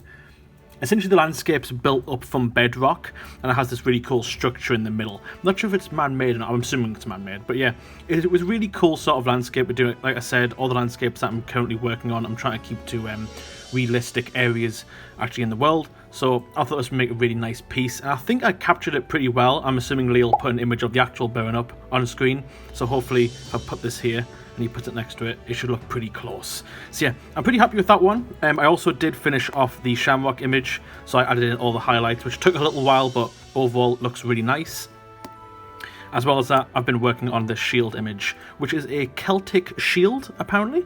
And it looks pretty cool. This is the most common design that I found, so I thought I would go with this one, and I am just using it as a bit of a trace right now so I can get the design work nailed down. Yeah, so really cool. So I'm going to wrap up this image, and then I'm probably going to call it a day and continue it tomorrow. The 3 of us have been working on Woolip a lot for the past couple of days. A lot of QA testing, so essentially our volunteer Kai has been doing a bunch of level fixes, and they've all just been in QA for the past couple of weeks. But we were doing a build today because the Aquatics book, or Aquatics Gallery, is coming out, and we wanted to get all of these level fixes as part of that build. So we've done that, something like 40 level fixes, something like that. There's loads that needed doing, so it's basically just been our week. Well, feels like it. It's just been the past couple of days really, but we've all been doing that. But yeah, it's really good to get it done, and everything is good to go for the launch, which is at 7 PM today. But other than that, I have been doing some stuff in Unity. So the controller's working. So we've got the controller running around. If you press like the back buttons and stuff, and start works as well. Really cool. Lots of progress on that. It's not quite there. There's still some work that needs to happen, but essentially we kind of ran into a couple of issues with it. Yeah, so we've updated the package that we're using for input to the new one. This is the package that we have working in Hexceed, I think it is, because it supports rebindable keys. So we've got this moved in. We want rebindable keys in the future anyway, so that it needed to be done anyway, so we've swapped out the input system for this one, and it all seems to be working fine. We've also updated the Unity version. That's because we wanted a newer Unity version so that we could get the PlayStation 5 connection working, and we just wanted to be on the newest SDK that Sony provided us. So we've upped the version to the newest test branch, so the UI is looking a little bit different. I don't like it. I feel like every time they've changed the UI in Unity, I just don't like it. I prefer the older versions. But yeah, there was a couple of issues with that, but I've managed to fix them. Something to do with the generation for the floor wasn't quite working right, so I managed to fix that, and that's all working again. But yeah, it's just been a few days of testing, and a lot of installing stuff, really. Okay, so it's been a really busy day for me today. Primarily, it's been working on Wooloop and doing a lot of QA for a lot of level fixes and the new Aquatic DLC. However, I did get to do some streaming today, and I thought it'd be a fun stream to do some Scarlet Shinies. So this is the Puffle here. As you can tell, it's already a little bit different from the original design. So this is the original, and that's the new one. However, we thought we'd have a little mess around with the emissives so that the shinies would have some form of shiny variant on them. So for the Puffle, we have some glowing wings, and they look really cool. So this was really fun to do during stream, and we did get a few more done. Something that I didn't show at the middle of the week, which I completely forgot to show, was Snarl, which is Hypid's Scarlet. He now has a shiny version as well, and during the stream, Hypid thought it'd be cool to have red horns. So yeah, this is the shiny version of Snarl. He's yellow and red, and like you can see there, he's got some red horns. We also got done Shelly as well. Where's Shelly? Got 4 done, so good in total. So Shelly's pretty similar to her to their original design, but we've got a bit more of a galaxy effect on the shell here, which is really nice. Hopefully it's a lot cool in game. And for the last one, we have the Sizzle, which is here. Sizzle's took a bit more of a similar design to his original look, but he's a bit more orange, a bit more yellow, and of course he has the shiny red gem in his head there, which I will turn on. I'm not sure why it's not on. It should be. There we go. That's probably too powerful, but yeah, you can see there that in game the emissive will be on the gem on his head. So yeah, hopefully these look really cool in game. I've exported them for Rob, so it's up to him to see how it looks, and then if it looks good, I think we'll carry on this effect for the future ones as well. Rob Lee! It's Monday. We just got done doing sprint planning. What are we up to? Yeah, so for me it's been mostly store page stuff. So we have the Celtic DLC for Conan Pixels. Give me a start on that. I want to get the store page sent off to Steam for that. As well as that, we have a lot of prep for hexceed as well. So we're working on that as well towards the end of the week. And then probably more localization for the achievements, for the Wooloop achievements. And yeah, for Skystead Ranch stuff, I'll be working on control support still, trying to get that finished off. I think the plan is for us to try and get a build done for the end of April. So we're basically just going to be trying to get everything ready for that. Lots of re-importing, lots of trying to get things working again, because you can't grow things at the moment because you can't get them from the shop. So there's a lot of things that he's doing. And yeah, for me it's going to be the Celtic DLC like Lee said, as well as going through the giant list of asset fixes for Skystead. I think that's going to be the bulk of my week. Laura's going to try and learn animation. So oh yes, that'll be fun. Have fun, Laura. Okay, so I've been working on more controller controls. Gamepad controls, I guess. Yeah, so I managed to get the character moving around a lot better. I've added a bit of acceleration and deceleration so that he's sort of like, it's a bit more floaty. It feels a lot nicer to play. Same with like keyboard controls. It's just a lot more floaty and a bit more. It feels a lot nicer. I've also managed to get the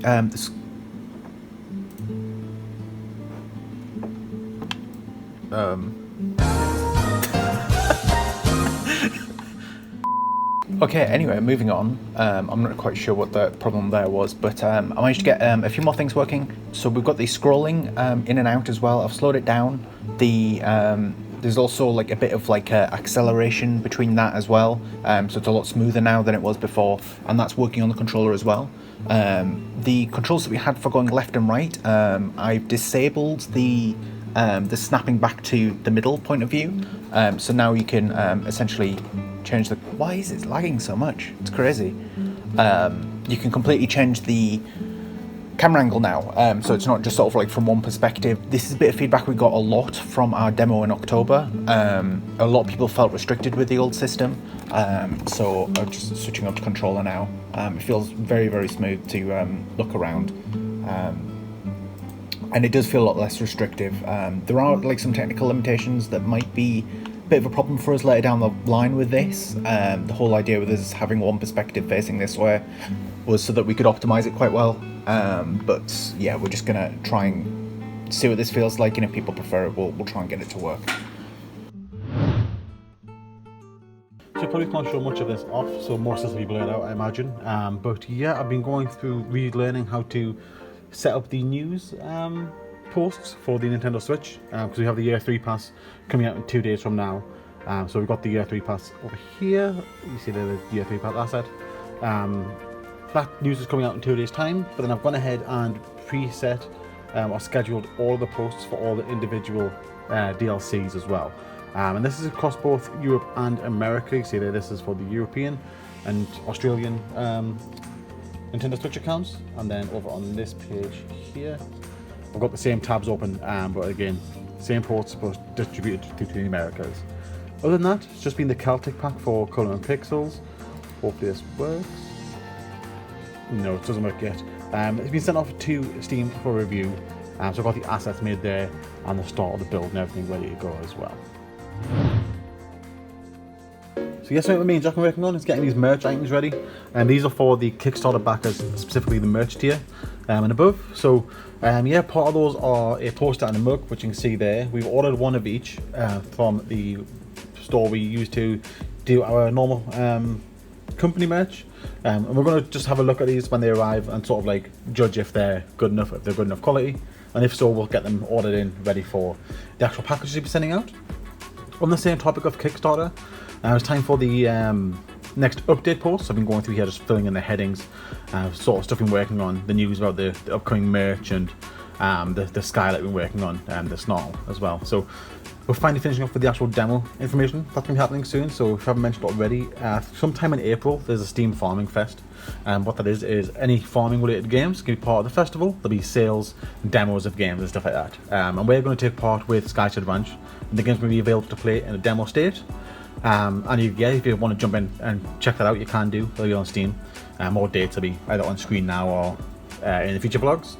But yeah, sidetrack from that, it is Easter weekend this week. So similar to last year, gone ahead and made this jar full of eggs. Put some big eggs in there to make it harder to count. And then I got the guys to guess how many eggs are in the jar. And the winner will take the jar. So yeah, I'm going to count them now and see who's won. Okay, so today's primarily been working on the backer merch designs and a lot of asset fixing for Skystead, but I have managed to get back onto the Celtic DLC of Colour Pixels, so it's going pretty well. I'm working on the landscape, and this is called the Cliffs of Moher, I think it's called. I hope I'm pronouncing that right, but it's quite a tough design. It kind of relies a lot on perspective, and I'm trying to get it looking right. So far, I think I'm doing okay. I'm not entirely sure on this outline over here, which I'll quickly mark up. Not so sure on that yet, but we'll see how it goes. Right now I need to go in and fill in this cliff for some detail like I've done with these ones here, so that shouldn't take too long. Annoyingly, I really do like the sort of very subtle gradient in the sky. I hope you can see that on the screen, but it is very subtle, so I definitely need to go in and add some form of clouds here and there just to try break up the design, maybe a sunset there. Just as something to try break up the silhouette from the ground and the sky. So we'll see how that goes. But yeah, I'm going to continue working on this one, but I don't think I'll have time to start the one today, so let's just try to get this one finished. Okay, so I'm getting there with the controller controls, gamepad controls. So we've got the UI stuff all working, it's all linked up. You can go into a couple of the menus and go around. You can exit game. The settings menu I haven't set up yet, I think because we probably want to have a couple more setting additions before the demo at the end of April, so I'm not going to do that yet, but you can press play and then the game should launch in a little bit. I'm anticipating a SpongeBob a few moments later. And yeah, so the controls work for moving around the character. You can open up the field guide and have a look at the various creatures. All the data for these is still wiped though, so you can't really view much. Settings menu, the pause menu works, except it still doesn't pause. But yeah, we're really getting there. There are a couple of issues. So if I move with the stick, it moves very fast, up and down. So it's like every frame it's going up and down one. I've got a bit of code from, I think, Hexceed when we did that on Switch, that sort of makes it a bit more nicer, which I'll try and add in. And then there's a couple of other things, like if I switch to building mode, this is all working on controller, but you can't actually place the object down or anything like that. So there's still a couple of bits to do, but we're pretty much there. Okay, so it's been another busy day of working through the asset fixes for Skystead. Starting to make a bit of a dent in the list. I did tackle a bit of a larger one today, which is the house and the broken house. I was going to do some more Cunning Pixels work, but then I decided to do the Broken House as well because I didn't want to do just one. But yeah, it's coming on quite well. I have thrown it into Substance Paint to do some texture touch-ups, as there is some little fragmentation going on here, so I did fix those up. And yeah, little things like that. But apart from that, I've also been working on the Cunning Pixels DLC for the Celtic one. I did on the landscape, as I've been really enjoying them. I'm not even going to try to pronounce the name of this because I know for a fact I'll butcher it. But overall, I'm quite happy with it. It definitely looks like the reference I went from. I did touch up a bit of the sky as well and make it a bit more vibrant. But yeah, overall, pretty happy with that one. Guys, it's Tuesday. We had a bank holiday weekend. Woo! What a week! Woo!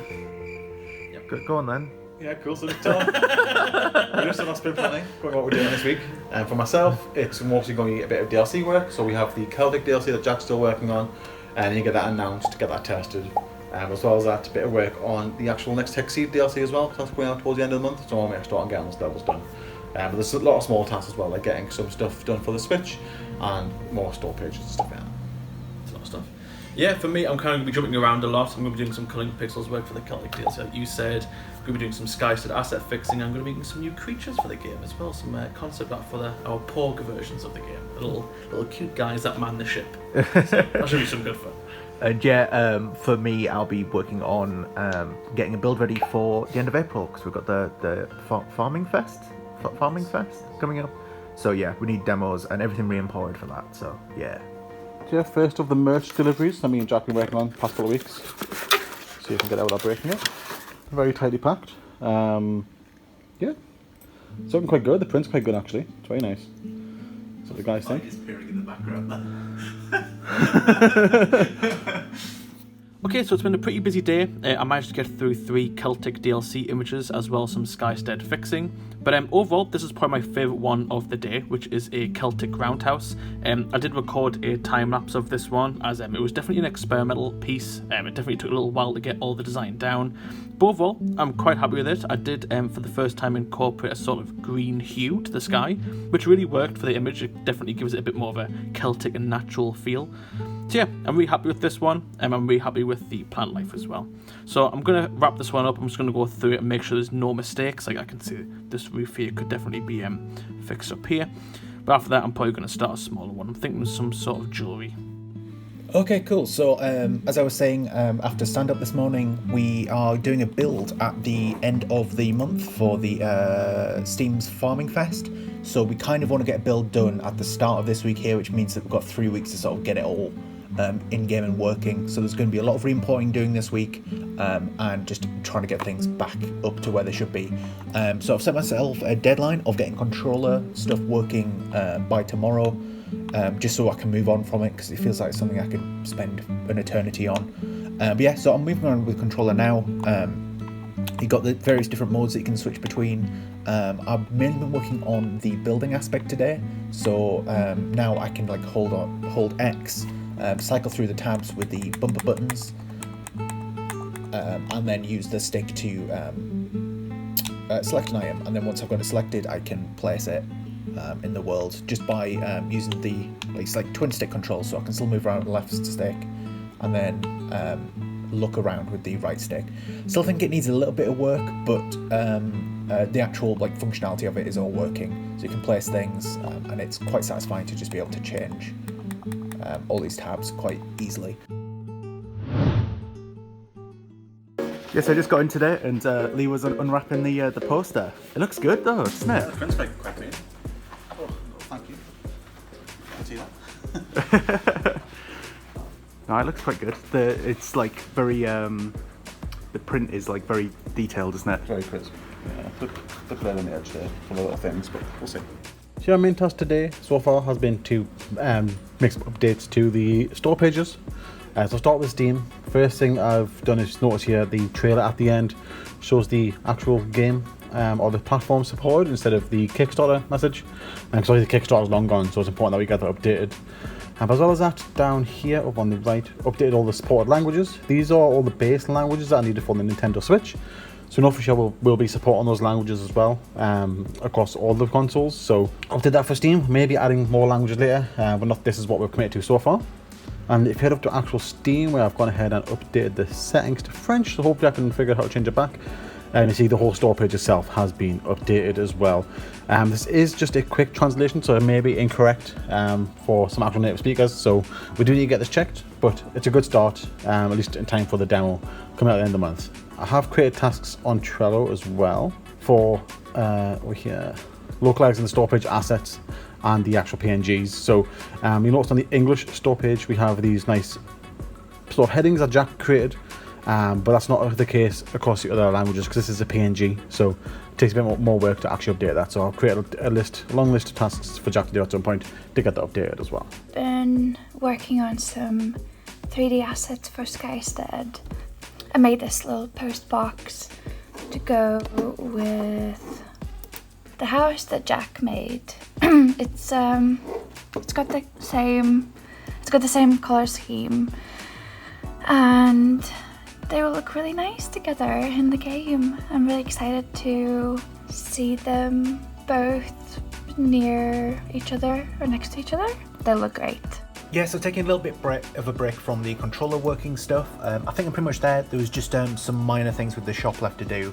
But yeah, I've moved on to localization. So I've imported the Unity's localization package that we use for a couple of our games.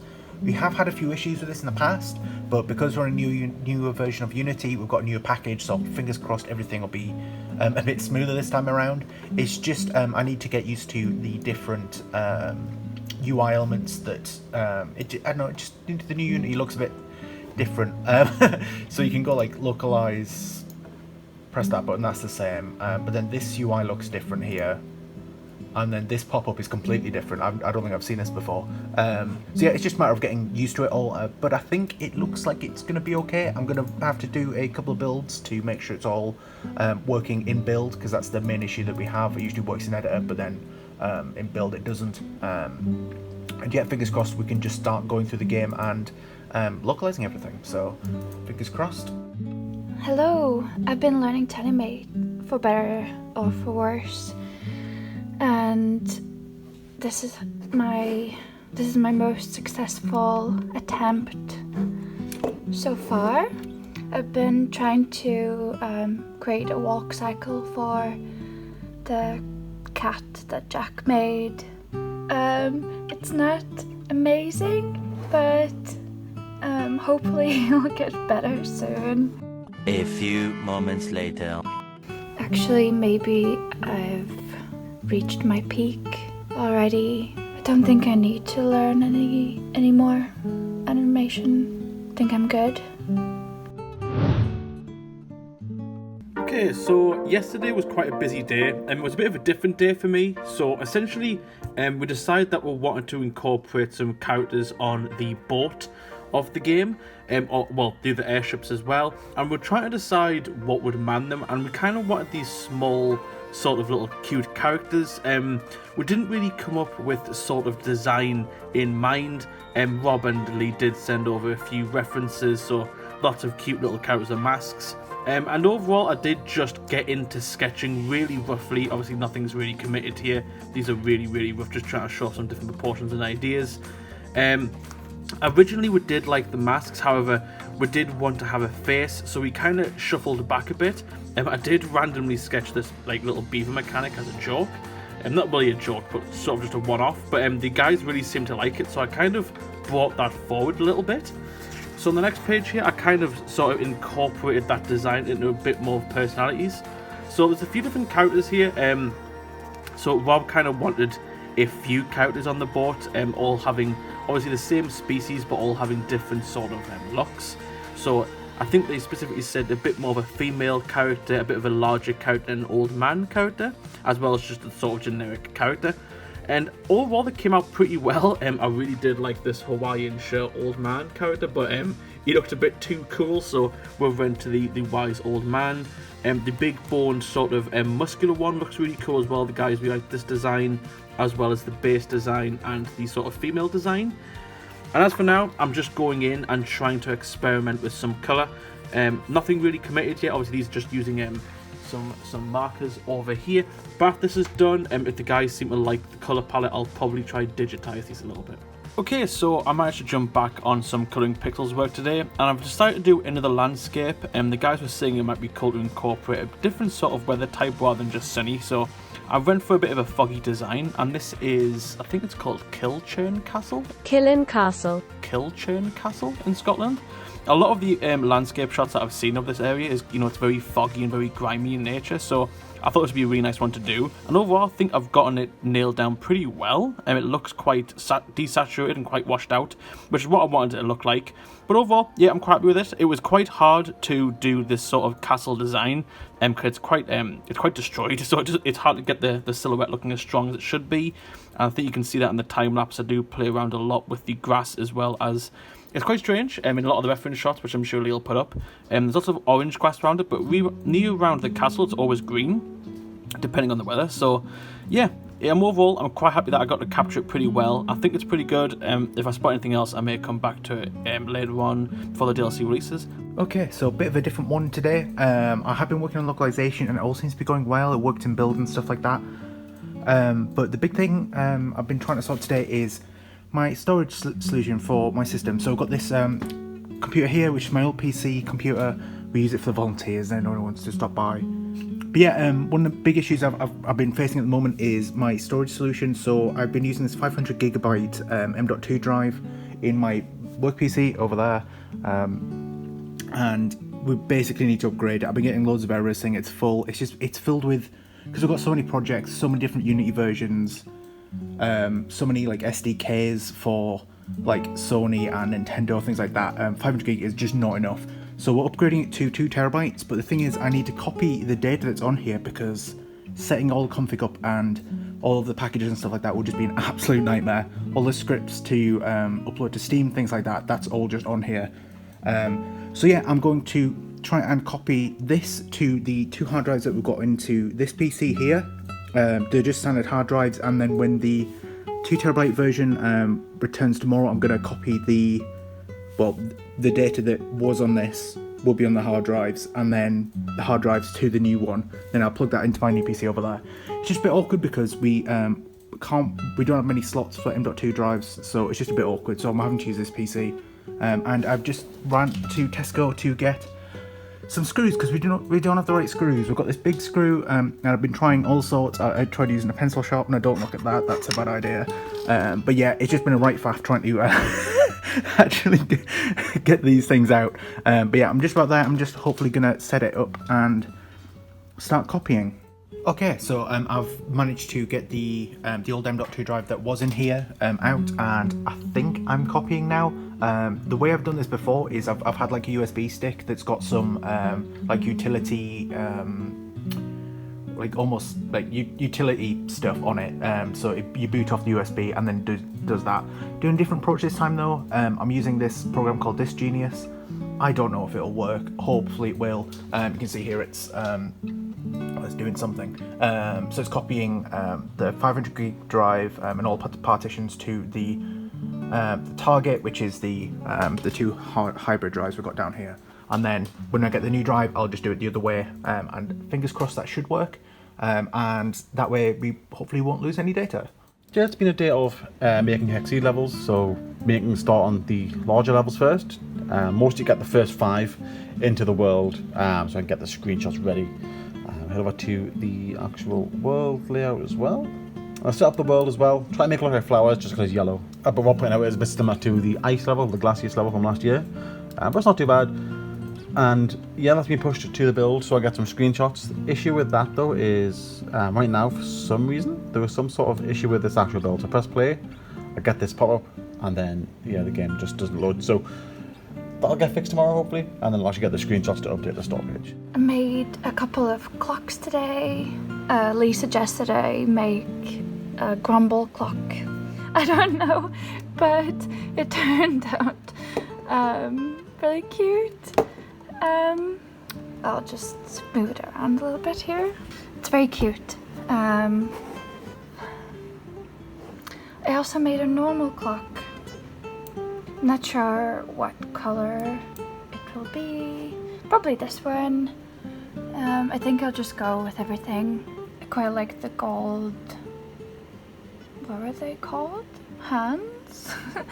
I don't know what they are. The gold bits and the clock.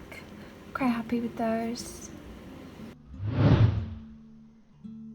Okay, so just a quick update. Rob thought it'd be a really cool idea for the stream today for me to start on the sort of boat characters of the game. So I spent just about half an hour this morning quickly sketching in a front panel and side panel. This is obviously just a trace over of the original design, but I did sketch in the side view and that does look right to me. I'll probably mess with the proportions more in Blender. This is just so I can kind of see how it's kind of going to look, and it gives me enough room to work with. So you can see here, probably even need to extend the neck out a bit more here, but that's fine, I can do that in Blender. Okay, so we've had a few Amazon deliveries. We've got a pile of stuff. But one of them, my SSD came, so I'm quickly transferring, it is quickly, look how fast it's going.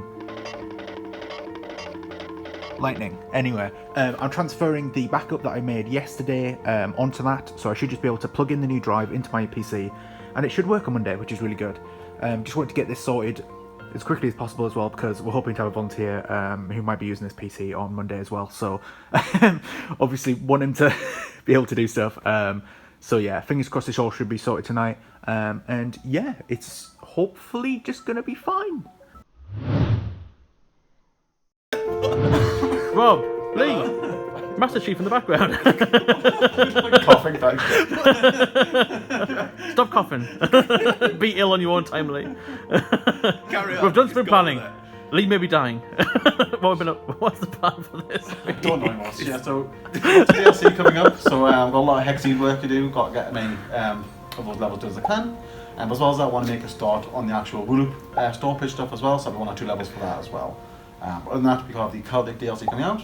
So when Zach's finished up, I'll be getting those QA tested and getting everything for the store page and the achievements, everything finished up for that as well.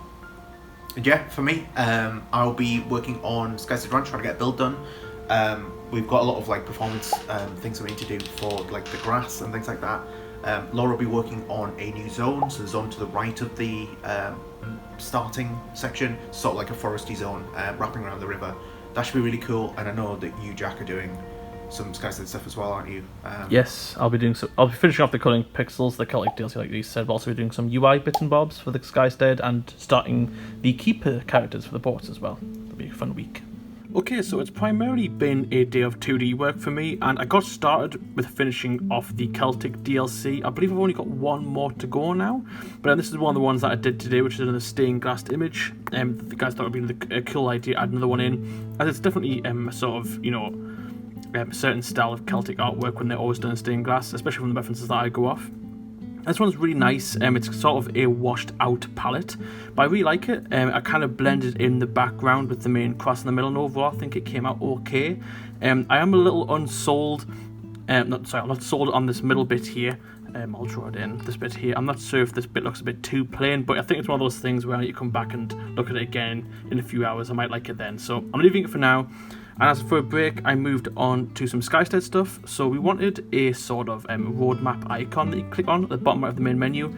And Rob thought it would be a cool idea if we did a little graphic for it. So I'm currently working on that now. I did do a render to trace over. I thought it would be a lot easier to get the forms in. And overall, I was quite happy with the positioning of these. So I have started sketching them in. So I start off with the grumble, as you can see there, definitely perfectly matches the background, and that one came out really nice. I haven't added the eyes in yet, but I'll get towards that at the end. And as for now, I'm starting on Spike, which is coming along really well. I just need to finish off the colouring here and add some shade, and then I'll move on to Big B. So that shouldn't take too long. It's getting there, so I'll carry on for that rest of the day.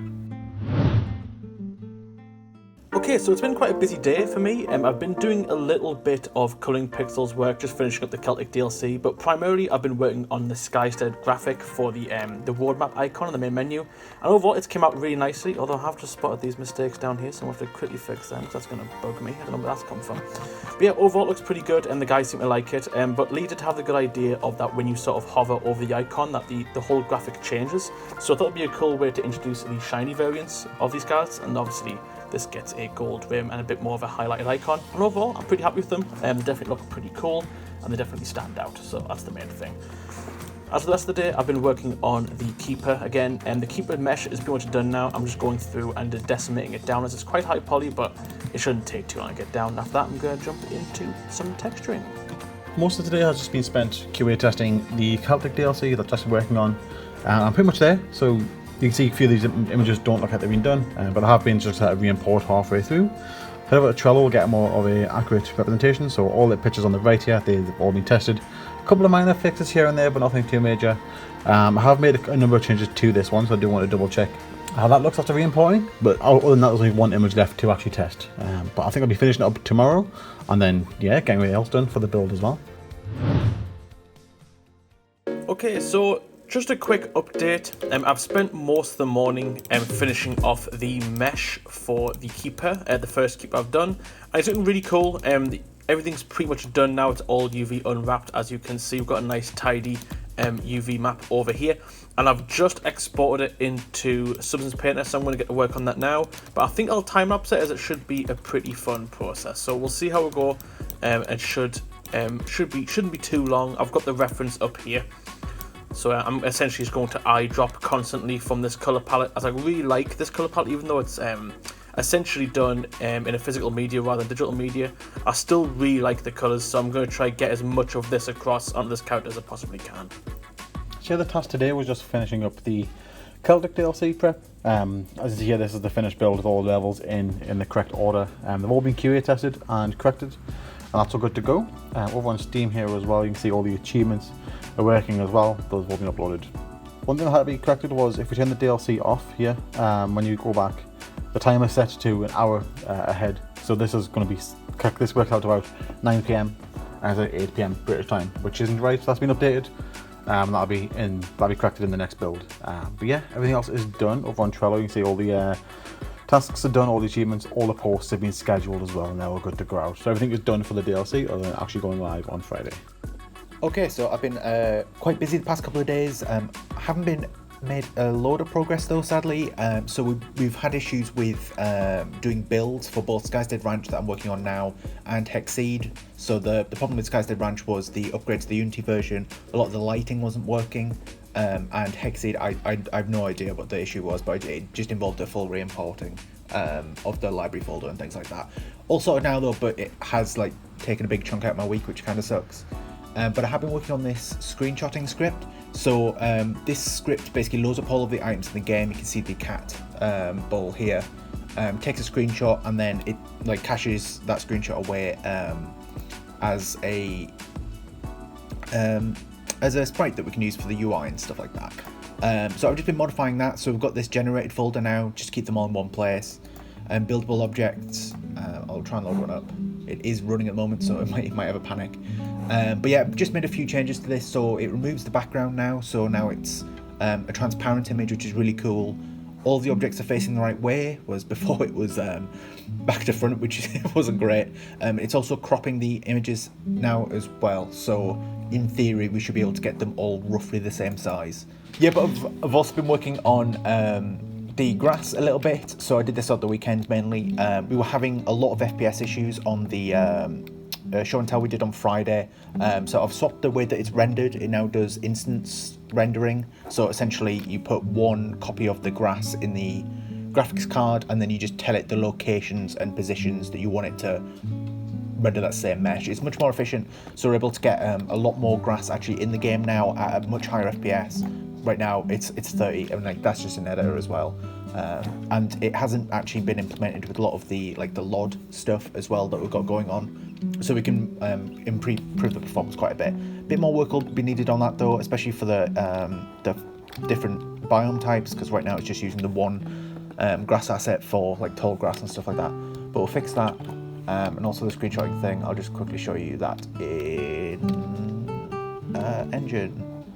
Yeah, there you go. Look, it shows you all of the pictures, and they're all the same size now, and you can actually see what's going on. So that's much better. There's a bit of a dark outline, isn't there? But I'll fix that at some point.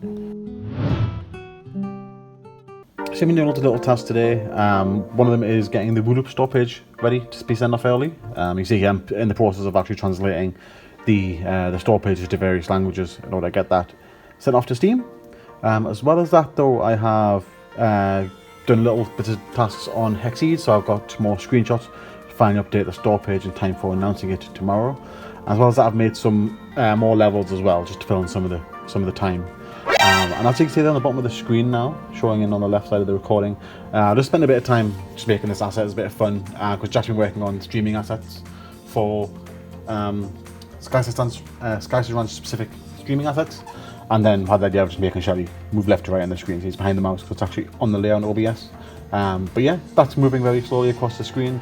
Hope the idea being that people won't know it's actually moving once they join halfway through. But yeah, spent a lot of time this morning doing tax stuff as well. Obviously can't show you that, but we realised that we're a month early on that, so yeah, that's kind of half done, and we'll finish it again at the end of the month. Okay, so just got done with the stream and it was a really fun one. So we managed to get pretty much a full Skylet done. The texturing is not finished, but it has been modeled, UV mapped, and I've started the texturing. I did put a slight emissive on here to kind of show off where we think the emissive should go, but I'll turn that off now. But yeah, it's getting there. I do think the crystals should be a little bit more vibrant, and I do want to do a bit more work on the shell. There's quite a bit more texture to go, but overall I'm really happy with this character. I believe Hyped in the Discord suggested the name Truffle, which we think is a great name, so we're maybe going forward with that name. Kind of goes along with Sizzle, Puffle, Truffle, kind of goes well together, so. And he also looks a little bit of a chocolate button, so he looks very cute. I'm definitely going to add some moss to the top of the head here. I'm going to do a lot more work on the face and obviously the shell. This week I've been working on the build for the demo. I made a foresty area and this cliff rock area with some floating little islands where Jack will make stairs to connect them. Yeah, I made lots of trees, lots of flowers, some tree stumps, like these ones here. I made a cute version of each with some mushrooms and flowers. Yeah, should look nice for the demo. Hopefully it'll be nice and fun to play. Right, give us an intro or something. Say, guys, it's Monday or something. Who? Who? that's better than what we're Right, we're just in spring planning. We're going to be hard at work. So we've got hexceed. Lee's doing hexceed for the DLC that we've got coming out in 2 weeks' time. There's a lot to do on that, and then the rest of us are going to be working on Skystead Ranch because we've got the Farming Fest build. I've got a lot of bug fixing to do. Yes. And then you've got stuff, haven't you? Yeah, I think Laura's going to be doing a lot of the main landscape today, the island itself, and I'm going to be prioritising fixing up some of the older scouts that are made, so adding a few more animations, fixing up the texturing, and working on the new keepers for the boats this week as well, which should be some good fun. Okay, so I just wanted to give you an update. A lot of the stuff I've been working on today hasn't really been to do with any of the stuff that I'm going to show you. It's mainly been re-importing and refactoring the grass. But over the weekend I did a little bit of work on the main menu, and now we've got this little thing. It's one of Lee's suggestions when we were doing Show and Tell Pizza Pub Friday, was that we just kind of like the idea of having something in the middle of the screen that you can interact with. So you can make it spin. The guys are joking, I've done it a bit over the top. You can just make them spin for like ever. It's a floating island though, it makes sense, right? And yeah, we've got a few little boats going on in the background. I think that needs a little bit of work. I see this little thing here. Maybe just make some of them a bit closer, and when they bob up and down, actually make it point in the right direction. But yeah, it's looking good. The UI is looking alright. There's still a little bit of work to do with what's selected, but we're getting there. These little guys light up. It's looking quite good. And then actually for the game, yes, I've just been working on this grass a little bit. So as you can see, we've actually managed to get the new rendering system working with the different objects that we had on the floor. So there's 3 different types of grass blades. We've got this like stone bit for the dirt. I'm not going to mention the obvious issue that we've got here. We've got tall grass, that's working fine, and then we've got some meadows. We've upped the size of the meadows flowers, and they're looking quite nice, so we might keep it like that. But yeah, just progress on this, and we're getting a decent FPS. So if you look in the top left, it's like 45-ish. It's not great, but we can get that down a bit more. So yeah. Okay, so it's been a pretty busy couple of days. This morning I'm essentially going over the same thing as yesterday, which is I'm going through all of the older Skylets and adding a few more animations and also adding a shiny texture to them. So I've currently done a few, as you can see at the top here. I've done the Puffle, I've done the Bows, the Shelly, and I'm currently working on the Spook right now, which has come along really well. As you can see, I've brought in that purple sort of shiny design that was included in that drawing that I did for the Skystead Ranch DLC of Glowing Pixels, where I made the Spook a little bit more purple for the shiny variant, and I think I'm going to carry that forward for the design, as I think it works quite well. And I've also got obviously the emissive texture working here in Substance Painter, which I doubt will look like this in game, but it definitely helps me visualize it in Substance Painter. So overall, I think the Spook is pretty much done. I'm probably going to jump over to another one now, which I'm thinking of maybe doing the Grumble. I've got a few good ideas for the shiny texture and the animation, so I think we're going to jump to the Grumble next. Yeah, so I've been working hard on the grass stuff, so you can now actually remove the grass again. It's really laggy. It's just all to do with the data types that I've been using. So I've basically got two scripts going on. One that manages the sort of like the culling aspect of it. So if we go into the scene view quickly,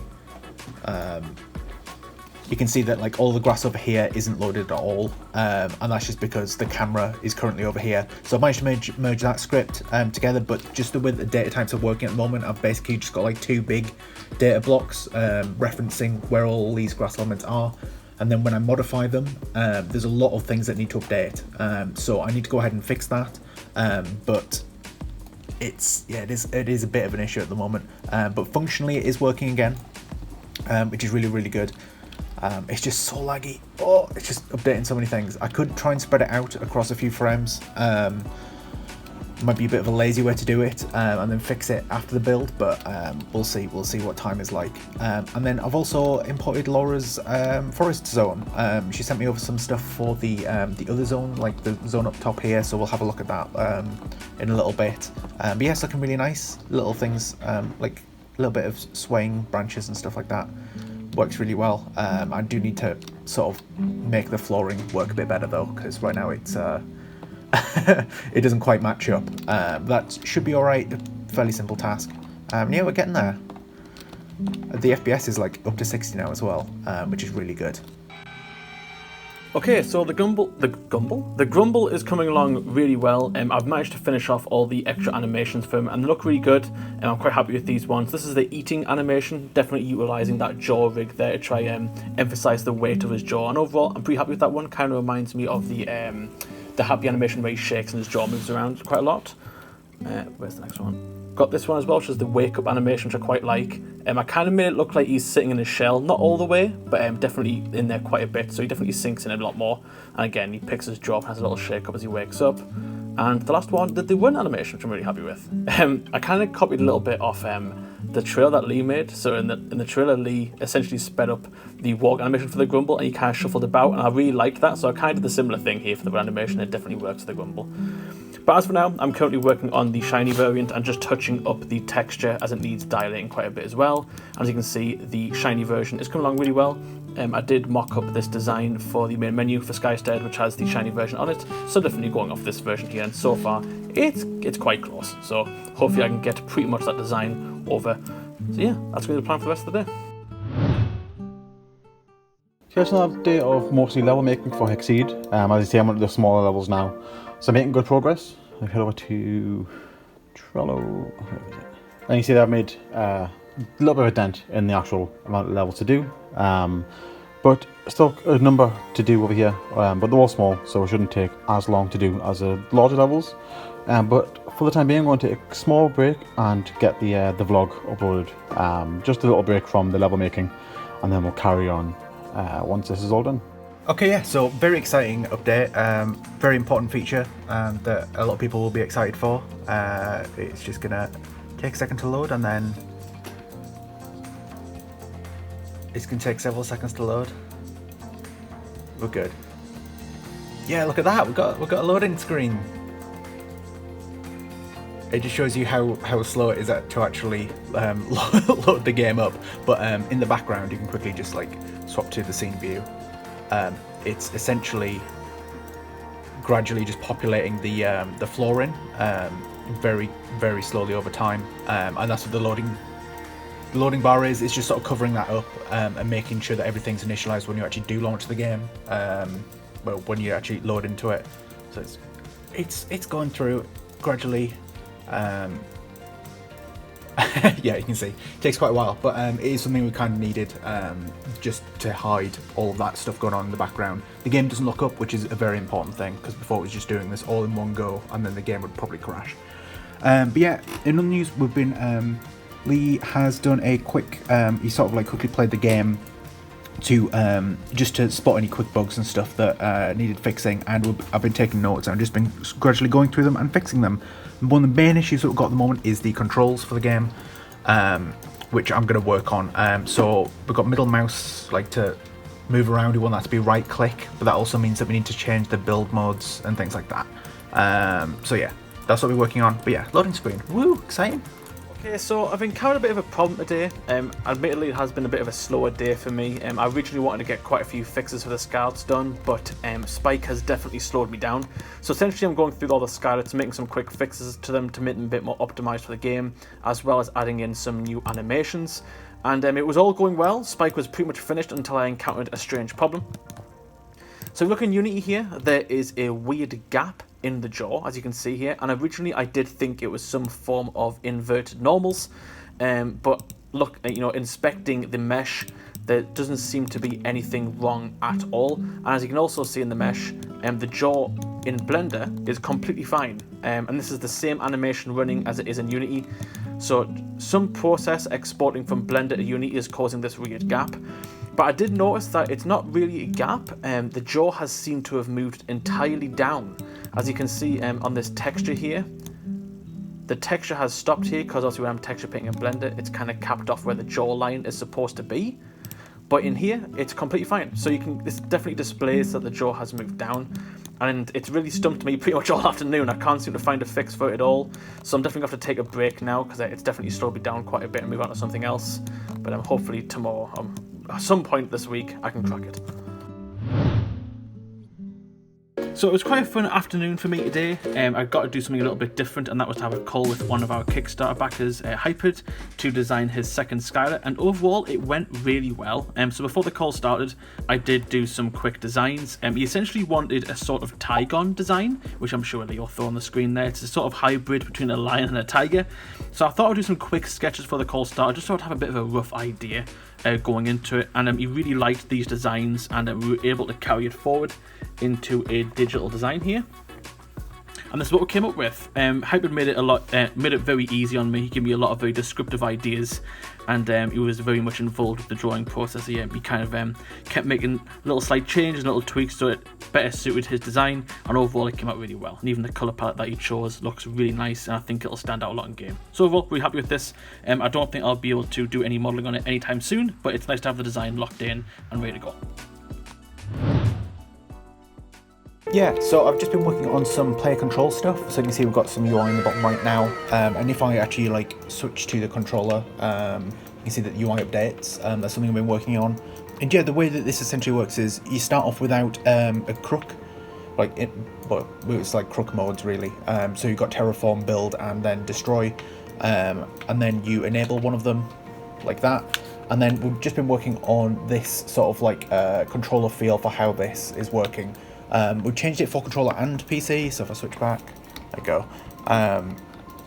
It is feeling a lot nicer, a lot smoother, and you can right click to control instead of pressing the middle mouse button, which I know some people found confusing.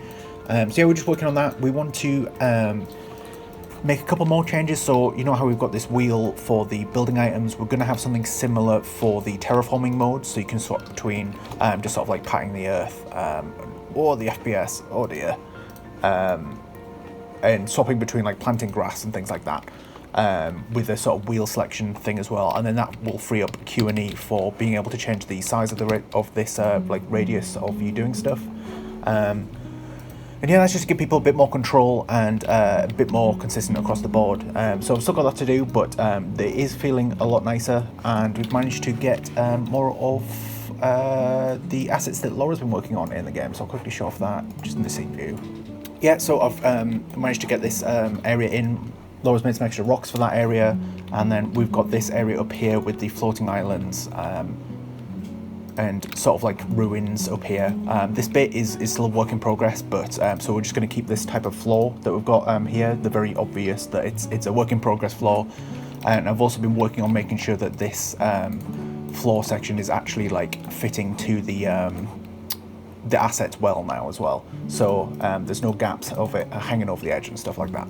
A lot of work, but we're getting there. It's been a really busy week in making the hexceed levels for myself, making some pretty good progress. I've head over to Trello here, we'll see the levels that I've done. They're now outnumbered the ones I've got left, so I'm very nearly done in terms of that. But I did take a break from Hexceed today in order to get the new announcement post updated on Steam.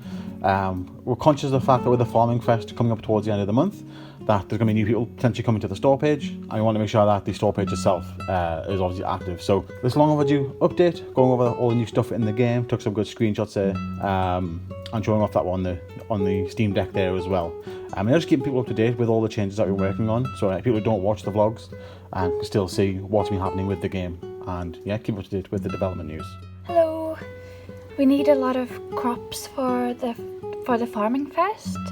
That's why today I've been helping Jack with his corn. I just retextured it. It looks like normal, nice corn before, but now it went to a festival, and it's very glittery and cute. It's supposed to be candy. It kind of is candy. Still looks like candy, I guess. The top at least, but the bottom is very disco. And here are the other stages I made. That'll be the item. This one will glow a little bit. Well, the spots will, and this bit will a little bit. Also, I did a couple of drawings for the Wooloop. This is one of them. It's a little game gun, as the theme is gaming. I think the lines will be very satisfying to loop around. I'm not sure how Lee will do it, but yeah. It should be fun. I think it looks fun. So yeah, go check that out.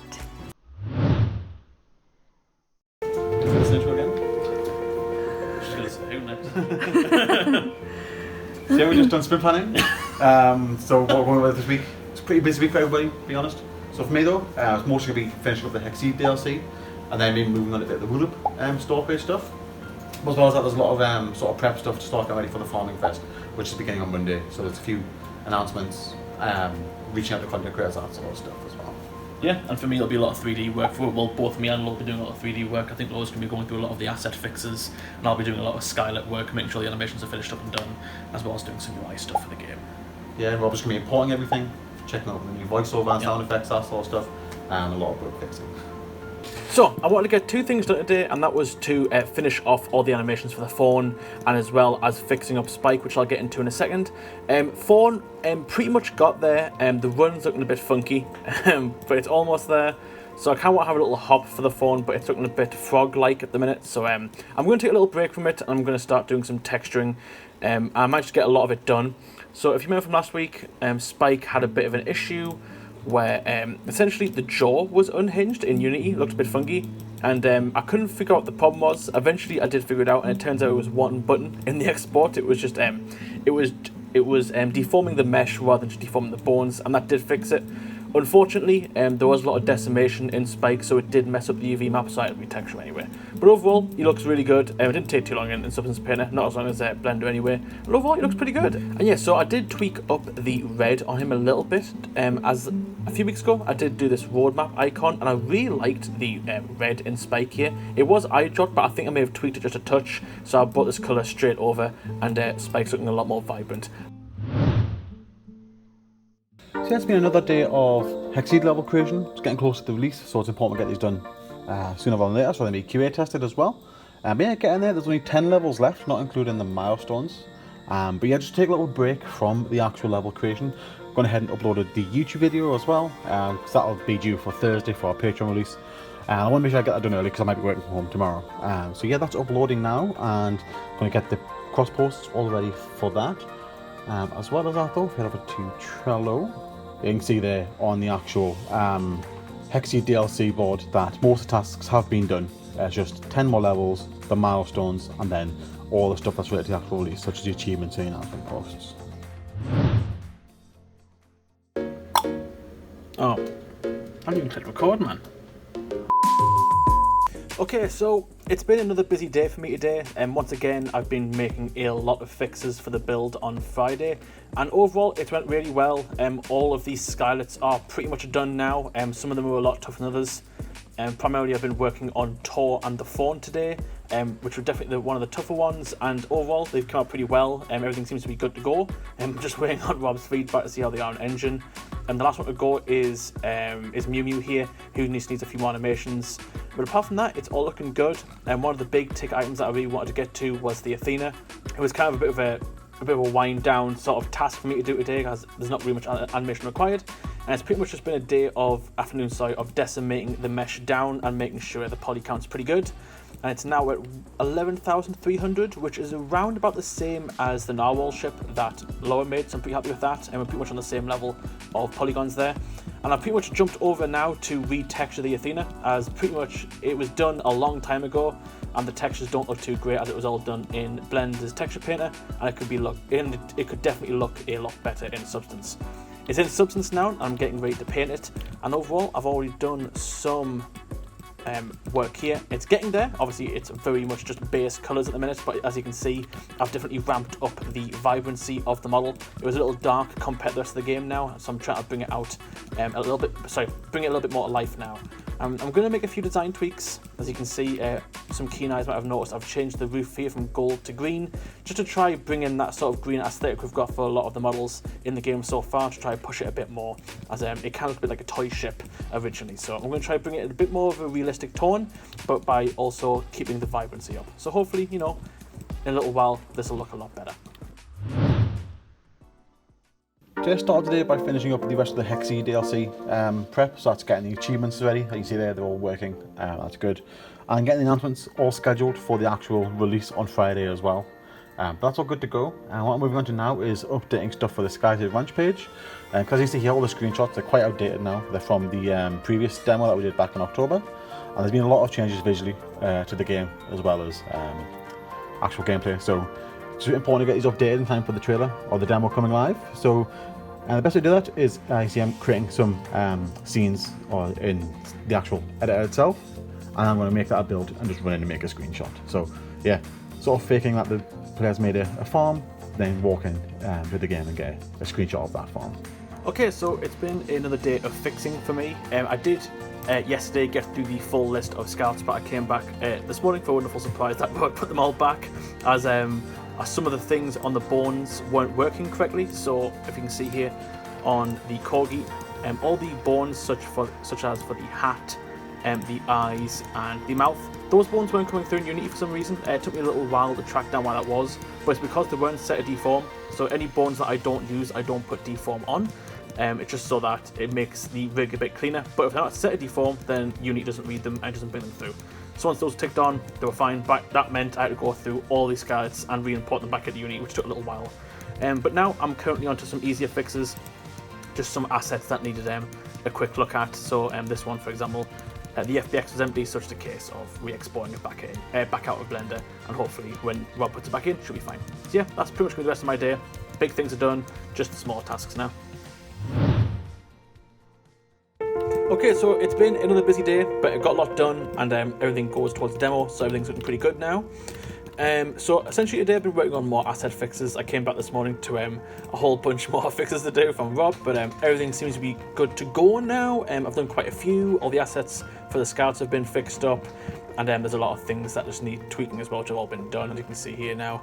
They're all in Rob's hands, so hopefully they're doing okay in build. But other than that, I've been working on the seed bags. Rob wanted some icons on them and a bit more of a colour coordination to tell what you're actually holding in the seed bags. So I've been hard at work on that today. Didn't take too long to do, but so now we have the Nom Shroom bag. I've drawn some custom alphas and patterns here just to signify that it's a bit easier to tell what they are. They're looking pretty good. These ones, I think I'm quite happy with these. They all seem to signify what they are. So hopefully when they're actually in game, it's easier to tell what they are as well. Yeah, that's been pretty much today. Also did a stream today as well. and that's been pretty fun. We did some more of the Athena. Like I said, it was a bit of a shorter stream this week because we're quite busy with the build. But as you can see, the Athena is coming along really well. Even got some emissives on there. Still quite a while to go, but all the base colours are in. So yeah, busy day, but a fun one.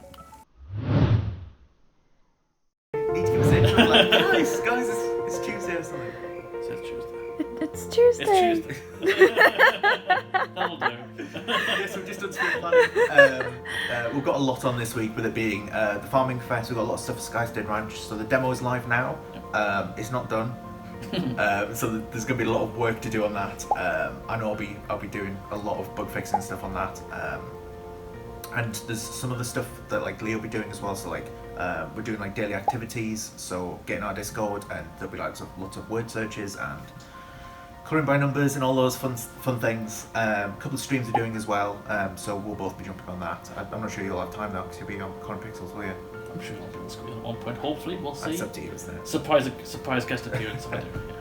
Yeah, and for me, like Rob said, it'll be a lot of Coin Pixels work for me today, and for the rest of the week as well. I'll be doing the Pets DLC, so lots of cute animals to draw. So I can't really complain. So yeah, it's the day of the Steam Farming Fest beginning, so there's a few marketing tasks that need to be done. So one of them here, as you can see, most of this will be blurred out because it's got some personal information on for various streamers, but this is the data that was been collecting over the past couple of months, which essentially just out of selected games that are similar to Skystead Ranch. If anyone's streaming it at the time that Rob launched his PC, it's collected the streamer's name, how many viewers I had at that time, what time it was as well that went live. So what I'm going to do now, what I'm doing is going through and collecting all those contact details if they have any available, and making a note. And I've just got an email saying the Steam keys have come in, so I'm going to go back through and start emailing all the contact details that I've collected with Steam keys and asking if they're interested in playing Skystead Ranch during the Farming Fest. But before that, I'm going to take a quick break and go on to the rest of the Farming Fest stuff. So we've got the daily activity that I've already put out, but as well as that, we do have some big posts to go out as well with the actual Farming Fest going live. So I'm going to be getting that ready and getting that drafted up. I did the pop the wrong thing. Whoops. Another pop. Okay, so I wanted to give a quick update on what I have been up to the past week, because I know I didn't do any recordings last week just because I was so flat out busy trying to get things ready for the build that went live on Friday, which did go live on Friday. Sadly, we didn't actually get the Farming Fest demo section in. We're hoping to drop this later tonight or early tomorrow.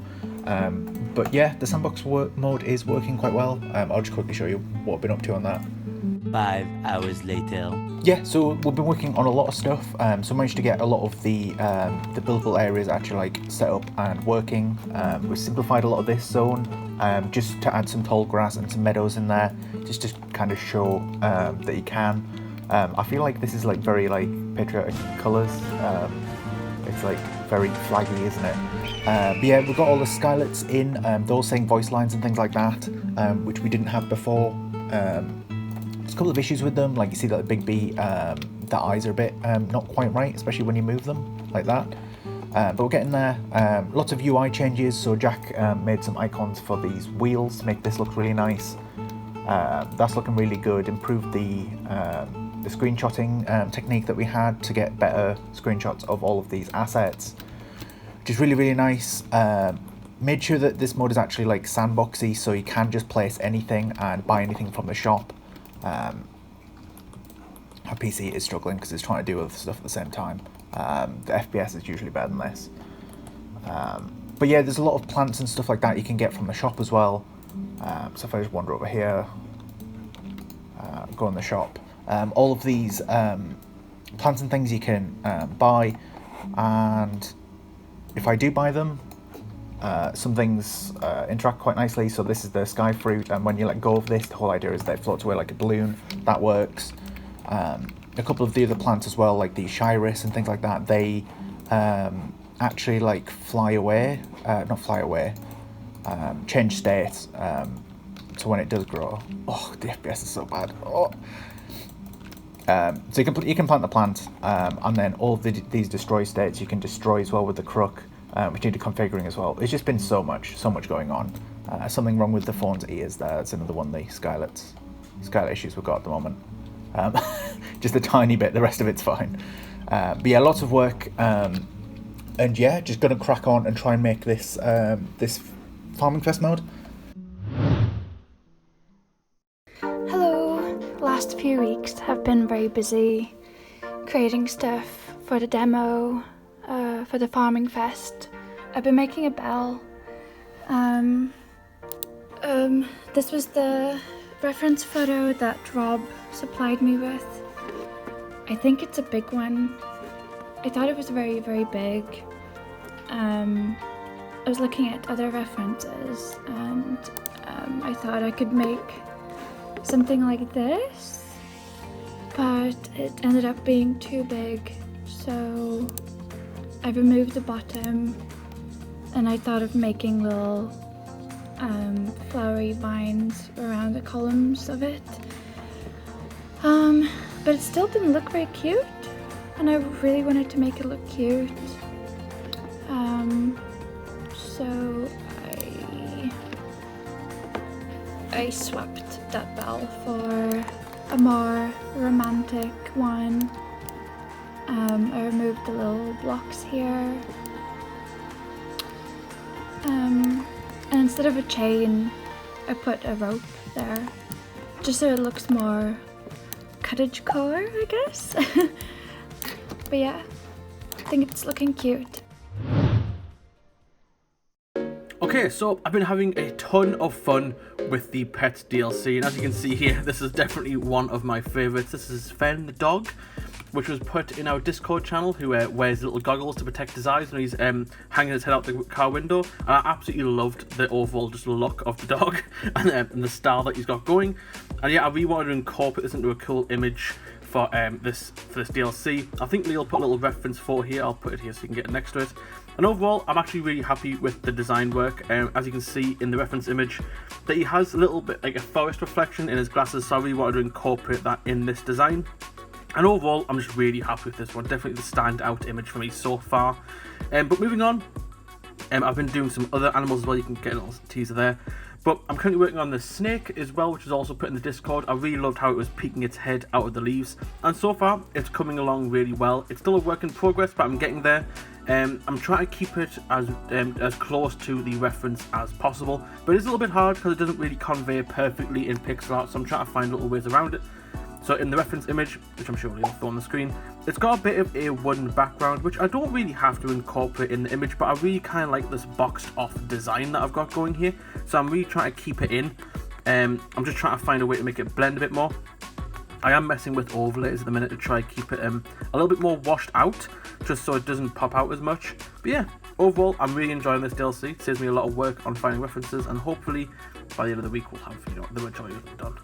So I spent the start of the day setting up the Colin Pixels store page. So sent off now. Don't think the store page is available to view just yet because it's only just been sent off. But yeah, got some good screenshots this time around. We have obviously some of the pets images that Jack's been working on and made some good screenshots. And then yeah, spent a bit of time getting the colours right for the actual asset as well for the store page logo. So that's all sent off and ready to be reviewed by Steam. And in the meantime, I'm going to start on the actual vlog for this week because I haven't started it yet, even though it is Wednesday, and that's just because of all the excitement with the Farming Fest. That's going to come on the recording quite obviously, isn't it? Yes, my PC isn't doing very well. It's making noises. Yeah, anyway, so that's just going to be happening while I'm recording. Yeah, anyway, so I didn't do an update yesterday because we spent most of the day streaming. Like there was like 4.5 hour stream, which Lee mostly did a bit of, but I did do a little bit on that. I did like half an hour, so I'm happy with myself. But yeah, I've been working on the Skystead Ranch build a little bit more, so now we've got the Farming Fest demo button, that's live. I was working on this mainly yesterday, trying to get a few things working for that. The building, making sure that you can actually unlock stuff, as well as making sure that there's like actual like a bit of an economy in the game. So you can see, since we don't have any money at the moment, the little highlight thing is grey, it just signifies that there's nothing, that you can't afford it. When you press R, there's nothing there to unlock, and then you go around and you shoot all of these things. You get a little bit of money, so I give 1 wood.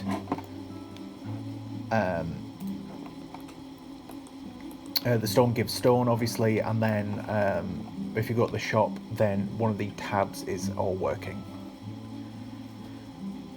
Added the keeper in as well. Yeah, so now you can buy all of these items, and then when you do, it shows up in the build menu, which is just what we want. And that's basically it. You can sort of like coax these Skylights out a bit, but it's not 100%. The focus is for farming for this demo, so we'll get that working, as well as clean up this starting area as well. It doesn't look great. It's mainly just because a lot of these assets are just stuff I've had to throw in together. But yeah, today I've been working on Wooloop, which is kind of cool. Yeah, I did 2 levels and a curator thing. So these are the 2 pictures that Laura sketched out for us, and I've just gone over and completed them today. Today I started making some block arts for some rugs. I wasn't sure how many rugs we'll need, but I wanted to make, I don't know, all the basic rug shapes. I don't know if these are too many, but it will definitely add some coziness and colour. I also made a flower-shaped rug because I like to make my life complicated. This is a block for scale. It's a 1 meter long. It's as long as the playable character. So yeah, we'll have a massive rug, flower rug, little rug, and 2 round rugs. Yeah, I've just been browsing through Pinterest and other sites looking for inspirations for rugs. A big part of making a game asset is finding a nice reference. I like to go on ArtStation to collect my references, and I like to use Pinterest as well. Okay, so again today I'm just continuing with the Pets DLC, and I came back to this image after yesterday thinking I was happy with it, but I'm not actually too keen on it. This is based off of the image in the Discord channel where cats are going to play chips, and I really liked it, so I made it a bit more stylized, brightened up the eyes, and just made it a bit more cartoon-esque. But I think I went a bit too overboard with it. There's a lot of highlights and a lot of too much light reflection, and it makes it look a bit, I don't know, out of place. So this morning I spent a little bit of time just going over it and just simplifying it a touch. I think this looks a lot better. It kind of brings in the silhouette of the face a bit more, and overall just makes the image look a bit cleaner. Like a lot of the trouble for me was these whiskers. It kind of looks like these little black dots here, where the whiskers come from, look like shadows. So I just got rid of those and made them look a bit more simple. And overall, I'm a lot happy with it now. I may make a few more changes. I've just noticed there's not enough hair at the top here, so I may go over and do that again. But overall, as for now, I'm pretty happy, and if I make any more changes, I'll come back to that. But other than that, I've been working on this image here, which I'm really happy with, which again is based on the image in Discord, where it's a ferret standing next to a balloon. And overall, I really liked the idea of this image. I thought the brown and the purple went really nice together. And overall, just drawing a sprite of a ferret is a first for me, but overall, I'm pretty happy with them. So and it does look like the ferret in the Discord channel. So yeah, I think at the minute I'm just going to continue with the DLC, and I think next I'm going to be working on a budgie. I think that'll be the next one. For some reason, I really love rugs, and I'm really happy that I was tasked with making rugs. As you can see, I've made a few flower rugs and a Shelly rug.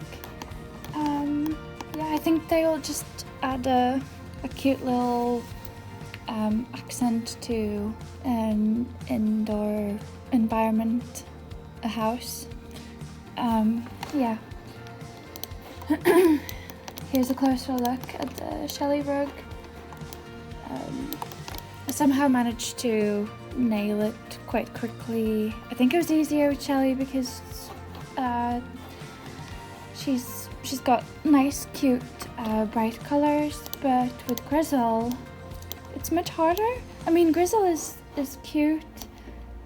He's a handsome boy, and he's got a nice colour, but it's really hard to work with brown to match with other colours.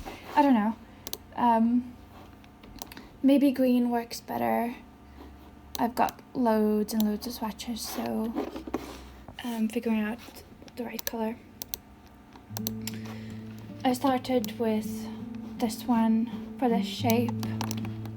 Accidentally made a grandma or cottagecore rug. But it's cute, it's very cute. Still got other shapes of rugs to make, but I think this is a good start so far. But I love rugs. I love carpets, me. Okay, I'm getting too excited. There's still so many rugs to make. I'll stop talking about rugs. Okay, bye-bye. So on the task for the Farming Fest week, sort of alongside the Farming Fest demo being live, is just to sort of entice you into the Discord. We've created a bunch of activities similar to what we did during the Kickstarter week as well. As well as we have the May the 4th meme because it's Star Wars as well.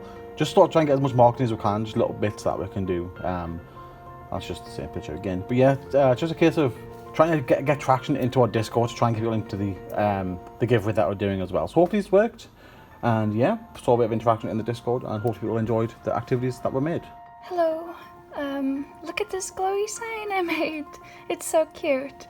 At first it wasn't glowing, but Rob likes to have glowy things in the game, which is cool. Maybe we can have, I don't know, like glowy signs as well. But this is for a statue direct. The concept was done by Hyperd. Thank you, Hyperd, for making this, because it really did help. I didn't know how to make a statue for this, so this was a really good idea.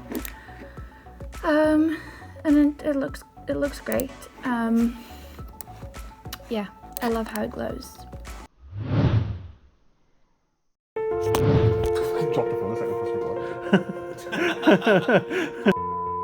It's Wednesday. Yeah, short video this week, just because we've had bank holiday Monday, haven't we? And I was off yesterday, and Laura wasn't in, so. Okay, what are we doing? I don't know. I'm wrapping up the Pets DLC for Culling Pixels, as well as doing some Wooloop sketches for the video game DLC for Wooloop, just to help lay out, hopefully get some cool designs done.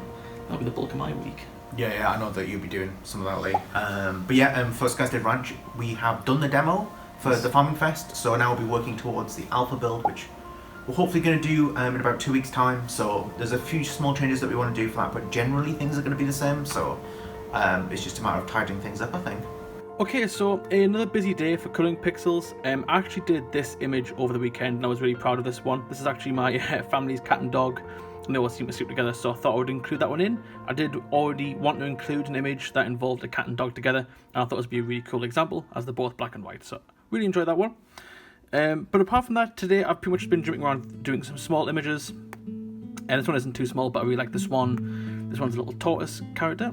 Well, tortoise pet, and there was no tortoises in the pet channel, and I really want to draw one because, you know, pet tortoises are sort of common, so I can't really get it in the pack, and overall it's looking pretty good. I don't think I'm going to come back to this one. Overall, I'm pretty happy with it.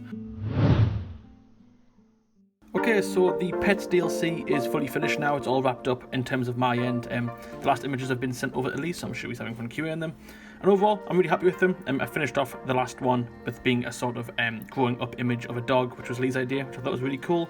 Just essentially the same, the same German Shepherd, just in 3 stages of its life. And I like the fully grown one the most, obviously. I may have went a bit overboard with the size of the ears, but it kind of works. German Shepherds do have really big ears. And for the rest of the day, I've kind of been working on something different.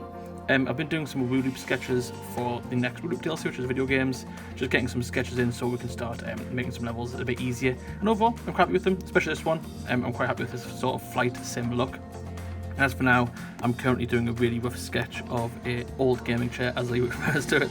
And overall, it's come along really nicely. I'm trying to go for a bit more of a neon sort of retro colour palette. So yeah, I'll carry on with that. So it's been a day of Culling Pixels so far, so I've gone ahead and QA tested all the levels that Jack's made, and they've all been corrected and put back in the build in the correct order, so smallest to largest. And yeah, it's quite a good pack, to be fair. Most of these are cats taken from the Discord as well, so these are all players pets for the most part. So I'm sure those players will hopefully appreciate what they can find in the pack as well. But yeah, other than that, in terms of colour and pixels, I've set off the poll for the next DLC. We've got 3 votes so far, but it's only just gone live, so hopefully we'll get a few more in before that's done. And as well as that, made a start on some of the achievement icons, but yeah, that's the next step, is getting achievements done. But I want to take a side step and get the vlog made for this week as well.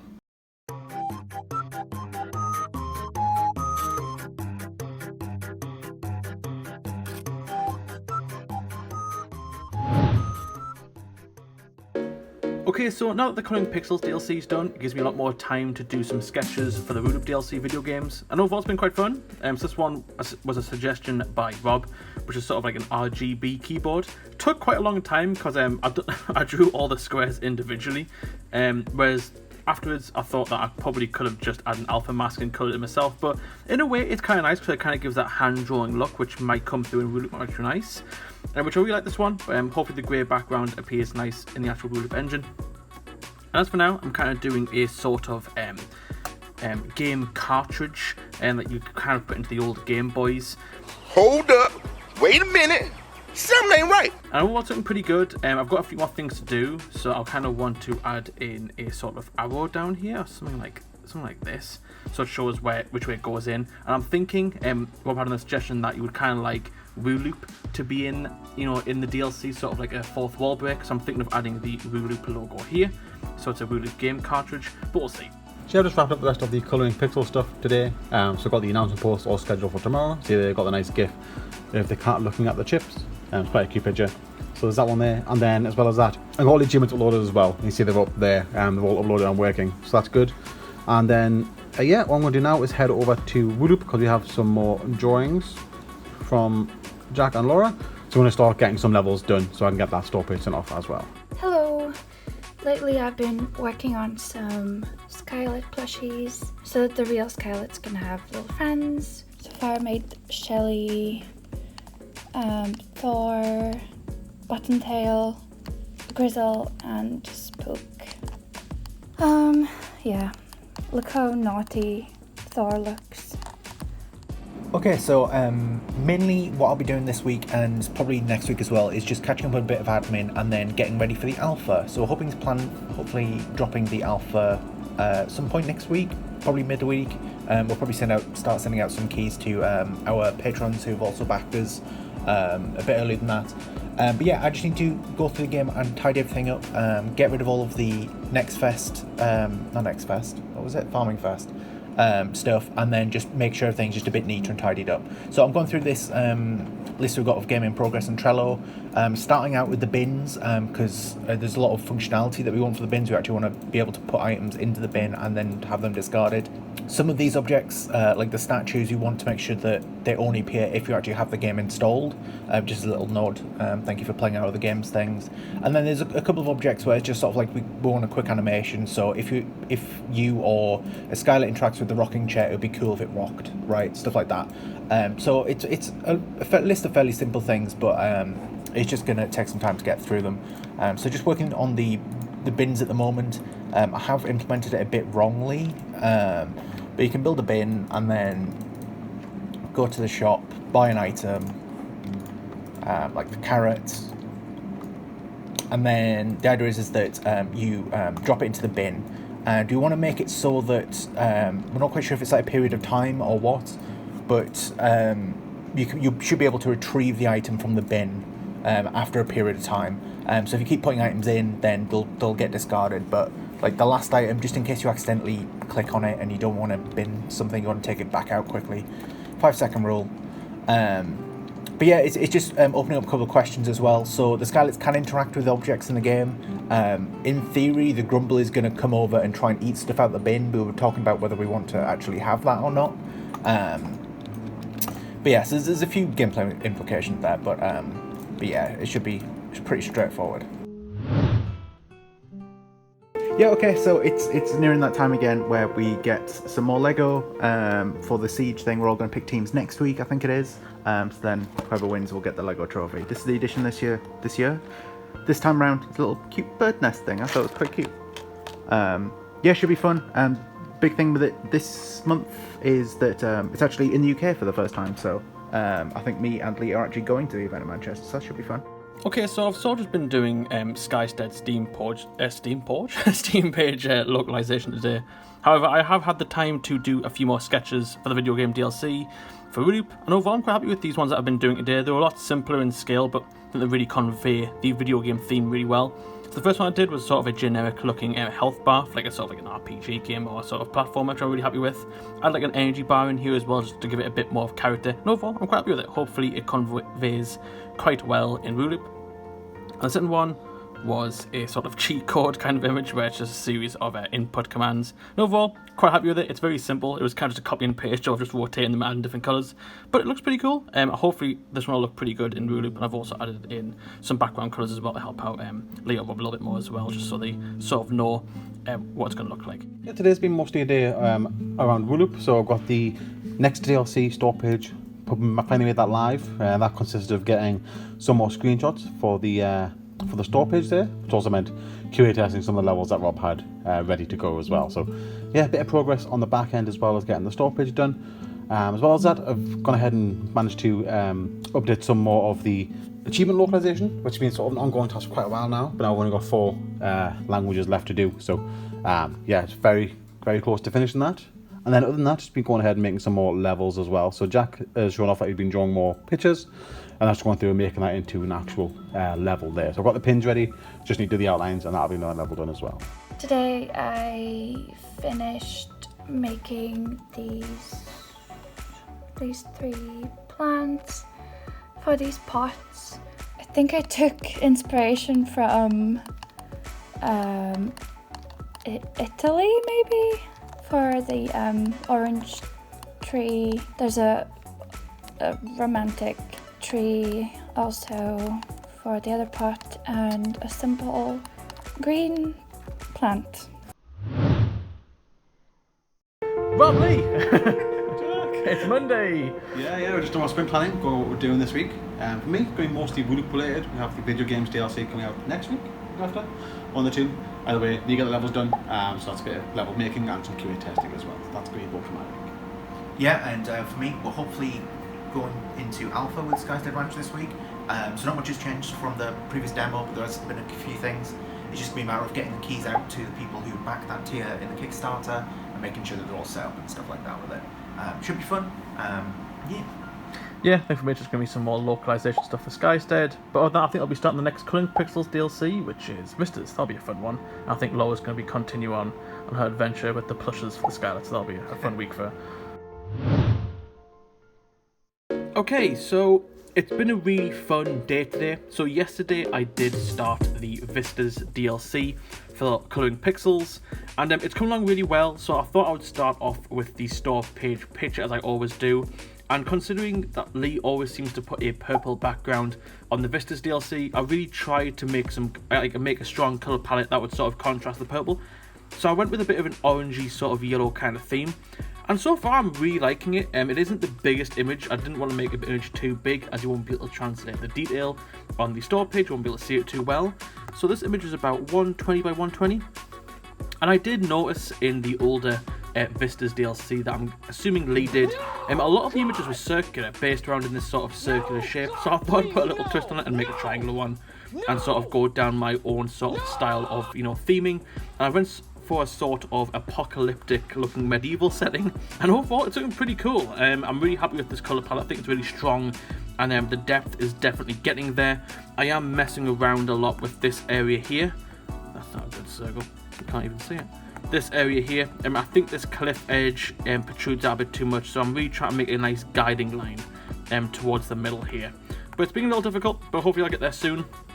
I am also messing with the idea of adding in a character somewhere, maybe here somewhere, maybe like a knight kneeling down, or maybe over here, just to try again, try strengthen that depth from the foreground and the background. Yeah, so I've just been working on the alpha build, so we've actually sent off the keys to some of the backers who are also patrons as well, because one of the bonuses for being a patron is that you get early access to our games and stuff. Hopefully sending out the rest of the keys later in the week. Yeah, I'm sure we will. But yeah, I've just been trying to get a little bit of progress together on the actual alpha build. The build we've got out at the moment seems to be working alright. But there's just a couple of things that we kind of want to sort of tighten up a bit. So one of them is getting the controller stuff working a bit better. So I've just been working on that. Mainly to do with this like looking around stuff, making that a bit tidier. I'm using the controller now, and one of the things that you couldn't do is actually buy things from the shop.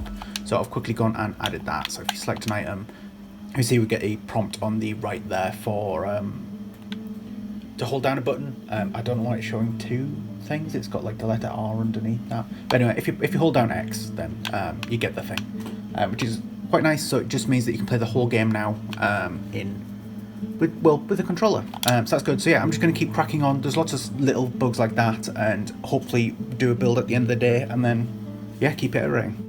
Okay, so I managed to get another image done for the Vistas DLC for Coloring Pixels. It's not completely finished, admittedly, and there's still a bit more work to do, but as you can see, the base forms are pretty much there, and the overall look of the image is pretty much done. There's a few things I'm not keen on that I'm really trying to fix up, so hopefully when the DLC finally comes out, you'll be able to see the changes. I'm not entirely sure on this cliff. I really like the sort of empty space of the sky here, but I don't like the positioning in this little ravine here, so I'm thinking about just cutting this bit in here, just so it's got a bit of a cleaner silhouette. We'll see how it goes. I'm not entirely sure on that shape, but I think it needs to be brought down just a little bit more, so there's a bit more of a gap there. But apart from that, I'm overall pretty happy. I'm going to do a bit more stuff with the sky as well. I was tempted to make it a bit more fantasy-esque, maybe adding some sort of creature in the sky here or something, but overall I quite like the sort of plain look, but I may add in a sun or something just to give it a bit more character, because right now the sky is a bit plain. I do like the empty space, but maybe it's a bit too much, so I'm going to work on that, but overall that should be the image finished. And yeah, just to do a quick update on some of the stuff I've been doing in the main menu as well. Big B's sort of like bump wheels a bit there with the bottom of the wings, isn't it? Yeah, anyway, tangent. Yeah, I've just been getting the actual like UI controls working for this as well, and there's still no settings functionality, but when you're on the settings menu, you can press B to return. The same with the credits, and I've added this new button here, and that basically just brings up this pop-up box, and I assume we'll have some more stuff on here like save name, Skystead name, all that stuff, but for the time being it's just where you enable the sandbox mode. It's defaulted to on, just because at the moment I feel like that's the better player experience, and then you click play begin journey to actually begin, and there's just a bit of flavor text to explain that there's no saving yet, which I feel like a lot of people should know going in, and yeah, just a little bit of work on that. So yeah, it's been a day dedicated to Wooloop. Got 2 more levels done over here on the Trello board here. You can see we've got the joystick level, and we have the sort of pilot game, I called it, level, sort of like an old arcade machine style game. Yeah, they're looking quite good, ready to be tested, and I've started work on this, one of the larger levels that we'll have in the game here, which is the sort of level up old style platformer sort of game. So got all the pins in, took quite a while getting the pins. There's 1,200 of them, and yeah, we'll make a start on the lines. We are aware there's going to be a large level. Hopefully we'll make it stay within the boundaries of the game. Okay, a bit of a different one for me today. So I've been going through this list of game in progress tasks that I've got, and these just mean that the art assets are all there. It just needs a little bit of actual like code side stuff to get working. So I've been tackling the bins. I moved the bins over as well, so I managed to finish that off. That I started last week. I've also been working on the statues and things like that. So with the statues, they only appear in game if you actually got the game installed, so it's just a quick nod to our previous titles, and I think I've got it working. I did have to install the Steam API and get that working, but I've done that a few times now, so that wasn't an issue. And yeah, so you can see here we've got Hexceed, Wooloop, and Who Shoved My Shapes, and we don't have the dog stuff, so we've only got the cat stuff here, and that's for 2 reasons. So for just bring over Steam, you'll see that I don't have Direct installed. That's why the Direct statue wasn't there. And then if we go to Skystead Ranch, I've got Manage 3 DLC, you see that I've got the dog pet unticked. So it's all working, well, all seems to be working as intended. There'll be a bit of QA because we'll have to actually uninstall and reinstall all the games to QA everything properly, but it seems to be working alright, which is quite good. Okay, so I wasn't in yesterday, so I didn't get a chance to do much work on Coloring Pixels. However, I did come in this morning to try fix up this image. I did pass on the image to the guys to get some feedback. And the session was pretty much in line with what I thought anyway, which was to redo the mountains here and a little bit of the sky and frame, which looked really well. But Rob did suggest doing some stuff to the trees to make it look a bit more 3D. Admittedly, I am struggling with that. The style of trees that I've got is very dead and sort of run down, obviously covered by frost.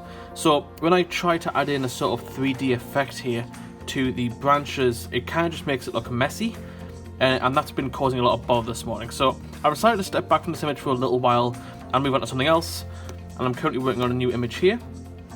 Lee did sort of give the suggestion to do a sort of black and white image, and I'm really quite liking this one. It's not completely black and white, obviously. It's grey for the most part, but I have pretty much filled in the background here, and I'm sort of trying to determine what I want for the foreground. I haven't really thought what I want. I'm thinking like some sort of big building here or something like that, maybe some like hills here. I don't know. It's quite hard to determine what I want because I've kind of gone for a bit of a space agey vibe, so I don't really just want a landscape. I sort of want some form of building. So I'm going to try to sketch that in now. We'll see how it looks.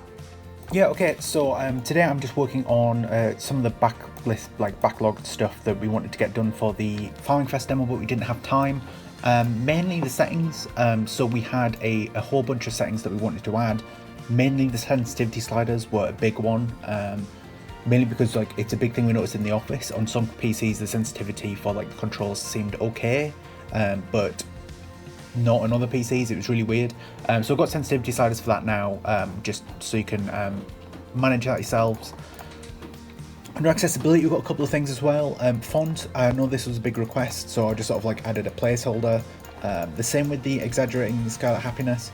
This is a weird one, so when the scarlets go, when they start off in the world black and white, blind coloured people can't actually tell the difference between the black and white version and the coloured version, so we want to do something to exaggerate it, maybe make them like cry or something like that. We don't know what we're going to do yet, but we definitely need something, so it's just a placeholder for that.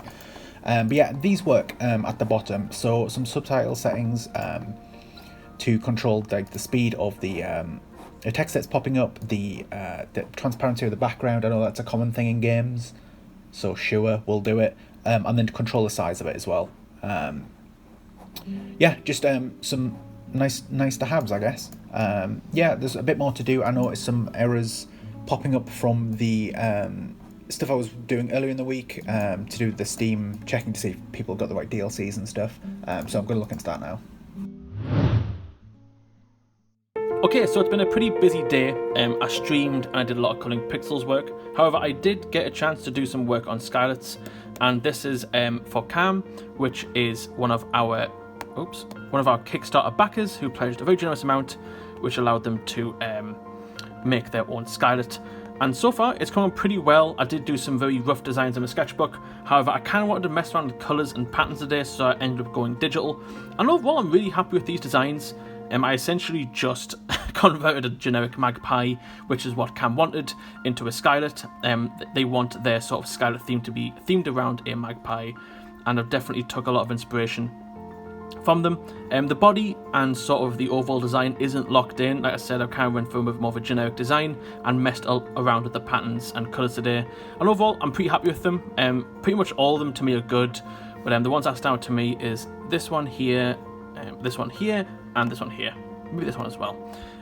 Overall, I'm quite happy with them, but it is up to Cam which one they want. They can obviously input anything towards design and colour and anything really, so we're going to wait for their feedback, and hopefully one of these stands out, so give me something to work with. So then we'll continue work on Loop today. I've gone ahead and taken a break because I was breaking the stream with the creating a new design document, because you have some volunteers starting. We're going to need some work from it doing. It's also a good time to sort of get a head start on the next sort of project. So one of the ideas being thrown together is sort of having an FTL strategy style game. And I've been putting together all the details on that in terms of sort of very basic document. You can see there's still a lot of details to actually fill out. But yeah, sort of making a start on this.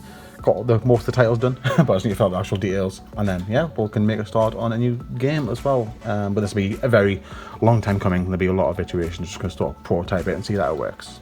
Not much of an update from me today. I've basically just been working on watching Jack streaming, and then been looking at some Microsoft stuff, so fingers crossed we've got the Sony dev kit over there. Fingers crossed Microsoft will be sending us some dev kits, so just kind of looking through the process of that, looking through documents, boring stuff I can't really show off. Yeah, it's just there's no Laura Lee today, and it's going to be a quiet week next week and the week after as well, I think, because there's a few holidays coming up, so yeah, it's me and Jack today. Wobbly! It's Monday. Just got done doing sprint planning. What we're doing this week? Yeah, it's going to be a short week for most of us, because the siege is on, we're going down here.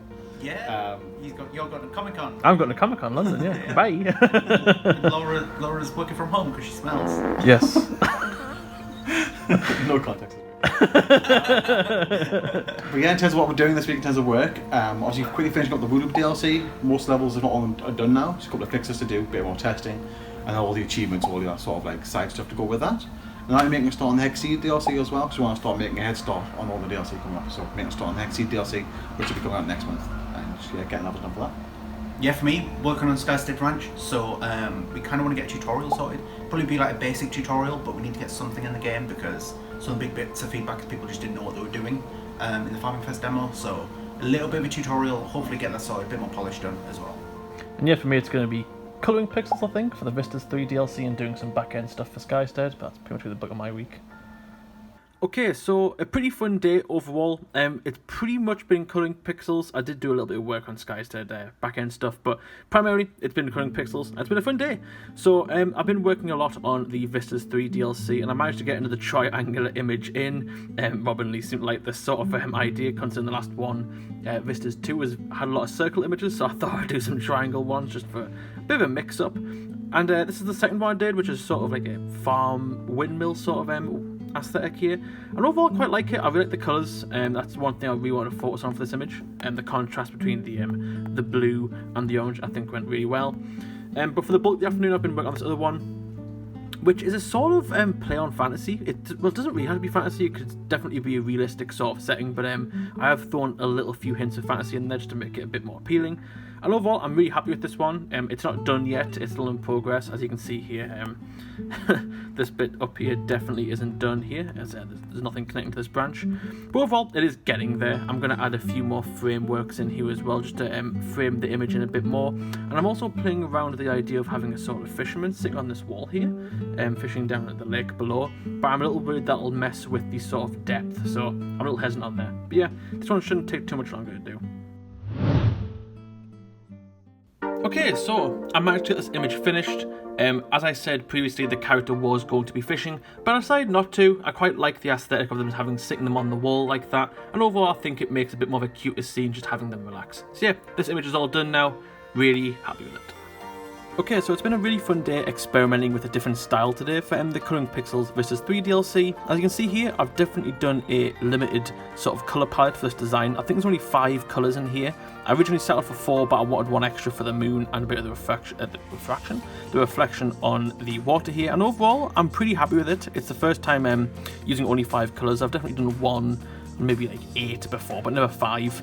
So it's definitely a challenge, a very unique challenge indeed. I did do a lot of research on how to get this looking right, and overall I think I achieved it quite well. So yeah, I think I'm going to leave it as is, and I'm going to jump onto a bit of a smaller image, which is going to be Mount Fuji. As Rob said last week, this week for a lot of us is a shorter week. So today being Wednesday is actually the last day I'll be working fully this week. So yeah, with the help of Rob, we have the Voodoo DLC finished. Rob made a couple of these levels himself over the weekend, and they'll all been QA tested. They're all in the build. It's all good to go. And you see everything else is done as well, like the localization, that's been all checked, and that's good. And now all the announcements are all scheduled as well for Friday. And so yeah, that is the next Voodoo DLC all ready to go, other than just pressing the go live button on the time of release. So now I'm heading over to Hexceed. Kim has very kindly made a bunch of level templates here. I think the theme of this one is green, so you can see I've got a little island going on, which is quite cute. But yeah, I'm going to make a start on these levels, get at least 5 done, get the store percent off, and then just continue making as many levels as I can towards the end of the day. Okay, so as I said at the start of the week, I'm going to be working on the tutorial stuff this week. Yeah, so you can see I've got this little thing in the top right. As you fill it out, you can see that like the progress starts ticking through, and then when it's done it moves on to the next quest. It's very similar to what we had before, but I've been rewriting it, mainly because there's a lot of issues with the last one, there was a lot of inconsistency in terms of what was causing the bars to like max out and things like that. Another thing what I've been doing today is, so you'll notice the summon croc button icon in there. This bit here. This bit's only just appeared, and that's just so you can't start doing random stuff before you've actually like been taught how to move and things like that. So you start off with the terraforming, start packing the earth, do 30% cracked earth because this is a requirement for Shelly to appear. I think we're gonna try and get a little scripted Shelly spawn in, just like we had for the Kickstarter demo, but I'll be working on that next week. There you go. Now that one's done, change it to grass and then do some grass, just to sort of show off that there's lots of different types of biomes you can have.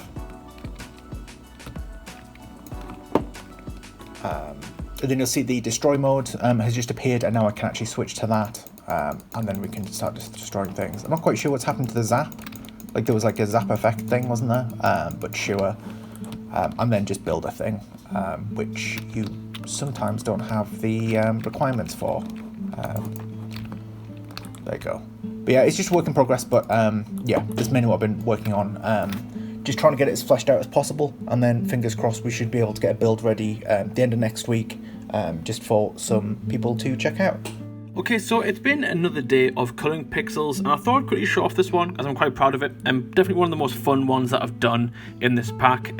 Overall, I kind of wanted a different colour scheme. I was looking over some of the images I've done so far, and there was nothing really purpley, except maybe the Mount Fuji one. I do like to cover a lot of colour palettes in the packs, though everything's a bit different, so I thought a really purple magenta colour scheme would look really good. And I'm really happy with this one. I really wanted to capture a sense of depth, and overall I think I've done pretty well. Take note though, the image isn't done, there's still quite a bit to go. I really do want to add in some stars around, and I'm going to do a bit of work on the path here. Oh. Added a new frame, and I want to do some more work on the path here as well, in the sill section. Maybe add a dog in, who knows. But yeah, just want to show this one off. Quite happy with this one. Little while to go, but you know, it shouldn't look too different. Guys, Hello. Rob's engrossed in the siege. Yeah, we're going, Lee. We're going to Manchester. We're going to see it live. It's going to be great. That's why we're recording this on a Wednesday. Yep. Yeah. You're not going to be here. No. I'll be at Comic Con. Yeah, 8 hour drive tomorrow. Woo! Road trip. I don't know, this might be a double bill. We don't even know, this might not be a wrap up. Yes. We might do a double bill because we're not in next week either, really, so. Thank you. Okay, yeah, so me and Lee and everyone are back from the long weekend, and I won the Siege Trophy, which is really good. So I'm going, good, did I say that right? So I'm going to quickly make the Lego and put it on the trophy and make it look really cool. Got it from Lee's desk, you can see there's like a line of dust. Bit grim. Okay, so I've been having a lot of fun with the Vistas 3 DLC. I thought I would try an experimental piece, and this one came out really well, which is sort of one image, but it's split up into 3 seasons. And overall, it came out pretty well. I was originally going to do just a log cabin in the snow, but I thought that might look a bit boring, contrasting against the other ones, so I thought I'd mix it up. So I went for winter, summer, and spring. Overall, they look pretty good. Pretty happy with that one.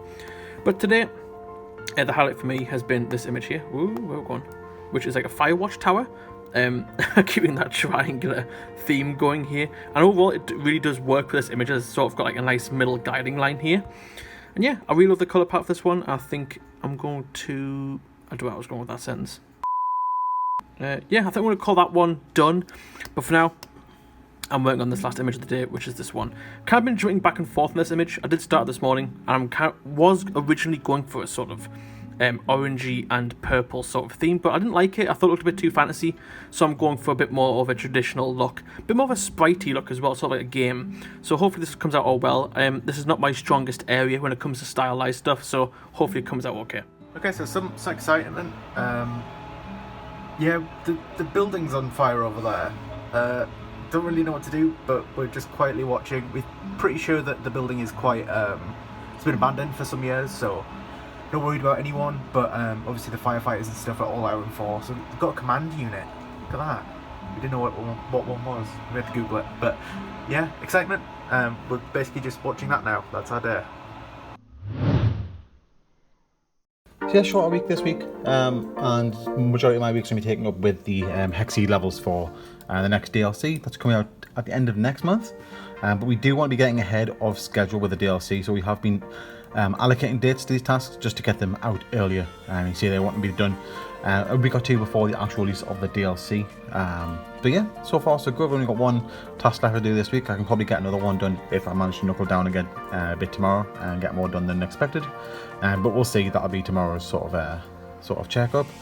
As well as that, today though, I have taken a small break and sort of addressed the press kit again for Skystead Ranch. We did it last week, but I know some revisions I still need to update it. It's getting there. There's still a couple of things we need to address. But yeah, put more of the stuff in there, and of course the main thing we need to do is actually put a link to this somewhere so people can access it a bit easier as well. Hello. Lately I've been working on some kitchen stuff.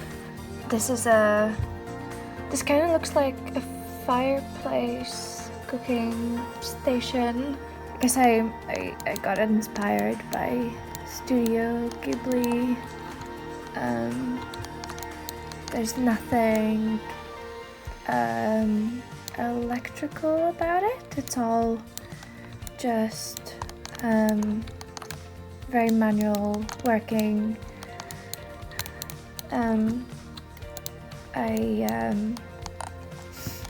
I also made these counters to put next to the grill stove thing.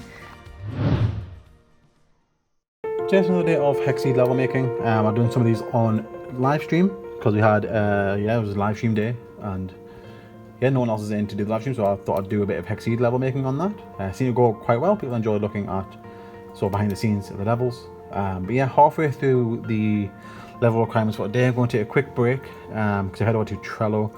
It is the time to announce the next DLC of Coloured Pixels as well. That needs to go live, along with the actual giveaway as well. That needs to be started. So yeah, I'm going to take a quick break from hexceed, get the announcements out, and then get back onto making the rest of the levels. Guys, it's Monday. Yeah. Everyone's back. Yeah, well, yeah. I'm still ill, like. He's half back. Just done sprint planning. What we're doing this week? There's gonna be dogs. The dogs are gonna be in the office. It's gonna be great. Yeah, Go on, Jack, sorry. Yeah, I'll be doing. I'm back on Skystead this week. Well, the next 2 weeks, and I'll be working primarily on Skylets. So this week will be the Truffle and Mew Mew. So the Truffle needs pretty much texturing, modeling, and rigging and animating, whereas the Mew Mew just needs a few animations doing. So hopefully it'll be an easier week make it easier for next week as well. Yeah, for me, I'm going to be working on tutorial stuff because I didn't finish it last week because I was ill. And then after that, getting the field guide working again because that's been broken for a long time. So yeah, very good for myself. It's going to be mostly hexceed, get some more levels done. But there's also little tasks here and there, like getting some Skystead stuff done, like the website, some announcement posts, that good stuff, and some QA testing for the next Coloured Pixels DLC as well that Jack finished up last week. Okay, so I'm just getting on with some Switch QA stuff whilst I'm waiting for the new Skylet to render. So it's taking a little while. I think it's because I forgot to scale down the mesh, so the render's taking a little longer than usual. But it's fine for high quality render for Trello. I don't really mind the wait as long as I've got something else to do. But yeah, overall I'm really happy with the design. As you can see, the Truffle has taken a bit of a design rework. Originally the sort of shell was sort of like the Grumble, where it was sort of attached to the actual creature itself, sort of like a natural tortoise would look. This is more strapped on, this one. It's sort of like a protective armoured casing shell around the little Truffle here. And overall, I think it looks really really nice. The straps were Lee's idea. I think overall it looks really cool. I did have a little chin strap down here. You can't really see it. I will do a bit of a turnaround tomorrow. But as for now, here's a little sneak peek at how the Truffle looks. I'm excited to show you my boot that I made. I'm very proud of this boot. I think it's going to be one of the items you can fish out if you're unlucky. Because when you're fishing, I think you're supposed to get like one of these out of the pond or river. I'll have to make one of these as well. It's an interesting looking one. Okay, so This morning I've been working quite hard on the rig for the truffle. Yesterday I did finish off the mesh as I did show in the render. Here's a little spin around of him here. Looks pretty cool. Pretty cool, huh, Morty? Oh. But as for the rig, it's coming along pretty well. I've pretty much finished all the bones. Everything's pretty much locked in. I just need to weight it to the body now, which I haven't done.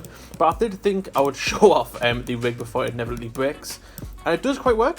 So we have little bouncy legs here. And I've got all the hat bone in, which I thought would sit on top of the shell, similar to the Shelly. And we've got, the hat bone here. We've got the eye bone, the mouth bone, and the eye bones. Everything that we'll need. So yeah, I'm going to get this weighed up now, and hopefully, fingers crossed, it works.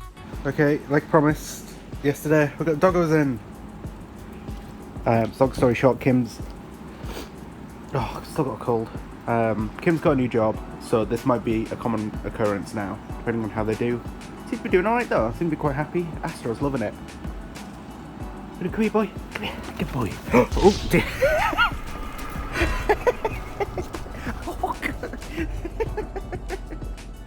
Okay, yeah, so I've been working on the field guide stuff, but I just wanted to quickly update you on some of the things that I've been working on to get the tutorial ready, and I've loaded the wrong scene, so there's no tutorial.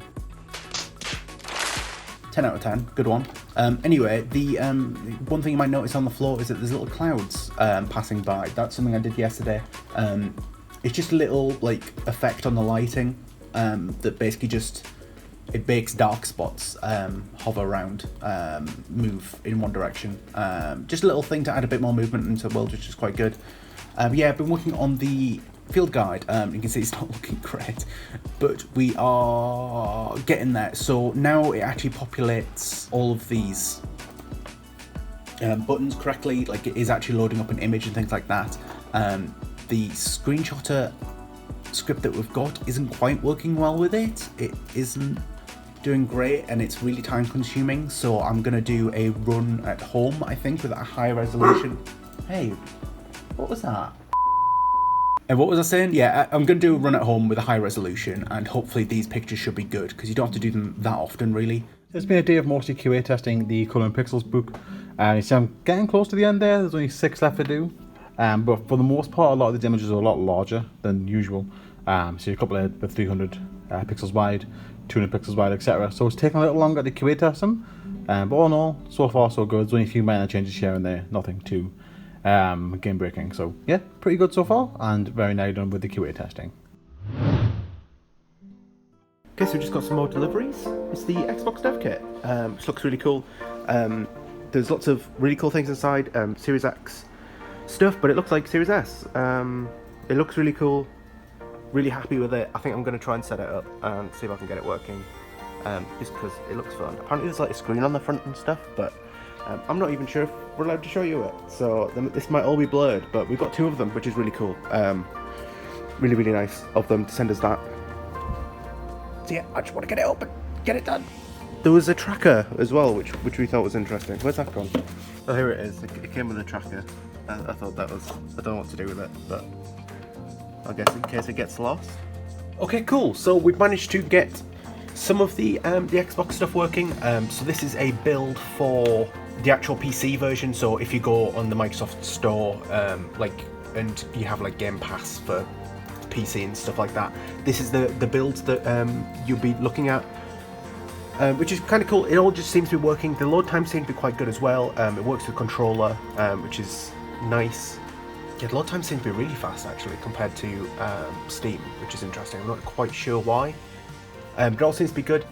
For the actual Xbox itself though, I managed to get the dev kit working, but I basically just need to download some more packages and I don't have access yet, so it'll be another couple of days before we actually get that working. But I've managed to get the actual dev kit set up, and I think it's all working, all the updates are done and stuff like that. So that is the Vistas 3 DLC completely done. All the levels have been QA tested and put back into the build in the right order.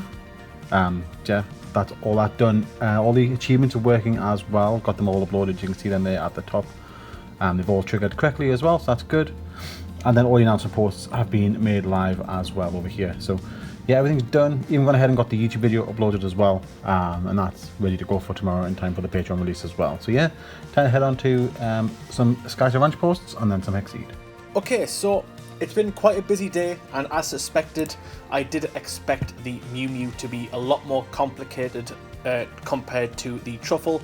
The limbs are a lot more elongated to the Truffle, and there's a lot more specific movements that I need to be aware of for, you know, such of a creature of a cat. And I did get most of the animations done. However, the ones that I knew that I would get stuck on is the walk and the run. Now, the walk is coming along pretty well. I have filled in pretty much the key poses, and I'm currently at the stage of just tweaking up the movement. I do think it looks a little stiff, so I'm trying to go around in the graph editor and just touch up anything that needs doing. This obviously looks complicated, but when you're selecting just one key, you know, such as, you know, I don't know, the upper arm here, it makes it a lot more visually easy to see. I'm essentially just going through and just smoothing out the curves just to try to get rid of some of that sort of stiffness from the walk. And overall, it's a lot better than it was. I don't think I've got any recordings of how it used to be, but tip my word, it looks a lot better.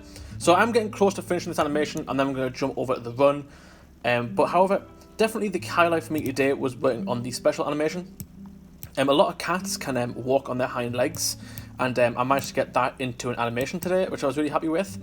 So the cat sort of steps back and gets on its hind legs and has a little look around. I'm really happy with this one. It's very Meerkat-esque. When looking for the references for this animation, I was quite surprised to see that cats don't really sort of, you know, press a lot of their weight down before like sort of pushing themselves up. They can sort of just stand up naturally, which creeped me out. But I did want to just add that extra little in. So it's not completely realistic, but it does add a lot more character to the Mew Mew. This week I also made a little anchor, which you'll also be able to fish out from the pond. But it's quite cool, I think. I don't know. Then we've got this tooth. I think it's supposed to be a whale tooth. The only references online I found were of a Viking whale tooth. I'm not sure where Vikings use these, but this will be another fishing item. Initially, it looked like an elf shoe. I think I did my best to make it look more like a tooth. Okay, so for today has been focused on Skystead Ranch. So we've got the update post, something similar to this sent out on Steam. This is the Kickstarter update as well. Still needs a bit of proofreading just to double check before we're out there, but it goes into detail about some of the skylets, as well as a lot of the other artwork that's been going on over the past month or so. But then that just made a start on the actual web page for Skystead Ranch, because that's sort of been missing for a while now. So it's quite important to get that ready. We'll just put it together now. It still needs double checking by the rest of the team before it goes live, but the important bit is we have the press kit button there. That takes you to the actual press kit page. I do update this for some of the new assets from today's posts. But yeah, that's the first draft ready. I'm not sure on the bit on the bottom there because we don't have any merch yet, so that might get removed. But yeah, this might be totally changed by the time you guys get to see it going live. So I've just finished Mew Mew's animations, and overall they look pretty good. I'm overall quite happy with them. Sorry about the quality of the GIF, it's not looking too great. But as you can see here, I wanted to show off a little bit of the animations, and you can see I've put a lot of character into the tail. When I first designed Mew Mew, I did say I wanted the tail to be quite long so that I could do a lot of cool like curvature stuff with it. And overall, I think I've achieved that quite well in a few of the animations. This is the eating animation here. I think this sort of signifies it's just concentrating on eating, which I quite like. And I've also got the sad animation where the tail sort of coils up. I did adjust this a little bit, as you can see here. The tail's a little bent there. I've actually already tweaked that and made it a bit more curved. It's looked a bit unnatural. And this is the happy animation, where his tail sort of goes side to side. Originally, I wasn't too happy with the happy animation. In Blender, you can sort of see the legs sort of bend a little bit here. It doesn't do that in Blender, but it does in Unity. And I've spent a little while trying to fix it, and I realised that it sort of makes sense anyway. His body's bending down, so his legs would bend. So I decided just to leave it for now. We'll see how it looks in game. And if it needs fixing up or needs tweaking, I'm happy to do so. Okay, yeah, so I've been doing more Xbox stuff. I know I said I should be doing other stuff this week, but I'm distracted. Yeah, it's working, basically. It took a long time to get working. There was a lot of issues with the actual like SDKs and stuff I was using, but it's actually running on the Xbox now, which is really cool. There are a lot of errors. You can see it doesn't look quite right. There's like the logo's missing, the island in the middle's missing. A lot of stuff's missing, lots of errors popping. I think it's something to do with the shaders, but we'll see. I'll have a quick look. But yeah, just a bit of a awkward layout we've got in the office. So it needs to have a wired connection to the router, so it can't run off Wi-Fi. Well, apparently it can and it can't, but yeah, it's much better if it's plugged in. So this is not a great solution, but we'll work out something better, I guess. Okay, so I'm a little ahead of schedule this week, and I managed to jump on to working on Hyped's second Skylet, which is, I think it was inspired from a Tygon, which is sort of like a tiger/lion hybrid. Essentially looks like a lion with a smaller mane, and overall it's come along pretty well. The original sketch was this here that we did on a call, and overall he was really happy with his design. There's a few tweaks that he's made since then, which I'll show in the model. But overall, the model is coming along really well, and one of the significant differences you can see is that the ears are a bit more curved compared to the sort of more triangular version here. You want them a bit more round to make it more like a teddy bear-esque character, make it a bit more cuter, and overall, I think it definitely has helped the design. I did take the liberty of adding in a few tweaks myself, such as a lion has this sort of downward-facing jaw, which I quite liked. If you look at like lion anatomy, they always have this sort of like curved jaw, and I really thought that would really help push that sort of Tygon design. As for now, I'm just working on the mane. The mane is pretty much done in terms of design, but I'm going through it now and essentially decimating it down, which takes a while. There's quite a lot of hair in there to go in and manually remove vertices. I did manage to tweak it down a bit using this sort of process that I did making the hair. So I essentially built it out of curves. So this curve inside this mesh here follows the design or the shape of this curve up here. So if I tweak this one up, you can see this will change. So it looks like a Spinosaurus spine. But yeah, that allows me to go in and sort of tweak the vertices like this. So it's taking a while, but a little shorter than last time when doing the grizzle. So I'm just going to count this, and hopefully soon I'll be able to start texturing. Today I also did some work on a wallpaper. I tried applying it to the walls, tried to match the seams of the wallpaper, because these are all separate little bits,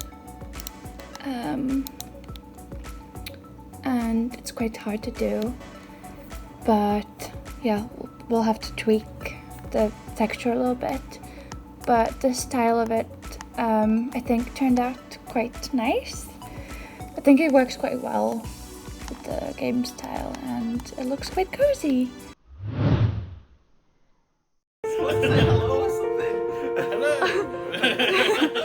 That'll do.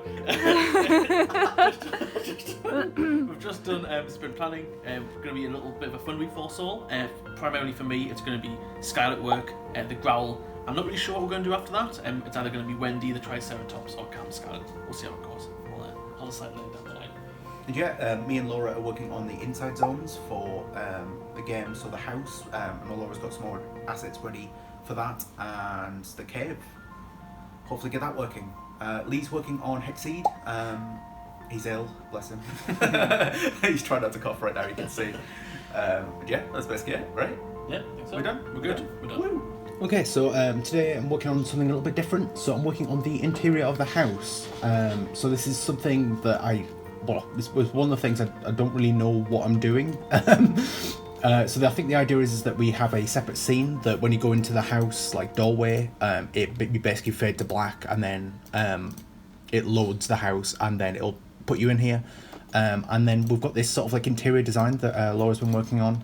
It's still in progress, but the idea is that you can move around the house, and then the walls sort of update to show you. Well, it's so that you can actually see inside. Because if you had all of the walls up at once, then you wouldn't be able to see in at all, right? And I think it's looking okay. It's a bit jumpy at the moment. We'll kind of see what that feels like, I guess, going forward. But yeah, I'm going to try and get it working, and this is just the start of the house as well, so this is sort of like when you've just fixed up the house. The idea is that we've got this modular system. I've forgotten the scene view. Yes, all of these wall parts are sort of like modular, so we can make and customize it however we want. The idea is that when you upgrade the house is going to get bigger, and then there's going to be like different rooms and stuff that you unlock. So I'm going to have a go at that now and see what that feels like. But I've also just got this delivered. We've got a bunch of stuff delivered, but it is a long Ethernet cable, so I can plug in the Xbox and try and get a build working on that as well, because I think I fixed a few bugs that we had last week with it. It's just that we were waiting on the cable because I need to plug that Xbox in over there. By Lee, Lee's in today. He's trying not to cough. Okay, so I've got the Xbox working properly. You can see that there's only one error now, and it's just complaining that there's no Discord integration. So that's fine. Not quite sure why the Skystead Ranch logo isn't there, but I managed to get all the meshes working, and it all seems to be working, and it's running on the Xbox, which is plugged in, wired. It barely reaches, but we got it working. So fingers crossed we'll actually be able to go ahead with this, but I think we've got a planned date in mind for when we're actually going to decide whether or not we are going to go ahead with Xbox stuff. Oh, there we go. There's a few more errors, but yeah, it's looking all right. Okay, so I thought I'd do a little recording to sort of show off the rigging for the Growl, as it's quite different from the other rigs that I've created so far for the Skylets. It's a little bit more complicated. I was a little worried about this mane here at the top, which is going to cause a lot of issues for animating, I can already tell. I just know that when I move the head or the neck, it's going to start clipping this fur. So I'm definitely trying to build the rig with that in mind. I can see here, I've started adding these new bones here, which go into, which sort of allows me to control the rig a bit more. So when these legs move, these bones should stop the body from deforming a lot, which might help the mane stay secure. And I've also got this one at the front as well here to keep the mane and sort of upper torso chest area locked in. I may add some more at the top here, so maybe add in a sort of bone that sits up here and over here on this side, just to try to keep the mane here at the top left stable. I'm not entirely sure. I've been researching a lot of rigs that other people have done for lions, and this is sort of a common thing. You can see I've also got it down here for this area and for the upper back leg as well. So hopefully this will all go well. I'm actually doing this in reverse order. Usually I texture first and then I rig, but just to make sure that the body and the mesh moves correctly, I want to do this first before animating, as it might mess up the UV map. Okay, so some pretty exciting stuff for the rig. I did manage to get it working to a degree. Like I said, I am working backwards just because I want to make sure that there's enough vertices within the mesh to be able to animate it, so when I texture I'll have to redo it if there's any problems in the future. And at this point I'm pretty safe to say that I'm confident enough to go into texturing without having to worry about the mesh anymore. I have built the rig entirely, and I have done some weight paint just to ensure that this mane works. And overall it does look like it works. Obviously there's a bit of clipping on the back bit of the mane there, and the bottom bit here does move a bit funky, but that isn't anything to do with the sort of vertice count. This is more so just that it needs to be more weight painted a bit more efficiently, but it does sort of work quite fluently. So if I move the head here, actually too, I'll clear the transform so you can see. So if I move the head up, I want to say for the lion, sorry not the lion, the Growl to sort of look up, I can move the spine here and then move this up, which gives a nice curve to the mane here, which is quite nice. If I do a bit more weight painting on this top fin here sort of thing, I should be able to make it look a bit more like a curve. So I'm going to do a bit more work on this before moving over to texturing, but safe to say the worst is behind us now, I think. Yeah, okay, so we're still working on the interior of the house. It's getting there, we're getting a bit more progress. So we did a little sketch on the whiteboard about sort of like what we want for the various upgrades. I'll see if I can show you sort of the layout that we've gone for. So you start off with just a very small room, essentially, when you first get the house upgrade. Then you upgrade the house to make it larger, which sort of knocks down this wall here and has this larger interior. And then after that, you basically get 3 upgrades that you can choose whichever one you want to do. So we've got this upgrade over here, which is the kitchen. This one over here is the library, we're calling it. And this is more of like a sort of like an awards type thing. So I'll put lots of statues down, each one essentially symbolizing a different Skylet. And then the idea is that once you've like 100% of the skylight, for example, you might get a little like plushie or something on top of this statue, and then it's just like a little extra in-world way of showing completion stuff. So like very much like Lego Star Wars mini kit room type of thing. And then we've got this larger zone over here, which is the greenhouse. So the idea is that you'll be able to plant some crops and things in here, and we made sure that it's opposite side of the kitchen as well. But we just need to make this dynamic so that when you enter this zone, it automatically shows you the correct layout. So if we like untick the kitchen, for example, and then add the library, press play, it should look a little bit different. There are still a couple of issues, but we're getting there with it. I've also done a block out for the actual house itself, which is in the overworld as well. So when you leave the house, it shows you the upgrades and stuff when you're just in the normal world. Hey, there we go. So you see that the wall with the entrance to the kitchen is missing, and that entire zone's missing. But now we've got this zone over here, which we can access.